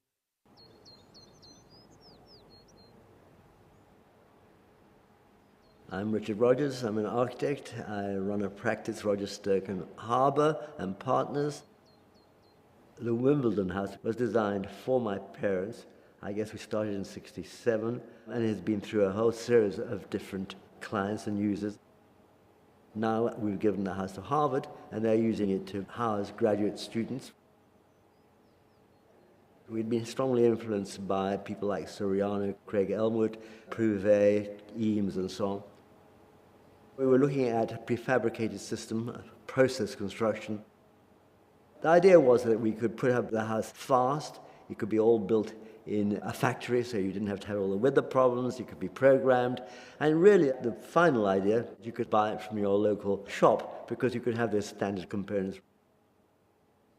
We ended up with this simple rectangular plan, 2 parts, courtyard in the middle, the house on the north side, and then what we call the lodge.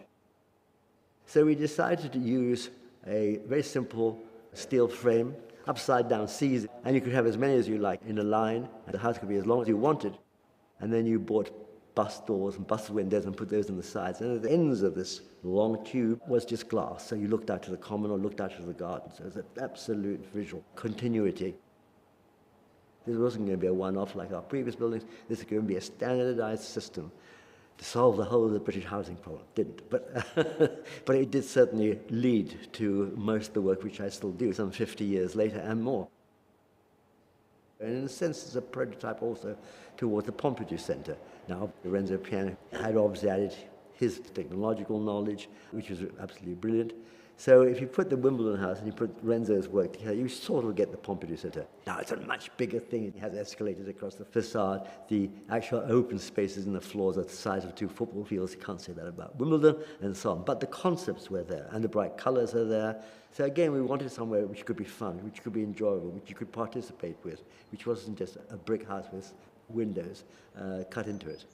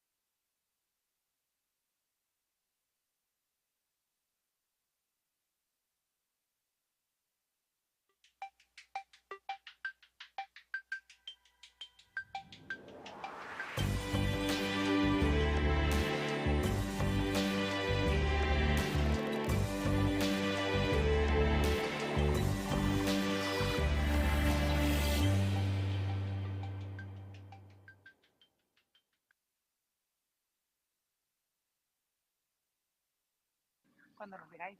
¿Ya? Bueno, soy Amparo de Open House Valencia. Espero que me estéis oyendo bien. Si no, podéis hacer señales. Pero bueno, nada, estamos aquí en Valencia. Yo soy parte de la organización y también tenemos a Pacho por ahí, que también es de Open House Valencia. Estamos justo ahora en Spatial, que empezaremos el tour en breves. Y con nosotros también tenemos a Paz y a Juan, porque Antonio al final no ha podido venir por problemas de salud, pero tenemos a su hija y al marido que es como si hubiesen hecho el edificio también. Así que nos acompañarán durante el tour por Spatial, que esperemos que disfrutéis mucho. Y vamos a empezar desde fuera para tener un poco una visión del edificio por fuera e introducir un poco el entorno en el que estamos y luego pasaremos adentro. Entonces espero que lo disfrutéis mucho y luego ya pasaremos. Les dejo la voz a ellos.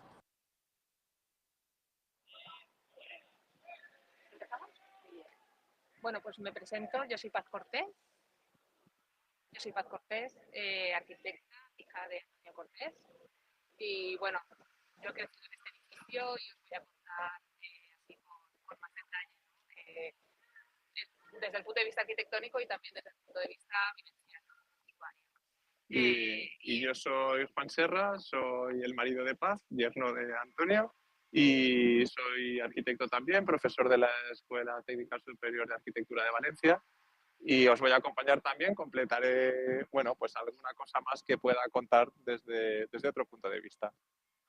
Bueno, pues a ver, este edificio lo primero que tenemos que decir es que se concibe con la idea, ¿no? Con la idea de hacer realidad la utopía de vivir en la ciudad sin desvincularse de la naturaleza.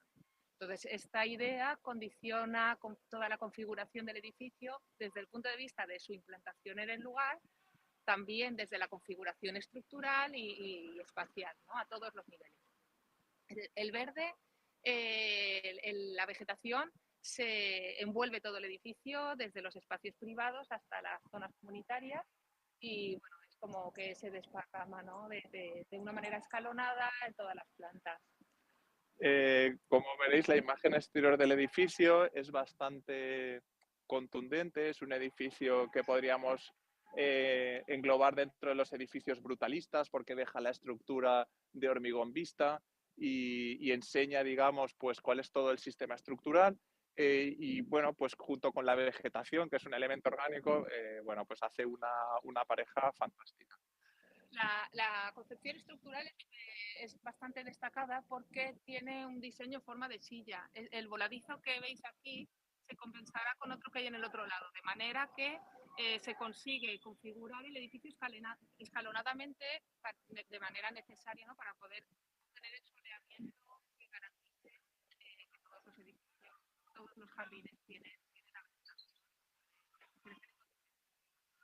En realidad, la idea muy sencilla sería el intentar vivir todos los vecinos como si fueran viviendas de 2 pisos, de dúplex con su jardín, pero en este caso en altura y en la ciudad, vaya, en un sitio urbano como es Valencia. Yo creo que es un edificio que desde el punto de vista, bueno, desde esta imagen exterior se ve como monumental o muy desordenada, tiene una estructura modular rigurosa de 6 metros y las viviendas se van encajonando en esa estructura modular que ahora veremos. Vamos para adentro, ¿no? Yo creo que vamos a ir.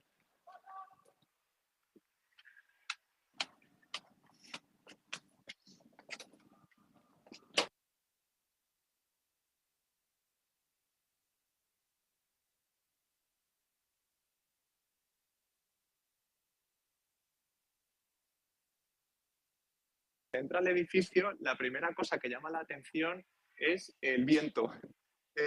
Es un edificio que tiene un microclima, porque toda la vegetación que conforman los jardines hace que la sensación que se tiene de frescor sea inmediata, sobre todo en los días de verano.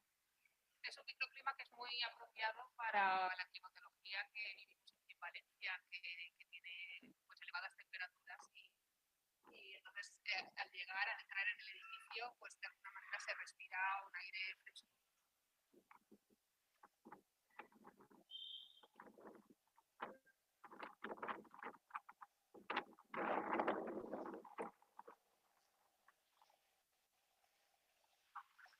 Subimos. Bueno, este es uno de los puntos principales del edificio.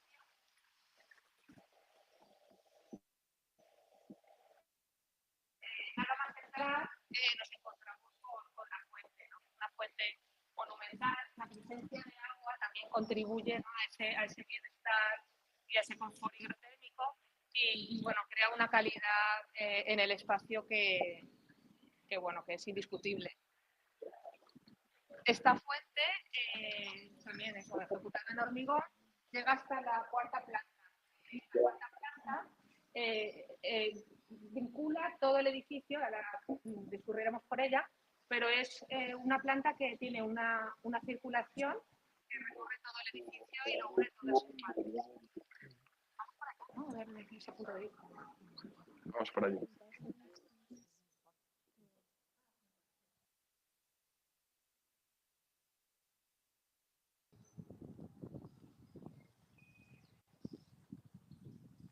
Hay que pensar que todo este Jardín, acércate juntos. Todo este jardín que estamos viendo en realidad es un jardín artificial en el sentido de que debajo de esta planta hay dos sótanos de aparcamiento. Todo esto se construyó con la tierra que se extrajo de la excavación de los sótanos. Y se construyó una montaña que llega desde la planta baja hasta la planta cuarta. Y configura el jardín comunitario principal. Todo esto es una especie de pequeño bosque común.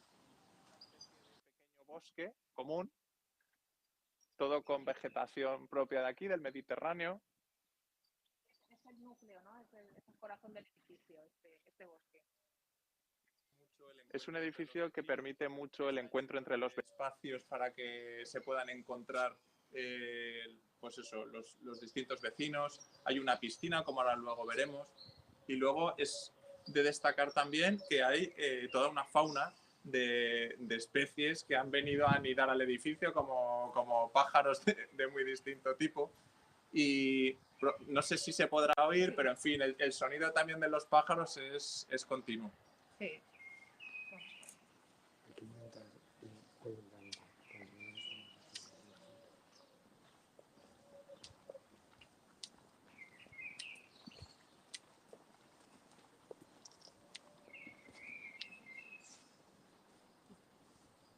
Aquí podemos ver el voladizo que compensa el del otro lado que hemos podido visualizar al comienzo de la ruta. El edificio que tiene estructuralmente forma de silla compensa el escalonamiento, el voladizo que tiene al otro lado necesario para escalonar los jardines, lo compensa con este lado.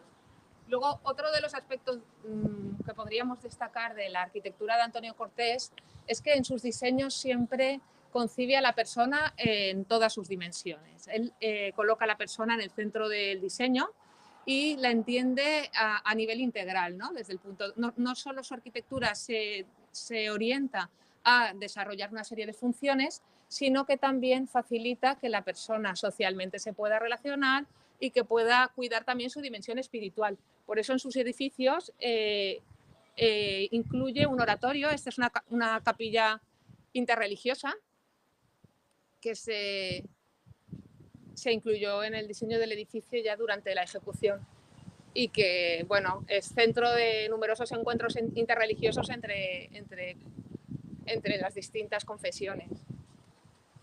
Quizá desde un punto de vista más intelectual, ¿no? Podemos de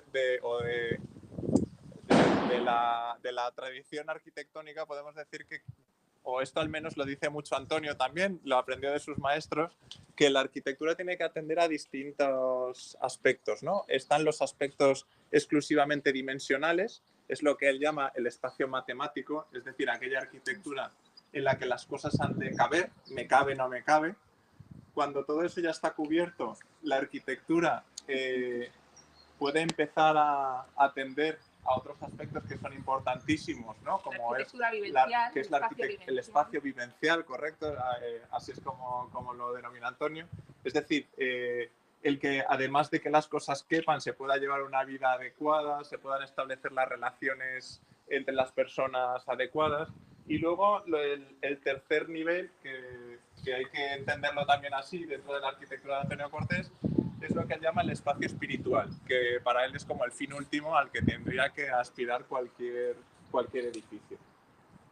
Seguimos por la escalera y podemos llegar hasta la cuarta planta.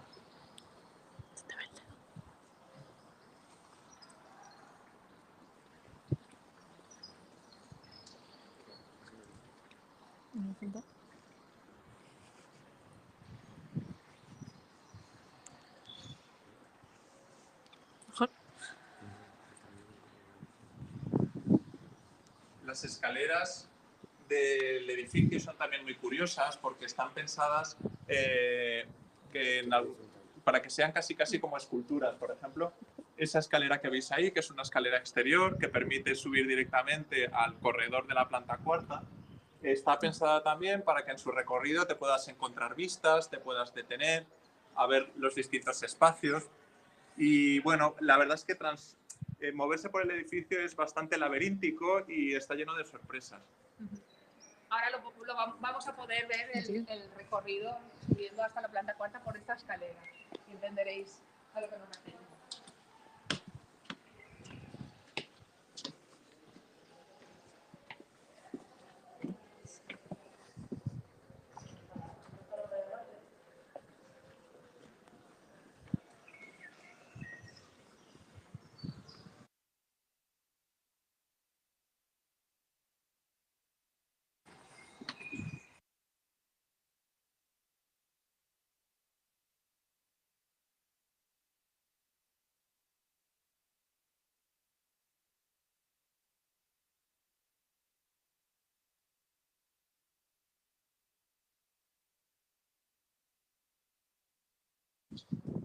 En la arquitectura de Antonio Cortés, como comentaba Juan, los espacios necesarios, los elementos arquitectónicos necesarios para comunicar espacios, él los utiliza como una oportunidad para generar circulaciones, recorridos, sorpresas, miradores.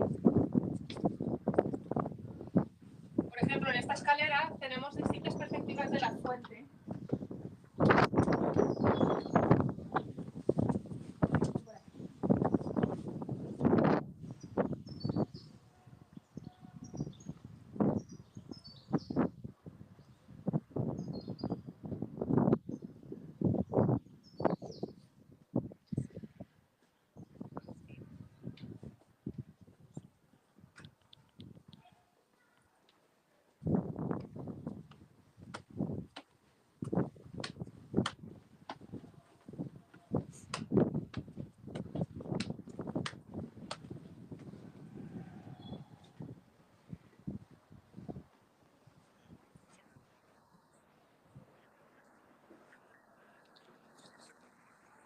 Esta es la cuarta planta.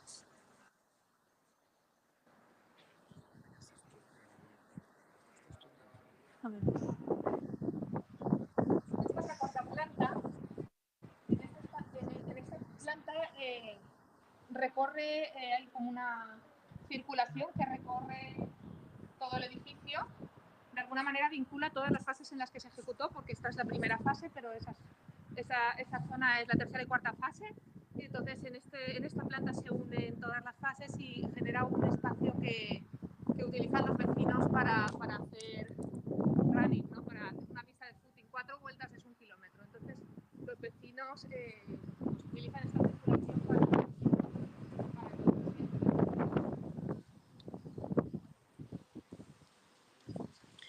Así, ¿cómo que refresque? ¿Qué hago?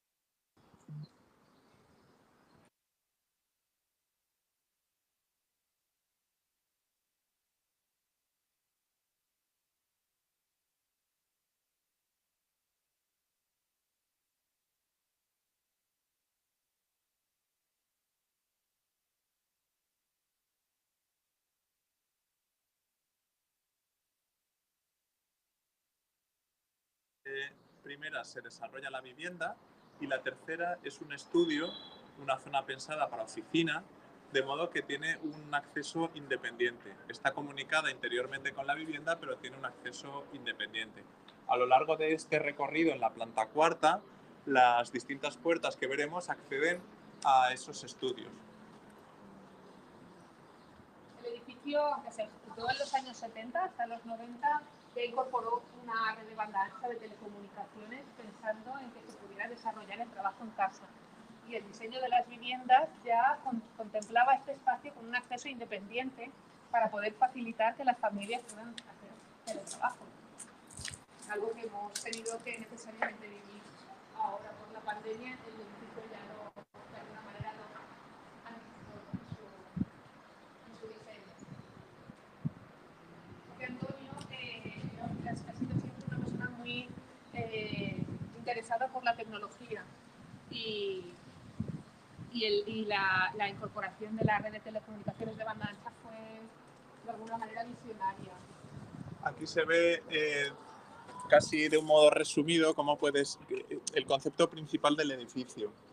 Es decir, tenemos delante todo el jardín común con todo este bosque y si vais viendo las distintas viviendas tienen sus jardines principales dando a esta orientación, que es una orientación sureste. Es la mejor para recibir la máxima luz del sol, la máxima iluminación natural.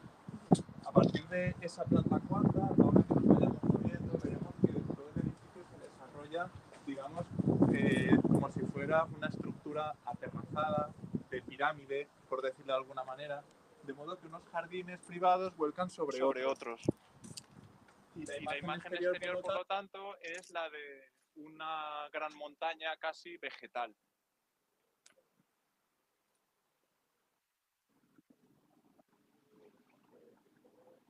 Este espacio de aquí es un solario comunitario, aquí. Toda esta gran explanada con césped, aquí en verano,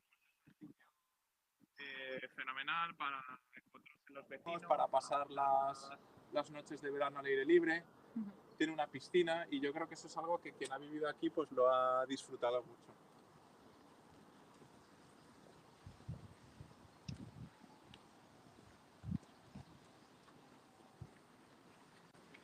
Y de nuevo, debajo de este espacio, en realidad, lo que hay es construcción. Es decir, aunque parezca todo naturaleza, hay que pensar que es una gran cubierta aterrazada y debajo lo que hay es un espacio comunitario muy grande.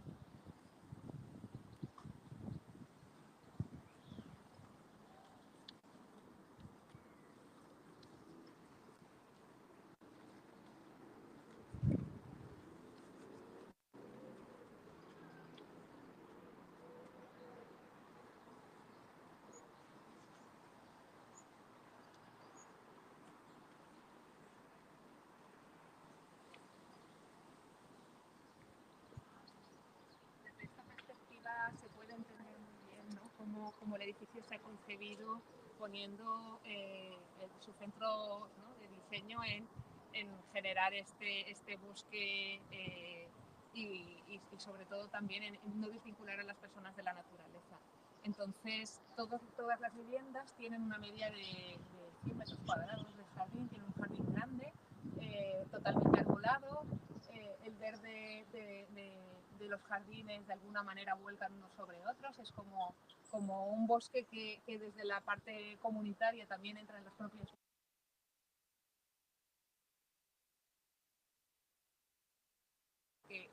por el que el edificio, bueno, pues es especialmente reconocido desde el punto de vista de la aportación utópica, ¿no?, en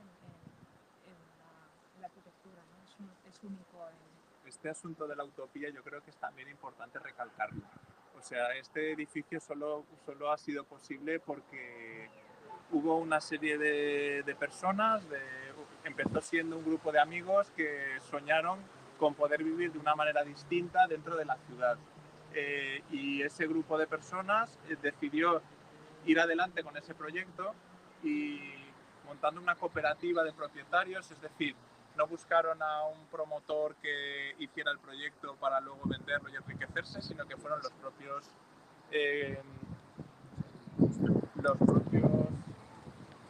amigos quienes decidieron ir adelante con este edificio tan singular.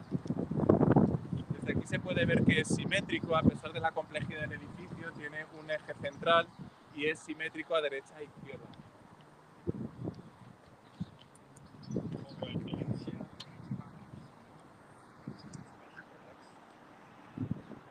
Bueno, y terminamos. Espero que no nos hayamos extendido mucho. Pero bueno, ahora damos paso a México y nos moveremos hacia el interior para estar más tranquilos luego.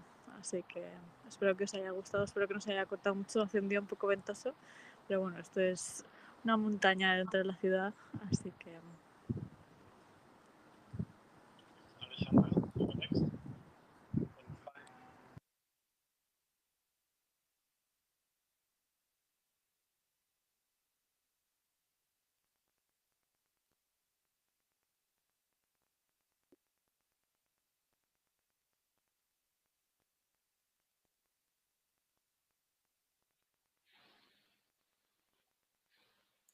Hola a todos, mi nombre es Tania Tobar, directora en Proyector, y hoy tenemos el gusto de estar presentando un proyecto increíble, Casas Jojutla, de Aro Taller de Arquitectura, en colaboración con el Infonavit, y nos acompañan Alejandra Mora del Infonavit para platicarnos un poquito de esta iniciativa, y también Alexa Guzmán y Roberto Silva de Aro Taller de Arquitectura para dar este recorrido por este ejercicio tan bonito que es Casas Jojutla.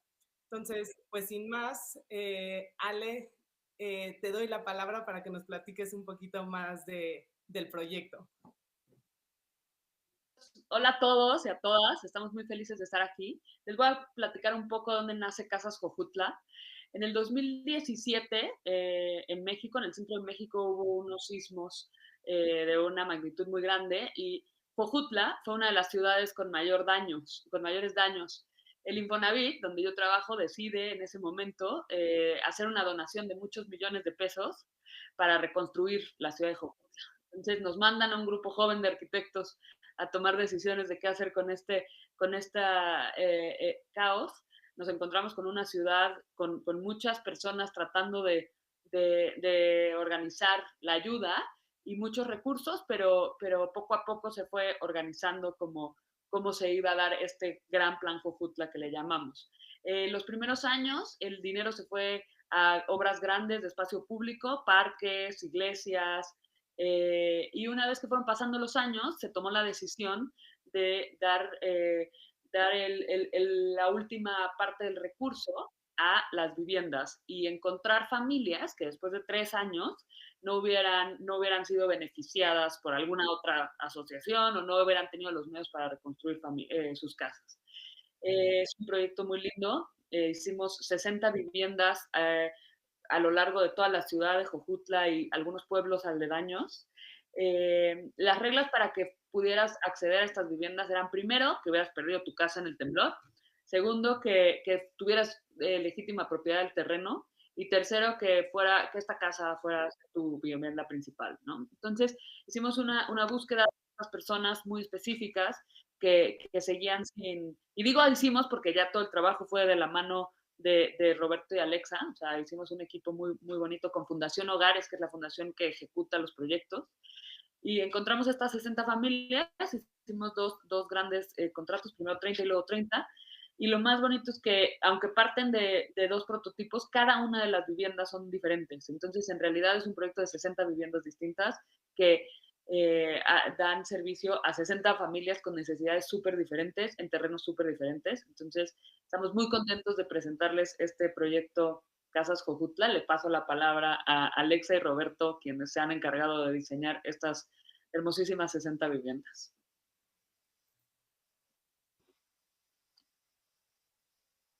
Hola, hola. Hola, ¿qué tal? No nos vemos, pero aquí estamos. Un gusto primero presentarles este proyecto en el que hemos estado los últimos años involucrados, como dice Ale, junto a Infonavit y junto a Fundación Hogares.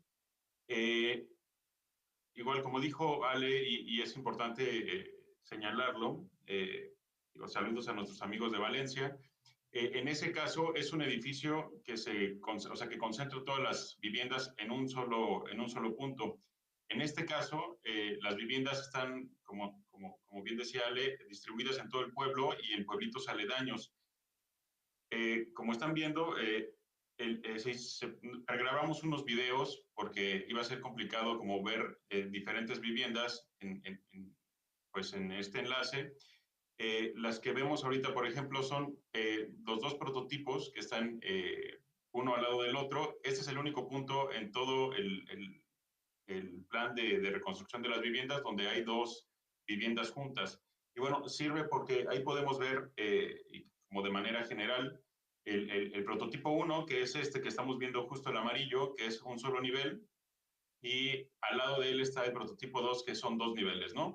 La idea de hacer estos prototipos fue para de alguna forma sistematizar soluciones, ¿no? Desde la vivienda como tal, hasta elementos como la cancelería, que justo ahorita ahí el modelo está haciendo una demostración del funcionamiento. Como pueden ver, justo este es el prototipo 1, el cual tiene conexión directa a un patio central. Ahorita hicimos ese ejercicio de las ventanas justo para que vieran cómo se une justo al patio, cómo tenemos esa conexión directa con el exterior. Y es muy importante mencionar, el clima en Jutla es promedio 32 grados, hace muchísimo calor, lo cual nosotros queríamos que las familias que estuvieran ahí vivieran un microclima o un clima confortable.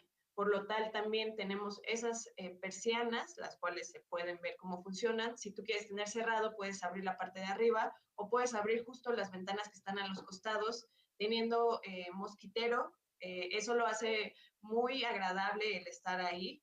En este video que estamos viendo, esa es una de las entregas de una de las casas que particularmente tuvo muchas adecuaciones. Como decíamos, son 60 casas, dos prototipos, pero en realidad cada casa es diferente a la otra, ¿no? Toda esta casa era un terreno de 3 metros, 3,20 más o menos, por 25 metros de largo. Entonces era el reto de estos prototipos, pues en realidad ninguno de los dos cabía en este terreno. Se tuvo que hacer como un planteamiento diferente. En este caso tenemos 3 patios, uno frontal, uno trasero y uno central.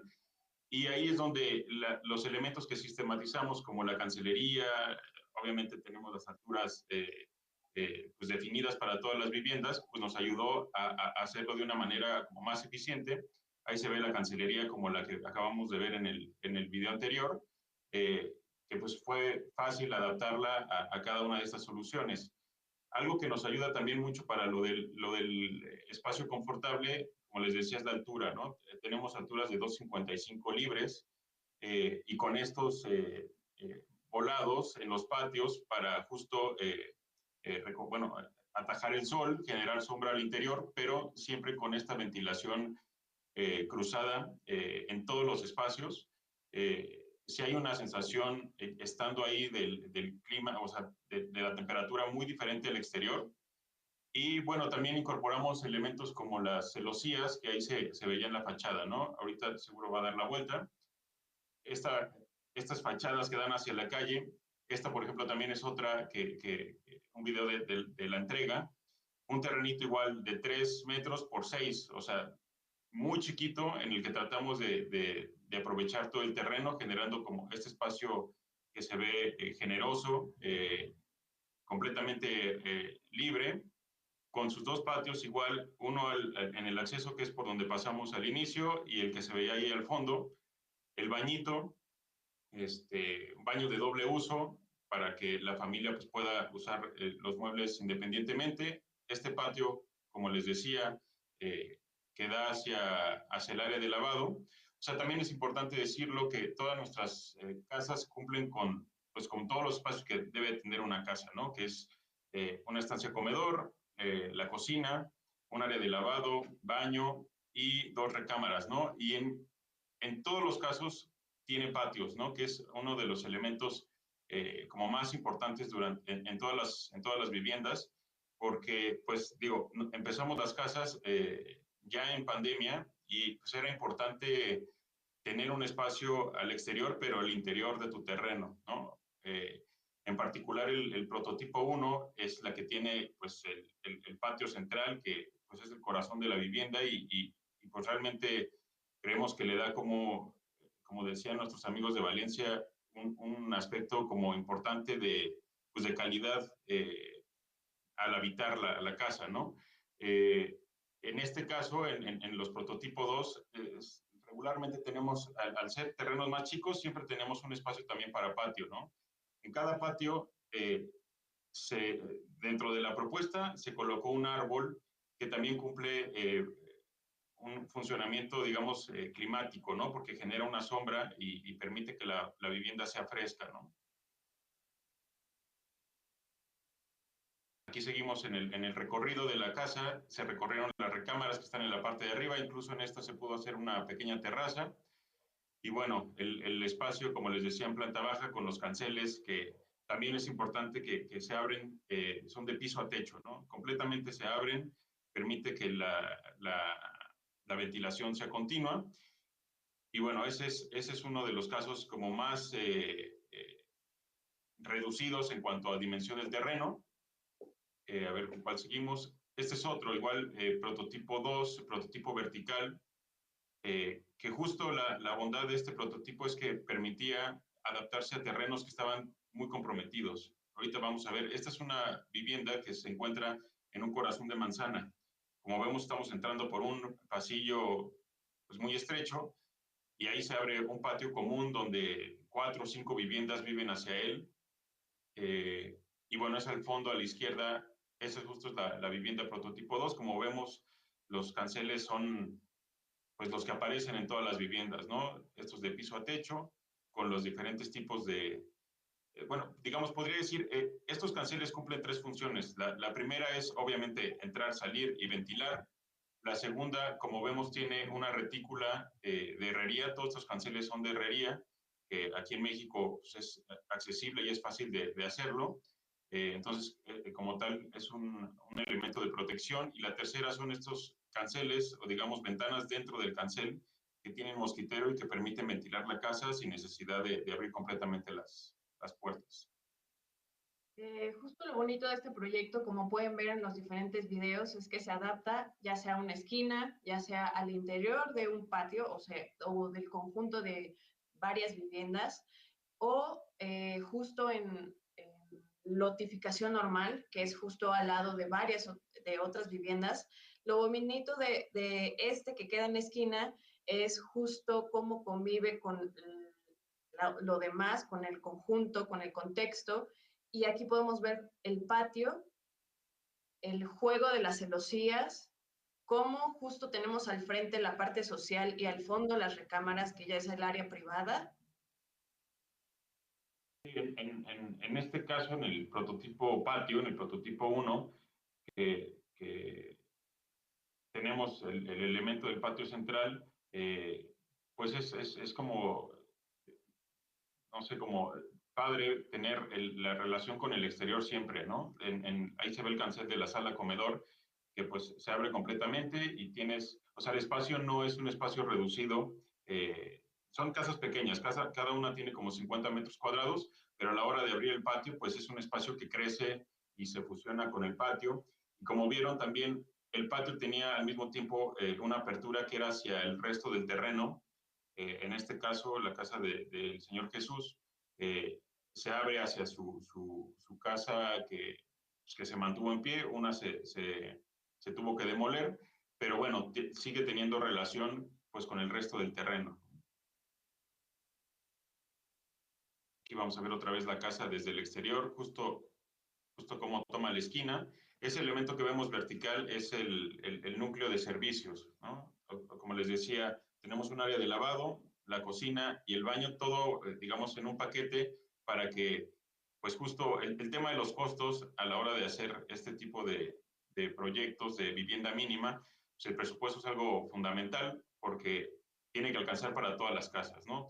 Tuvo que alcanzar para las 60 viviendas, incluso va a alcanzar para hacer un par de viviendas más, pero bueno, era importante que se cuidara ahora sí que todos los pesos, y dentro de esto, pues la casa también, hay que decirlo que cumple con todos los acabados, o sea, está completamente terminada. Los muros tienen aplanado, como vieron ahí, se vio rápido el baño, pues está completamente terminado con todos los muebles colocados, al igual que los servicios de gas, etcétera.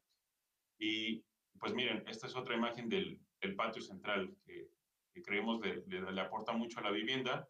Ahí, como se ve, tiene el voladizo, que es lo que te permite llegar hacia las recámaras, o sea, la circulación está abierta.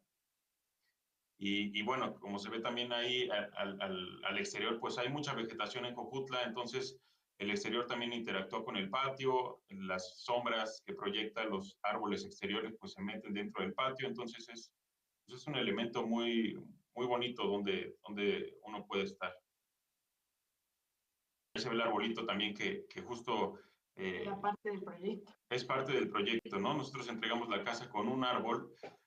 Un poco la idea también para crear este sentido de pertenencia, ¿no? La familia llega a la casa y ya hay un árbol que cuidar, ¿no? O sea, hay un árbol con el cual hay que crecer como familia y pues en especial creo que es uno de los elementos que más nos gustó a la hora de ir construyendo las casas. Sí, creo que algo que es súper bonito de este proyecto es cómo entienden ustedes la idea del prototipo, ¿no? Que salen de esta concepción moderna del objeto que se repite y que está estandarizado y que comienzan a plantearlo más bien como un proceso, algo que se adapta y que toma en cuenta las distintas variables del contexto, de las familias, y que eso da por ende, si bien un proceso relativamente sistematizado, pues como lo vemos aquí, 60 casas distintas, ¿no? Y eso creo que es increíble del proyecto, ¿no? Sí, porque algo que no dijimos al inicio del proceso, tuvimos por lo menos 2 entrevistas con cada una de estas familias, de estos beneficiarios, y visitamos el sitio, ¿no? Donde se va a construir la casa, donde se construyó la casa. Entonces era entender las características de la familia, entender el terreno, o sea, adaptarnos a este terreno, a la topografía, etcétera, para que justo la casa pues pudiera ser única y específica para cada vivienda y para cada terreno. Y además, y algo que también que alcanzamos a ver en algunas de las casas que se visitaron, es también cómo se comienzan a readaptar una vez que entran ahora sí como sus usuarios, sus dueños, ¿no? Que las casitas no solamente cambian el prototipo para adaptarse a la familia, sino que después se vuelven a transformar una vez que entra la familia y comienzan a jugar con los acabados, con los mismos espacios y las comienzan a hacer suyas, ¿no?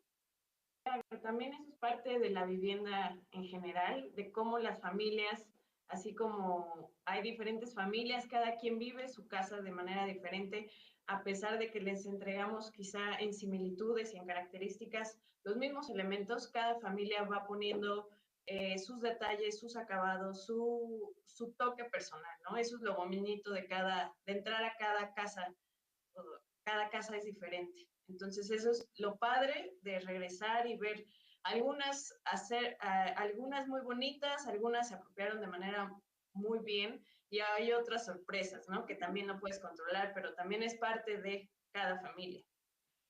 Otra cosa que no han mencionado es lo de los colores de las fachadas, que también es muy lindo. Cuéntenos.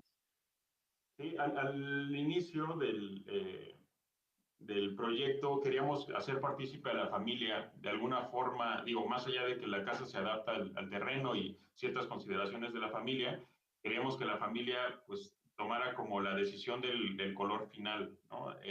Hicieron muestras de diferentes colores y la familia fue la que dijo, bueno, quiero que sea o amarilla o verde, hay otras que terminaron siendo blancas. Entonces, de alguna forma, pues la familia también toma decisión en el proceso y toma decisión en cómo quiere su casa.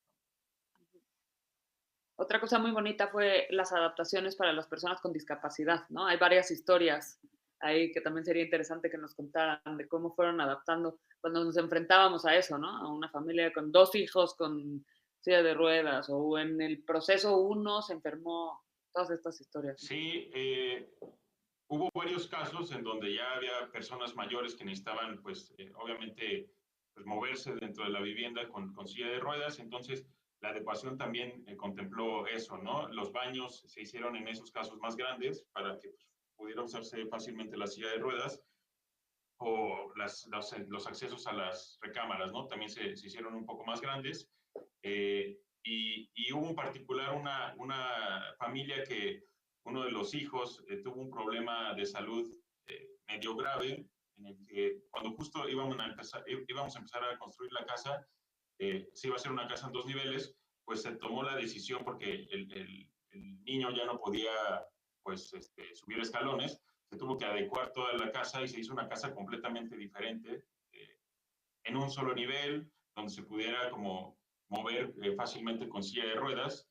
Entonces, sí, nos encontramos como ese tipo de consideraciones que creo que le sumaron mucho al proyecto, ¿no? Porque no fue, como decía Tania, ¿no? Una casa que se colocó 60 veces en diferentes terrenos, sino que se hicieron 60 casas diferentes, ¿no? Creo que nuestros amigos de Valencia ya andan también de regreso. Así que, pues nada, primero, antes que nada, pues agradecerles muchísimo a Ale, Alexa y Roberto por compartirnos este proyecto increíble. Y pues nada, y ahorita lo platicaremos también qué cosas tienen en común con Valencia o no, ¿no? Exacto. De acuerdo.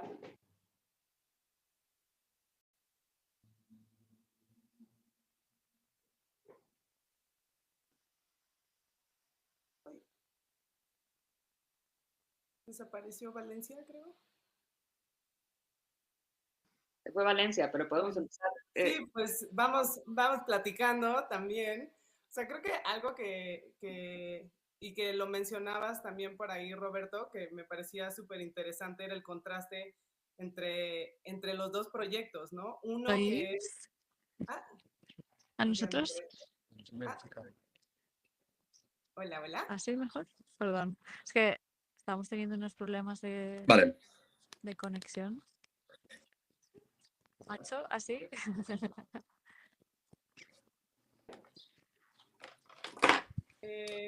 Sí, creo que algo que es súper interesante ¿no? es ver como el contraste de, o sea, una unidad habitacional, ¿no? De un edificio. ¿Tenéis alguna pregunta? O no sé si os oímos. Vale, disculpad. Amparo, ¿nos oís? Sí, os oímos. Vale, perfecto. Pues ahora que tenemos ahí a los ponentes, es que han hecho 2 preguntas. Vamos a dejar también espacio para que vayan haciendo también preguntas para México, y tenemos aquí 2. Una que dice, ¿cuándo fue construido? Dice, posmodernismo. Dice, danos alguna asociación... No, perdón, que lo relaciona con el bosque vertical en Milán, jardines bellos, pues, y el uso del verde, ¿no? Lo ha hecho en inglés, pero bueno, como estamos en la sesión de español, pues eso. Vale, pues eso, que hablan de la construcción y un poco las influencias, si queréis. Bueno, a ver, el edificio se concibió a principios de los años 70, como hemos comentado, ¿no? En una cena de amigos, eran pues 8 o así. Empezaron siendo 8 los primeros fundadores, ¿no?, de la cooperativa. Y vino en el año 92 la primera y la segunda fase, y en el año 94 la tercera y cuarta fase. Fue una obra bastante larga porque empezó también con la necesidad de hacer una modificación en el planeamiento para poder implantar, permitir la volumetría libre que en aquel momento, y con muchas ordenanzas, no se permiten, ¿no?, las alineaciones, los retranqueos. Entonces se inició con una modificación de planeamiento y luego la configuración de la cooperativa y la construcción del edificio, que ya fue muy complejo. Y bueno, como influencias. Con las influencias estilísticas, uno de los edificios que Antonio siempre menciona que le interesó mucho es el hábitat de Montreal de Moses Safdie, que es también un edificio ajardinado en altura, con características parecidas a este. Pero yo diría que al final el edificio tiene muchas de las preocupaciones de la arquitectura de los años 70. En definitiva, los arquitectos de esa generación pretendían ya corregir algunas deficiencias o algunos defectos que se habían detectado en la arquitectura de la modernidad y darle a la persona un protagonismo mucho más importante en la arquitectura. Entonces, tiene también mucho de casi como de map building, ¿no? En el sentido de que es modular, tiene una estructura geométrica muy clara y luego tiene también una intersección de usos que intentan pues que haya como un tejido social, ¿no? Que sea como más protagonista. Es decir, el edificio pretende ser una ciudad en pequeño, ¿no? Que dé respuesta también a aspectos como aspectos lúdicos, aspectos de encuentro de vecinos, está la piscina comunitaria, está el local donde en realidad pues, se juntan los vecinos a celebrar distintas cosas, ¿no? Desde la entrada al año nuevo hasta clases de yoga, no sé. Entonces todo eso, y luego por supuesto la utopía ecológica, que también es muy de los 70, ¿no? Es decir, vamos a vivir con la misma calidad que si estuviéramos en la naturaleza. Y luego yo creo que por último responde también a una inquietud casi no sé, existencial, ¿no? O sea, como referente está el, el vivir conectado con la naturaleza, ¿no? Eso es, pues no sé, creo que común a cualquier cultura y a cualquier persona. Genial. Y bueno, también Pues distinto que... No sé si se habla. sí. Nada, lo que pasa No es que sé si está preparado para respondo. horizontal el hueco y estáis en vertical. Ya, pero es que no puedo cambiarlo. No pasa No nada. sé muy bien. No pasa nada. Problemas del directo. Bueno, muchísimas gracias, Es Paz mi y móvil. Juan, por vuestra exposición y por la visita tan bonita que nos habéis hecho. No sé si... Sí. Sí que nos oyen, ¿no? Sí, os oyen. No sé si...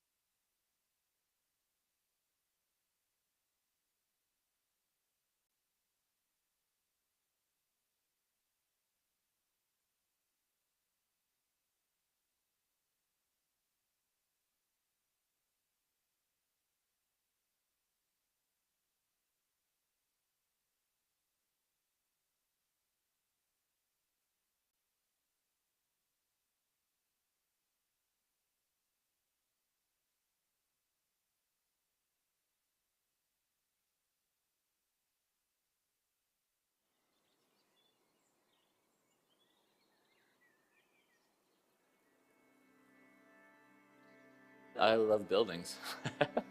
That's why I'm an architect.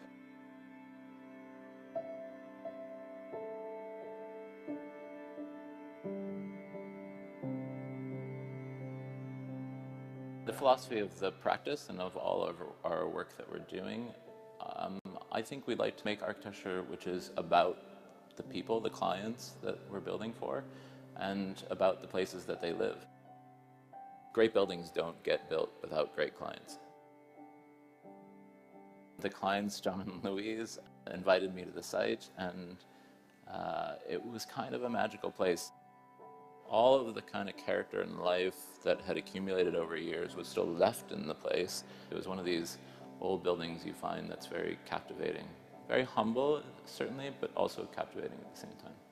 Whenever we're starting a project, there's that kind of initial excitement, right? Like kind of setting off on this journey, and as soon as you visit a site, your mind is spinning and you're thinking of all different approaches.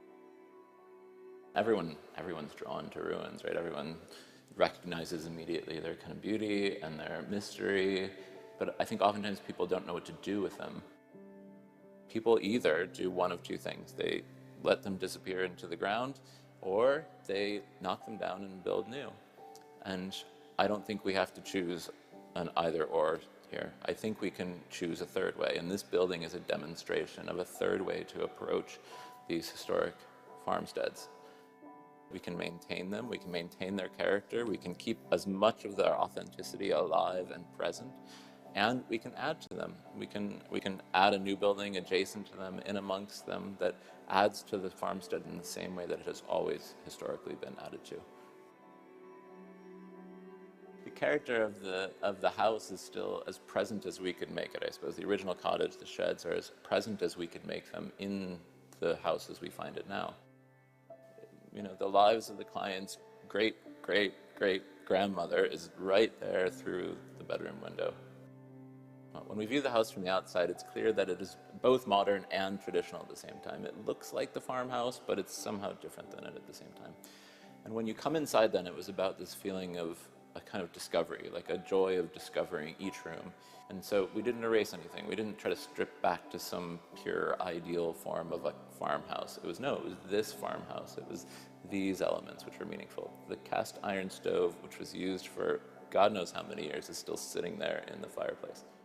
The children's bedroom is, I really enjoy, because it's so unexpected to walk into a kind of narrow hallway that you enter into, and then you're into the children's bedroom, and suddenly the roof springs away from you, right? And then all of a sudden it gets very high, and there's just this little, lovely little triangle there that you might not have noticed on the way in. My other favorite space in the house is the hallway. And really, again, it's tied to light and this feeling of discovery. And so the tented roof comes along down the hallway, and then suddenly it flips up, and light comes in and drifts in and makes that whole part of the hallway glow. I want to make buildings which relate very directly to the places where they are, and to the buildings which have come before them, and to the cultures that they can connect with. I think that's the only way to make meaningful buildings, is for them to reach out in a way and pull all these things into them. It's a kind of a very contextual approach, and it's ultimately about the culture that we all live in. I think it's important for people thinking about architecture or training in architecture to be very open to history, to stand on the shoulders of the people who have come before you. It's an environmental imperative, really, that we build less, that we demolish less, that we reuse more. And so finding uses and aesthetics and forms out of what we find already in existence is going to be the central job of the architect going forward. We're always trying to find a way to add incrementally, to reimagine the thing that is there, to give it a new life somehow, in a way which is, I suppose, more creative than destructive.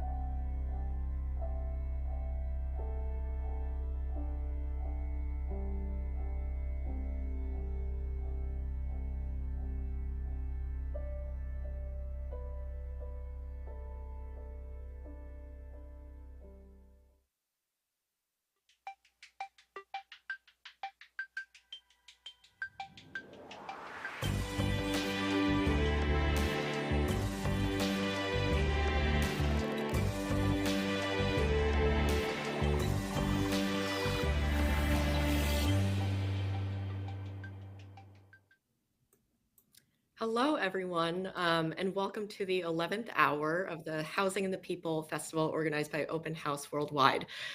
Today's session is called Keep Functionalism in the Family, the Baldisi Apartment and Tessage Villa. My name is Rowan Wu. I'm the program manager at Open House New York, which is the second oldest open house organization in the worldwide network after Open House London. And I have the pleasure today of kicking off our session and introducing our speakers. So today we'll be looking at two models of functionalist housing from the 1930s. One is a tenement in New York City's Lower East Side and a modernist home in Brno, Czech Republic, to explore the stories of the families that live here and continue to live here and what those stories tell us about the evolution of New York and Brno over the last century. We're very lucky to be joined today by Catherine Lloyd, Senior Director of Programs and Interpretation at the Tenement Museum in New York. And over in Brno, we have Martin Peschel and Lucy Silverova, who are co-founders of the Open House New York Brno, which is entirely a volunteer-based effort. So by day, Martin is a cardiologist and scientist, and Lucy is an arts and music professor, which I think really goes to show the open house spirit around the world. The idea that anyone can appreciate and share the stories and places of our cities. A quick note before we jump in, we'll start with virtual tours of both the Baldisi apartment and Tessage Villa. And then we'll have time at the end for discussion and audience Q&A. So if at any point you have questions or comments for our speakers, the chat will be running on YouTube Live throughout the program, and we'll get to questions at the end. So without further ado, I'll hand things over to Kat at the Tenement Museum to take it away for our first tour. Thank you so much, Rowan. And hi, everyone. It's a pleasure to be here with you all today from wherever you're connecting. And it's an honor to be here with Martin and Lucy from Brno. So I'm here to share a little bit about the Tenement Museum and the building that now houses the Tenement Museum, as well as the story of one of the families that we share here in New York.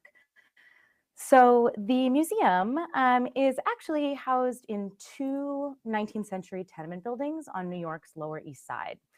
And here in these images, you see 97 and 103 Orchard Street. These buildings are on the same block of Orchard Street on the Lower East Side. And this neighborhood really for generations has been a neighborhood of newcomers, right? Whether immigrants or migrants from other parts of the United States. And these two buildings, when they were constructed in the 19th century, housed new arrivals to New York. And the museum really began as an idea, right? Many museums begin as a collection, but we began as an idea that there could be a house museum dedicated to the stories of working class families who lived in tenements. We began in 1988. At that time in the United States, there were no house museums that were really telling the stories of working class families. And so our founder, Ruth Abram, along with our co-founder, Anita Jacobson. Here you see Ruth on the right and 97 Orchard Street on the left. Ruth Abram and Anita Jacobson were looking around the Lower East Side for a building to begin a tenement museum. And they just happened to look at a storefront at 97 Orchard Street, and then were told that no one had lived in that building for 53 years. This was in the year 1988. And so you see here, this is an image from 1980. This tenement building at 97 Orchard Street has its windows boarded up. The building next door has its windows boarded up. The building was not a home for over 5 decades. And this says a lot, actually, about the story, of course, of tenements in New York City and about New York City and how it changed over time, especially the ideas about what housing should look like for working class New Yorkers. So 97 Orchard Street really then began to be the home for the Tenement Museum. Ruth and Anita started researching the real families who had lived in this building over time. And today we tell the stories of 12 different families who lived in our tenement buildings from as early as the 1860s all the way through the 20th century.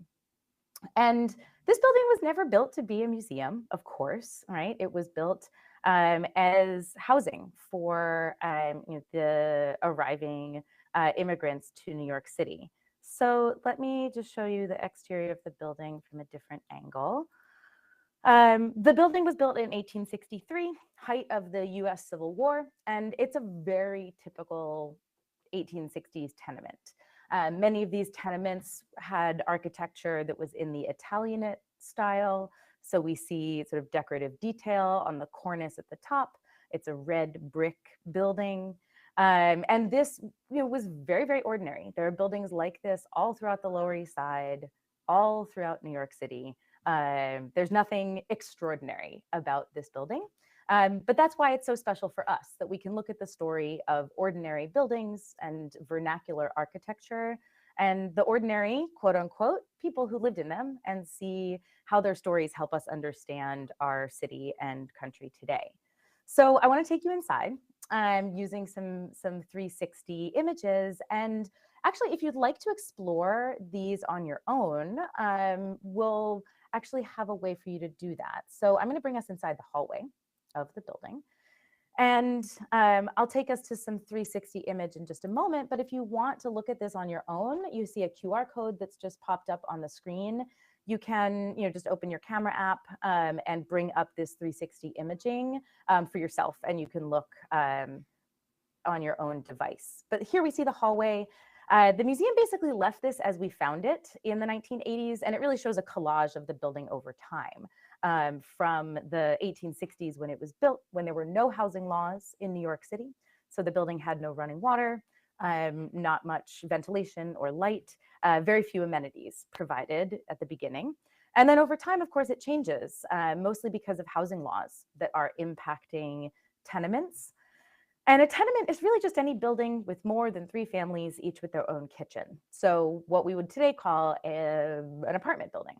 But the word tenement was really starting to be stigmatized by the time this building closes as a home in the 1930s. And the family we'll share a little bit about today, they lived in the building right at the end of its time as a home.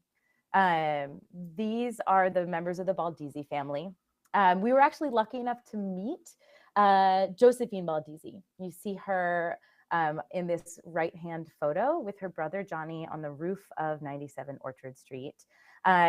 She returned to the building when she was about 65 years old to help us tell the story of her family in her former childhood home. Shared with us the stories of her parents and her and her brother growing up during the Great Depression in this building that was an older tenement building that they shared with just 6 other families. And so imagine, right, coming back to the building that was your childhood home, helping this museum to tell the stories of the family. Let's take a look around the hallway a little bit more. I'm going to bring us to the hallway space so you can get a sense of this. So you can get a sense, right, very dark hallway space, not much natural light. And you can see there are actually these very decorative details around the hallway, which were really, really popular around the turn of the 19th to 20th centuries. This was the sort of stylish way to make your building look like a middle-class home. This painting, though, shows the effects of about 60 years of soot and dust building up. And if we go to the other side, you see the museum cleaned one up. Right? So you have this kind of pastoral scene here. So the neighborhood at different times was an incredibly crowded neighborhood. There's not a single person in this painting, though. So I think about, what does someone like Rosaria Baldizzi, the mother of this family, she's an Italian immigrant from Sicily, comes here in the 1920s. What does she think about when she's passing by this painting every day on her way out to work? So this hallway is really like the highway, of course, of the building. It's being shared by the 7 families who live here. But there are a lot of empty apartments in the building in this period. There were 20 apartments in the whole building. Only 7 of them were occupied, which starts to give us a sense of, by the time of the Great Depression, a lot of New Yorkers were moving out of tenements if they could afford it, moving to other types of housing, whether single-family homes or public housing throughout New York's working class neighborhoods. So I'm going to bring us in now to one of the apartments where the Baldizzis lived. And And let me bring us in. So if you wanted to look again at the apartment space on your own, you have the QR code. You can scan this and see the apartment space that I'll bring us into now.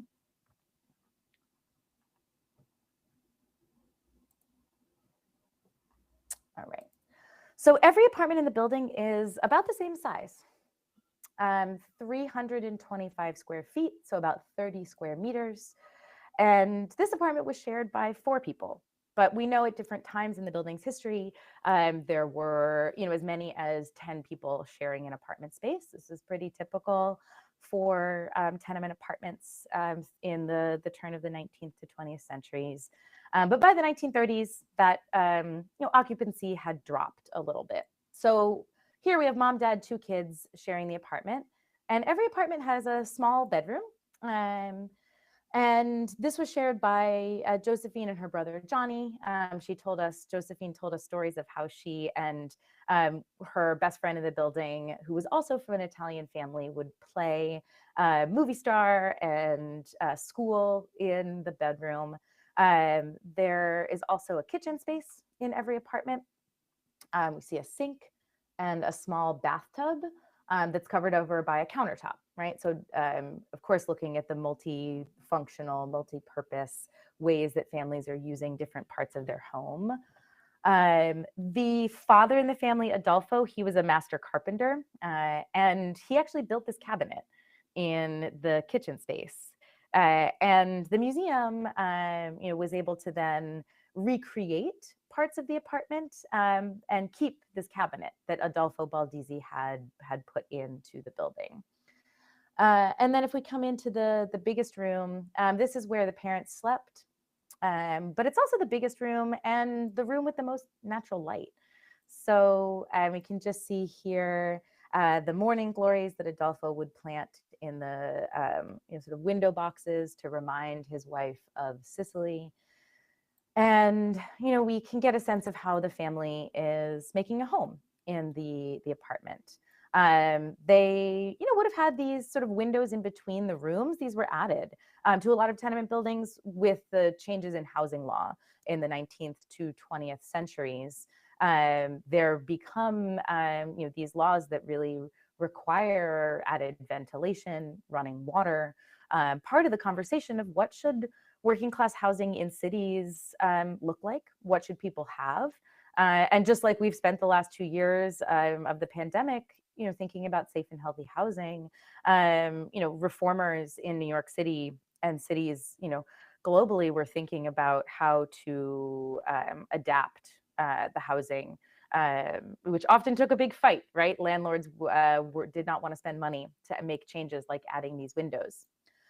But the Baldizzis, right, they had this window. This would have seemed, maybe a little bit old to them, that this building was, already about 70 years old by the time they moved in.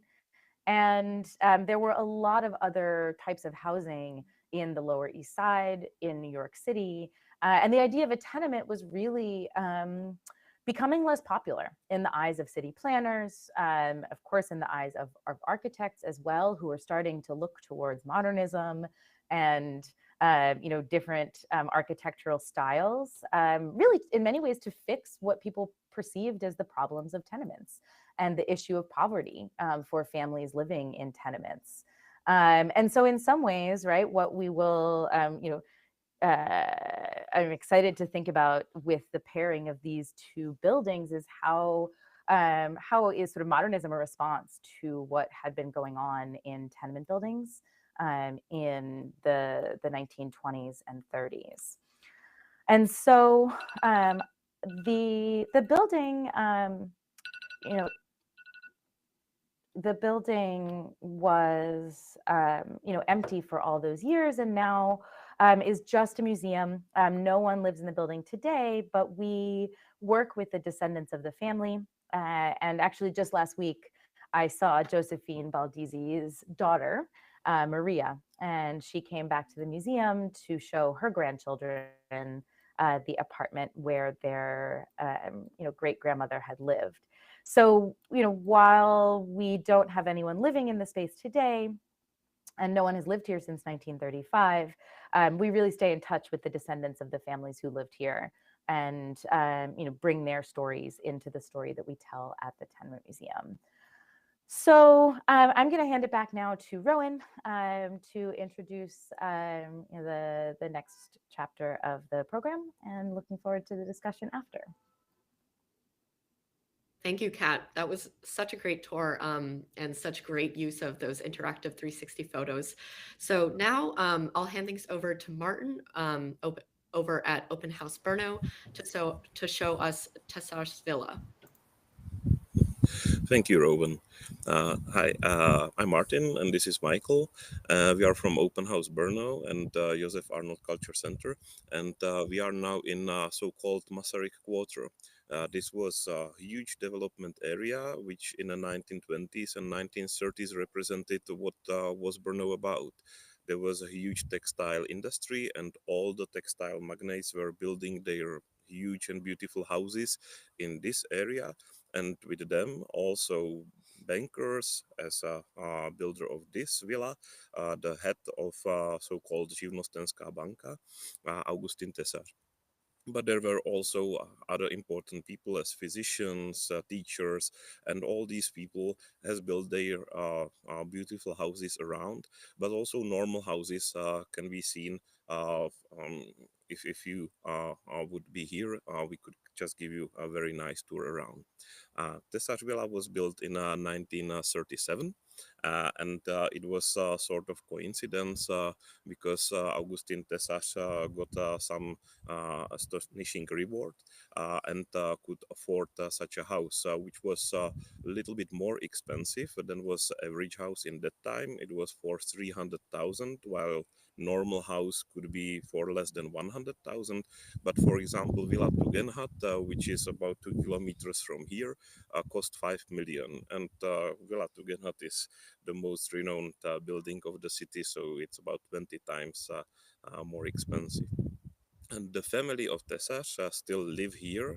We have seen a 5th generation of children running around, and they are lucky because they survived with this property even through the Second World War, through the communist time, and through all the changes in the politics.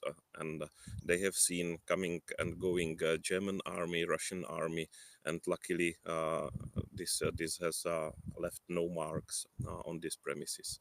So I think that we have the video on the schedule, so if I could ask for screening the video.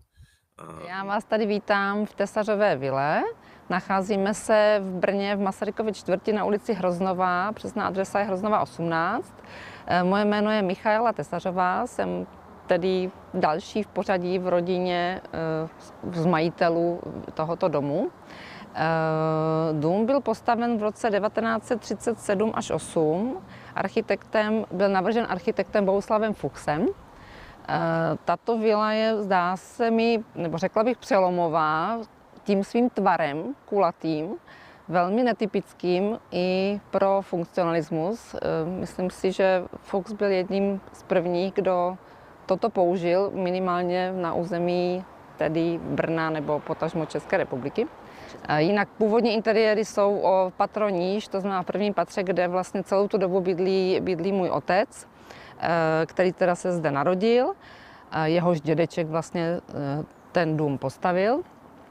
A tam se zachovaly částečně původní interiéry, vestavěný nábytek v obýváku, krb, původní ložnice, ale tyto interiéry nenavrhoval už architekt Bohuslav Fuchs, ale architekt Rado. My tu tedy bydlíme těch asi 9-10 let, jsme 5členná rodina, bydlí se nám tu úžasně, protože to prostředí je samozřejmě velice příjemné, za domem je i zahrada. My jsme prováděli rekonstrukci v roce, zhruba před 10 lety, čili zhruba v roce 2010. Ta rekonstrukce byla poměrně zásadní. Dá se říct, že většina domu byla osekaná až na cihlu. kromě tedy bytu mého otce na prvním podlaží, protože on celou dobu vlastně tu bydlel i během rekonstrukce. My jsme tu v té době nebydleli, ale o to víc jsme mohli vlastně tu rekonstrukci provést jako důkladnou. Takže opravdu od sklepa, včetně teda sondy do omítky kvůli barevnosti, aby se zjistila, jaká přesně byla původní barevnost. Opravdu ta rekonstrukce byla velmi důkladná a také velmi nákladná. Údajně i pan architekt Fuchs měl nějaký takový nápad v hlavě, když tedy navrhoval tento dům. Nám se to strašně líbí. Opravdu myslím si, že to je tím tvarem naprosto mimořádný a nevidí se to každopádně velmi často. Zjistíte, že půdorys se normálně má pravé úhly, je vlastně hranatý, ale ten efekt toho půlkruhu, vlastně, já se říct, že to vlastně to půlkruhové je jenom z té jižní strany, tak ten vlastně je vytvářen těmi terasami a střechou samozřejmě. Tady se nacházíme na druhém podlaží, kde tedy bydlím já se svou rodinou. Obývací prostor, jak tedy můžete vidět, nemá ten kulatý tvar, který, jak ta vila zvenku působí, jako vlastně, že je celá dokulatá, tak to vlastně je vytvářeno těmi terasami, jak jsem říkala. Čili ty stěny jsou vlastně všechny rovné, čili hranaté, pravé úhly, ale ten efekt je tvořen těmi terasami toho půlkruhu. Můžu říct k tomu to, že vlastně jsme se snažili zachovat všechno původní, v tom smyslu, že jsou zde původní okna, původní parkety, rámy dveří, dveře původní, samozřejmě půdorys je původní, žádné zásahy jsme do dispozice nedělali.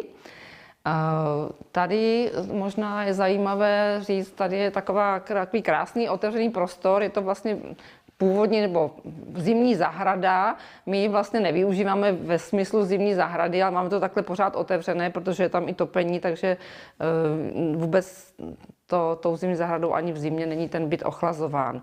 Jinak, když jsme přišli k té vile jsme se dostali před těmi zhruba 10 lety, tak jsme vlastně zjistili, že ten byt je zaskládaný těžkým dřevěným nábytkem z 19. století, který si sem navezli ti původní majitelé, co si nechali vilu postavit, což se nám nelíbilo, protože to vlastně do funkcionalistické vily úplně nepatří, takže jsme to všechno postupně dali pryč a zařídili jsme to tak, jak si myslíme, že by to třeba mohlo vypadat trošku původně i částečně i v té době vzniku vily v těch 30. letech. Tady jsou vlastně dobová křesla, sice nejsou původní z tohoto domu, ale jsou stylová z těch 30. let. Jediným novým prvkem tady teda máme krb, ten zde nebyl, ale o patro níž na tomto místě krb byl.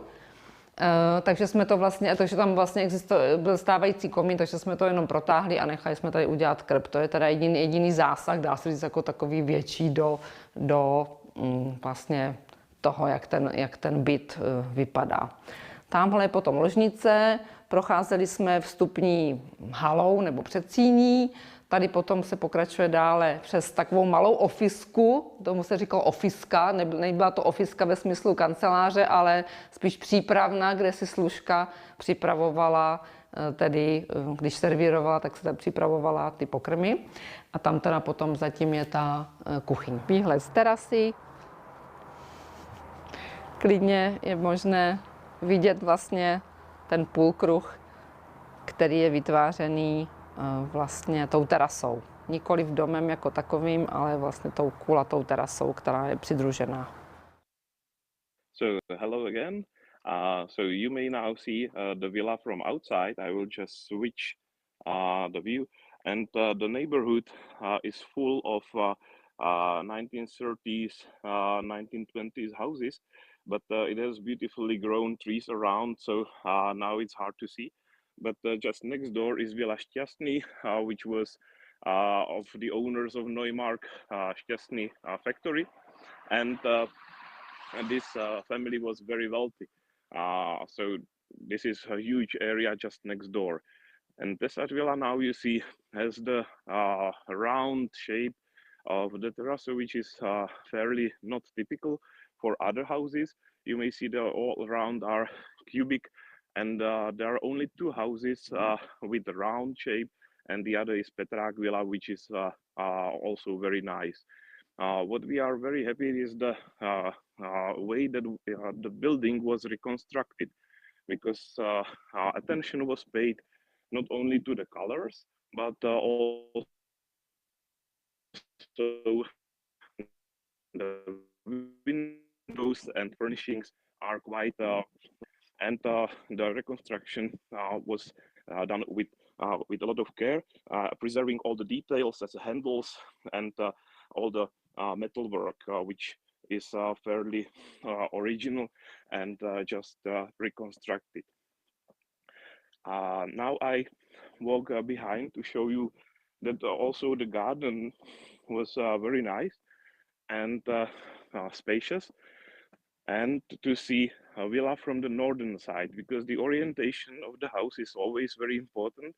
And here the terrazos are facing south, and north is with the technical rooms. And you may see there's a nice detail of the window, which has a circular shape. It's so-called reminiscent of a steamer, so looking like a nautical detail and nautical style decoration, which can be traced also on other functionalism buildings around.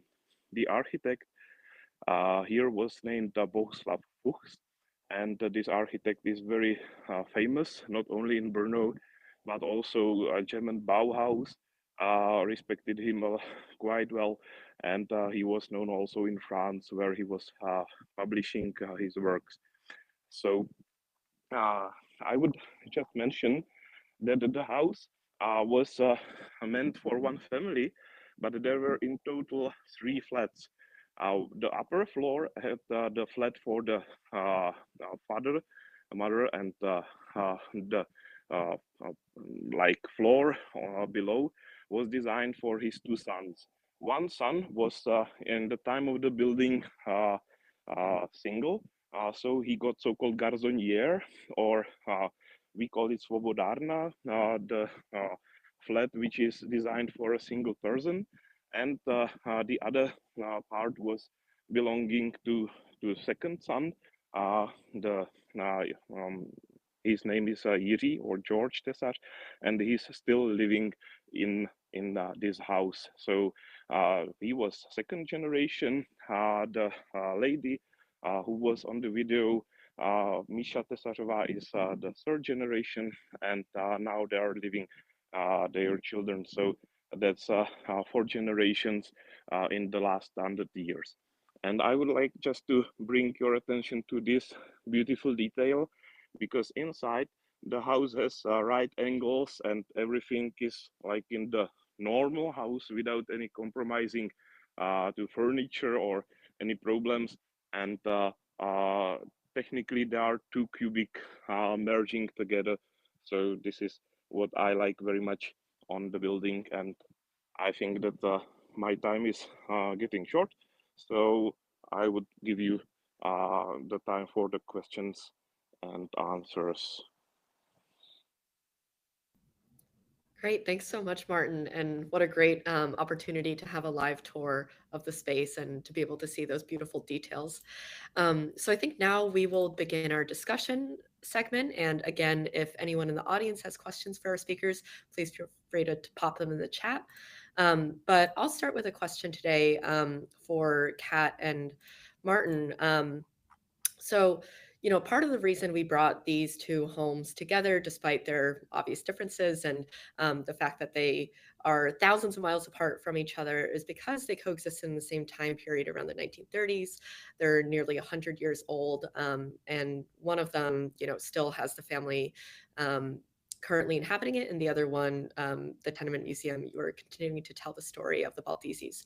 So as the neighborhoods and streets around your homes have changed, my question for you is, how have these homes, or how do these homes connect the histories of New York and Brno to the present? What can we learn about these cities by looking to our past and looking to these homes specifically?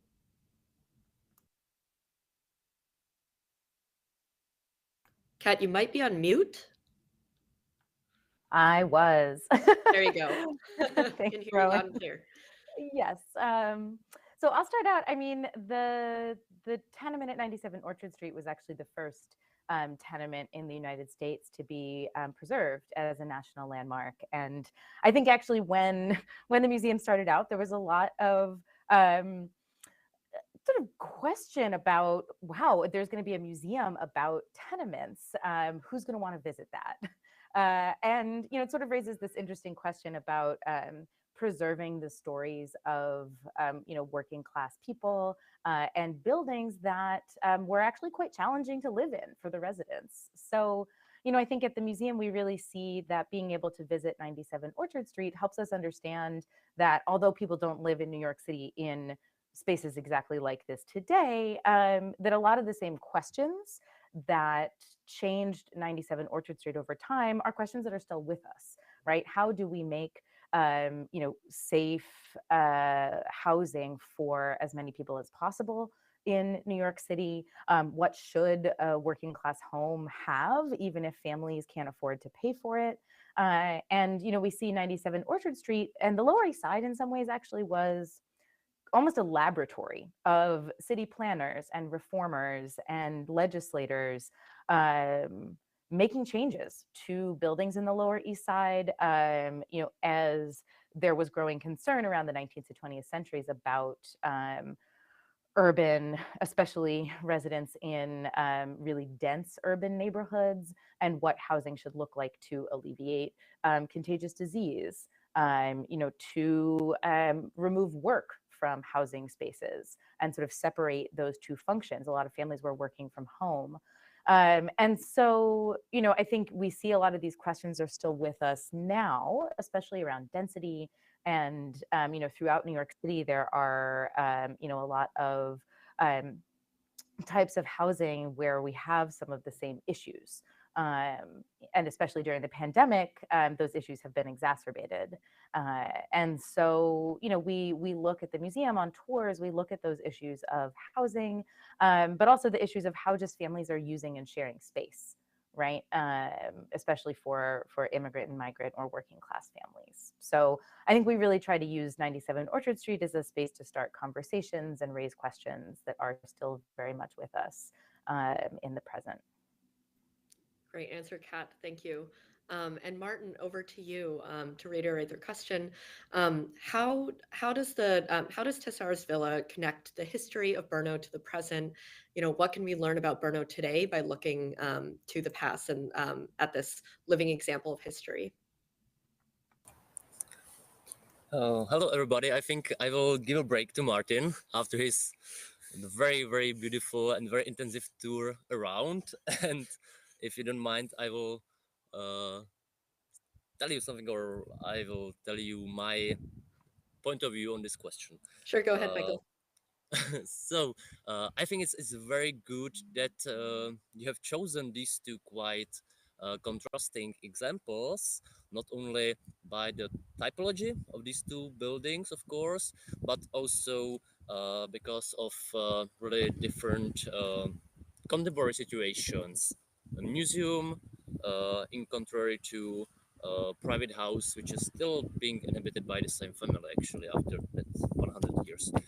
So we can learn also these different approaches to presenting these different types of architecture, because there is one possibility that somebody really enthusiastic about something almost empty or unused can try to save it from the ground, or then there can be another approach which is still being proud of this heritage and trying to keep it at every cost, basically.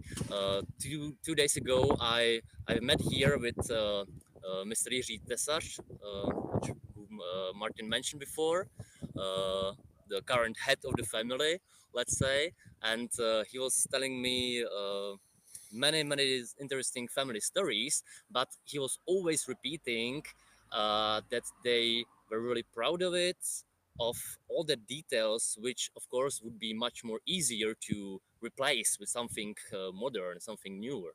But they really wanted to keep it like it is. And even though it was, of course, more expensive, it needed a lot of work, and they tried very hard to keep it even during that very hard times. Of course, it's impossible, I think, to compare the life of the immigrants in the United States and then life of some bank director's family here in Czechoslovakia in Europe. But on the other hand, even this family went through quite difficult periods of history of 20th century. As Martin mentioned before, there was Second World War, then there was communist period, and they somehow survived. They even were able to keep the house in their property, which is something quite unique.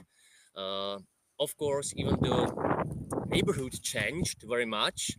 They are quite an exception because most of the neighboring villas were owned by Jewish families, which owned all these very successful factories around the city. So then naturally they had to leave before the war, or then more sadly they usually didn't survive the war. So then the whole community around changed very radically, and this kind of enrootment uh, can be seen around us because all the neighbors they are basically new, and they are somehow this Tesach family. On the other hand, they are somehow rather keeping the memory of this whole place, of this whole district. Great. Thank you so much, Michael. And I think what you mentioned before about the Tessars Villa being commissioned by a bank director brings me to my next question, which is about how the class and socioeconomic status of the families living in these homes impacted the way that they use them. So 97 Orchard was occupied by a working class Italian immigrant family, who lived through the Great Depression, while Tessars Villa was commissioned by a bank director, and the family continues to live there. So I'd love to hear from both of you about how you think, class and economics and the kind of status of the families living in these apartments impacted how they used and lived in their homes, and where we can see examples of that in the design of the homes, or even in just the furnishings. Sure. So, I think the Baldizzi family lives in 97 Orchard Street in a really unique time in the neighborhood and the city's history, where a lot of people are moving out of tenements if they can afford to do so. And where, because of really restrictive immigration laws, there aren't that many people moving in to the Lower East Side tenements, not nearly as many as there had been in past decades. So the Baldizzis, both because of the structure of the building and because of kind of the working class demographics of the people who live there, actually formed really, really close friendships with the other families who live in the building, especially with one of the other Italian families, the Bonafiglios, where still to this day, the families are really close. And they, lived on different floors of the apartment, but really we're almost sharing the homes of each other, right? That they're going over to each other's homes all the time. And are really close neighbors. And then also the Baldizzis became really good friends with an Eastern European Jewish family who lived across the air shaft.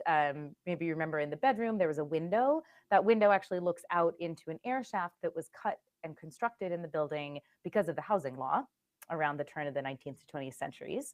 But then it creates a dynamic that's still very common in New York City apartment buildings, where you can look out one of your windows and see into your neighbor's apartment. And so Josephine Baldizzi, she was a 9-year-old Italian Catholic girl whose bedroom was sort of almost connected in a way to the bedroom of the Jewish parents who lived across the air shaft. And the mother of the Jewish family would actually have Josephine Baldizzi come over to her apartment on Saturdays to turn on the lights, because the Jewish family kept the Sabbath, the Jewish day of rest, on Saturday, and they couldn't touch the electricity.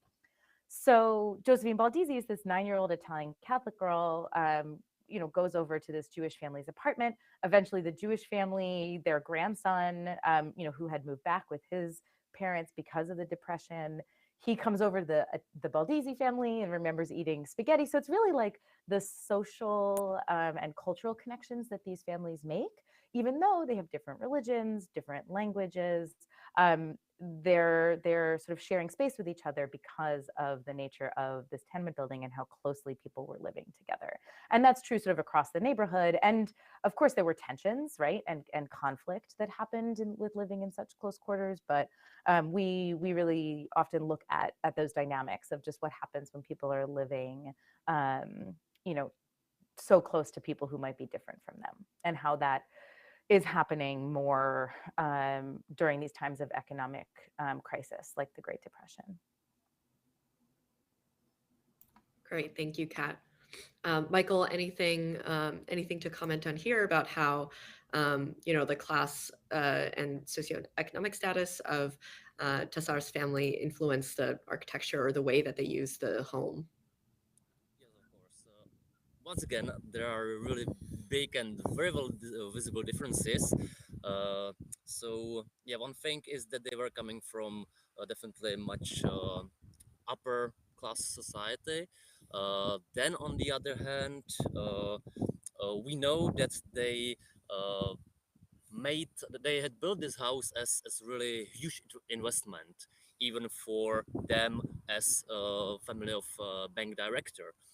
As Martin mentioned before, again, he was awarded with really large amount of money from a local ministry because of his work. So he had this kind of really huge amount of money, and he then decided to really invest it into something, I think, which was supposed to be then used by his children, his heirs, by other generations. The builder, Augustin Tessage, he was even quite old in that time already when it was built. He died 10 years later only.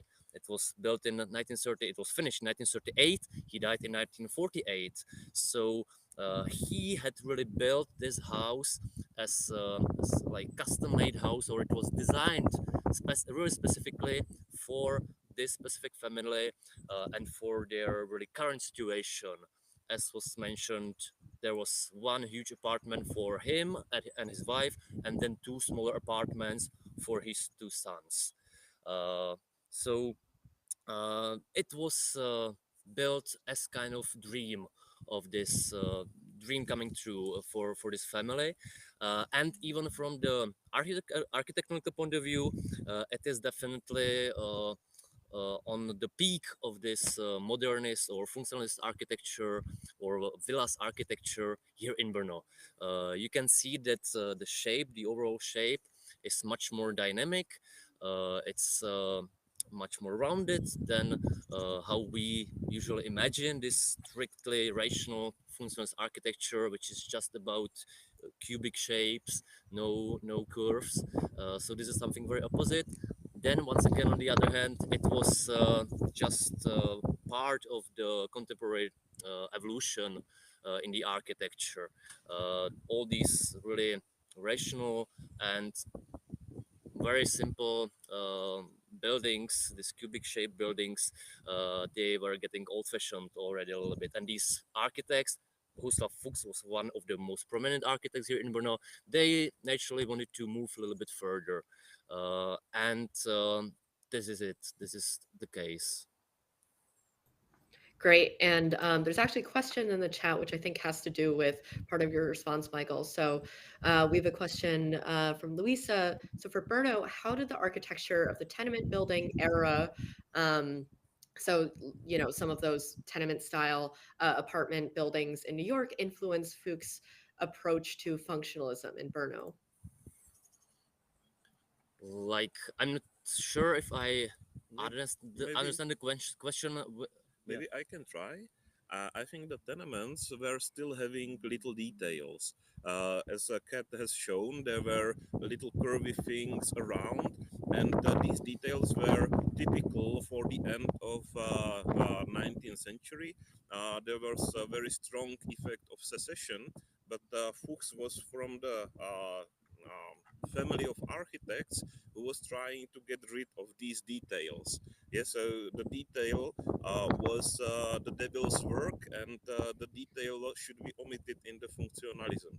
So the this kind of curvy things are here missing, but as Michael just mentioned, everything is running in circles, not only trends in fashion, but also trends in architecture. And the round shape is slowly getting back into the fashion after 20 years of functionalism. So I see the round shape as the binding thing that was once very favorite. Then it was devilish, and then it came back by the back door. Yeah, there's also definitely a change in the approach in using different materials. Yeah, as it was mentioned before, that really typical kind of functionalist architecture is really very simple, no ornaments, and very basic colors. Almost only white, even though it's not really true, but that's our image, at least according to all that black and white photographs also.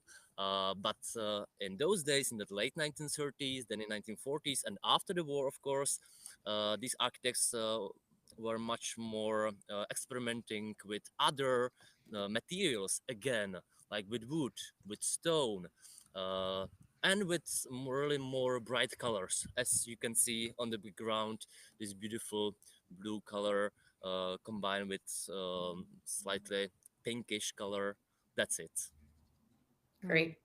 Yeah, and I think even in, in the Lower East Side where 97 Orchard Street is, you see the impact of the change in architectural style and sort of what's dominating many architects' minds. And just looking at buildings throughout the neighborhood, you see architects who had grown up in tenements, even then starting to see that kind of decoration as superfluous, a waste of their money when building a building. And so we often, when we do walking tours of the Lower East Side, will contrast our building at 97 Orchard Street with a building just a few blocks away that has no ornamentation, that's very, very simple on the exterior, and really kind of optimizes light and air within the apartment spaces. And those were exactly, some of those issues within tenements that then we see kind of driving how many architects are changing the way they're thinking about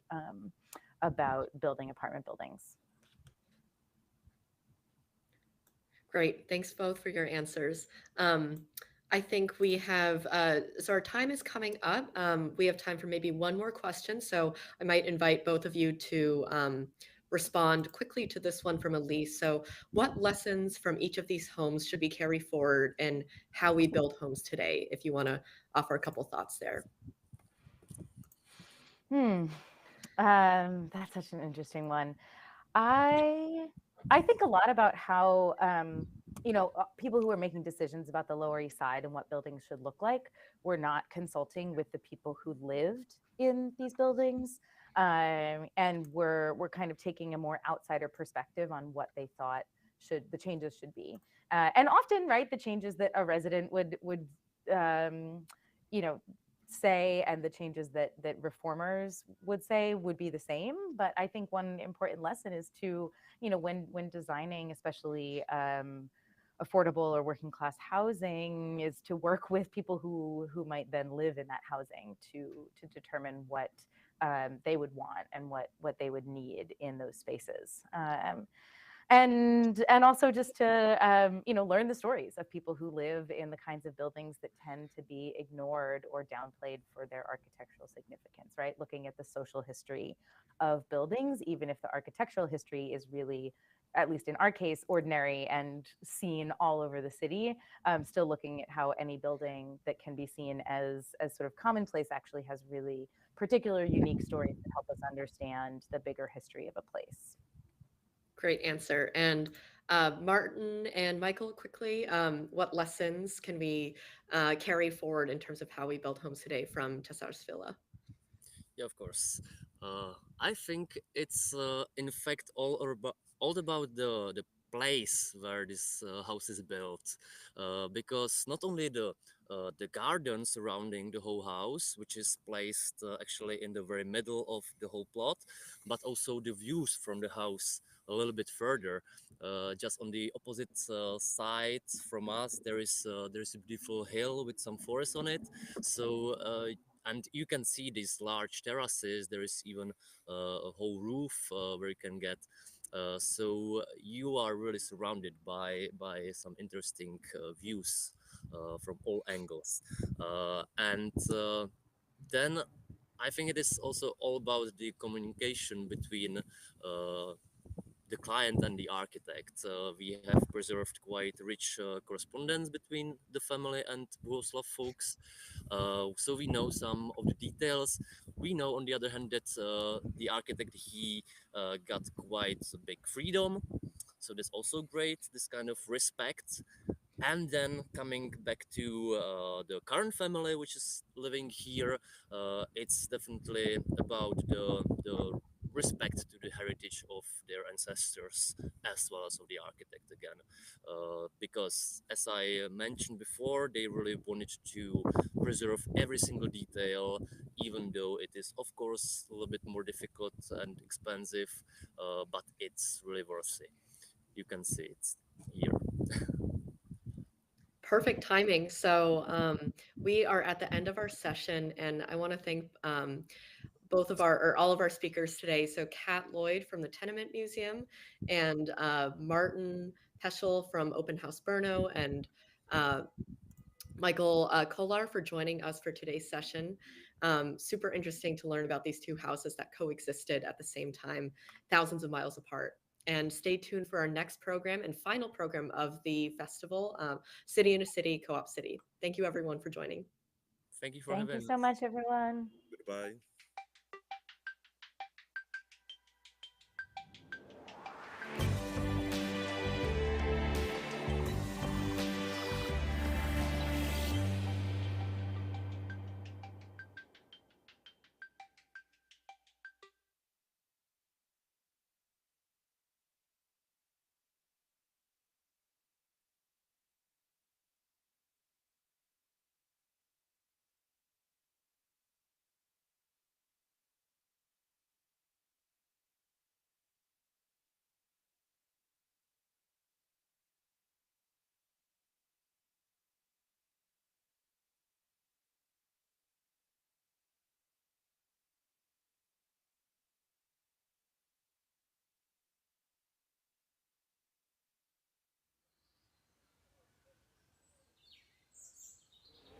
Welcome to Walter's Way. So as a young architect, Walter Siegel travelled to Mallorca, where he looked at indigenous housing. He then was hired as a tomb surveyor to go to Cairo and look at the pharaohs' tombs. And he was then invited to the British Museum, to the Egyptology department, and that's what brought him to London. In the 1970s, there was a housing crisis, and there was a very long list of people on the waiting list in Lewisham wanting houses. There were about 5 or 6 people at Lewisham Council who were interested in doing something quite progressive. One of them actually knew Walter Siegel and introduced Walter Siegel to Lewisham Council, and they started to discuss whether it would be possible to do a Walter Siegel self-build scheme that was funded by the council and that would allow ordinary people who were on the council waiting list to actually build their own homes and then live in them. Okay, cut a long story short. 2.5 years of every evening, every weekend we practically camped out, and we had a 2- and a 3-year-old at the same time, and working full-time. I was working on the market, selling fruit and veg. My wife was a primary school teacher. So it really was like intense. When people said, let's go to a party, I said, no party, you come here. And when you come, bring your hammer and bring some dirty clothes and bring some food. Come and work with us and we'll have a party on site. And that's what we did for 2.5 years. So we spent months or weeks, it could have been months, building frames on the horizontal, on the ground, And then when time to come to raise the frame, we call all our neighbours, people doing the same thing, and our family. We're going to raise our frames. What we did, I sprinkled white rum on the foundations, because these are on piles. Just sprinkled the foundation with the rum and just kind of do a little prayer. And then we raise our frames, 1, 2, 3, 4, and a whole bunch of people holding those frames, and why we tie them with temporary joists. And it was like you spent months down here, and all of a sudden, oh my God. And this is what was happening with the self-build. A lot of the houses in the street have also been adapted and changed internally and externally. People have added on parts to their houses as their families and their needs grow, and that was one of the other fundamental principles of the Siegel process, that houses are flexible to adapt to you, and you don't have to adapt to a prescribed house. What's the beauty of self-build? Not just the Walter Siegel thing, but it gives you that supreme confidence to do anything. I mean, I've moved from musician to market trader to a father and to a house builder, and now I'm a yoga teacher. There's a kind of a virus on this street, and it's a self-build virus, and you get it. And once you've got it, you can't get rid of it. You know, constantly got tools. I have tools out all the time. And I've seen on the road people got stuff out. Yeah, you're just constantly doing something.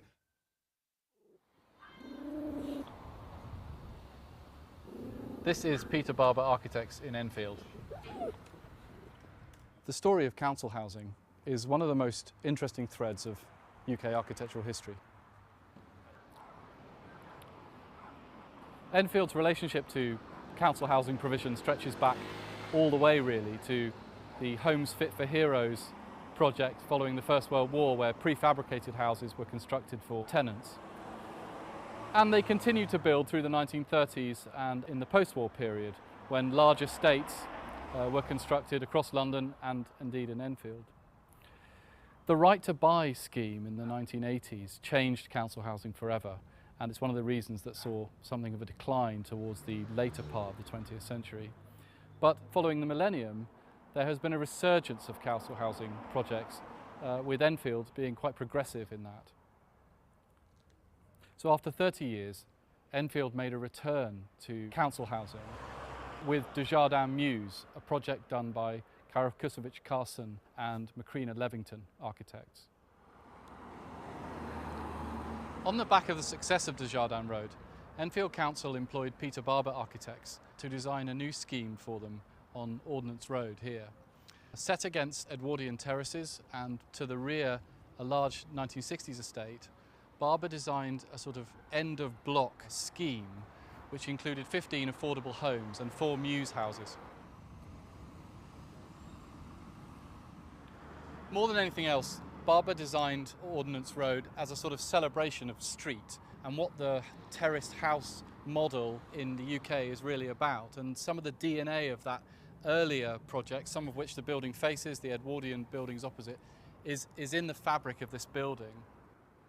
The vast arches and recesses where people can linger and chat to each other is an evocation of how the street operates.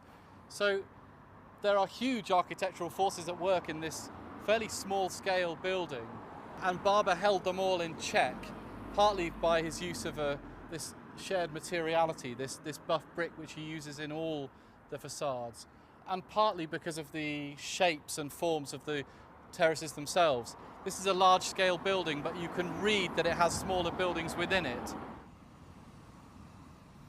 Enfield Council continue to work with Peter Barber Architects, and 13 new homes were provided across 3 separate sites that had previously housed garages. And the council are continuing to build their own housing stock right across the borough. Nationwide, there's a movement for local authorities to take back control some of their housing stock. And in places like Enfield, who have come back to that task after 30 years, they're proving that not only they can do it, but they can do it with some design flair as well.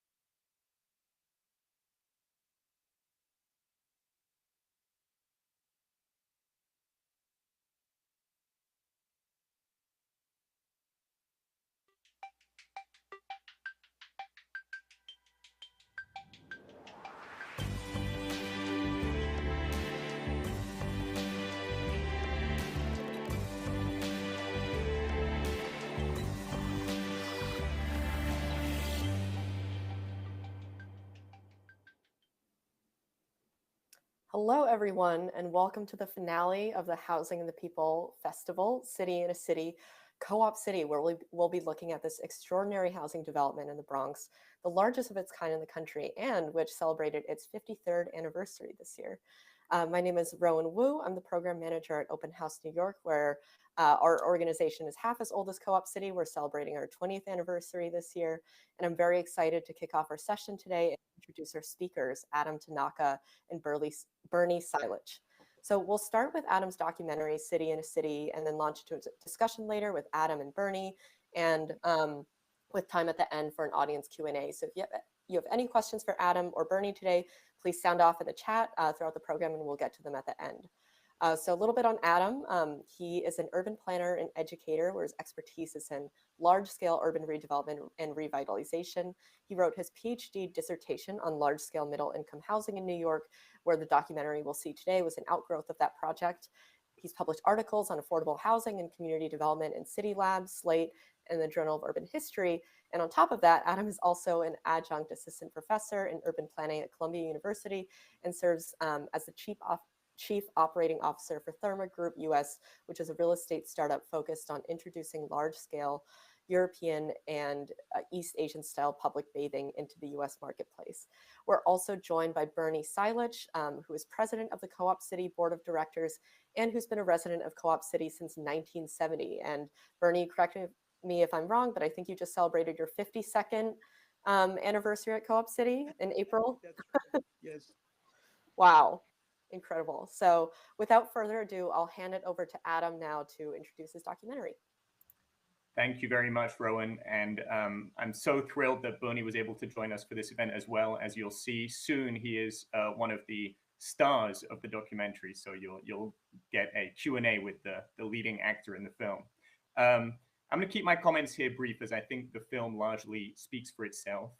But as Rowan mentioned, I first grew interested in Co-op City while conducting my dissertation research on the history of affordable housing in high-cost cities like New York. And I was really motivated to make the documentary as a vehicle to share the story of this community with a broader audience, because I felt it really was a story that needed to be shared more widely. And what fascinated me was that Co-op City didn't seem to fit into any of the prevailing narratives, or one might say stereotypes, about large-scale affordable housing in the US. You know, these were suburban high-rises. That's unusual. You know, they were owned and governed by their residents, tens of thousands of residents. That's unusual. And they were built by labor unions, also something not common in the US. And it seemed like a concept that, despite some kinks and some growing pains, largely seemed to have worked and sort of continues to work as intended. And I was also doing my research at the time that former Mayor Bill de Blasio was rolling out his affordable housing plan for New York. And I found myself wondering why large-scale projects like Co-op City, which represented such an enormous store of long-term affordable housing, why these sorts of projects weren't being referenced more as best practices for the present moment. I should also say that if the film piques your interest, a new book actually just came out earlier this year that offers the first full-length history of Co-op City. It's called Freedom Land, named after the theme park that was on the site where Co-op City was built. Written by the historian Ari Sammartino, who herself grew up in Co-op City. And it's great and provides a lot more detail and insight than my 20-minute short film can share. So with that, hope you enjoyed the documentary, and hope you stick around for the site visit and the discussion once the film is done. Thank you.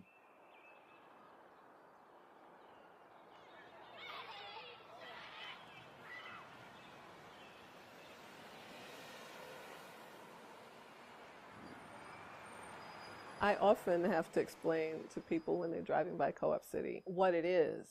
And I just say it's the world's largest housing cooperative, and it's affordable, and it's great, and I'm sorry you don't live here.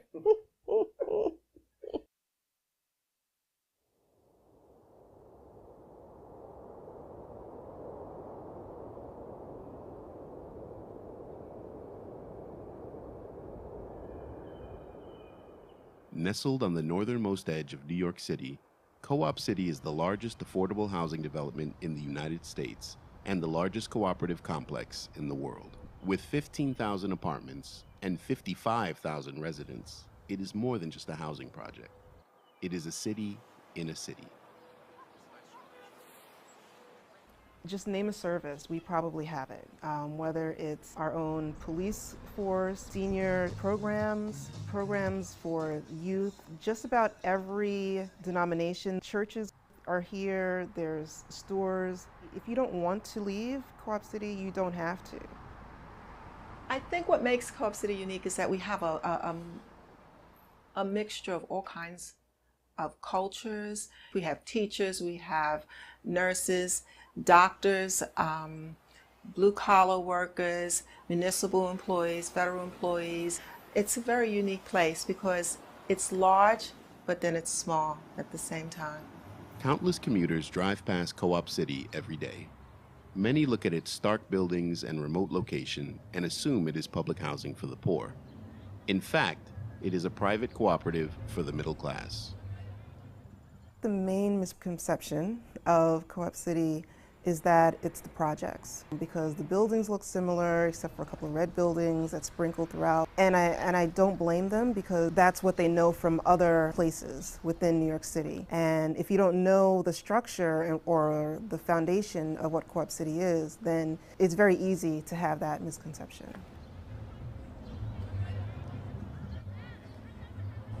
Co-op City is a limited equity cooperative, owned and governed by its residents. Unlike other forms of private housing, however, cooperators gain no profit from the sale of their homes, guaranteeing long-term affordability. In a rental, there's a landlord who collects some kind of profit. He doesn't invest in housing complex without a return on it. There's no profit here. Any income goes into our general fund, and if we have extra cash, it's there. It's ours. It belongs to all of us. You don't own in the same sense, but you control. You decide who's going to move in next to you. You decide what the annual budget's going to be. You decide if you need a rent increase. And I think that's really important. It makes for a better building, it makes for a better block, it makes for a better city. Housing cooperatives were created by labor unions in the early 20th century as an affordable alternative to the high cost and often poor quality of private rental housing. This is the slum. Littered, airless, blocked. At the time, many working-class New Yorkers lived in crowded tenements without running water or private bathrooms. Working families, as they were gaining strength and income, and wages would increase, they were not eligible for public housing. They were above income, and yet they could not afford private housing. It's too expensive. So they needed some kind of a intermediate kind of a form.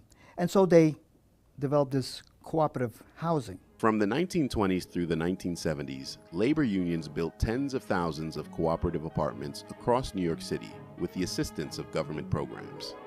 Some projects were built on cleared land in the city center. Others were built on empty land on the city's outskirts. Leading the charge was a nonprofit developer called the United Housing Foundation. United Housing Foundation was a nonprofit that was founded by housing activists who were connected to labor unions here in New York City. The United Housing Foundation was the largest developer of cooperatives in New York City, probably the largest developer of cooperatives in the country, maybe in the world. United Housing Foundation developed over 40,000 limited equity co-ops here in New York City. The initial organizers, Abraham Kazan and Sidney Hillman and Jesse Herman, they all came out of the socialist movement from Europe. One can compare it to Bernie Sanders, that kind of socialism. So these are the original thinkers and visionaries who wanted to build this kind of cooperative movement as something that would catch on in this nation and resolve some of the needs in our communities. Politicians on both sides of the aisle, from Governor Nelson Rockefeller to President John F. Kennedy, hailed these projects as a solution to the age-old problem of affordable housing. Because what they were saying was, what can a union now do to contribute to the welfare of its own members and to the welfare of the country? And this housing project demonstrates what labor with good, effective, progressive leadership, and the city, and the state, and private groups, and the federal government together in cooperation can do for this city and this country. The unions were confident that cooperative housing was the way of the future. But New York City was undergoing dramatic change. Hundreds of thousands of African Americans and Puerto Ricans moved to the city in the post-war years, fleeing discrimination and seeking economic opportunity. At the same time, white New Yorkers began to move to the suburbs, taking advantage of cheap mortgages unavailable to minority families. Many jobs and businesses moved with them, eroding union membership. And so they joined the stream of family life in the suburbs, soon to become part of its familiar sights, soon to absorb its familiar sounds. Anybody home? In the face of a changing city, labor leaders and public officials devised a new affordable housing project that would blend city and suburb and welcome all applicants, regardless of race or ethnicity. In 1965, they broke ground on the largest cooperative the world had ever seen, Co-op City. Hi there. Are you looking for a new and exciting life, or possibly just sick of your old one? Well, listen to what Co-op City has to offer folks like you. 19,488 toilets, 6,168 balconies, 60,000 people in 35 buildings, 970 washing machines, a 50-man full-time security force, 2 schools with 4 more on the way, 8 garages housing 10,000 cars, 3 shopping centers for your convenience. Now, how does it break down? We knew you'd ask. 75% Jewish, 20% minority groups, 5% other. Now, there are 10,000 names on the waiting list waiting to get in, so my advice is write or call today. So the idea from the very beginning was to integrate the project and to prove to everybody else that you could do this. I mean, this was the 1960s. There was a lot of concern about black folks and white folks being able to live together. And they said, we're going to prove that you can do this. So we're going to make sure that at least 20% of the people who move in at the beginning are people of color. You know, initially, the folks who moved here were mainly Jewish and white, of course. The buildings elected their representatives, and invariably, they elected only white folks. And I myself got up and said, look, we moved in not only with our luggage, but we moved in with our prejudices too.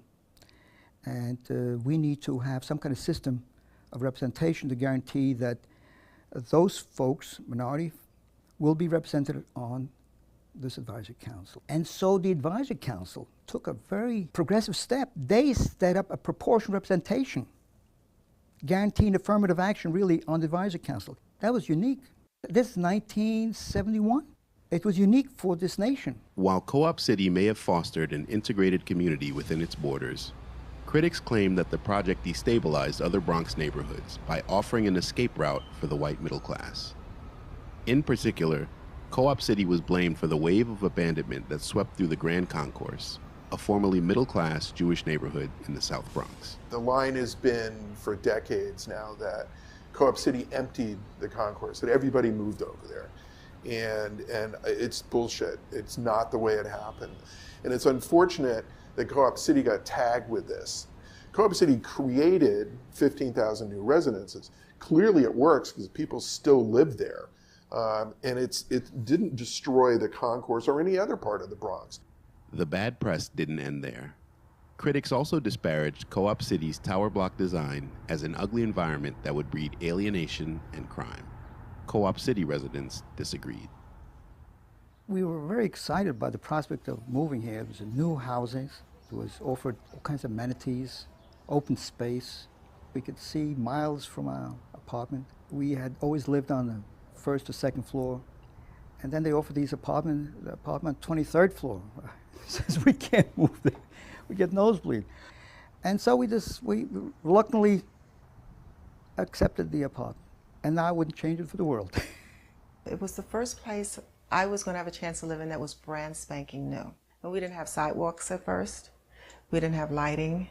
And it was just fascinating to watch in slow motion this community come together. A friend of mine who lives on the Upper East Side came and saw my apartment, and she was amazed because my living room could hold her living room and kitchen all together. That's just one room. I like the fact that I'm not on top of other people as if I was living in Manhattan. You're not going to really find a situation like this in other parts of New York City.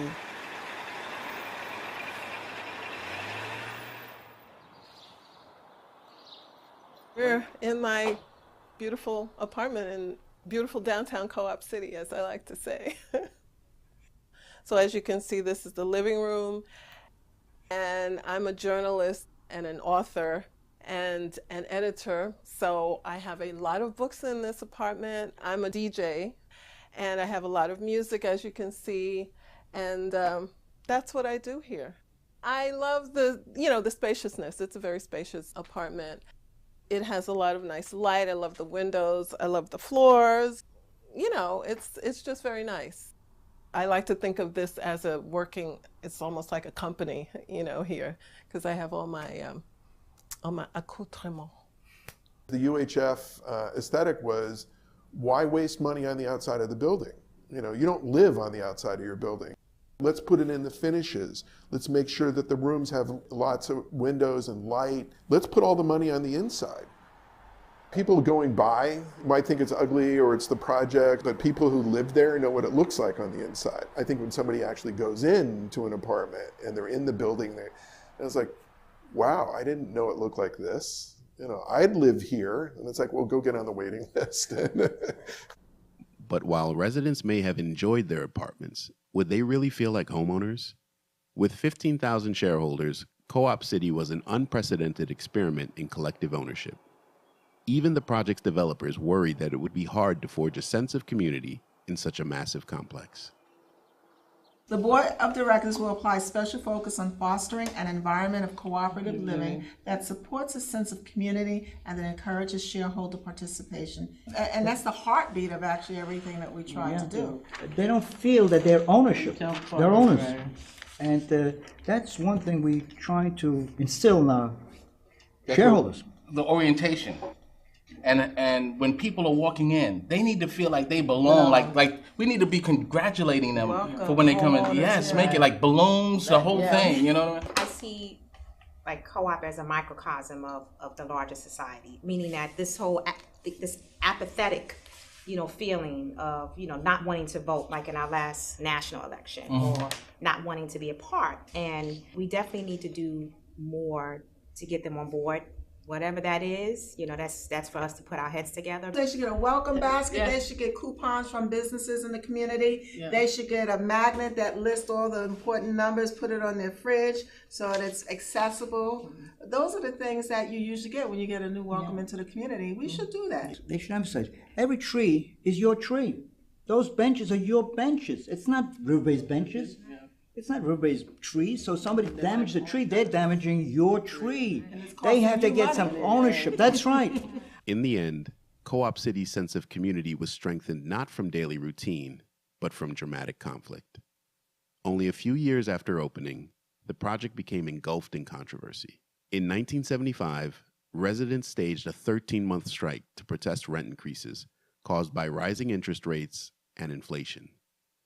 It was the longest rent strike in American history, bankrupting Co-op City's labor builders and almost bankrupting New York State, which held the project's mortgage. Co-op City was being built union, like everything else that was large at the time, so those costs were there as well. There were construction increases in cost because of the land, physical issues, and people started getting upset. So we first applied for the apartment in 1967, late 67, 68.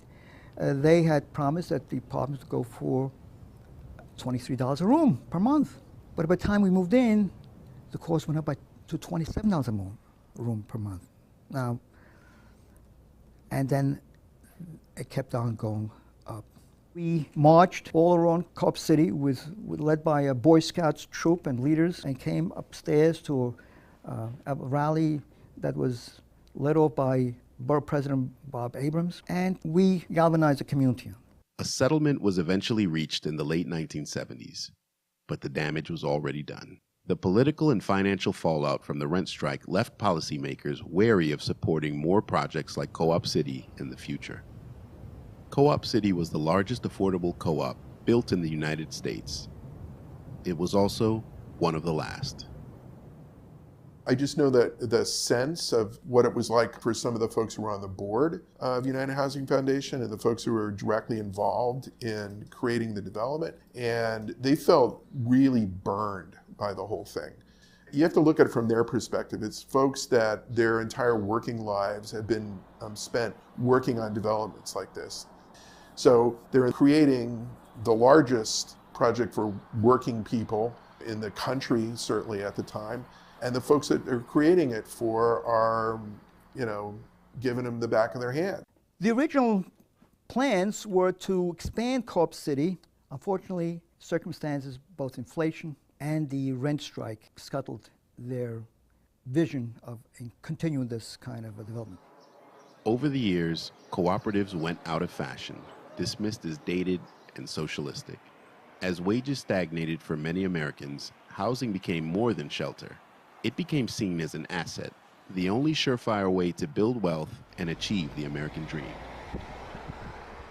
Many union co-ops have privatized in recent years, allowing residents to sell their units at market prices. But in 2012, a majority of Co-op City residents voted to preserve affordability for another 35 years, in exchange for a low-interest mortgage and tax incentives. When people opt out or go private, whatever, they're basically saying, fuck you to everybody else who comes after them. You got to move in, you had an affordable purchase price, you got an affordable place to live, safe place to live, good place to live because of the monthly maintenance was very affordable. And then you're saying, oh, I'm gonna cash in. I was like, wait a minute, my $5,000 can turn into $250,000? Oh. Well, when I retire or I decide to move or whatever, for whatever reason, I'm going to take the money. I don't care what happens to the people after me. And I think that's immoral. If the housing now was to be sold on the market, 99% of those families living here could not afford to move back. And the composition of the community was much different. So if you take a look at it, all the houses, Mitchell-Lama houses, is the most integrated communities in our nation. If you take a look at market rent co-ops, you see that they're segregated and they're mostly white. Mostly white. Today, Co-op City is one of the largest middle-class communities of color in the nation. At $58,000 per household, Co-op City residents earn close to New York City's median income. But while New York City's median wage earner pays over 65% of their income in rent in the private market, Co-op City's residents pay less than 20% of their income towards their cooperative housing costs. For a two-bedroom apartment, incoming residents pay just $20,000, full purchase price. There's a gaping hole for people who are, working in offices and, making, they may be making, $50,000 a year, $55,000 a year, but all their money is going toward the rent. The government is concentrating on lower income families, and real estate developers are concentrating on the higher income families. So where does the people in the middle go? If everybody that was in the middle left New York City, what would happen to New York City?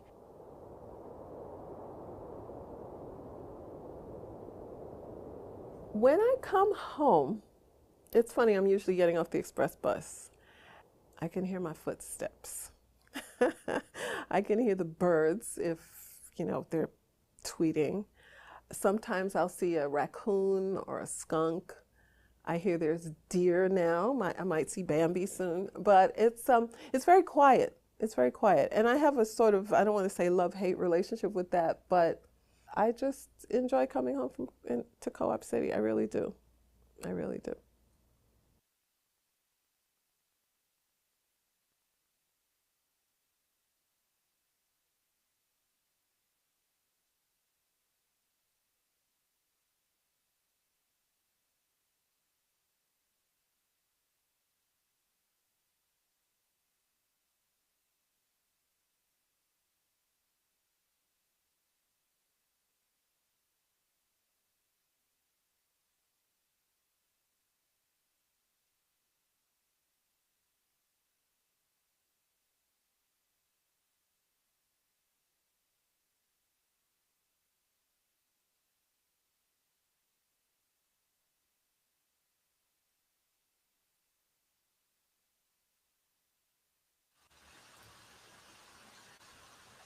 So, Bernie, it's such a thrill to have you here today with us. I'd love to ask you a few more questions so we can just dive deeper into some of the issues and stories raised in the film. First of all, I wanted to ask you, tell us about your experience moving into Co-op City in the early days. What was it like to be a pioneer in forging this new community on the edge of New York?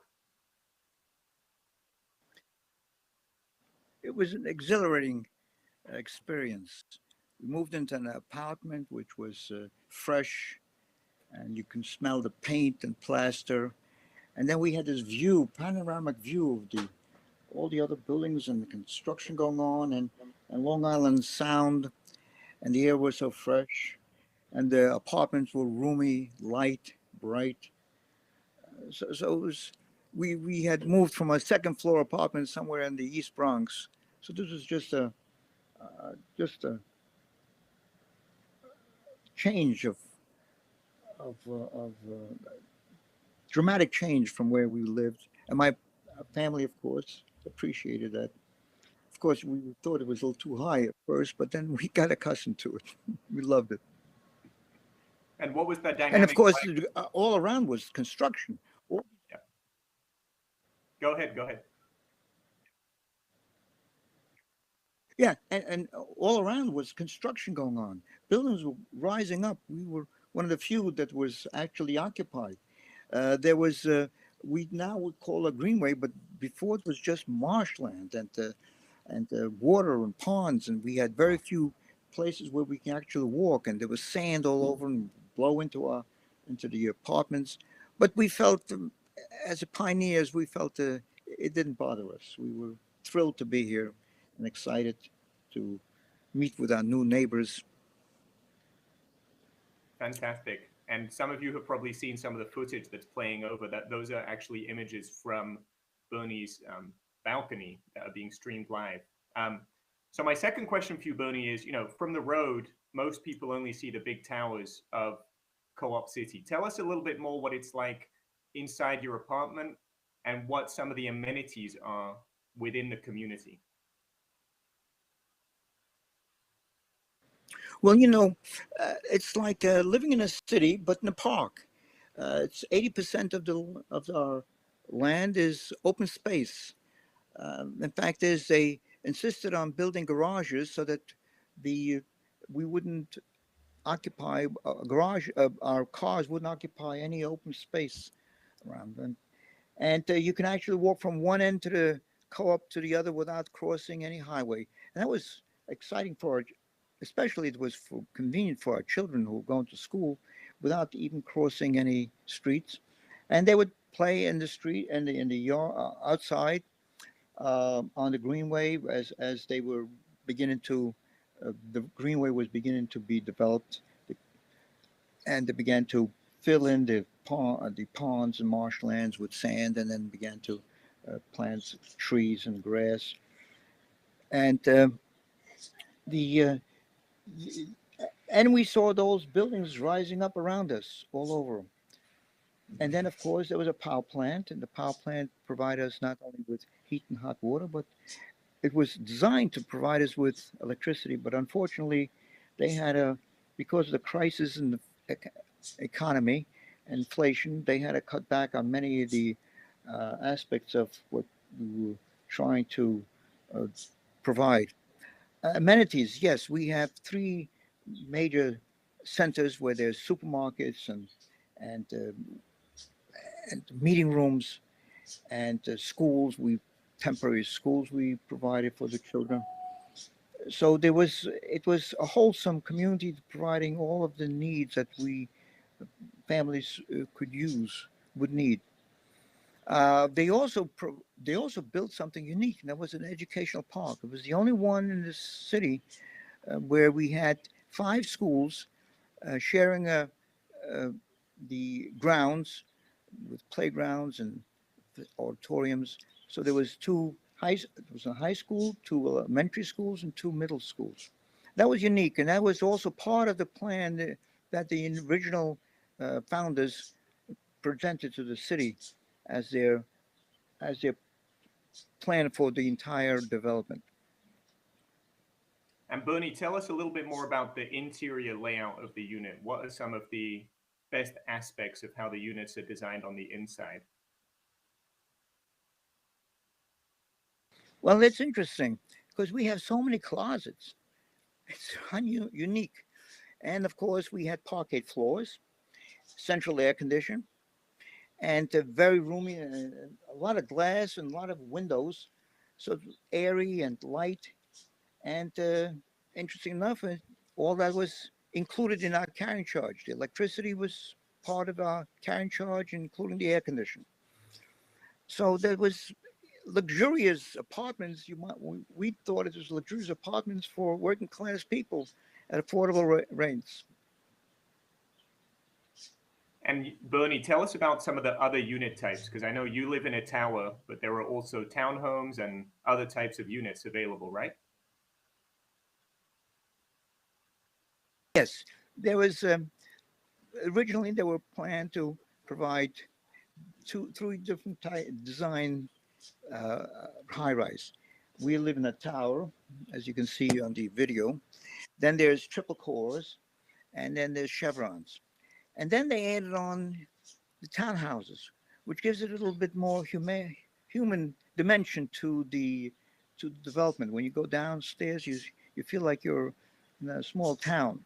And these townhouses had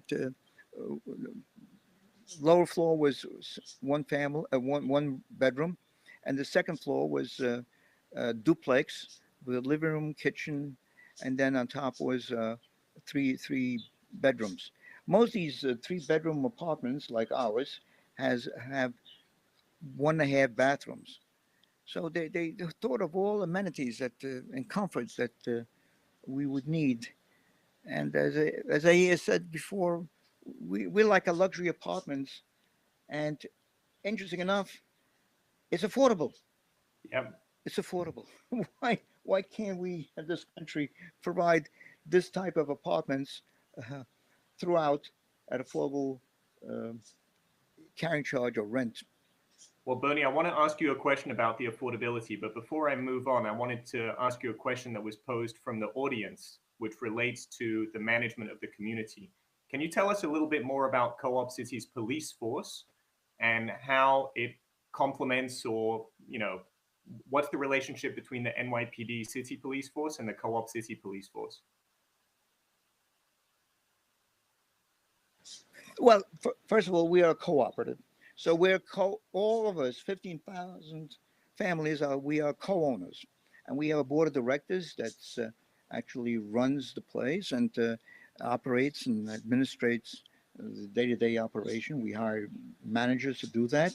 And we hire various services, including providing in-house services such as fixing plumbing and leaks and lights and so forth. But we also hired our own security force. Right now, it's about 80 personnel, and they provide some sense of security and people feel they're comfortable. And it's, in fact, we have the lowest crime rate rated by the NYPD, New York City Police Department. We have the lowest crime rate in the city. So people feel comfortable. And of course, it's an additional cost to the operation of the development. We feel that the city should reimburse us for some of the expenses, because we are actually saving the city quite a bit of money in providing us with services from the New York City Department of Police. Very interesting. Thank you. Okay, my we last... also interesting. Yep. Yes. Go ahead. Go ahead. No, well, if we you, also if you do want to something finish your unique thought, please. too. We collect you. Yes, in regard to what we provide services. In regard to, we used to have the New York City Sanitation Department pick up our bulk garbage at each building, but now we've relieved them of that. And we collect the garbage and bring it to a central garbage facility. In essence, we spend about almost $2 to $3 million a year, and we're saving the city quite a bit of money. But it helps us in keeping the garbage away from these dumpsters, away from the buildings, so it improves the environment of our community. That's wonderful. Yeah, I mean, it's fascinating. The scale of Co-op City means that many of the services you provide are actually similar to what municipal services would be. I mean, that's one of the fascinating elements of a project of this scale. So Bernie, my last question for you is about the affordability of the project. As was shown discussed in the documentary, several other affordable co-ops built at the same time as Co-op City have recently privatized and gone market rate. What do you think has enabled Co-op City to retain its affordability for so long? Well, it's been an up and down struggle here to try to keep our community affordable. We've had all kinds of crises. We have corruptions, construction defects. We've had for example, we're just replacing 160 elevators that were the wrong elevators, that were wrong motors that were installed. So we're paying for these additional costs. But, however, because we are able to maintain the community, provide services from our carrying charge, we don't have a landlord or developer who pockets additional profits from our maintenance fees, and that is where the saving goes. Now, some co-ops thought that they could we have a limit on our equity. The equity that we put in is required that you get the equity back when you move out. But those privatized developments, they now open up the market for folks to get windfall profit by selling their apartments on the market. That is really making the apartments commodity for speculation, and we resisted that, and that's what we have. That's why we retain the kind of a level of affordability for folks who want to move in. Otherwise, if we would be selling these apartments on the market, those folks who moved in couldn't afford to move back. And there's one more element, and that is that there's restrictions on sale, and therefore there's a waiting list, transparent, open waiting list that is non-discriminatory. And that's why, interesting enough, and that is noted, that we're the most integrated community, I believe, largest integrated working class community in the nation, precisely because we have this kind of first of all, keep a cap on the equity, which means it makes it affordable for folks like working folks to afford to purchase an apartment here. And secondly, it's a waiting list that is very open, democratic, transparent, and non-discriminatory. Thank you, Bernie. This has been a great conversation. Rowan, should we move on? I want to make sure we don't lose track of time, but thank you, Bernie, so much for letting us into your home. Thank you so much, Bernie. Give me the opportunity to share this with all of you. Great. So I think here we will segue into a little bit of conversation between Adam and I about what Co-op City means for New York and for models of housing around the world. So I'll start with just a basic question. So Co-op City is so notable because of its scale, as well as the model of social housing that you just don't see anywhere else in the US. So can you tell us about some of the conditions, whether they're political, economic, or even environmental, that made the project possible at the time? Absolutely. So one, minor clarification, while it's certainly true that there weren't projects of this scale or this ambition built elsewhere in the US, there are actually a smattering of affordable co-op projects like this in most older industrial cities in the US, mostly built with federal funds, relatively short-lived federal funds from the late 60s. So they're sort of micro co-op cities, and you can find projects like this in Boston, in DC, in Detroit, in San Francisco. But it is absolutely true that New York embraced this model on a far larger scale than anywhere else in the country. And there were a few, distinct reasons for that. I think one was the strength of the labor movement, specifically in New York. At the time that Co-op City was conceived, and I think this is shown really, in the documentary quite clearly, New York was still largely a blue-collar place, and unions were immensely powerful, both politically and economically, and that's one of the reasons they created and were able to stand up an entity like the United Housing Foundation, which built, tens of thousands of units of housing over a relatively short time span. Unions also forged a very strong alliance with sort of government, quote unquote, master builders like Robert Moses. And so they were able to secure government funds and cheap land to build these projects. And as I think was shown in the documentary, but relatively briefly, this did mean that, developers like the UHF enthusiastically participated in quite controversial programs like urban renewal, and often participated in displacing lower income communities of color to build what at the time were predominantly white middle-class projects. Co-op City was a later project that was more integrated and that was built, on landfill rather than urban renewal, but it sort of was an outgrowth of the same approach. And I think the final thing was that, at the time there was more of an ideological and political appetite for this sort of limited profit housing model. Unlike today, this was an era when home ownership was not yet seen as, this best vehicle to enter the middle class. Home ownership was mostly just about having a roof over your head. And so I think at that time, the political establishment was a bit more open to exploring these, non-speculative models of housing provision.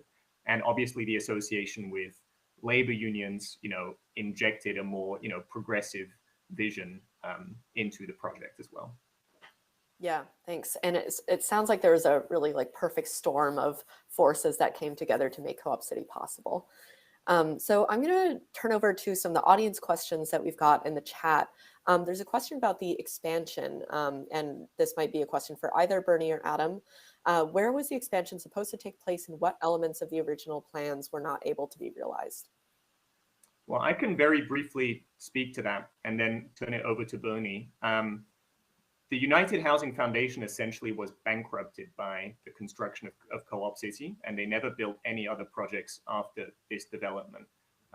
Largely, this was due to inflation at the time, as well as the sort of repercussions of the rent strike that were discussed in the film.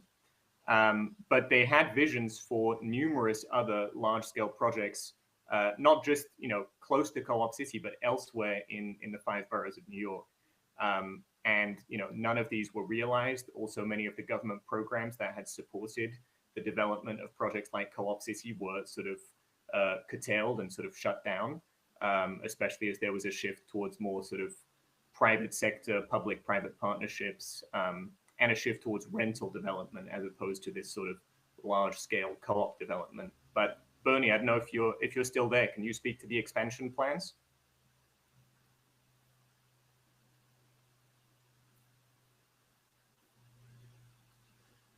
Is Bernie on mute? I think Bernie's on mute, yeah.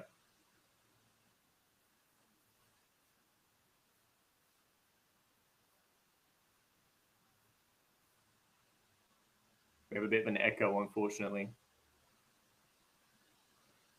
Can you try speaking again, Bernie?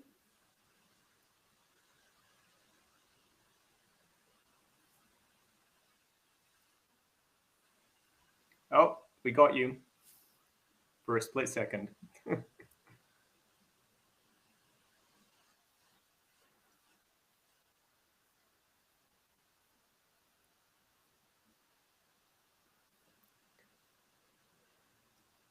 Okay, I think, if Bernie can come back to us, great, but maybe we move on to the next question for now. So we got a question about related to the amenities. How are the shared spaces used? We saw a ball field. Are there also playgrounds, planting beds? I think there was also a question about whether residents can grow food. Yep. I mean, I don't have the latest snapshot, but certainly, 4 or 5 years ago when I was doing this research, there were small community farms, there were playgrounds, There's a bunch of quite large-scale recreational facilities linked to the educational park that Bernie mentioned, and that is sort of briefly shown in the film. But mostly there's, a huge amount of sort of unprogrammed open space. Some might say potentially too much open space. I mean, it can feel a bit windswept at times, but that's also part of what makes this incredibly, it's a community with a very high population, makes it feel actually extremely peaceful. And the main experience you actually have when you visit a place like Co-op City, despite all the towers, is a sense of being in nature.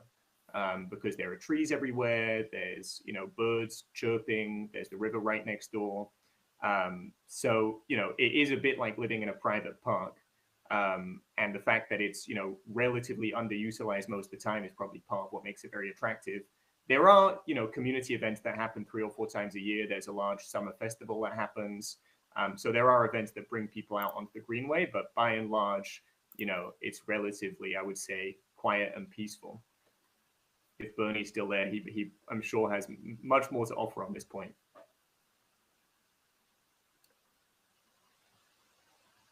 Have we lost? Yeah. Oh, Bernie, are you back? Yes, we can hear you. Anything about the open space you want to weigh in on? Open space.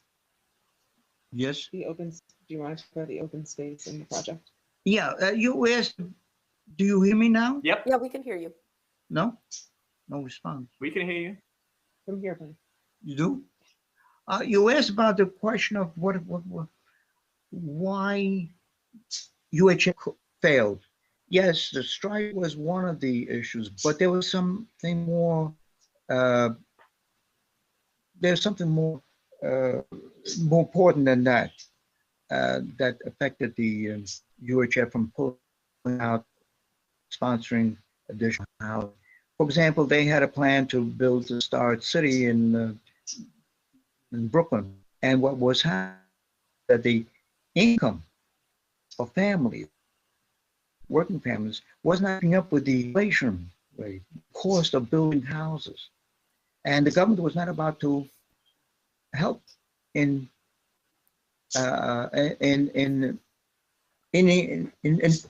putting an extra few monies into it. In fact, as we went to the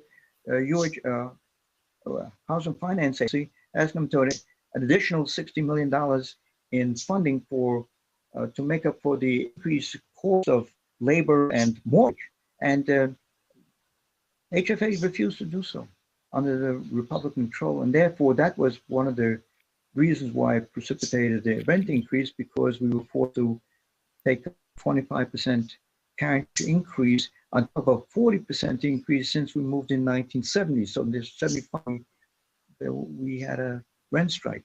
So that is one of the reasons why UHF could not fulfill its core aim, and that is provide working housing affordable for working families. They couldn't meet the labor and mortgage and funding was just skyrocketing, running away. And that is one of the main reasons why I believe they have to do it. And it's unfortunate that we don't have